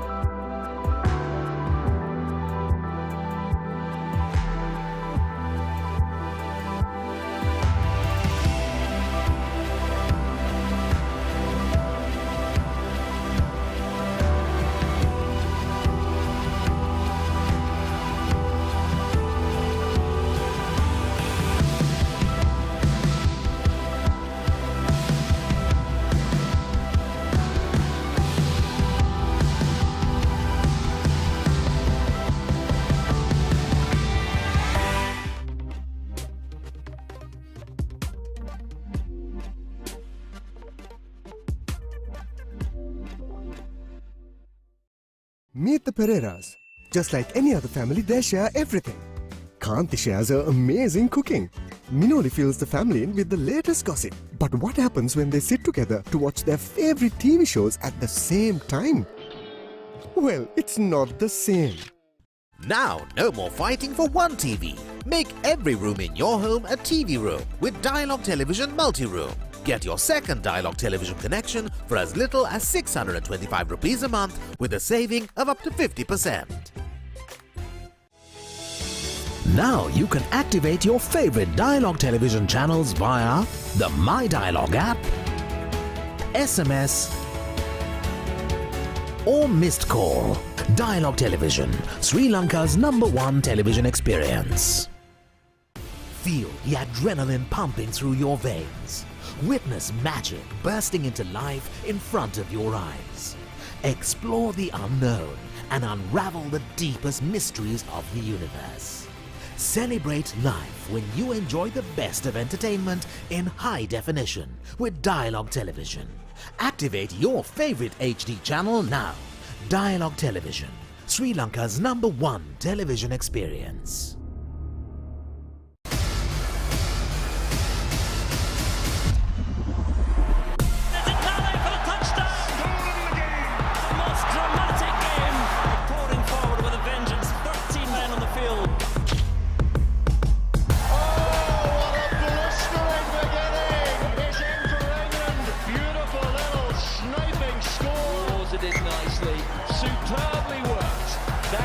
Classic for us. Scotland continue. They're going to do it early. Van der Merwe. This one comes home. And here comes the try. And key goal for Moinos Magician. What a try by the Italians. Thundering into the game with some nuclear attacking for Italy. The sheer magic of Wales has brought the whole of the stadium to its feet. What a finish.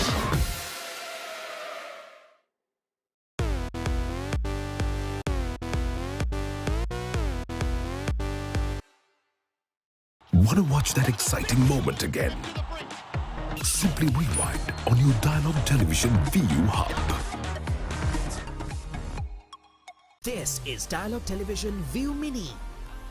Wow, live TV channels. Down the ground he goes! It's an endless movie time. I can talk to my remote. Yes, go, go, go! The screen just got bigger. Change the way you watch TV with Dialog Television ViU Mini, powered by Android TV.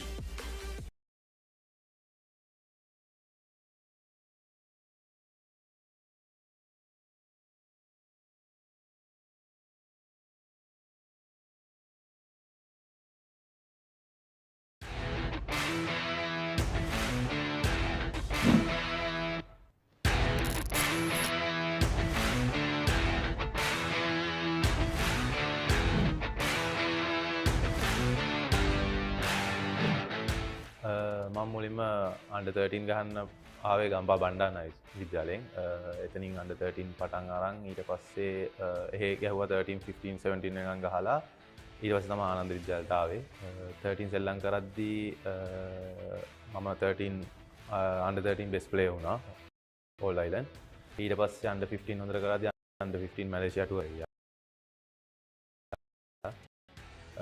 ඊට පස්සේ මම ආනන්ද විද්‍යාලයේ ආනන්ද විද්‍යාලයේ සෙල්ලම් කරද්දී under 17 England tour එක ගියා. එහෙමම එතකොට ආනන්දේ බිග් මැච් දෙකකුත් ප්ලේ කරා. ආනන්දේ ගහද්දී අන්ඩර් 19 බෙස්ට් බැට්ස්මන් තුනම ශ්‍රී ලංකාව. ගොඩක්ම ආනන්ද විද්‍යාලයේ සෙල්ලම් කරා. හැබැයි බණ්ඩාරනායක විද්‍යාලයේ සෙල්ලම් කරද්දිත් අන්ඩර් 13 බෙස්ට් ප්ලේයර් වෙච්ච එකයි. ආනන්දේ ගහද්දී බිග් මැච් එකේ මම බිග් මැච් දෙකේම වන් ඩේ බිග් මැච් දෙකේම බෙස්ට් බැට්ස්මන් වුණා. ඒක මට හිතෙනවා මම ගත්ත ලොකු දෙයක්. ඒකයි අන්ඩර් 19 ශ්‍රී ලංකා ටුවර්ස් තුනක් මම රිප්‍රසන්ට් කරා. ඒෂියා කප් එක, බංග්ලාදේශ් ටුවර් එකක් තිබ්බා, ඕස්ට්‍රේලියා ටුවර් එකක් තිබ්බා. ඒ තුන තමයි ඉතින් ගොඩක්ම මගේ ජීවිතේ වැදගත්ම දෙයක්. ඉස්සර 13 ගහද්දි මම මිඩල් ඕඩර් බැට්ස්මන්ම තමයි දිගටම. හැබැයි මම ෆාස්ට් බෝල් දැම්මේ. හොඳට කරා. ඊට පස්සේ මට ඉන්ජරිස් වගේක් ආවා. එතනින් මම වෙනස් වුණා විකට් කීපර්ට. ඊපස්සේ විකට් කීපර්නුත් කරා අවුරුදු දෙකක් විතර. ඊට පස්සේ තමයි මම ස්පිනර් කෙනෙක් වුණේ. අන්ඩර් 13 ඉඳන් බණ්ඩාරනායකේ ඉද්දි මට කෝච් කරේ කනිෂ්ක සර් හිටියා, ඉස්රු සර් හිටියා, රනිල් සර් කියලා සර් තුන් දෙනෙක් හිටියා. ඊට පස්සේ මාව ආනන්දට ගත්තේ අපේ 15 ඒ කාලේ ප්‍රොවින්ෂල් හිටියේ විපුල සිත්තමගේ සර් කියලා, සමන්ත සර්රුයි. සිත්තම සර් තමයි ආනන්ද කෝචුත් හිටියේ. එයා මාව ආනන්දට ගත්තා. එහෙදි එයා තමයි කෝච් කරේ. එයයි සිත්තම සර්රුයි, චමිත් සර්රුයි. අන්ඩර් 17 ටුවර් එකේ ගිය වෙලාවක අන්ඩර් 17 ඉංග්ලන්ඩ් අපි ටුවර් එකේ ගියේ. ඒ වෙලාවේ මගේ ෆෝන් එක නැති වුණා. ෆෝන් එක නැති වුණාට පස්සේ එන ප්‍රශ්නයක් වෙලා ඊට පස්සේ ෆෝන් එක හොයාගන්න බැරි වෙලා ෆෝන් එක අන්තිමට හම්බුනේ නැහැ. ඊට පස්සේ ඒකට පොඩ්ඩක් අප්සෙට් එකකින් හිටියා යාළුවෝ ඔක්කොම ෆෝන් එකේ වුණා එහෙම දෙයක් වුණා.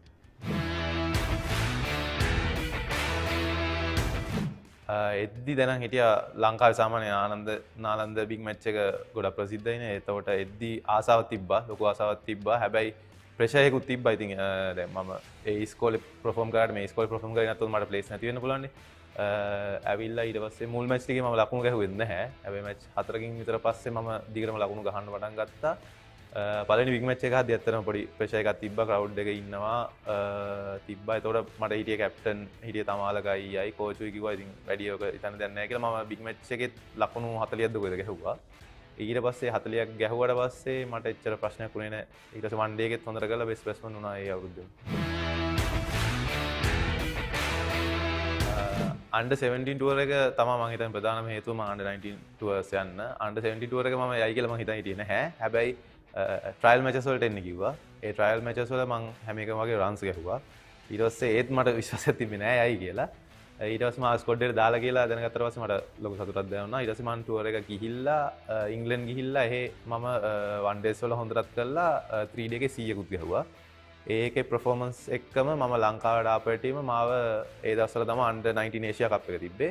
ඒ ස්කොඩ් එකට දාලා තිබ්බා. ඊට පස්සේ ඒකෙත් ට්‍රයල්ස් වල මම ලකුණු ගැහුවා. ගැහුවට පස්සේ තමයි අන්ඩර් 19 ඒෂියා කප් එක මම ගියේ.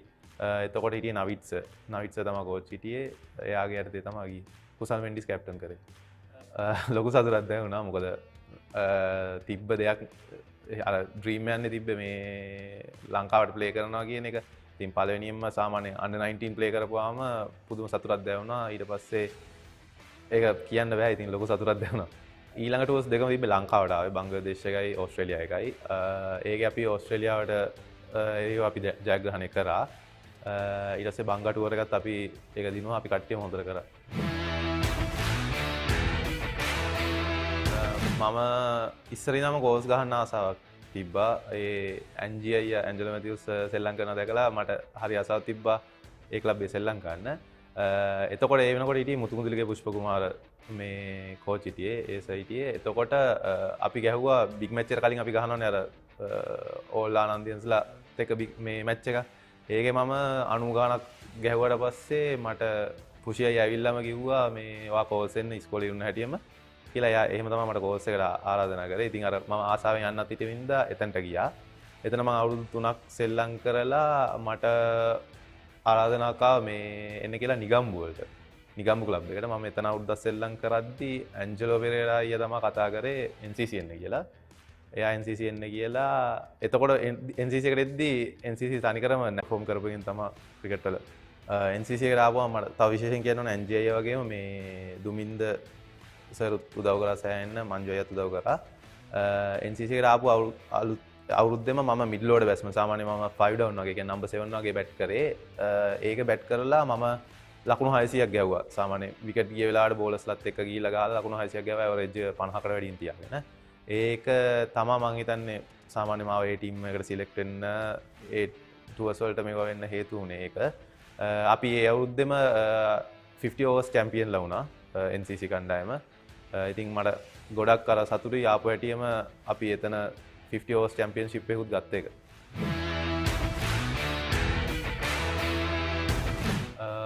ක්ලබ් ප්ලේ කරාට පස්සේ අපේ T20 ලීග්ස් වගේක් ගියා. T20 රෙඩ් බ්ලූ ග්‍රීන් කියලා ඒ ගියේ ටූර්නමන්ට් එකේ මම හොඳට ප්ලේ කරා. අශ්වින් බණ්ඩාරත් එක්ක හොඳට ප්ලේ කරා.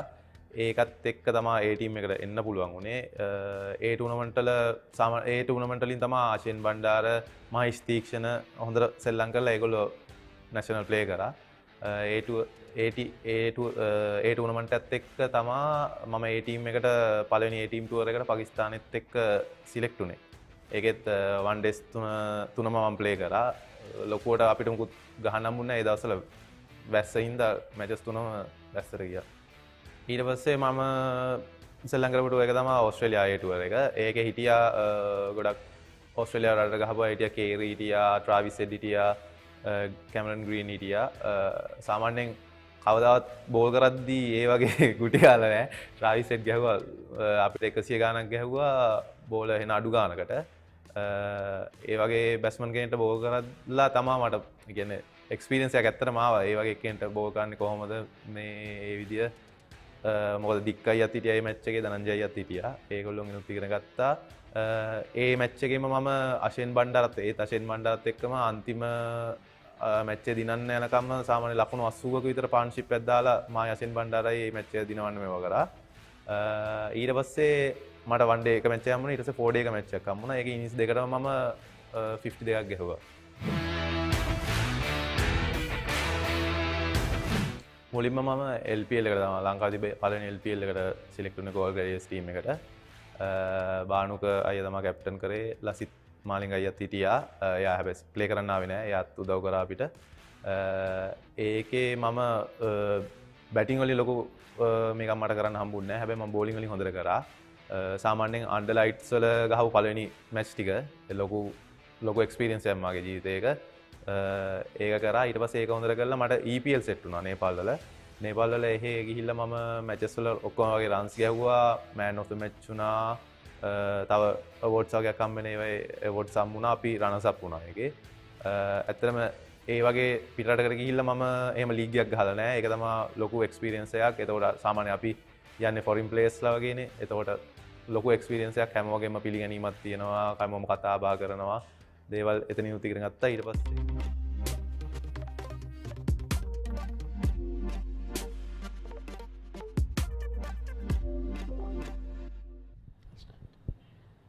Good afternoon. Welcome to this third session of the first day's play of Gilmour Jayasuriya Memorial Trophy between St. Thomas's and St. Joseph's. It's the 118th battle. Score on 162 for 6 of 66 overs. Second session, I think St. Thomas's will be the happier team. It was winning the toss and inserting St. Thomas's in. 5 wickets before lunch. Managed to just pick up single wicket. Joining me, good afternoon, Nawad. Good afternoon, Michael. I think yes, correctly so. The way they were at lunch and how they have recovered, largely thanks to these two, and also Charuka Pires. Straight away down the track is Sanesh Shetty-Arache. Just the second ball after tee, he gets a boundary. You know, Devatos has not been really good form. Well, the highest wicket taker for St. Joseph's. Unfortunately, not been able to pick up any wickets today as yet. With the spin, not much of risk.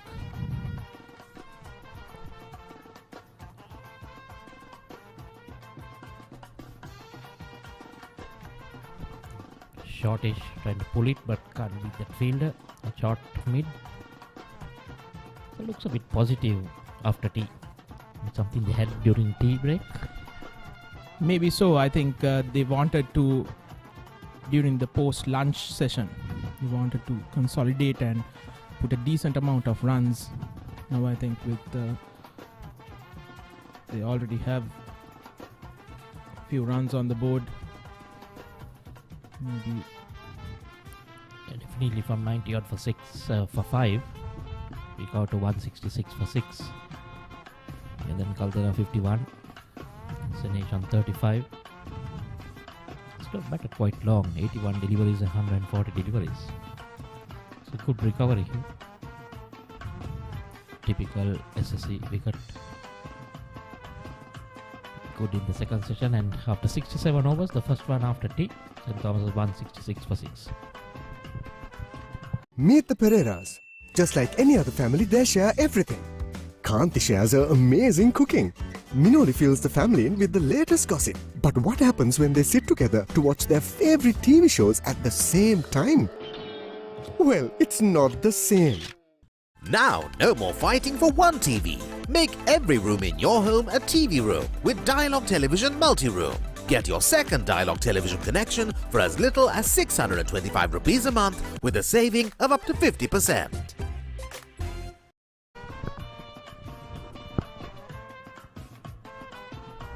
Sanesh on 35 of 82 deliveries. He has good memories on this ground. I believe he scored a freshers half century at the big match.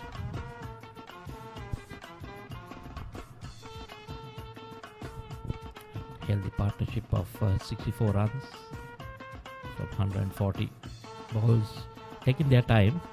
I think this is ideal preparation for the Thomians for the big match. Mainly, organizing this match at the SSC. Normally would have been played at Mount Lavinia this year. Good preparation. Light also wicketless. 19 overs, bowling his 20th. Very economical. Just 29 runs. I'm sure the captain would want him to have that wicket column also. A few wickets to his name. Both Royal and St. Thomas's taking the decision to play at least one game at SSC during the season so that their players could get acclimatized to the conditions. And that's good as well from the players' point of view as well. And once again, this time it's Nathan Caldera. Has it gone for 6? No, it hasn't. Just bounced inside the ropes. And just like Sinesh Hettiarachi, he's also looking to get things along. Well, they looked much more positive after tea. Want to look to try and score some runs. It's a good attitude to have.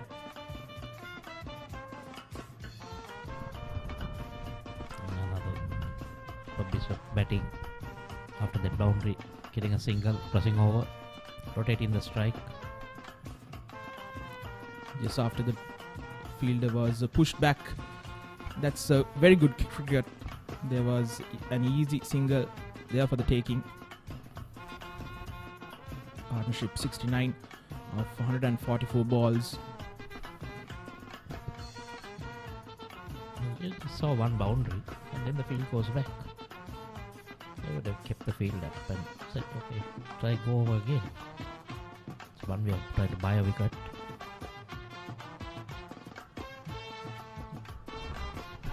Spinners having a bit of a torrid time on this. All the wickets taken by the fast bowlers. 5 of them going to Mudita Dasanayaka, who has had a brilliant day so far. Again, this time short, very well fielded. But Sinesh and Nathan cross over for a single. That ends the 68th over. St. Thomas's 172 for 6. Meet the Pereiras. Just like any other family, they share everything. Kanti shares her amazing cooking. Minoli fills the family in with the latest gossip. But what happens when they sit together to watch their favorite TV shows at the same time? Well, it's not the same. Now, no more fighting for one TV. Make every room in your home a TV room with Dialog Television Multi-Room. Get your second Dialog television connection for as little as 625 rupees a month with a saving of up to 50%.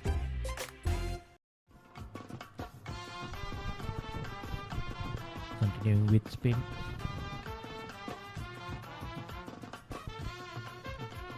Don't think it'll be too long before we see the main wicket taker in action. Mudita Dasanayaka.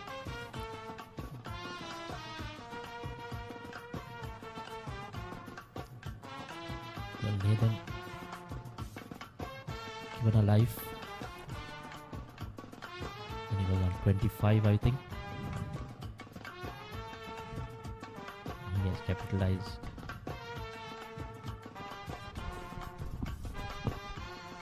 Caldera having scored 3 half centuries during the season, one against Richmond College and one against St. Sebastian's College. And incidentally, I think in all 3 situations, he has scored a half century when St. Thomas's were in dire need of a good score. He's back to the ball. Exactly, showing the true Thomian grit, as they say. Some players have that in them. Perform well under pressure. when the team needs you most.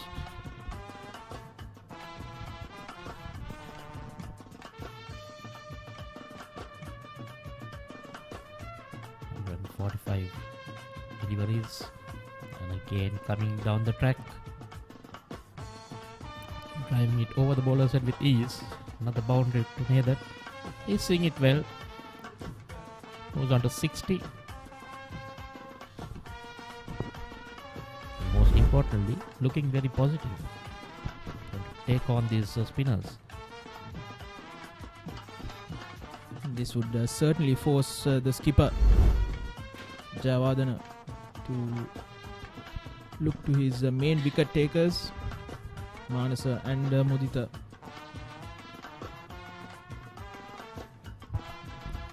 Gagan Chamod has also gone for runs.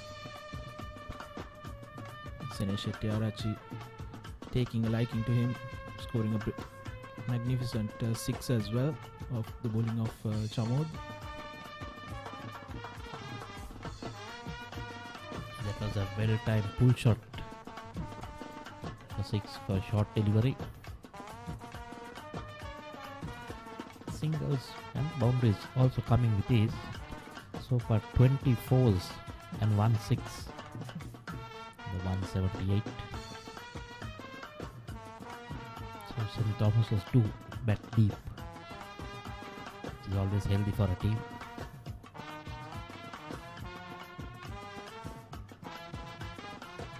A bit of poor fielding if you're on bowling.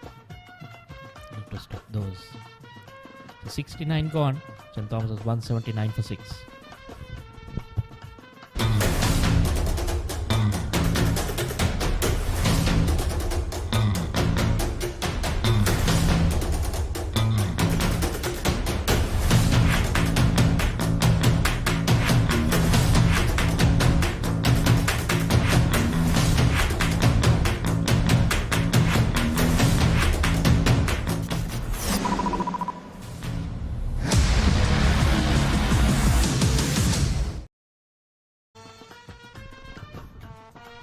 Thurston Isipatana Battle of the Brothers will be held next weekend. It will be the start of the big match season. It will be broadcasted live on Sri Lanka's #1 sports hub, the Papare.com, and Dialog TV as well. And then the madness continues in March, known as the March Madness. Yes, indeed. Flowing through to April as well this time round. Yeah, well into April. I think end of April is the Joe Pete, 28th and 29th. Meanwhile, these two are getting about their job. They've got a boundary in every over. Let's wait and see whether another one will come in this over.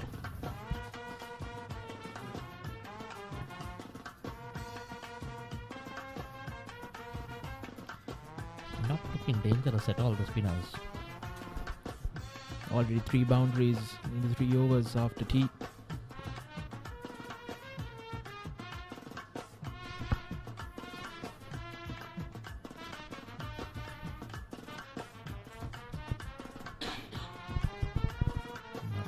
Field around the bat, just one slip.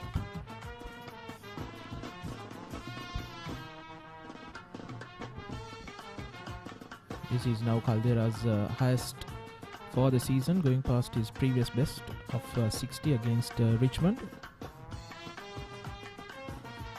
He keeps improving. Misfield, loving a quick single for Hettiarachchi. The fielding is becoming a bit sloppy, the ground fielding.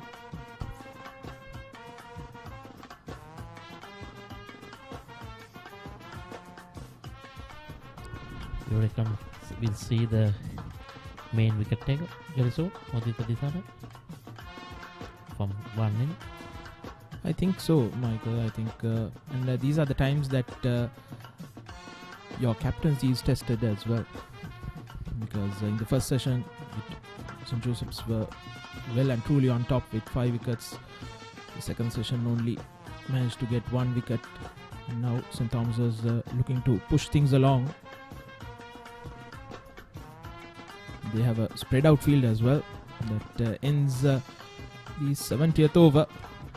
St. Thomas is 181 for 6.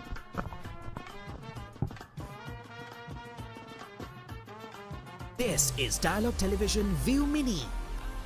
Wow! Live TV channels. Down the ground he goes! It's an endless movie time. I can talk to my remote. Yes, go, go, go! The screen just got bigger.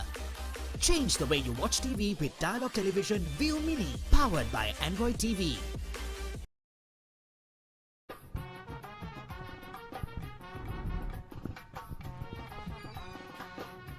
See another bowling change.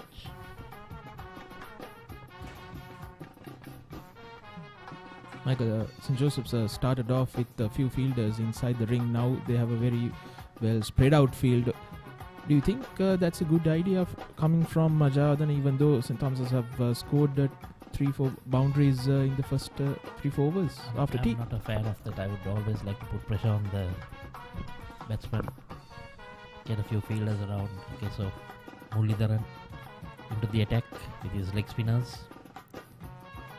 Waiting for the turn and nudging it down, but no run. Oh, give an extra run there. This is a bit of sloppiness in the field. Naren Muralidharan scoring his first over. Father was an off spinner, son is a leg spinner.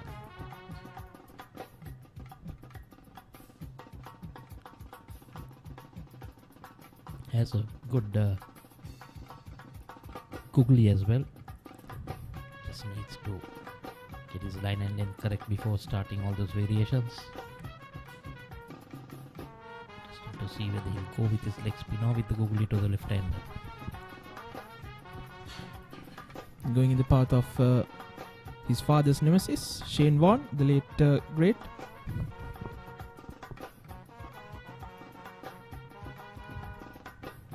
What a spinner he was.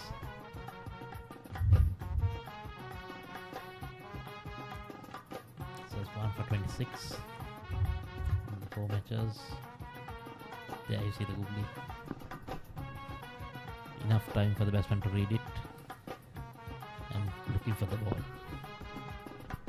It was right under him. The fielder looking all over, thinking that it had gone for a 4.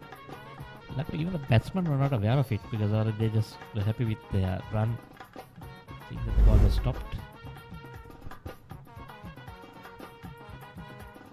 Maybe could have gone for the 3rd as well.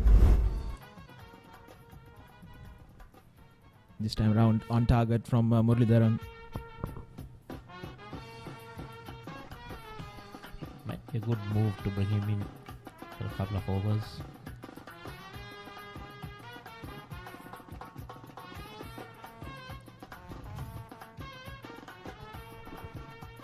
Once again, cut away, going down to the boundary. That's another boundary for Sene Shettiarachchi.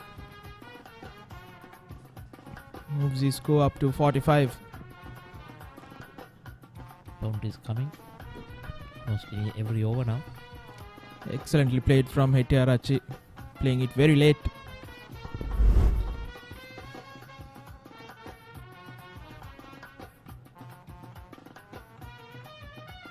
See the angle that is bowling. I'd like to have a bit more angle because he's too straight for a leg spinner. But that's the way he's going to get a lot of turn.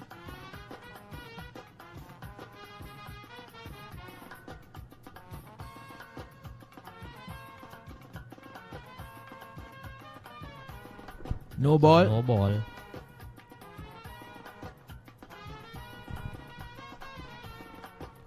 Hettiarachchi looking to go after Muralidharan. Maybe he heard the call early. Strange to see spinners bowling no balls.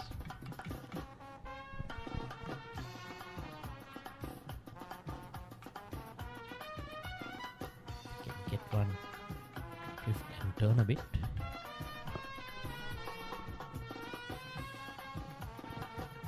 Much better to end another over. 71 gone. St. Thomas is 190 for 6.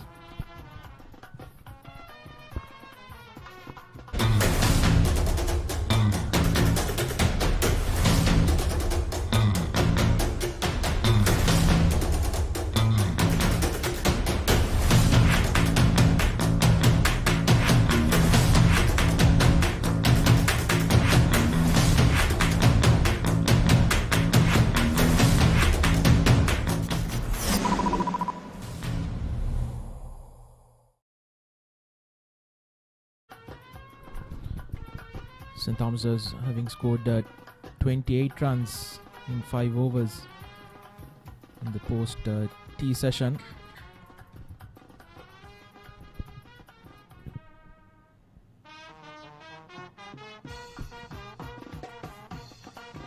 The vice captain Lairo to continue bowling his 22nd. Still wicketless.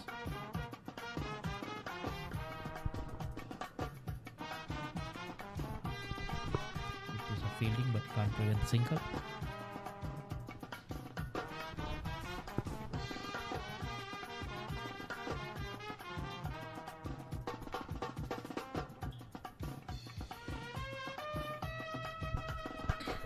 Still to see Modi to come in after tea.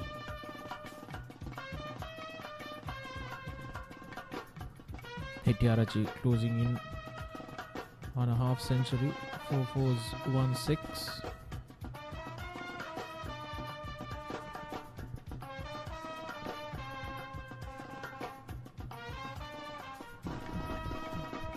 Partnership of 89 runs of 166 deliveries. To see where the wicket keeper is down the leg side this time.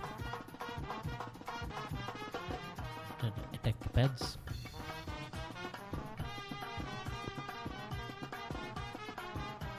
Call it a bit of negative bowling. Just can't understand this.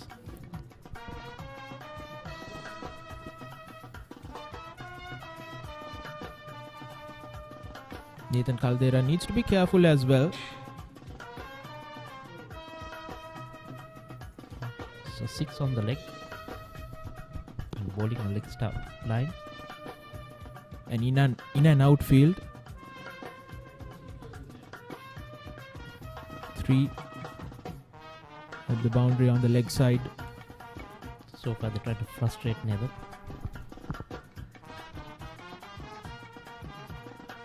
Play a shot. And he comes down the track. Again straight to the fielder. So will we see a get out of jail shot?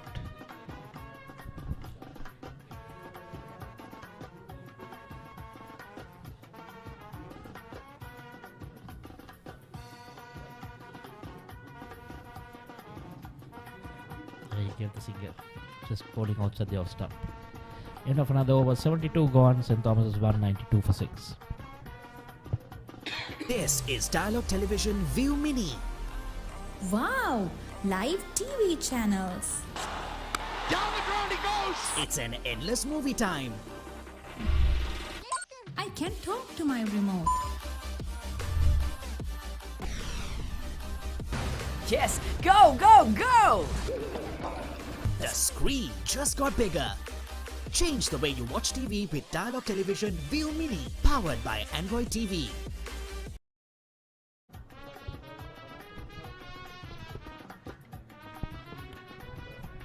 St. Thomas's 8 away from 200. At one time they didn't look like even scoring 150, having lost 5 wickets for 62 runs. There was one crazy period from about 51 to 57. They lost 3 wickets in a heap.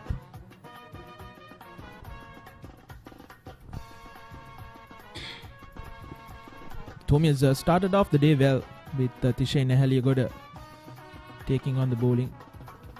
He scored 46 of 57 balls with 8 boundaries. A 51 run partnership for the first wicket. coming off, I think, around 10 overs. It was pretty fast. Yes, indeed. And then suddenly, we saw Mudita do some magic. You can see a half and half madness. Oh, that's poor. Pathetic bit of fielding there. Play it straight towards him. Took it very casual and let it go. The ball was, I think, spinning away from him, but still, you need to do better, far better than that. There is no excuse for that. He didn't cover the ball at all. So, field being changed.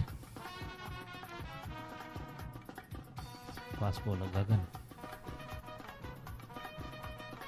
No clue in the covers how the ball would spin. Maybe because he's a fast bowler, Michael. Well, why would you keep him there, first of all? Playing across, Nathan Caldera gets a single. Ball following him. Straight to him again. This time, makes no mistake.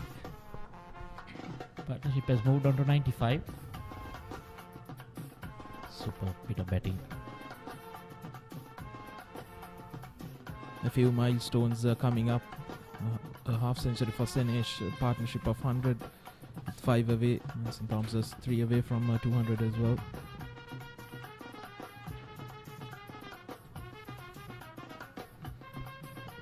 A very low stance for Senesh Hettiarachchi.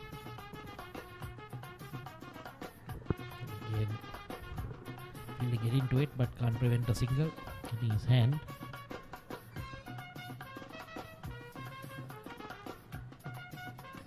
The fields look a bit flat at the moment.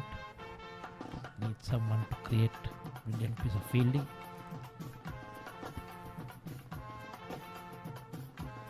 Brilliant catch. This is better going over the... He's not going to get LBW from there, but much better this time.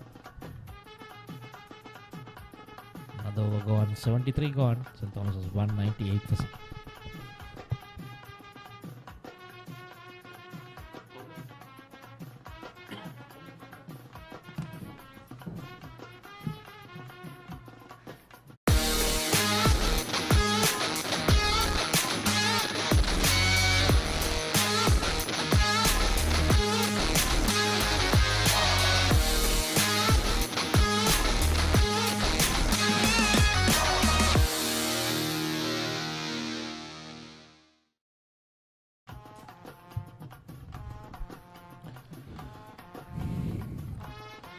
.198 for 6 at the moment after 73 overs being completed. This is a very good passage of play for St. Thomas College after being rather disappointed batting performance in the earlier sessions. Senesh and Nathan being a good in this partnership. Senesh closing on yet another half century. Good evening, Haratha Pereira. Good evening, Mahinda. Malinda, rather. It's a pretty handy recovery for the Thomians after being sent into bat. It served their purpose to acclimatize on the surroundings, the wicket. When that big match will be played over 3 days, Dasis Manchanayaka, the Royal Captain, would be the only one who had played the big match with the crowds. So this is a big experience for the Thomians.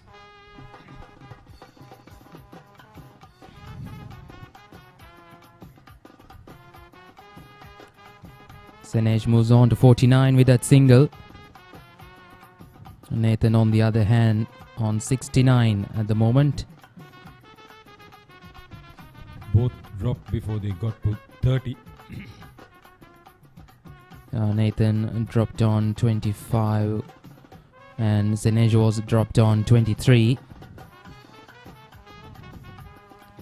Straightforward opportunities was dropped on slip.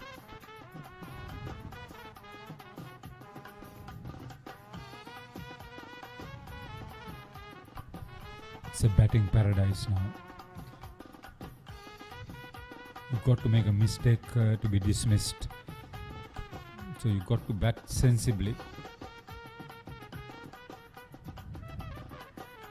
Caldera, capital C for commitment.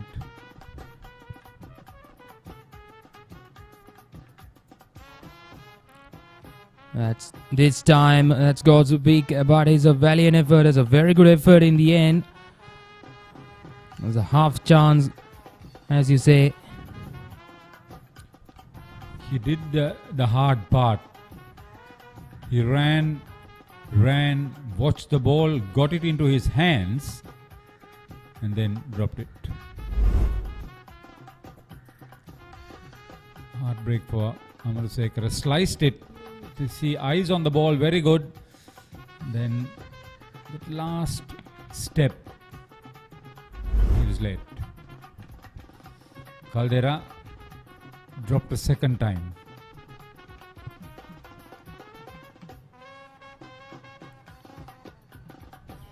Look towards square leg for another run.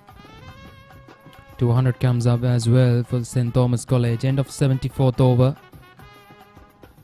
201 for 6. Feel the adrenaline pumping through your veins. Witness magic bursting into life in front of your eyes.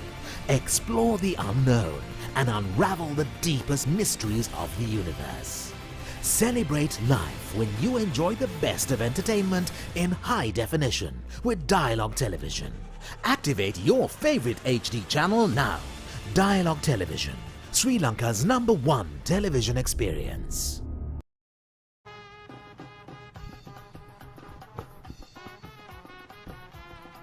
Mudita Desanayaka and Manasa Madhubhashana has been superb in the early morning session. They has been superb with the new ball. They bowling with such a excellent line and length, with getting the ball to move on and nipping back the ball to unsettle the batters.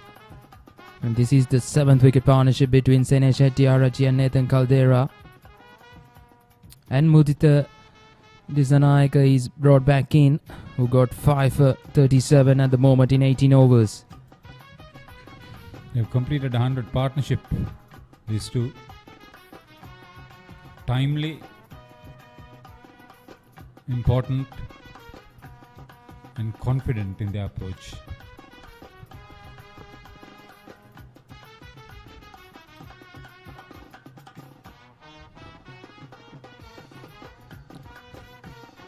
Working down to long on for another single. Now Senesh Hettiarachchi back on strike, who is on 49. Dilan Ramanayaka, in the final analysis at the end of the day, not only focus on the dropped chances, but also on few lapses as far as the bowling was concerned. Excellent figures for him. He's been economical, effective.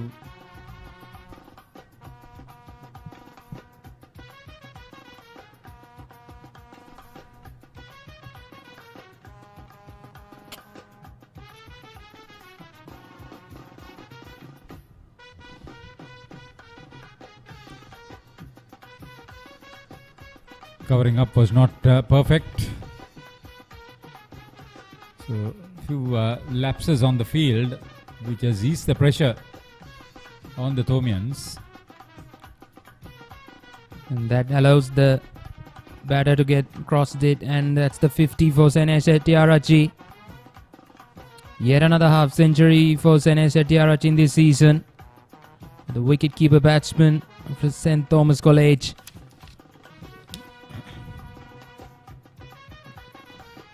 Down the order, such a very good batsman.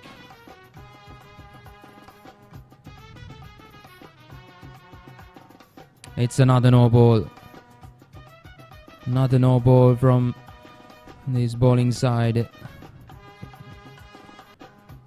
That's the 8th no ball conceded by the bowling side in this innings so far. This tired bowler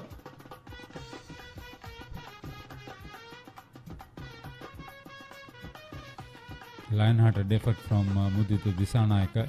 Yeah, the fourth 50 for Domian wicketkeeper batter. He's gone past 300 runs this season.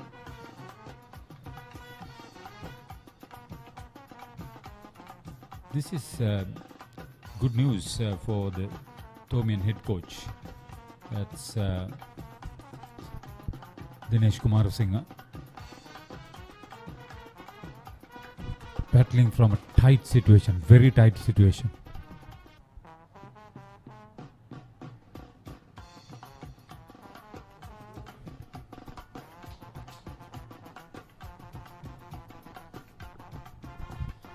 The Konga tent will be in focus when the Battle of the Brothers will be played next weekend at this venue in Thurston and Isipatana.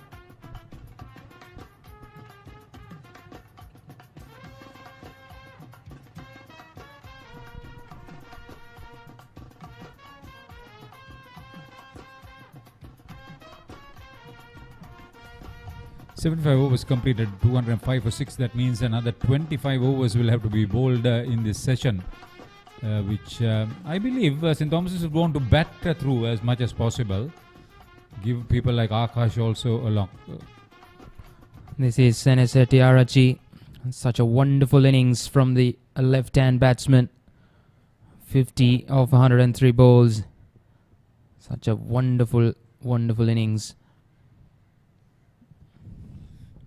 Yeah, 1 6 and 4 4s. But apart from that, he used his feet to get to the pitch of the ball. He was very confident getting onto the back foot, finding the gaps. Rotated the strike very well, ran between wickets very efficiently. Superb innings. Came late to bat. I don't know whether it was a case of trying to keep him because a left-hander was batting earlier when Tise Nehaleguda was at the wicket. Even Nathan Caldera was promoted ahead of him, probably because he had not had a lot of cricket over the last 2-3 weeks because of the examination. Hope he did well with the examination as well as he did with the bat now.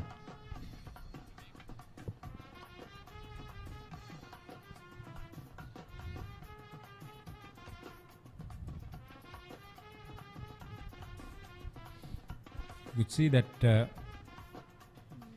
bowlers are now not posing that much of a threat to the batting.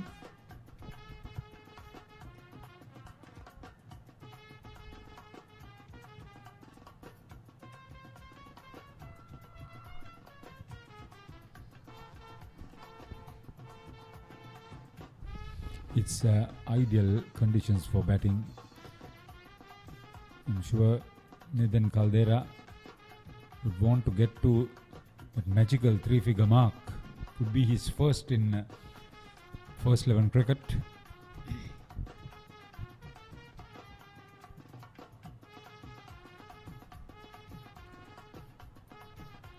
Looking for a sweep shot that's down the leg side. Bit of it. Yet another extra. It's a wide.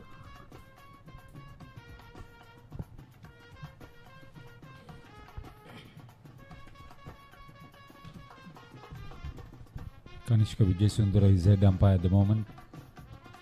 Leg umpire is Dhanushka Pereira.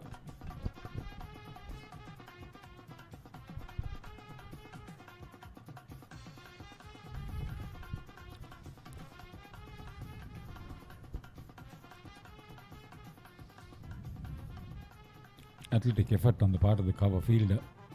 The ball may have probably hit a rough patch on the pitch and almost evaded him. There was cover though in the deep cover region. That's Kanishka Vijayasundara.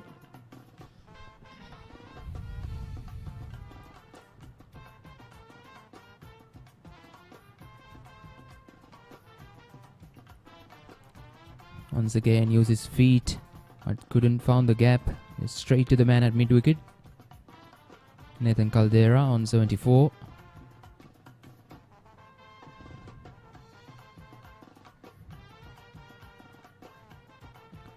Flick towards fine leg. for another easy single. 76 overs completed. Thormin College 76, 209 for 6.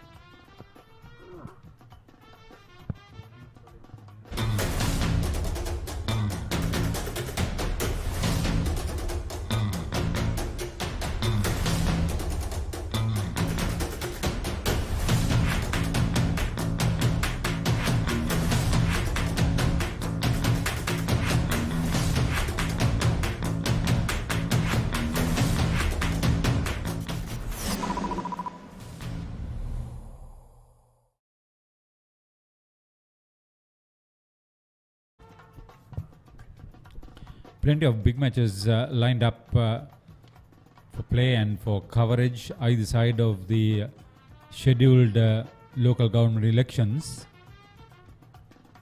And the build-up has been superb, like in this one for the Thomians.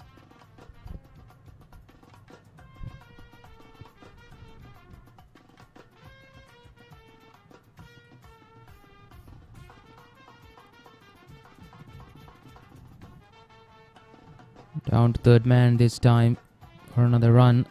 Nathan Caldera gets that run, moves on to 76.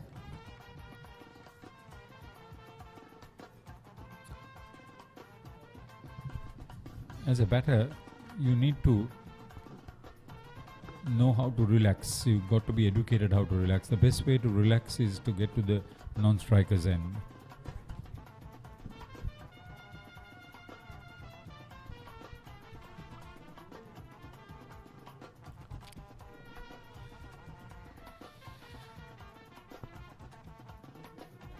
Playing it through the line once again. Full face of the bat, Senesha Tiarachi. When you've got a left hand right hand combination and they cross over regularly, puts you under pressure to keep a good line and length as a bowler, and as the fielding unit you're running around.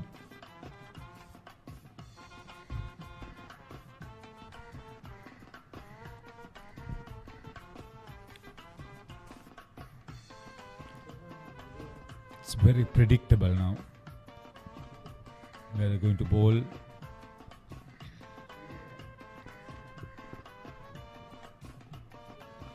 It's nevertheless been a superb effort on the part of Mudita Disanayaka, at least to make the batter play rather than leave the ball.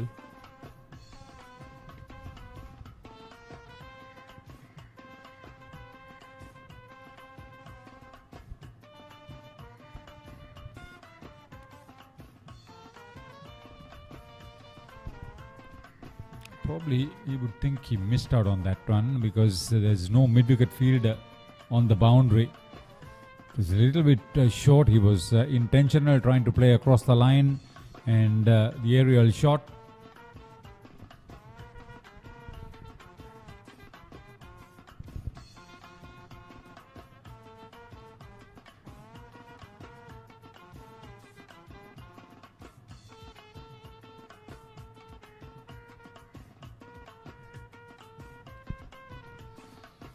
Big effort, big effort. St. Thomas's are happy to continue batting.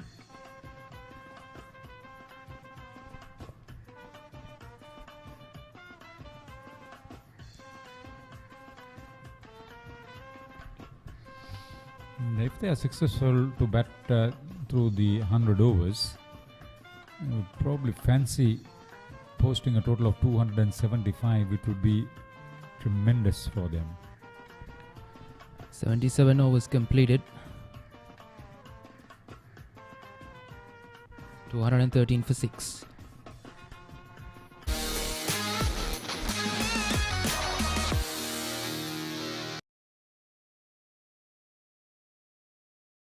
Season 1 Danuma, Season 2 Charitavaliya, Season 3 Krida Viplava.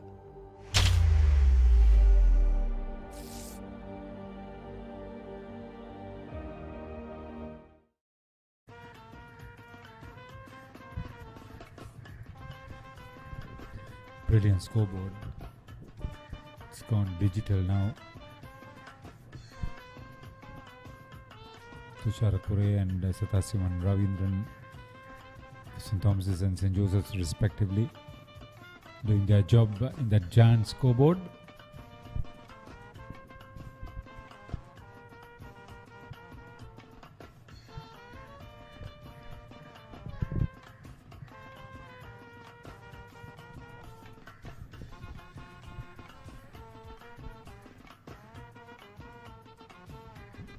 So this is inviting the batter to go for the drive.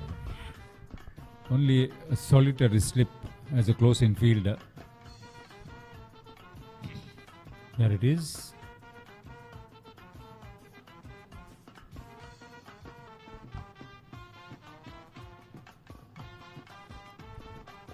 The Archers are preparing for their stint in front of the main scoreboard.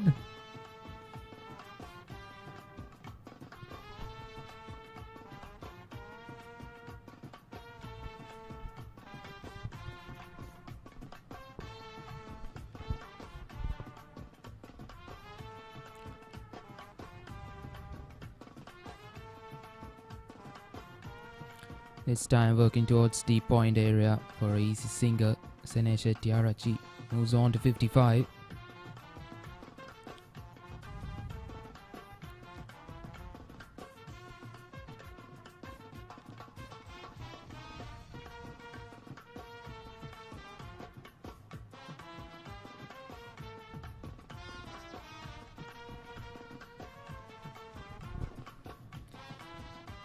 Partnership 112 at the moment.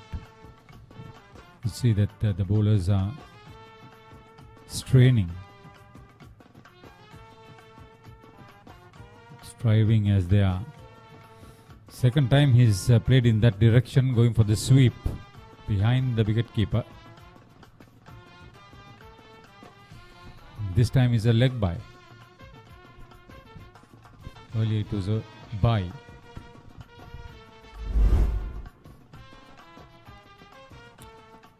Oh, this is a bit of a top page that occasion.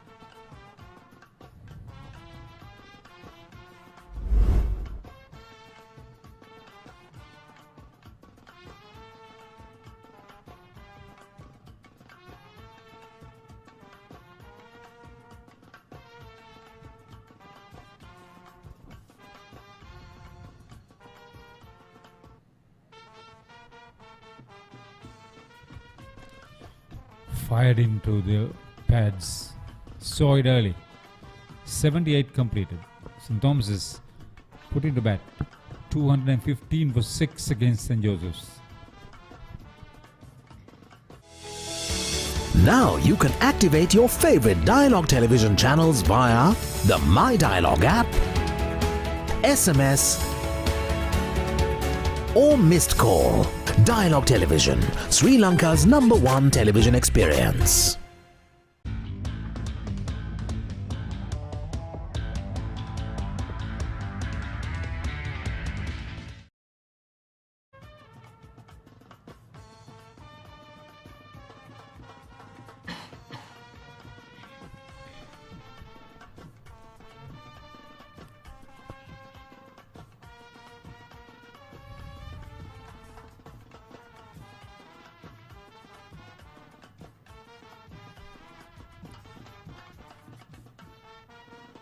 Going to be another bowling change, I think.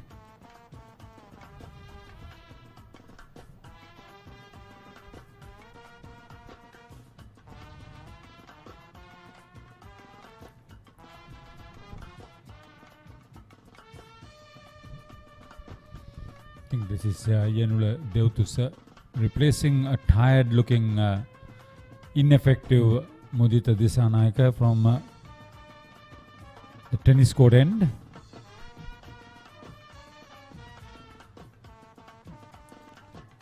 It's pulled away towards the mid-wicket area for another boundary. And Nathan Caldera moves on to 80 with that boundary. Boundary number 8 for the right hander. Tired, committed. Loads of commitment there. Brilliantly played. seeing that ball like a football now, as they say.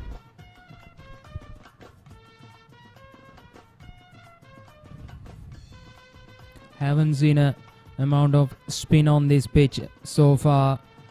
That's why easily put away to the boundary. Nathan Caldera. Gone again. Slog sweep over mid-wicket area.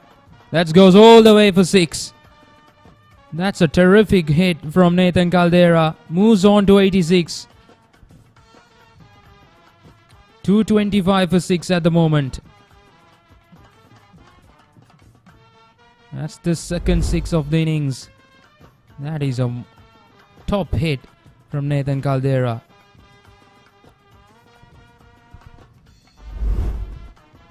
Gilmour Jayasuriya is into his 19th over. Yet to pick up a wicket.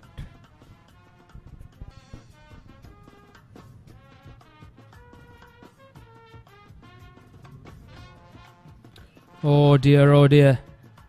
Gone again and 6 more. And moves on to 90s as well. Really, Nathan Caldera?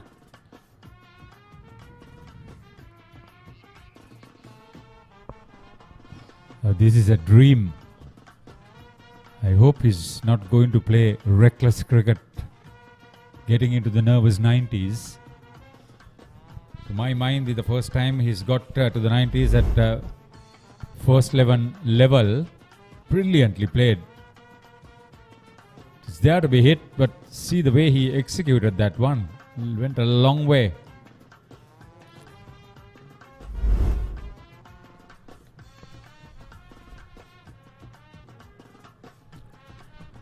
His previous best score was 60.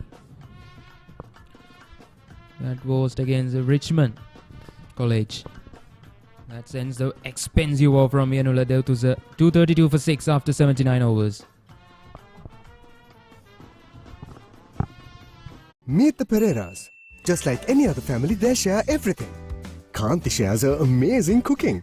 Minoli fills the family in with the latest gossip. But what happens when they sit together to watch their favorite TV shows at the same time? Well, it's not the same. Now, no more fighting for one TV. Make every room in your home a TV room with Dialog Television Multi-Room. Get your second Dialog television connection for as little as 625 rupees a month with a saving of up to 50%. When it comes to big matches, every year there's something to remember. But there are 2 key games that always comes to my mind when it comes to the big match season. First, it's the 2006 Joe Pete limited over game, where St. Joseph's had quite a number of national stars, and St. Peter's was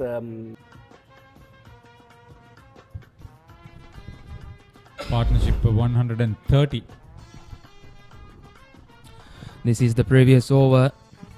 Hammered by Nathan Caldera. 4-6-6 over deep mid-wicket area. Moves on to 93. He's blasted 17 runs against Gilmour Jayasuriya.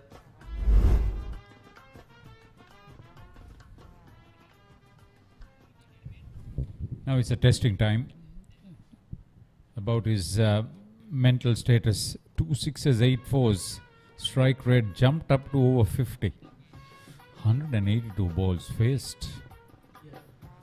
That's a lot of commitment. It tells a big story about handling the pressure, dictating terms, using your skill. And another bowling change. Gagan Chamud looks like.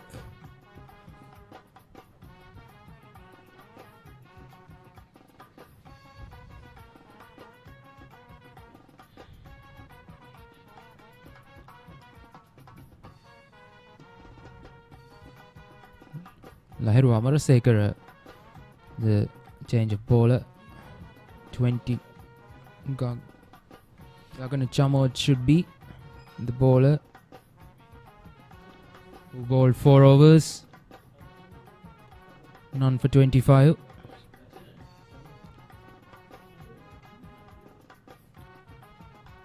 Nathan on 94 and Senesh now on strike. And he pulled away now towards square leg boundary for another boundary. Runs are flowing now at the moment for St. Thomas College. Dropped it short, and Hettiarach is that sort of a player who wouldn't spare anything if it has to be dispatched to the boundary. Batting well, supporting his junior senior partner. Junior in the team, senior in this partnership.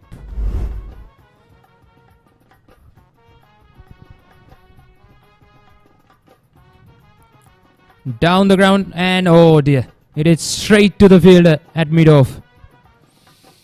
I think they want to score some runs and then declare. I get the feeling it's something like that. Both batters, but well, he has done his job. 59 and a deserving wicket for Gagan Chamod. 237 for 7 after 135 runs, 7th wicket partnership. The wicketkeeper batsman walks off the field. I'm sure he's contented.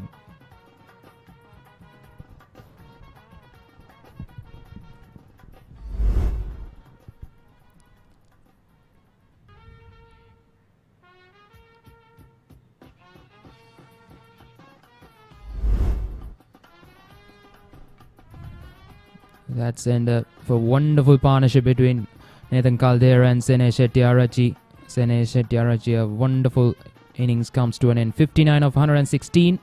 It's 237 for 7. Want to watch that exciting moment again? Simply rewind on your Dialog Television ViU Hub.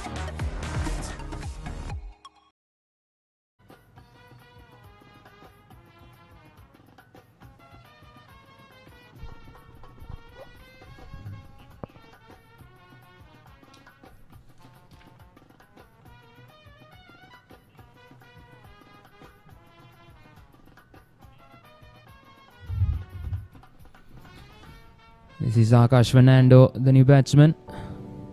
In at number 9, he's just 12 games so far he played.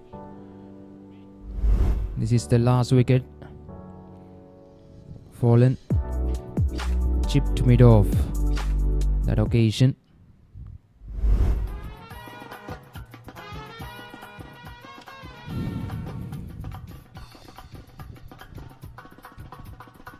Finally, the change of bowling worked in favor of the bowling side.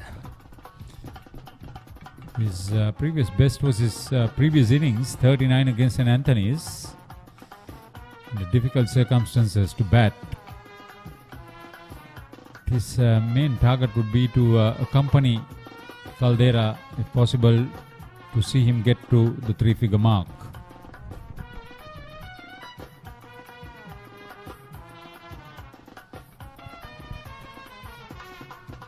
Voracious striker at the ball, Akash Fernando. Been the second highest wicket taker behind Nathan Caldera, if I'm seeing the stats correctly.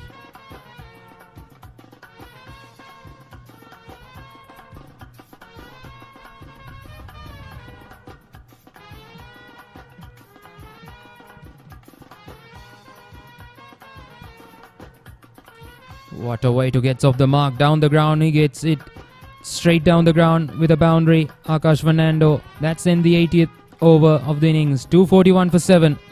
St. Thomas College.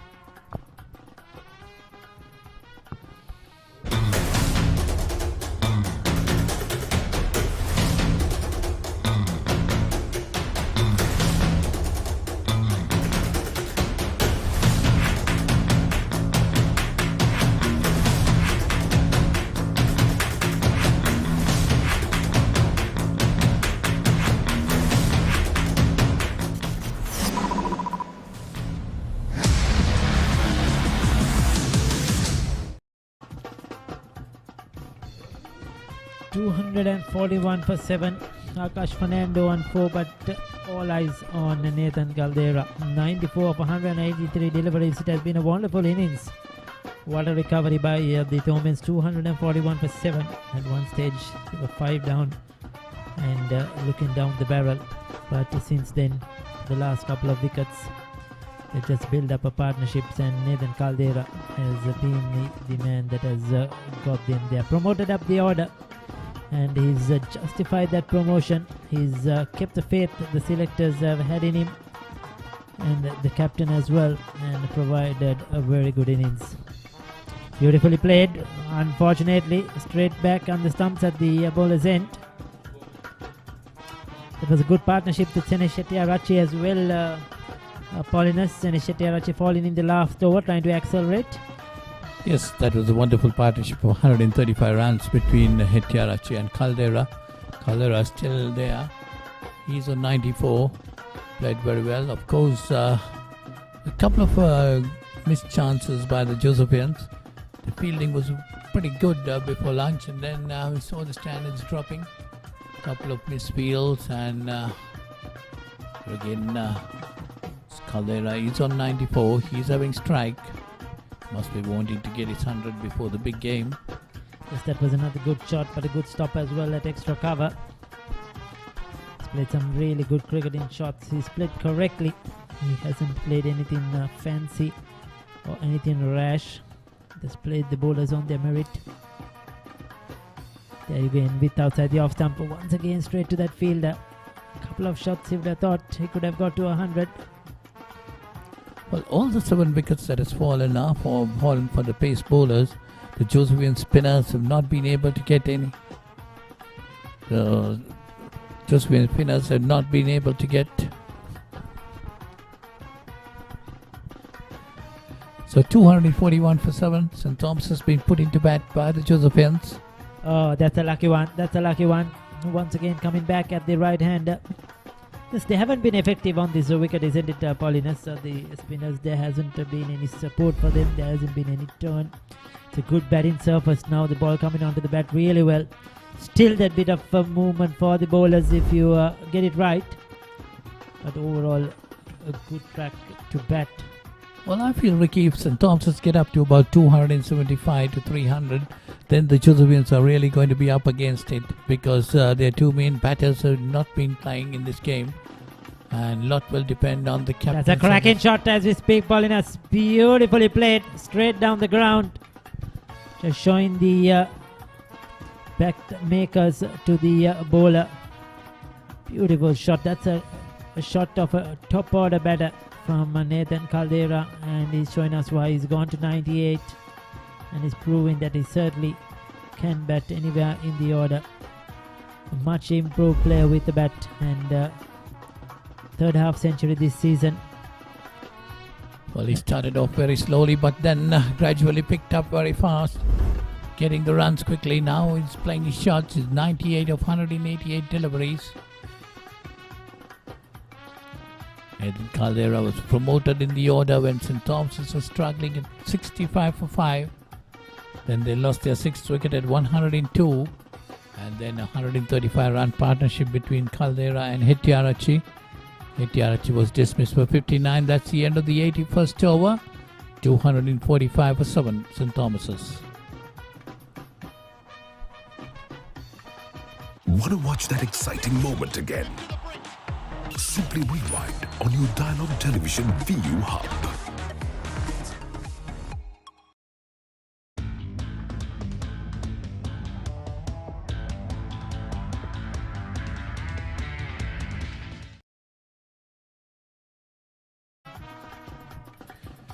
So the second new ball has been taken by the Josephians. They took it in the previous over. St. Thomas's 245 for 7. 81 overs gone. Nathan Caldera on 98. They face 189 deliveries. Well, definitely, Ricky, the Josephians will be up against it if St. Thomas's get up to 275, 300, as I was telling earlier, because 2 of their best batters are not playing in this game. A lot will depend on Captain Sadish Jawardena. Yes, certainly. I won't be surprised if the Thomians make a declaration rather quickly after 100 from Nathan Caldera. Like you mentioned, might have a target in mind. Might opt to give a certain number of overs to St. Joseph's today. Well, I feel they will give about 40 minutes of batting or half an hour of batting. They will try to get as much as possible. That smashed front of square. Get a couple of runs, Akash Fernando. He certainly can tonk the ball. Big, strong lad. They might be wanting to give some batting practice to their tailenders too. They will bat on as much as possible, get a good score on the board and put a lot of pressure on the Josephians. Yes, the run rate has crept over that 3-run mark. It was well over 3 in the morning session. It went down as wickets started to tumble, but Nathan Caldera and Etiarachi in particular have done a remarkable job. Oh, there is a big one. That's over mid-wicket. That's 4 runs. That's 6. It's 6, isn't it? It's cleared the ropes. We lost it in the cameras for a while. But Akash Fernando, like I mentioned, can tonk the ball. He's a big, strong lad. The left-arm seamer. That was a good hit. Just a pick-up shot. And over mid-wicket. That's a lovely shot by Akash Fernando. Well, the Thomian score moving on to 253. Well, they're looking for quick runs, Ricky. Most probably the declaration seems to be coming on the way. But I would prefer for them to bat to get about 275 or 300 possibly. Probably the Thomians are feeling that 250 is enough against this Joseph batting lineup of Paulinus. But you got to think, you got to understand, they got to make them follow on if they want to win this game. Yes, sir, certainly. I think Akash Fernando is going to go for his shots while Nathan Caldera gets to 100. That is the plan, definitely. There you go again, pulling it around. That's 4 more. Into the gap, bisects the 2 fielders on the boundary.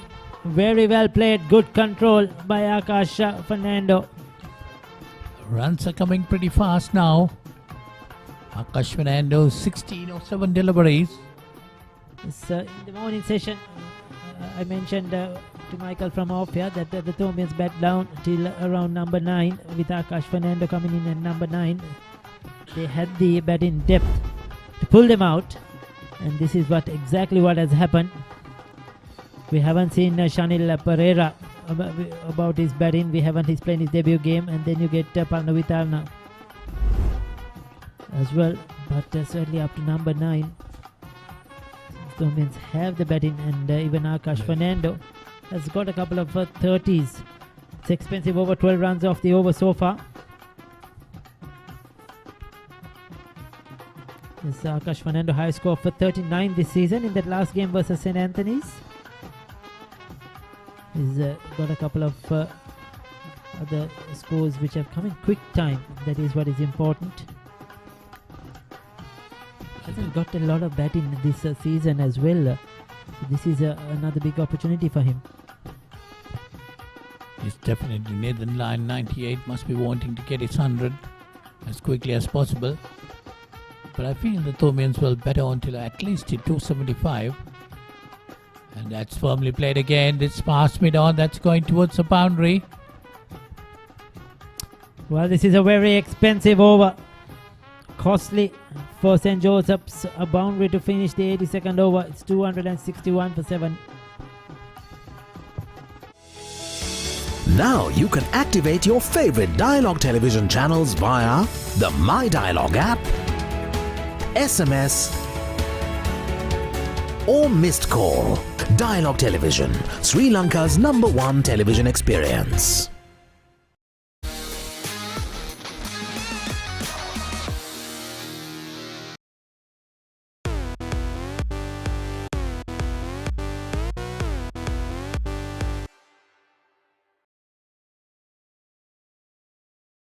This is Dialog Television ViU Mini.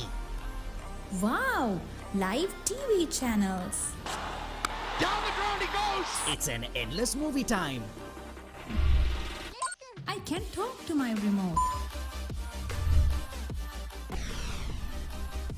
Yes, go, go, go! The screen just got bigger. Change the way you watch TV with Dialog Television ViU Mini, powered by Android TV. When it comes to big matches, every year there's something to remember. But there are two key games that always comes to my mind when it comes to the big match season.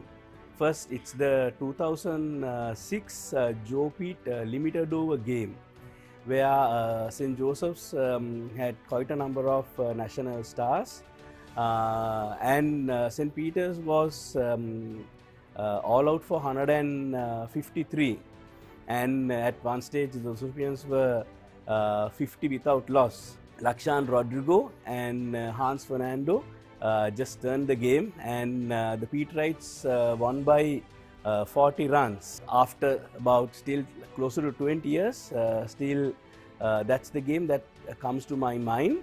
And apart from that, the 2010, 2012 and 2016 big match wins will always be a fond memory.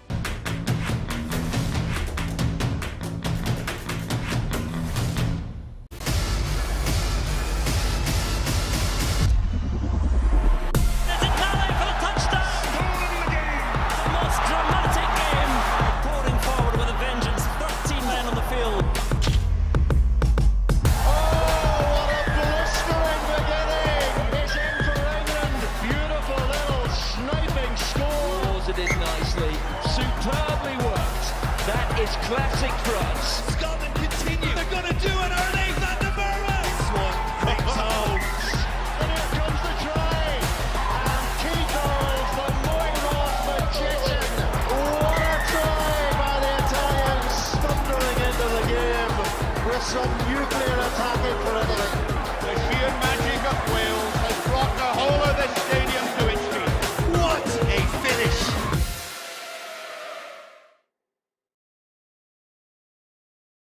Season 1 දැනුම, Season 2 චරිතාවලිය, Season 3 ක්‍රීඩා විප්ලව.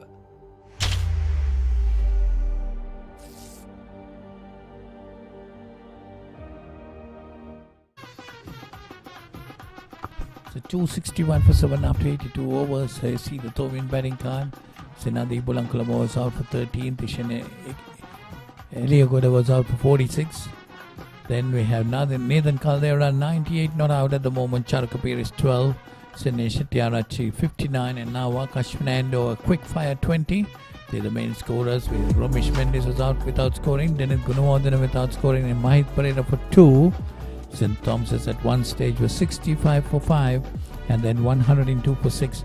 And from there onwards, it was a good partnership between Nathan Caldera and there you see the bowling, the follow wickets, 1 for 51, 2 for 51, 57, 65, 65, 102 and 237. So they'll come back for 2. This could be his 100.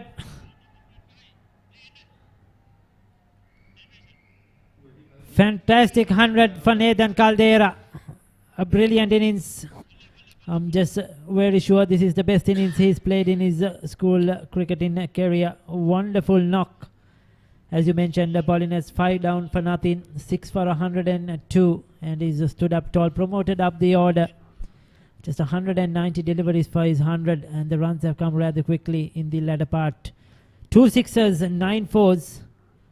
And when you look at the situation of the game, this is a brilliant innings by Nathan Caldera. It's definitely, Ricky. The important part of it is that he managed to rebuild the Thomian innings. He got 100, no doubt about it. 135 run partnership with Sinesh Tiarachi. And he managed to rebuild the Thomian innings, which was tatters at one stage with 102 for 6.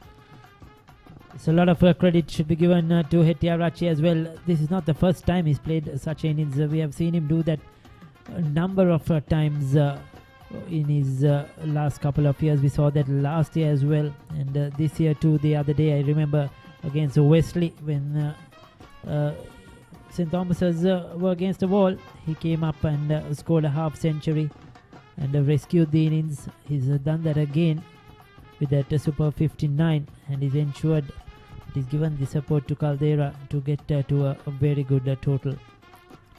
Well, this will also encourage the Thomian bowlers when they're going to bowl. They'll be coming with their tails up at the Josephian batting. Yes, so we have 18 overs, including this one, remaining for today. So we wonder what the Thomians will have in mind. They will have probably a specific target, or maybe a number of overs they will want to give St. Joseph's to bat today. So one of those two things will be playing on their mind.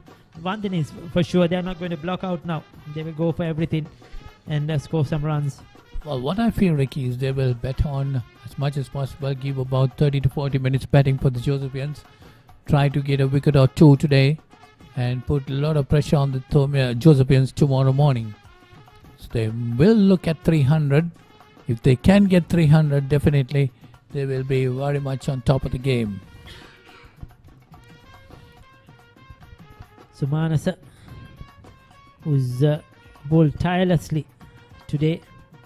His figures don't really reflect that, just one wicket, but the morning session in particular he bowled really well. That could be out. That's close. Probably hitting him outside the off stump. That's what the umpire would have thought. Well, I too thought it was outside the off stump and possibly high too. He had shuffled across, but hit him on the knee roll, yes, but definitely hit him outside that off stump. So good decision by the umpire. That was close though. That was a good delivery. Like I mentioned, he bowled really well.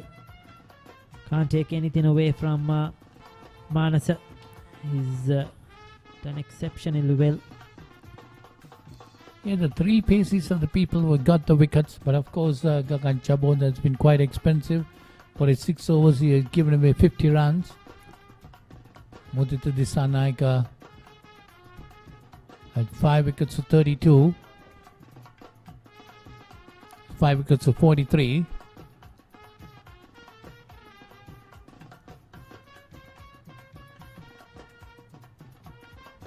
Powerfully driven towards the mid-off end of the over. 83 completed. 266 for 7.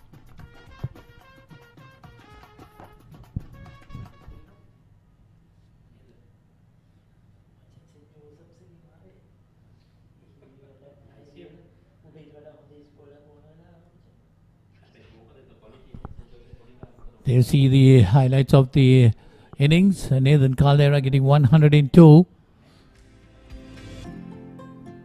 They're playing some beautiful shots. Of course, he was slow early at the innings, but later on gathered momentum. Beautifully played. Straight down the wicket, going towards the boundary. Nathan Caldera completing his 100 today. His first century at first 11 cricket. Coming down the wicket and hitting it over the top. Yes, he was good against pace and spin, Paulinus. And good off the front foot, playing some very impressive drives. Sivi on the short ball. And when he wanted to play the big shot, he just went through with it. He's not afraid to hit the ball in the air. And likes to play straight. That's a good thing about his innings. It doesn't really go for those big hikes across the line. And the dressing room certainly appreciate a fantastic innings. He's made 100 in first 11 cricket. He has 2 half centuries this season already. So this is excellent stuff leading into that big match in a couple of weeks from now. So he's on 102. Akash Vinay 120. In fact, we have exactly 1 month from now for the big match. 4 weeks to be exact, which will be played here at this venue. This will give him a lot of confidence, isn't it? Scoring 100 at the SSC. Definitely, he will come very confident for the Royal Thomian. We see the stands also coming up for the big matches. That's due to come up. The first match will be the Ispatana Thurston Battle of the Brothers. Gradually the tents are coming up on the green banks next to the scoreboard, and right opposite us where the boys' tents will be generally for the Royal Thomian, and those 3 days is going to be a packed house. It's been a couple of years and people are in the waiting to come to the grounds and watch a Royal Thomian. It has been under closed doors in the last couple of years, different times of the year. I'm sure there'll be a big crowd this year, Ricky. It's going to be one big party, I'm sure, foreigners. Tickets are already selling out like hotcakes. Generally, those have been pretty expensive. He's most highest wicket taker for the Josephians this season, but he's bowled just 19 overs. So he's on his 20th, given away 73 runs. Yes, right from the first over, the Thomian batters have been very confident against the left-arm spinner. He went for 13 of his first over. Thereafter, he never really could have managed to come back. They played him really well, but also remember, there hasn't been any assist and no turn at all. Nothing in offer for the spinners. And the batters have controlled this innings really well. So that's the end of over number 84. St. Thomas's 268 for 7.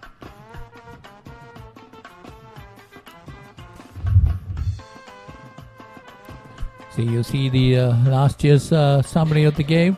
St. Thomas's batted first 350 for 9, declared Yasser Rodrigo. When St. Thomas's was struggling last year too, Yasser Rodrigo came in late in the order and got 100.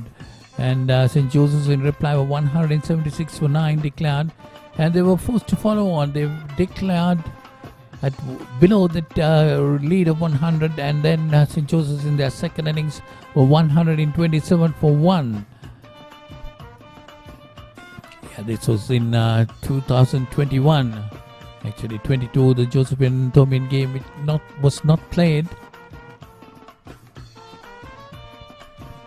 Yes, so this is the last time these two battle. Most of these players are not there anymore. Caniston and Yasir Rodrigo for St. Thomas's, Sharon Fonseca for St. Joseph's. They all finished their school in cricket. Tunit Villavage, of course, a name we know that is gone on to play and represent the country at the highest level. One talented cricketer, former captain of St. Joseph's.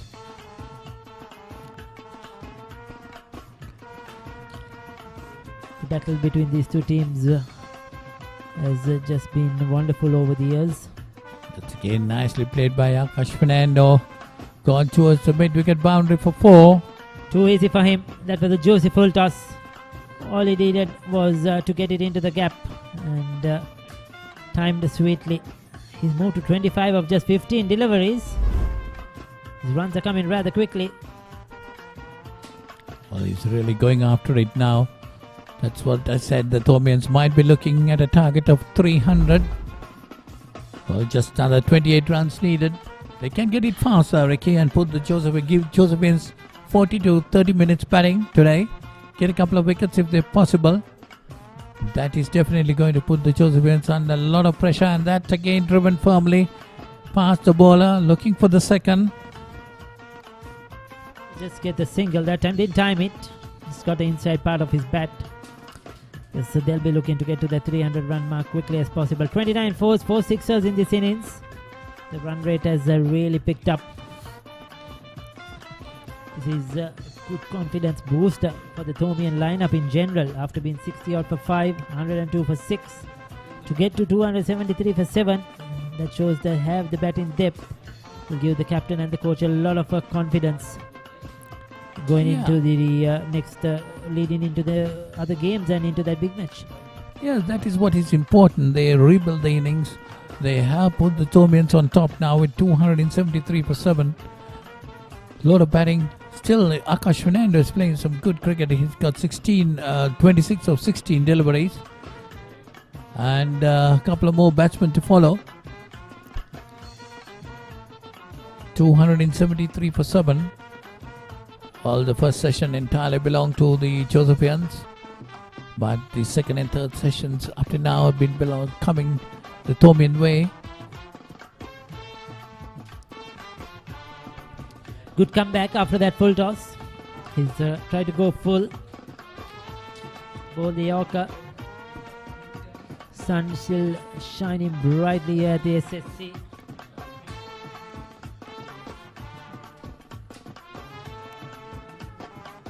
Only a bit of shadows from the main pavilion. Other than that, bright as ever. All trying to play on the up. Nathan Caldera will be disappointed. He's missed a few deliveries outside that off stump. 85 completed, 273 for 7.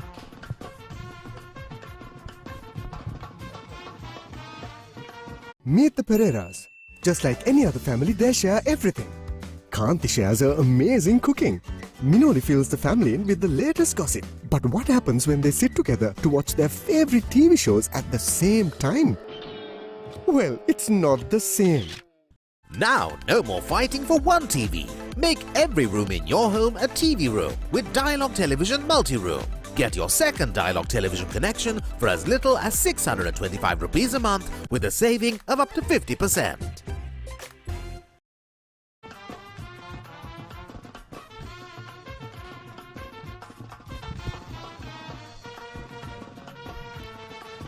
So 273 for 7. St. Thomas has been put into bat by the Josephians. But the Josephian Spaceys did quite well in the morning session. Well, the decision of putting the Thomians into bat worked off well for the Josephians in the morning. They got very important wickets. 5 for 65, 6 for 102. And from there onwards, it was the Thomians who were controlling the show. Nathan Caldera and Sinesh Shettyarachi putting on 135 runs for the 7th wicket. And then now these two have been putting on about 40 runs. 36 to be precise.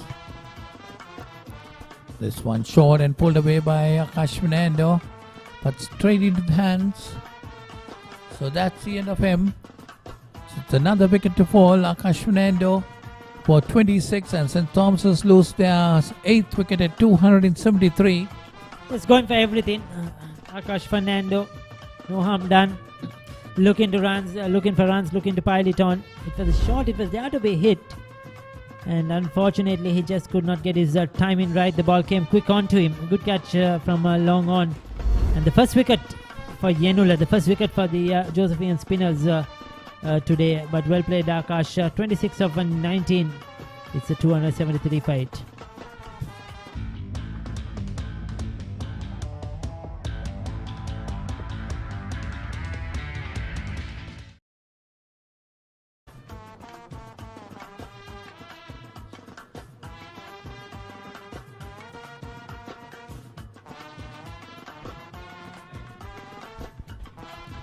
.273 for 8 St. Thomas's. Nathan Caldera still there. 103 not out. Well, when you talk about the spinners of the Josephians, I think Lahiru Amarasekara had bowled well. Although he has not got a wicket, Ricky. He's bowled 25 overs, given away just 48 runs. He had kept things tight. But Yenula Devtusa definitely must have been disappointing for them. Getting his first wicket after 20 overs, giving away 74 runs.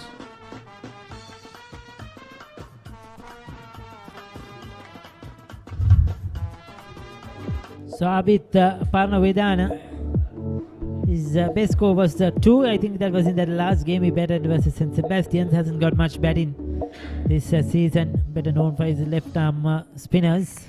The young kid of just 14 years of age. And he has a long way to go, young Abid Parnavedana. Good left arm spinner, has been successful so far this season, picking up wickets with the ball. Well, definitely 14 years of age, Ricky, long way to go.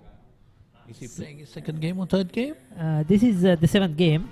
He's played a few games and has been very good with the ball.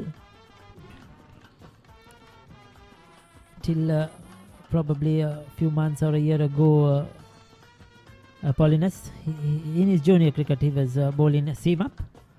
Used the U-ball as a left-arm seamer, but now converted into a left-arm spinner by the Thomian coaches. And he's been very successful. They were looking for a left-arm spinner, and he's done well.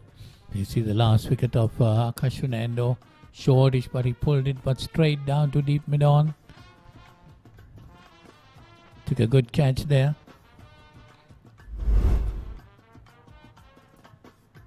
There is an appeal for an LPW. The That's Nathan Caldera, who is on 103 on strike. It's assisted 100. He's missed out on a few deliveries, we could call it.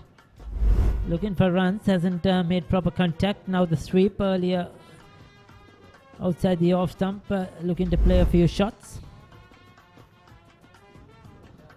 He'll get another run, comfortable, single. So 86 overs completed, 276 fight. Want to watch that exciting moment again? Simply rewind on your Dialog Television ViU hub.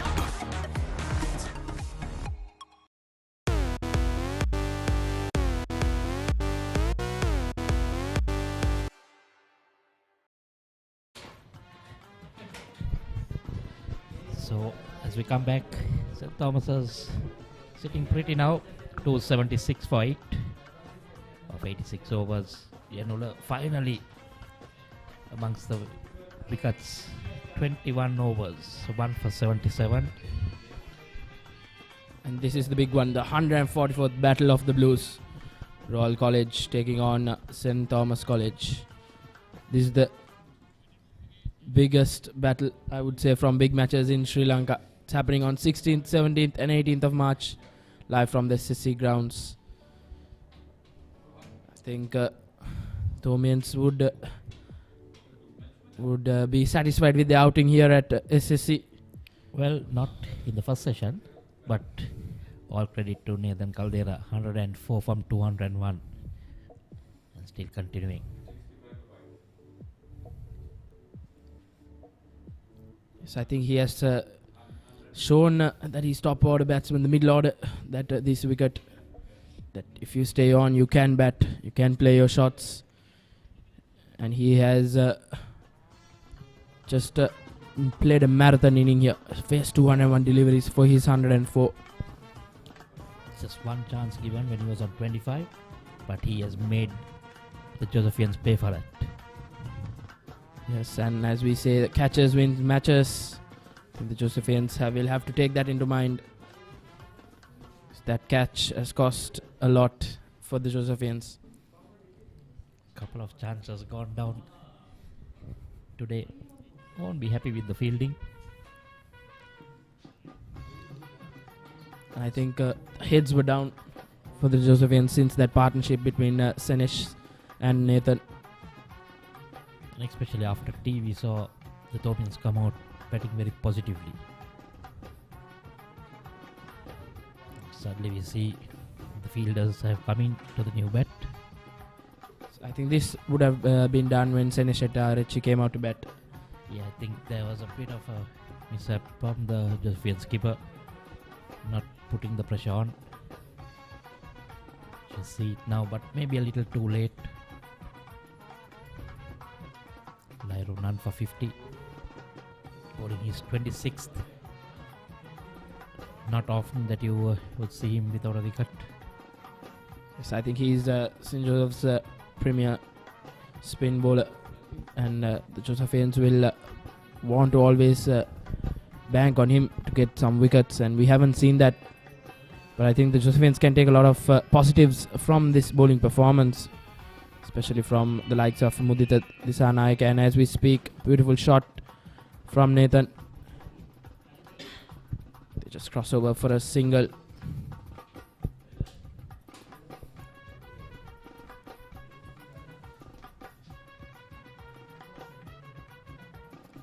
Fielders coming in close once again. Two slips and a silly point for Abid. Put some pressure on the young man.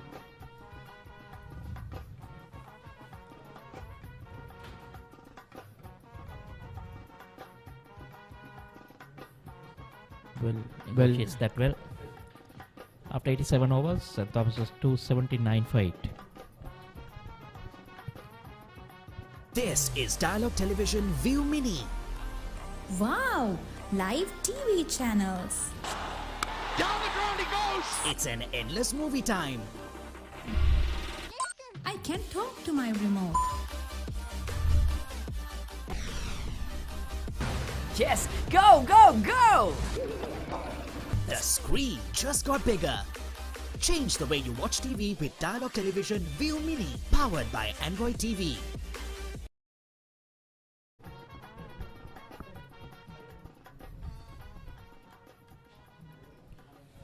It will be Lyro continuing.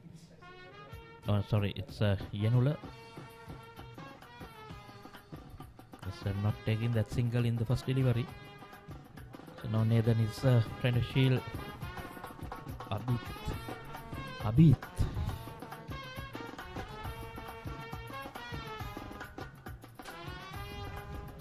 Parana Vitana.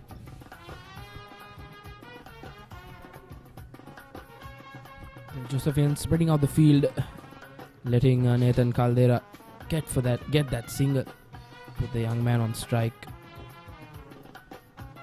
That one is lofted, and lofted well over the long on fielder's head. For a moment I thought the fielder was in business. Sailed over him. What a shot from Nathan Caldera. Takes on the field. Clear it with ease. Fielder was interested but then sailed over. Fifth six in this inning. Nathan Caldera showing his class. Trying to go for another next expensive shot. Well, he knows that he has to keep scoring some runs the first few deliveries, and then come the fourth, fifth and sixth delivery, try to move on to the other end.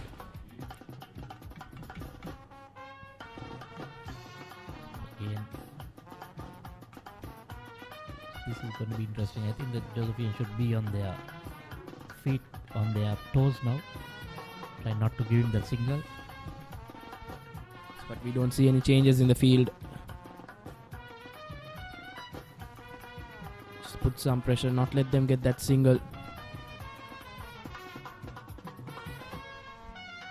And now Nathan gets that single, giving Abit just the two deliveries to negotiate. Just one delivery. Just one delivery rather. You're better off trying to give the single at the start in the third ball.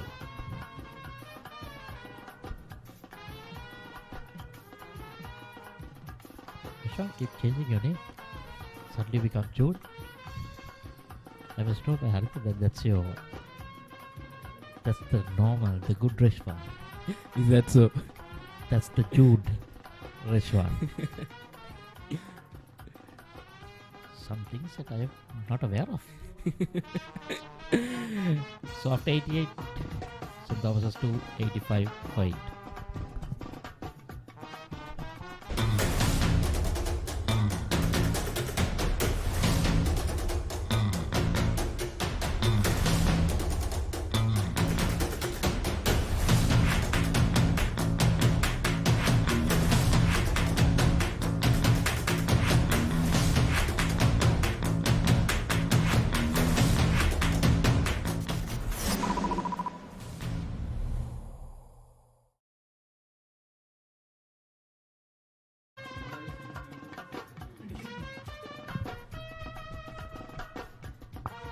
Coming back.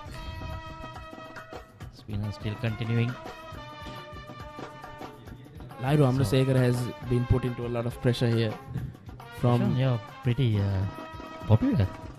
I've been told that Rishwan is the party animal and Jude is the good boy. That's so. That's not my So that's space. Saint Jude. Yes, maybe that's not my space to talk about. This is coming from the Coventry panel, so that means they are not lying. Yes. I didn't know you have two. Okay, so next time when I meet you, I'll have to ask you: is this the Jude or Rishwan that I'm meeting? Yes, you can. That's in there this time. Wilder getting on it and takes it. It's not very sure. And a good innings comes to an end. Nathan Caldera holding out. 210 deliveries for 113. And finally, walks back. And is that the declaration coming? I think it's a declaration because his partner is too walking back, and that's the declaration. What an inning from Nathan Caldera. A one to remember for him in many years to come. First 100. And you'll remember that. Back to the wall when he came to bat. What an innings. Super knock. Tomians have entered the innings. So it's a live finish up with a wicket. Getting under 8.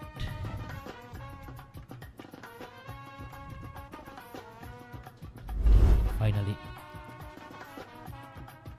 Man on your screens, Nathan Caldera, will be really appreciated from his teammates. Brilliant knock.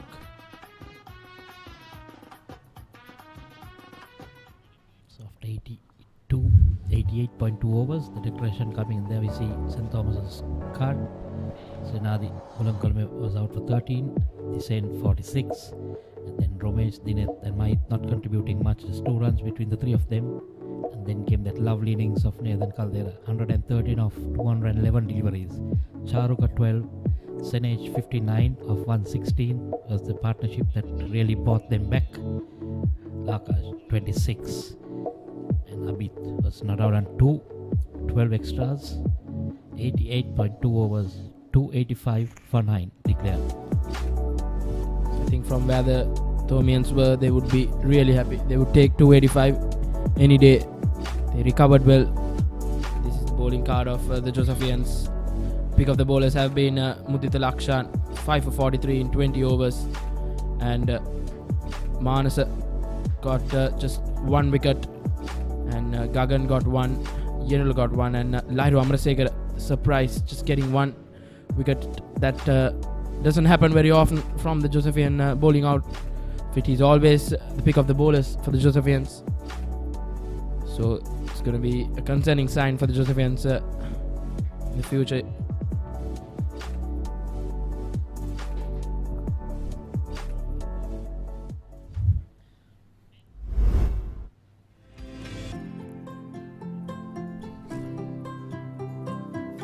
Some of the highlights. Sene Shettyarachi. A lot of class in his inning. Classy left-hand bat.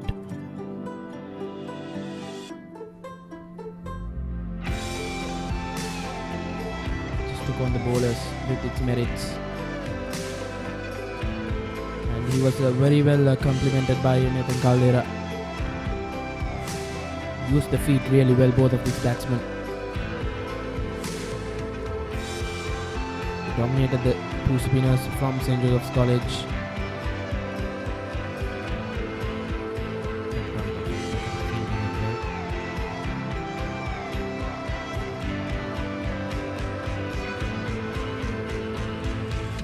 Big strokes from Nathan. He took on Yenula in that over. Went for a couple of sixes, consecutive sixes. Then Sene Shettyarachi took the attack to Gagan.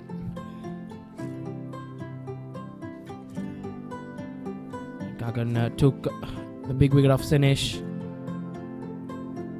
Then came Akash Fernando. He took on the Josephian bowlers really well. Played that attacking role. Much needed quick fire runs from Akash for the Thomians. Pulled really well. As we see, he is really good on that. For the new ball.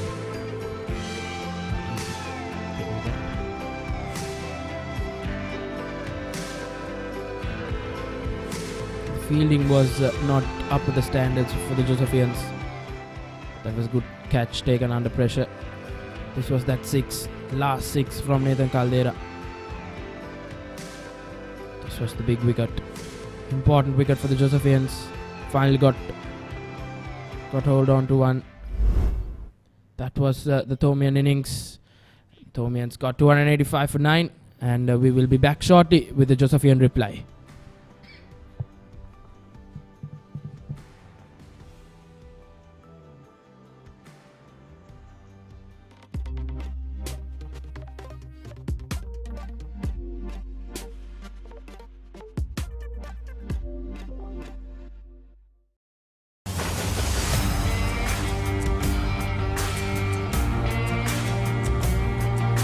நேரடி ஒளிபரப்பு யாழ்ப்பாணத்திலிருந்து. මාතර කොටවිල ගම්පියසට ඇවිල්ලා තියෙනවා. සිද්ධාස ඇඩ්මෝරටුව පියගම මහින්ද රාජපක්ෂ ක්‍රීඩාංගණය. கிழக்கு மாகாணம். Sugadadasa Indoor Stadium is the Fox Hill Supercross. රුණෑගල Siri ඇතුගල් පුරවරය Papare.com අපි අද ඇවිල්ලා ඉන්නේ නෝරෙලිය ප්‍රදේශයේ. Final showdown Candy Sports Club. පොරණරුව ජාතික සංකීර්ණයේ සිට.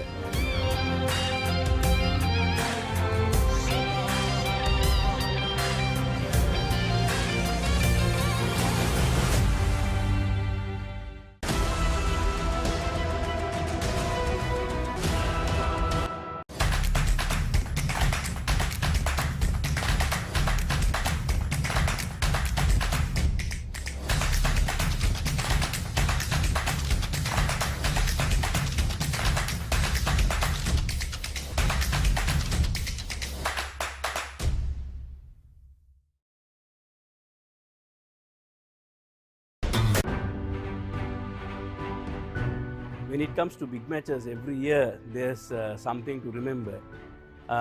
But there are two key games that always comes to my mind when it comes to the big match season. First, it's the 2006 Joe Pete limited over game, where St. Joseph's had quite a number of national stars, and St. Peter's was all out for 153, and at one stage the Usurpians were 50 without loss.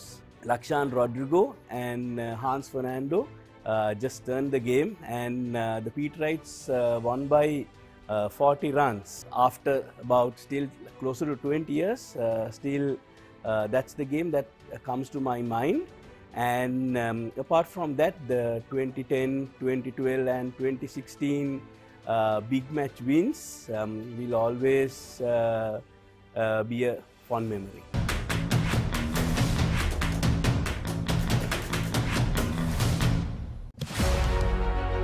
Catch the excitement real time.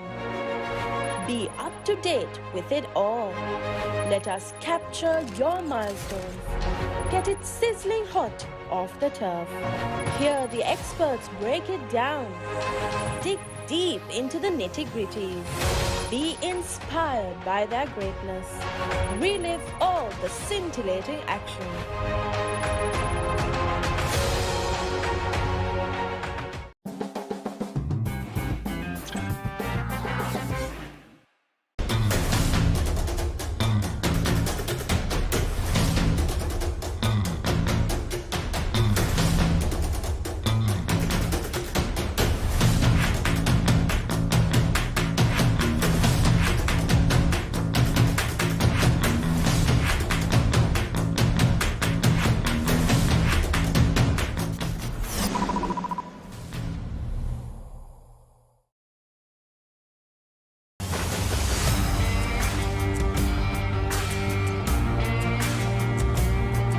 நேரடி ஒளிபரப்பு யாழ்ப்பாணத்திலிருந்து. මාතර කොටවිල ගම්පියසට ඇවිල්ලා තියෙනවා. සිද්ධාස ඇඩ්මෝරටුව පියගම මහින්ද රාජපක්ෂ ක්‍රීඩාංගණය. கிழக்கு மாகாணம். Sugadadasa Indoor Stadium is the Fox Hill Supercross. රුණෑගල Siri ඇතුගල් පුරවරය Papare.com අපි අද ඇවිල්ලා ඉන්නේ නෝරෙලිය ප්‍රදේශයේ. Final showdown Candy Sports Club. පොරණරුව ජාතික සංකීර්ණයේ සිට.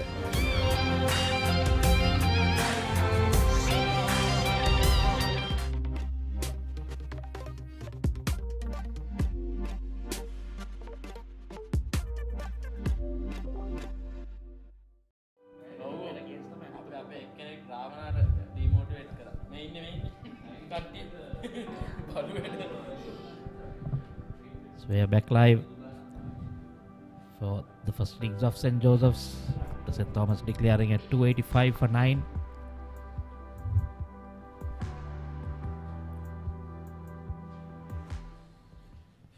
Played for the Gilmour Jayasuriya Memorial Trophy.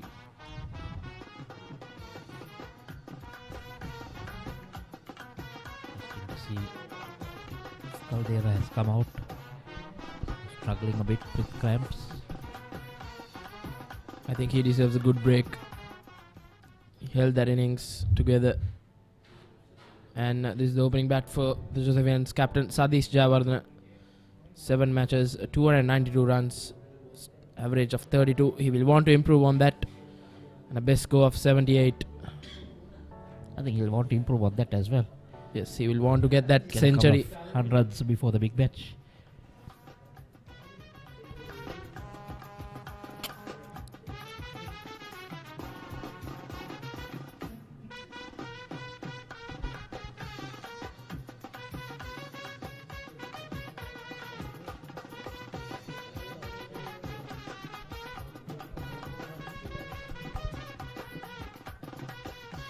Not going in with the regular opener. Sam Dabare opening. Generally, it's Avin who opens. It's generally that right hand, left hand combination. Small change in that because Sandabre was into the side today. Sadish Jayawardena to start off.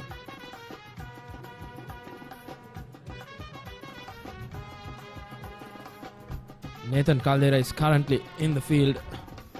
So that shows a lot of heart in the young man. After that mammoth inning, he batted for more than 200 deliveries. Got the Thomians out of trouble. And Akash Fernando, left arm medium fast. 12 matches, 48 wickets. The best of 6 for 6 in this season.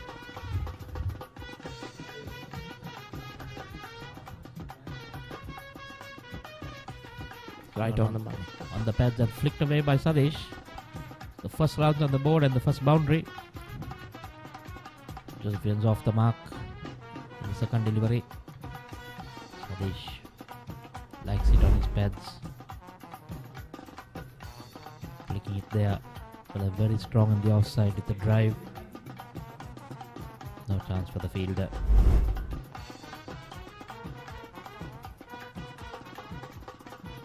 To see whether Nathan will bowl. That was the. Well, if it was just clamping, he should be able to. If it was something else, then might not take the new ball. But I think he will. Knowing him, he will want to have a ball with that new ball, especially in this wicket. He knows how the wicket is playing. He was there in the middle.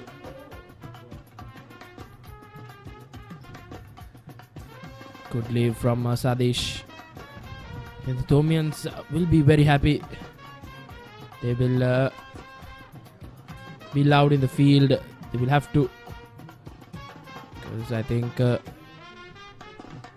Josephian captain Sadish will be looking for a big inning here. I think the platform is set. Need to get 285. Need to get close to that total or get more. Worked on the pads. Akash bringing it in.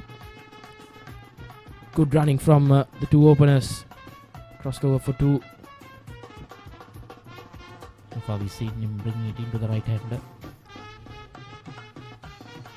Easy pickings, bowling to the pads. Need to pitch it up outside off stump and then bring it in. Make the batsman play a false stroke. There you see the Thomians keep asking him to do that.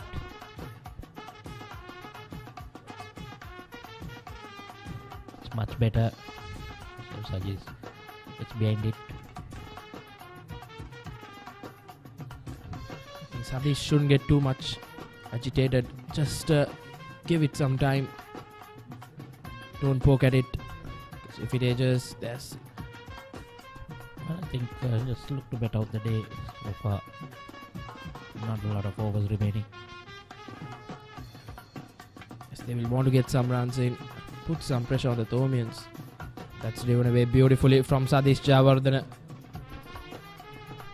It skittles away for a boundary. Second boundary in this over. That ends the first over for the Josephians. 10 for no loss.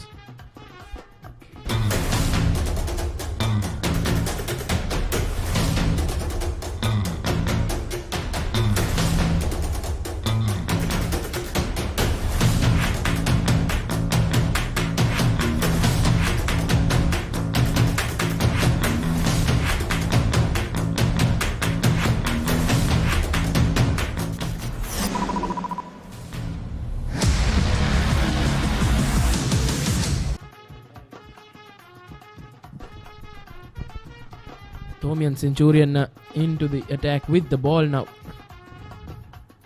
Good to see that means that was not a major injury. Been just cramping up a bit. He's showing his dedication here. That's Nathan Caldera's stats. 13 matches, 56 wickets. And the economy rate of 2.81. 5 for 27 as his best. So both opening bowlers, the 5 first under their name. This was that last delivery. Drives it beautifully to the fence. Satish Javardhan starting things off very positively for the Josephians. I think Sahan Dabri will have to support his captain well. He'll want to hold one end. And, the Josephians would love to go into stumps without losing any wicket.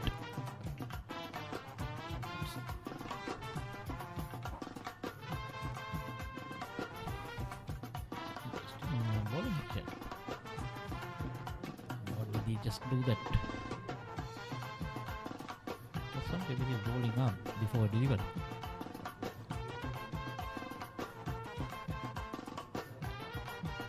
Three slips and a gully here. Thomians have gone all out on attack. They want the batsman to drive. Just bowl it outside off stump. Try to nick one or two. That's it, no ball. The fast bowlers also had this problem. Overstepping on occasions.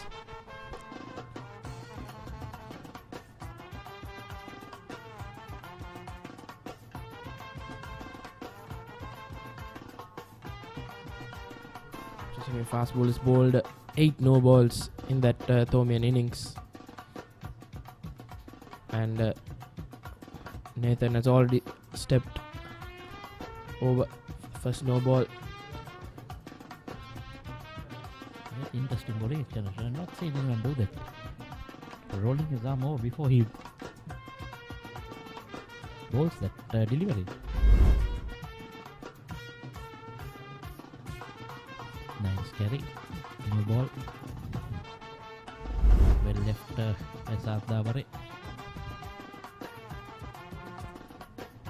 I think him being a fast bowler, he didn't want to sit out after that marathon inning. He wants to bowl with that new cherry.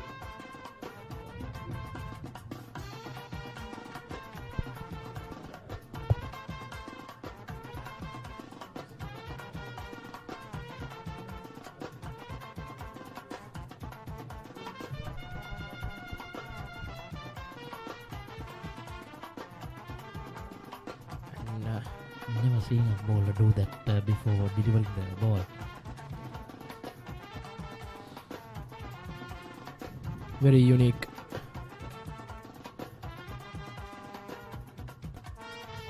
They played. The don't seem to be in any hurry. Their main idea is just to get out the day, get a good rest, come out tomorrow. No errors in the pitch. Play yourself like Nathan showed us. Just keep betting.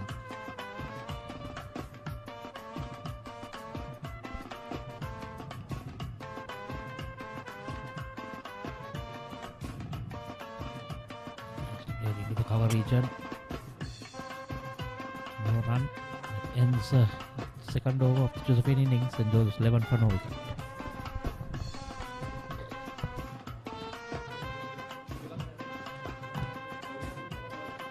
Feel the adrenaline pumping through your veins.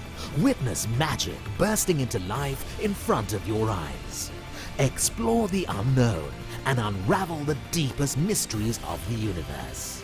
Celebrate life when you enjoy the best of entertainment in high definition with Dialog Television. Activate your favorite HD channel now. Dialog Television, Sri Lanka's #1 television experience.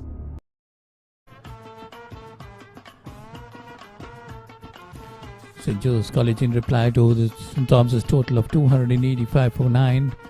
11 for no loss after 2 overs. Sadish Chawadana on 10 and Sahandabre yet to open its account. Sakash Fernando continuing from the far end. Left arm.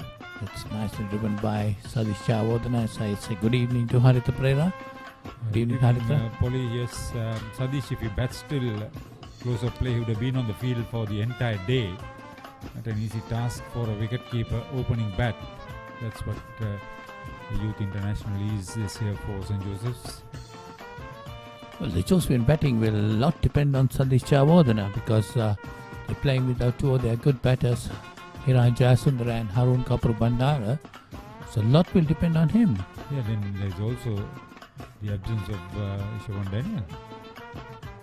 But Siobhan Daniel has still not played any game this season. But Harun Kapur Bandara and Hiran Jayasuriya in particular have been in top form, been the highest scorer for St. Joseph's.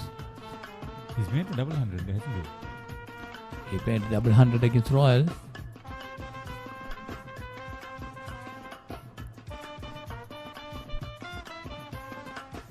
So a lot will depend on Sadish Chawadana, a very stylish player.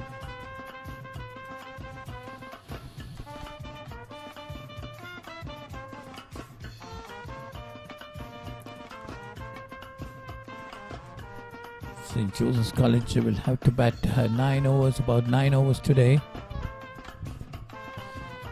9 overs remaining for the day. Already managed to get through 2. Akash Fernando.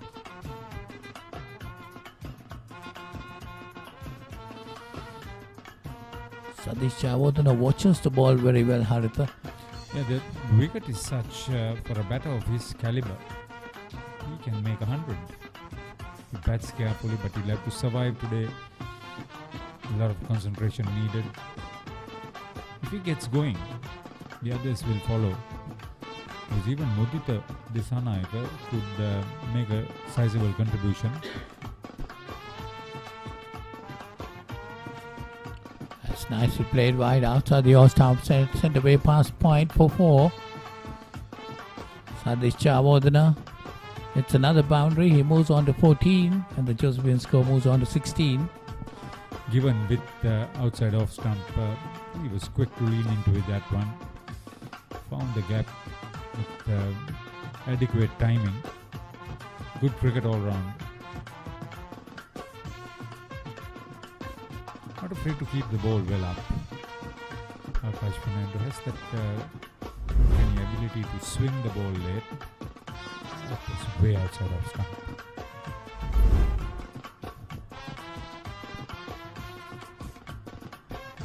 It's a loud appeal, but definitely going down the leg side. Sadish Chawadana must be a pretty tired player. Wicket keeping for 85 overs. 88 overs, not a small job. And then coming to bat to open the innings. His main target will be to survive today, come fresh tomorrow.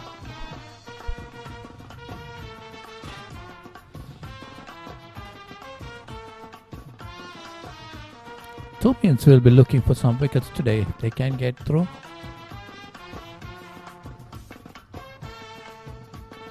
First is to break through. End of 3. Joes in reply 16 without loss.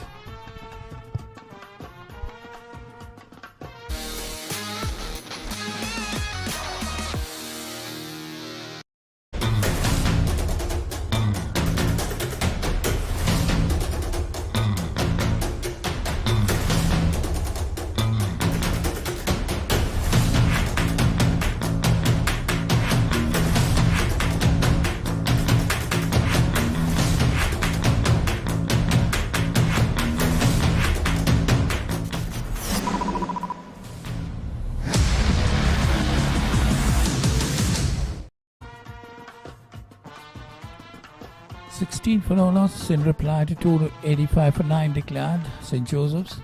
But we have witnessed some very good cricket today. St. Thomas's at one stage 102 for 6. They fought back firmly, coming up to 285. Josephians dominated the first session, but the Thomians came back, and that's driven firmly between cover and extra. That's gone into the boundary for 4. That was a brilliant shot off the back foot for Sahan Dabre to get off the mark. Tired Nathan Caldera nevertheless, dropping it a trifle short, but he did everything right. Get behind the line, timing and the placement.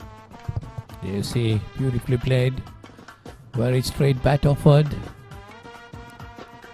between cover and extra. That's gone into the boundary. A long chase also for the fielder there. This Naharikoda usually is quick on the field, but even he couldn't get close to it.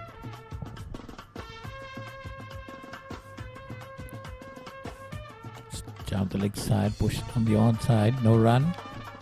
St. Joseph's 20 for no loss. We're in the 4th over. Nathan Caldera is the leading wicket taker for St. Thomas's. Very good all-rounder, Harita. Got a couple of 50s before this century. And then also being the leading wicket taker for St. Thomas's. It's a good delivery. Sandabre moving out of it. Watch the ball very carefully.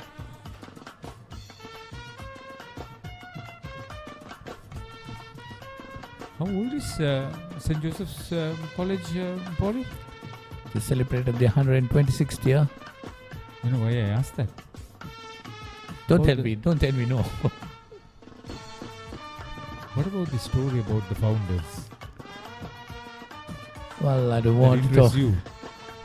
Well, I don't want to talk about it, but ask me about that. Yeah, I won't. My great-grandfather was one of the founders of St. What was Joseph's his College. name? Robert T.S. Vijayaratna.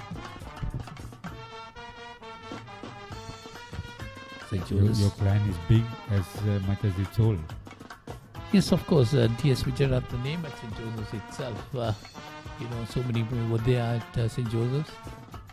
Very famous name for St. Joseph's, T.S. Vijayaratna sir.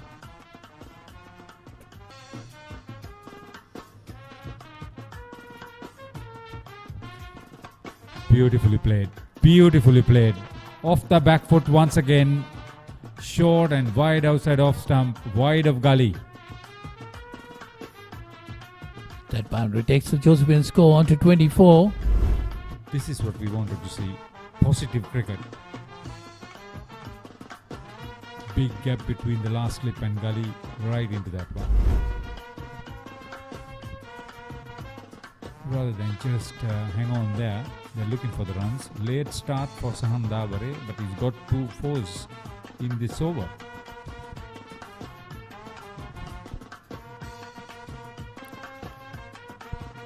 $24 for no loss St. Joseph's in reply to 285 for 9 posted by the Thomians. Thomians were 102 for 6 at one stage, recovered firmly to the bats of Nathan Caldera, who got 113, and Senesh Tiarachi got 59. Then we also saw a quick fire 26 coming on the bat of Akash Fernando. So that's the end of that over. 24 for no loss St. Joseph's. Now you can activate your favorite Dialog television channels via the My Dialog app, SMS, or missed call. Dialog Television, Sri Lanka's #1 television experience. We were talking about the DS Vijayaratna's played cricket with Lalit and did commentaries with Rohan and Polymus. Yeah, Lalit was the first DS Vijayaratna to play for St. Joseph's. Lalit was a schoolboy cricketer of the year in 69, sorry. He captained college in 68 and played in 69 too. And then his brother Manik also played for Sri Lanka schools. Passed away recently, a couple of months ago. I'm a close mate of Susilo too. We were at adjoining clubs at Havelock Park. I think Susilo was secretary at Coles and he was secretary at BRC, isn't it? Susilo? Was he at BRC? No, Coles. Coles, yeah. Secretary at Coles. You were secretary at BRC. My involvement was with BRC. I played a couple of games for BRC, of course. That's before you came in. Yeah, I came in there. I came from Moroto CC.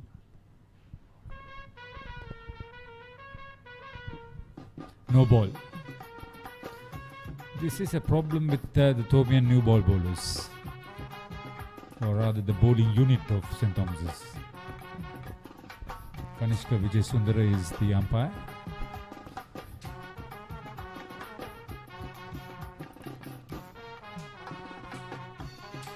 Sadish Chawadana is on 14. He's on strike.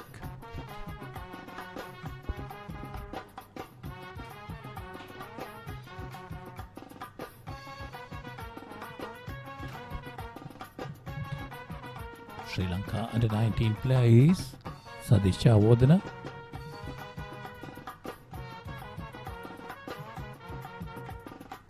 Good player.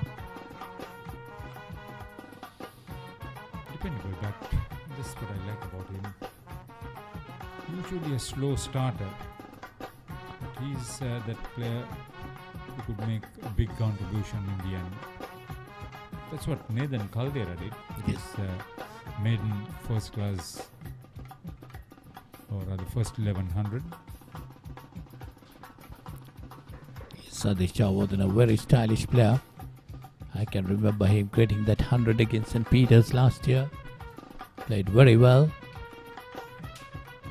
So that's single takes him on to 15 and the Josephines go to 26. 26 for no loss St. Joseph's in reply to 285 for 9. Posted by the Thomians. St. Thomas is missing the services of Kavindu Dias. He's been rested because of a niggle in his legs, I'm told.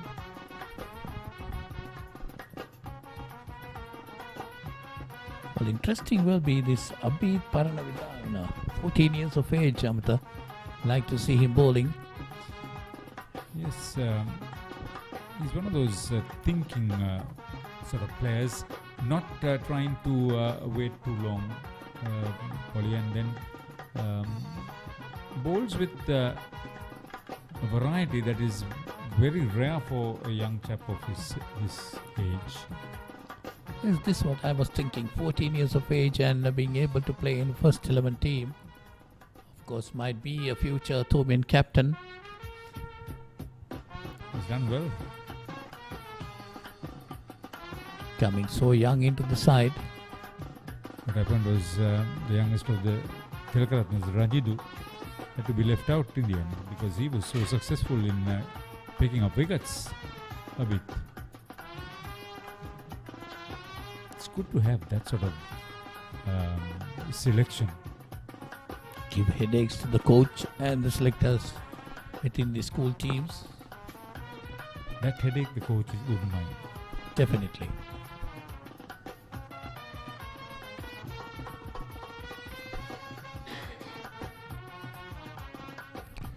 So 5 gone, it's 28 for no loss. St. Joseph's College in reply to 285 for 9 of St. Thomas's.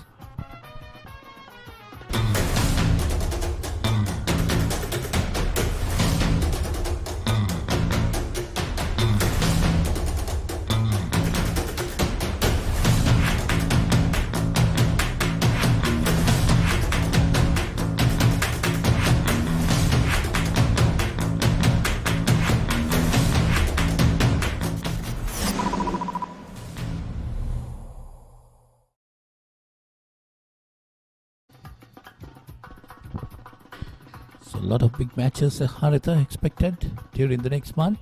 Yeah, either side of the expected scheduled local government elections. I suppose the big matches would be a certainty. Big matches supposed to commence next weekend with the Supatana Thurston game.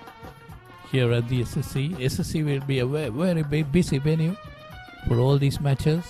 Yeah, it's a high demand. Even the Murko schools want to play here.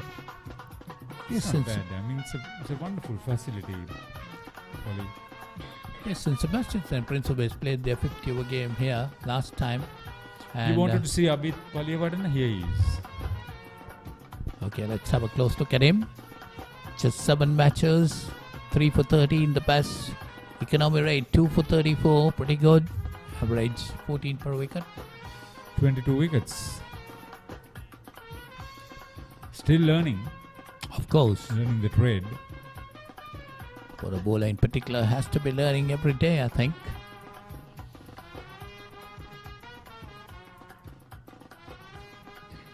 See how many balls he could bowl in line with the stumps to Sadish Javadana. He is very good off the front foot, off the back foot. He's good square of the wicket. He's good straight down the track. Oh, that's a good delivery. This is what I said. You're thinking sort of bowler. So far, for what I've seen, it's a nice action. Yeah, it's a smooth action.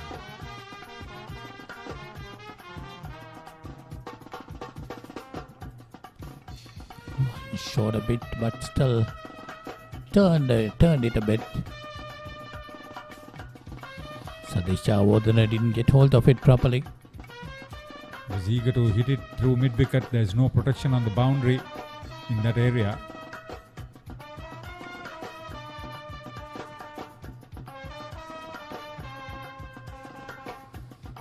That first over has been very well delivered so far.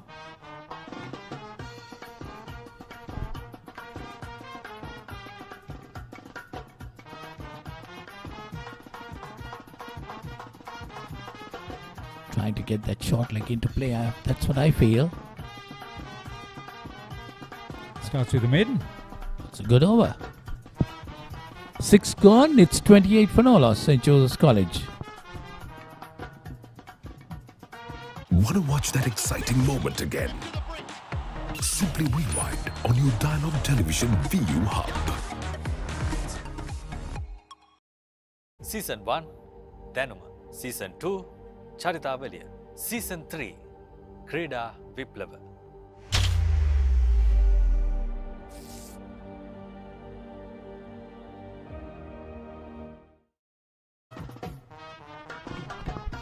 Shadows lengthening across the SSC ground. 3 more overs to be bowled today, so we are heading for a 5:30 finish on the first day.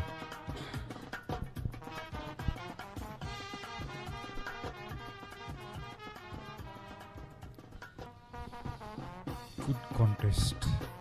Good fight back by the Thomians. Good reply by the Jews. Yes, definitely a good start by the Josephians too. I remember St. Thomas's also got off to a flyer. They were 51 for no loss at one stage, and then suddenly they were 65 for 5 and 102 for 6. Then 135 run partnership between Nathan Caldera and Senesh Etiarachi brought the Thomians back into the game. Well, after tea, the Thomians really went on command, played some good shots, and Akash Fernando ended up with a quick fire 26. Yeah, he absolutely dominated that 8-wicket partnership of something like 36 wide. He's bowled a no ball, he's bowled a wide. That's the first wide of the game.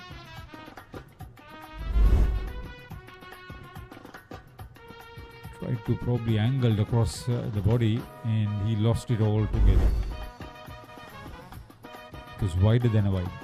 Yeah, it was going further away. I thought the left armer normally brings it in to the right hander.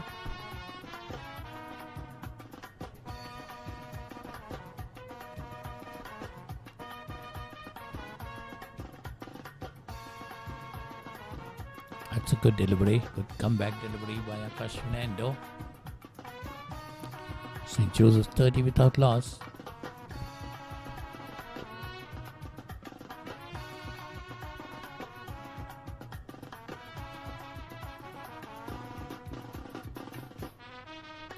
Well, the morning session entirely belonged to Mudita Disanaika, who got 5 for 43.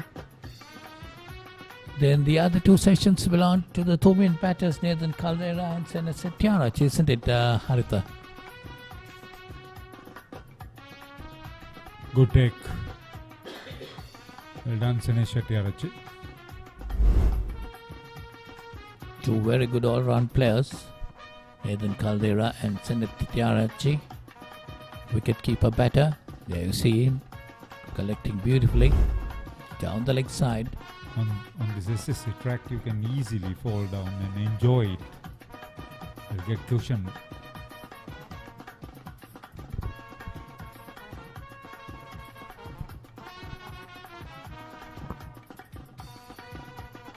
It'll be a hive of activity the whole of next week.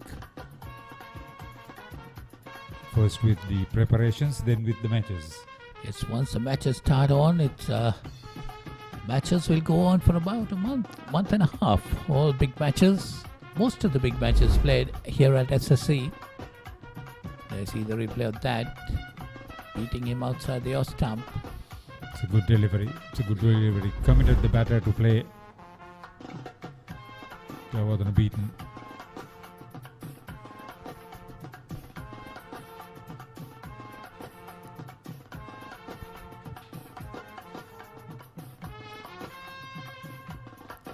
Javadana's main target will be to bat till close. Come fresh tomorrow. Josephines depend a lot on him.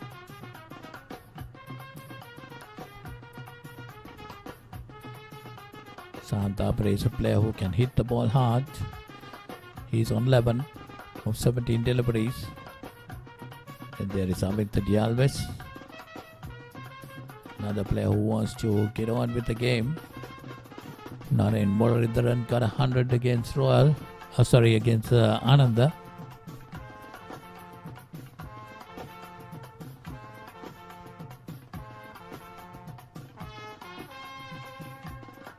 So that's the end of the 7th over. St. Joseph's 30 for no loss.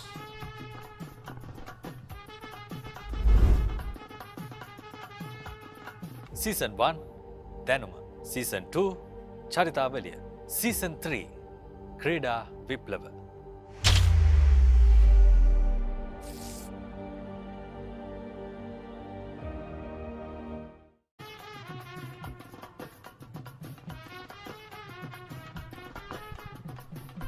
Strategies will change a lot tomorrow morning. Thomas is to try to attack Sandabare a little bit more than what they do with Sajid Javadana.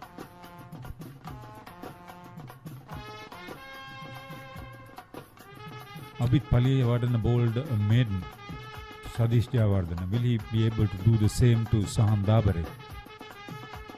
Will he keep it in line with the stumps? Well, the Josephine batters are interested in staying there till the close of play. So we really want to see Abid Paranavidarana bowling tomorrow, when the Josephians will want to get some runs. But he have impressed me. This just an over and a half bowl up to now. Definitely have impressed. That's another good delivery, but driven firmly this time. There is a sweeper cover there on the boundary, gets a single.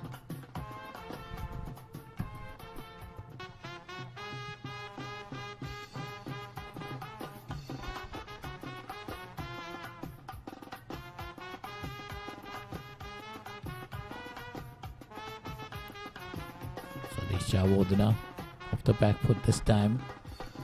31 for no loss, St. Joseph's in their reply to 285 for 9 posted by the Thomians.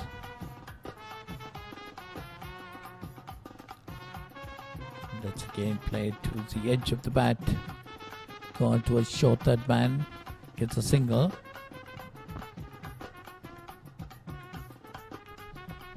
He may have considered a couple of runs in this over, but still he got the batter to play, which means that he's more in line with the stumps with Paliyavadana.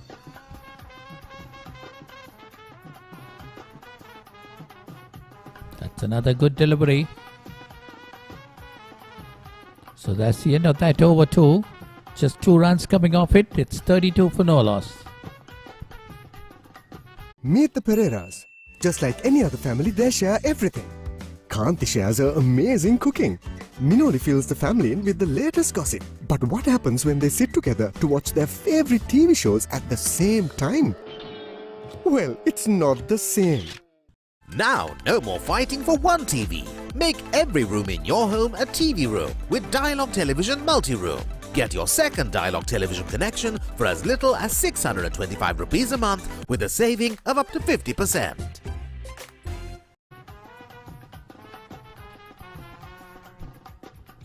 $32 for no loss after 8 overs. St. Joseph's in their reply. There is another bowling change. This Shanil Pereira came in for Kavidu Dias.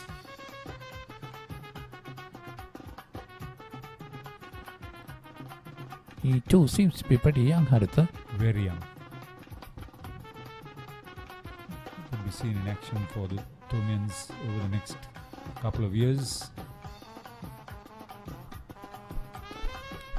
Should most probably be the last over for the first day. So the bowlers have been on schedule. Credit to the two teams.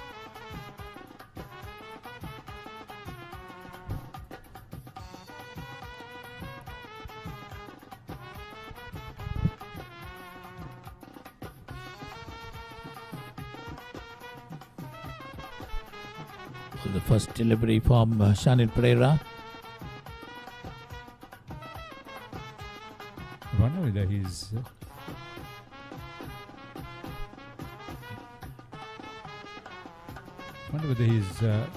on debut. That's a fuller delivery.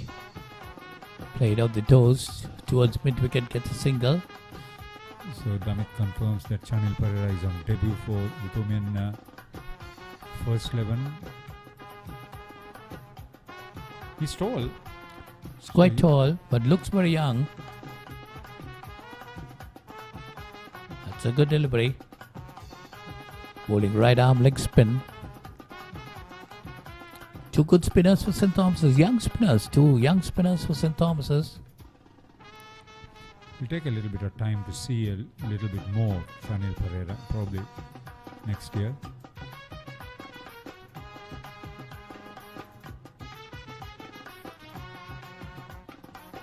He's making the batter play. Good flight, good rhythm, pointed delivery. He's comfortable and precise looking at the bat. Delivery, high arm. And a leg spinner, very important part he can play in the team. With experience, he will learn to use the crease also. Could be the last ball of the day.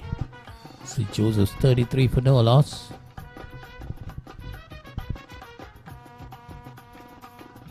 Three close-in fielders coming in. Flight and delivery, that was a googly-like. Lost it altogether.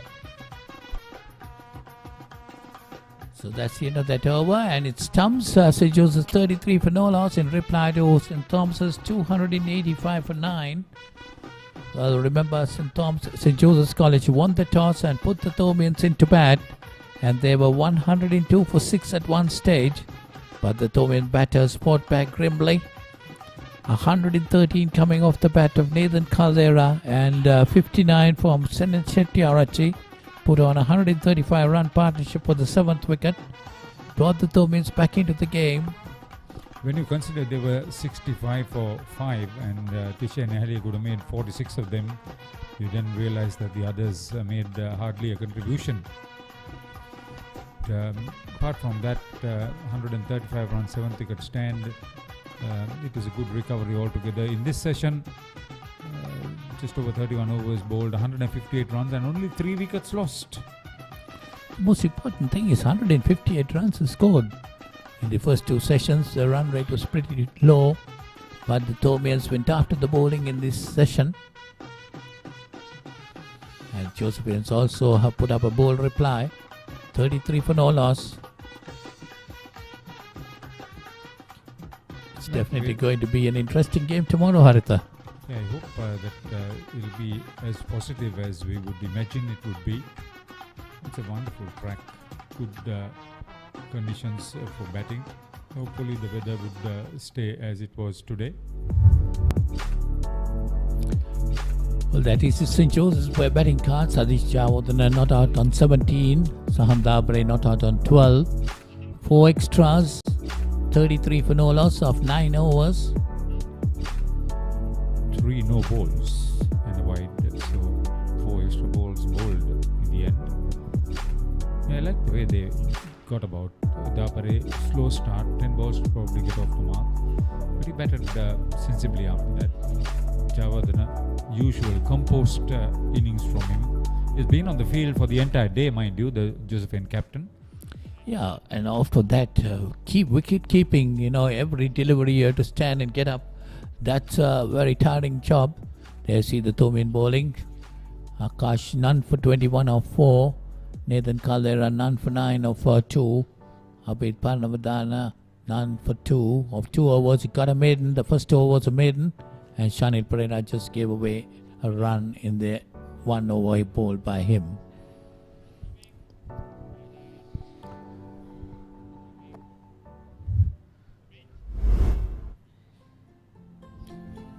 So when they came into bat after that Thomian recovery, the Josephine openers were looking to be positive.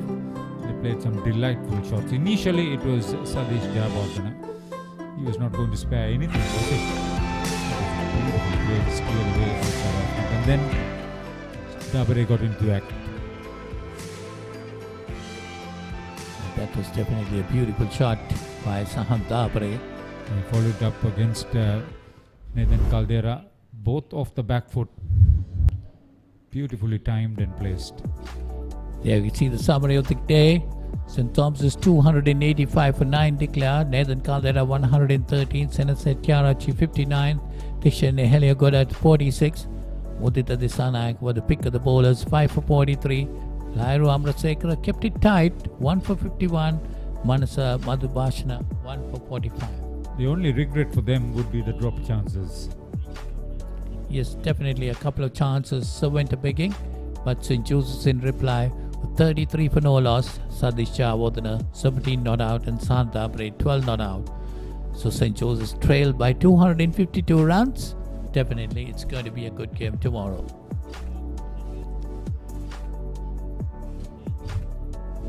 There you see now these sessions. First session definitely belonged to St. Joseph's. Second definitely to St. Thomas's, and the third also I would say for the Thomians. Yeah, because of the number of runs they made and although St. Joseph's did manage to make a bold reply, I think it would stay with the school by the sea.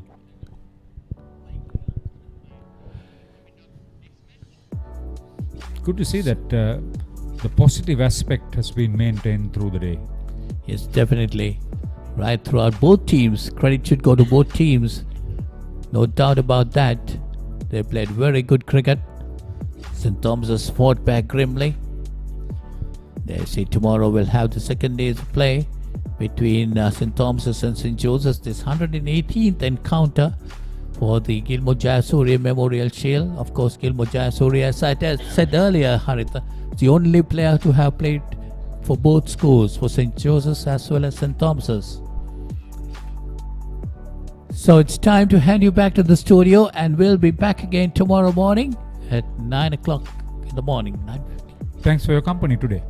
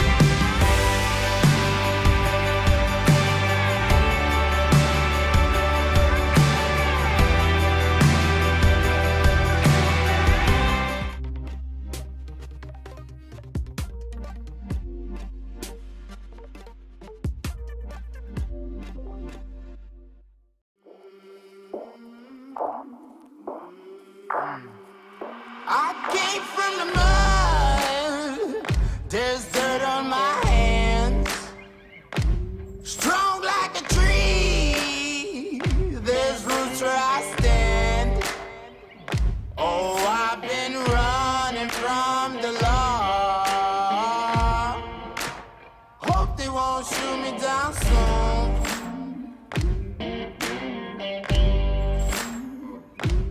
They sing on a sleepless night. Try to catch me howling at the moon.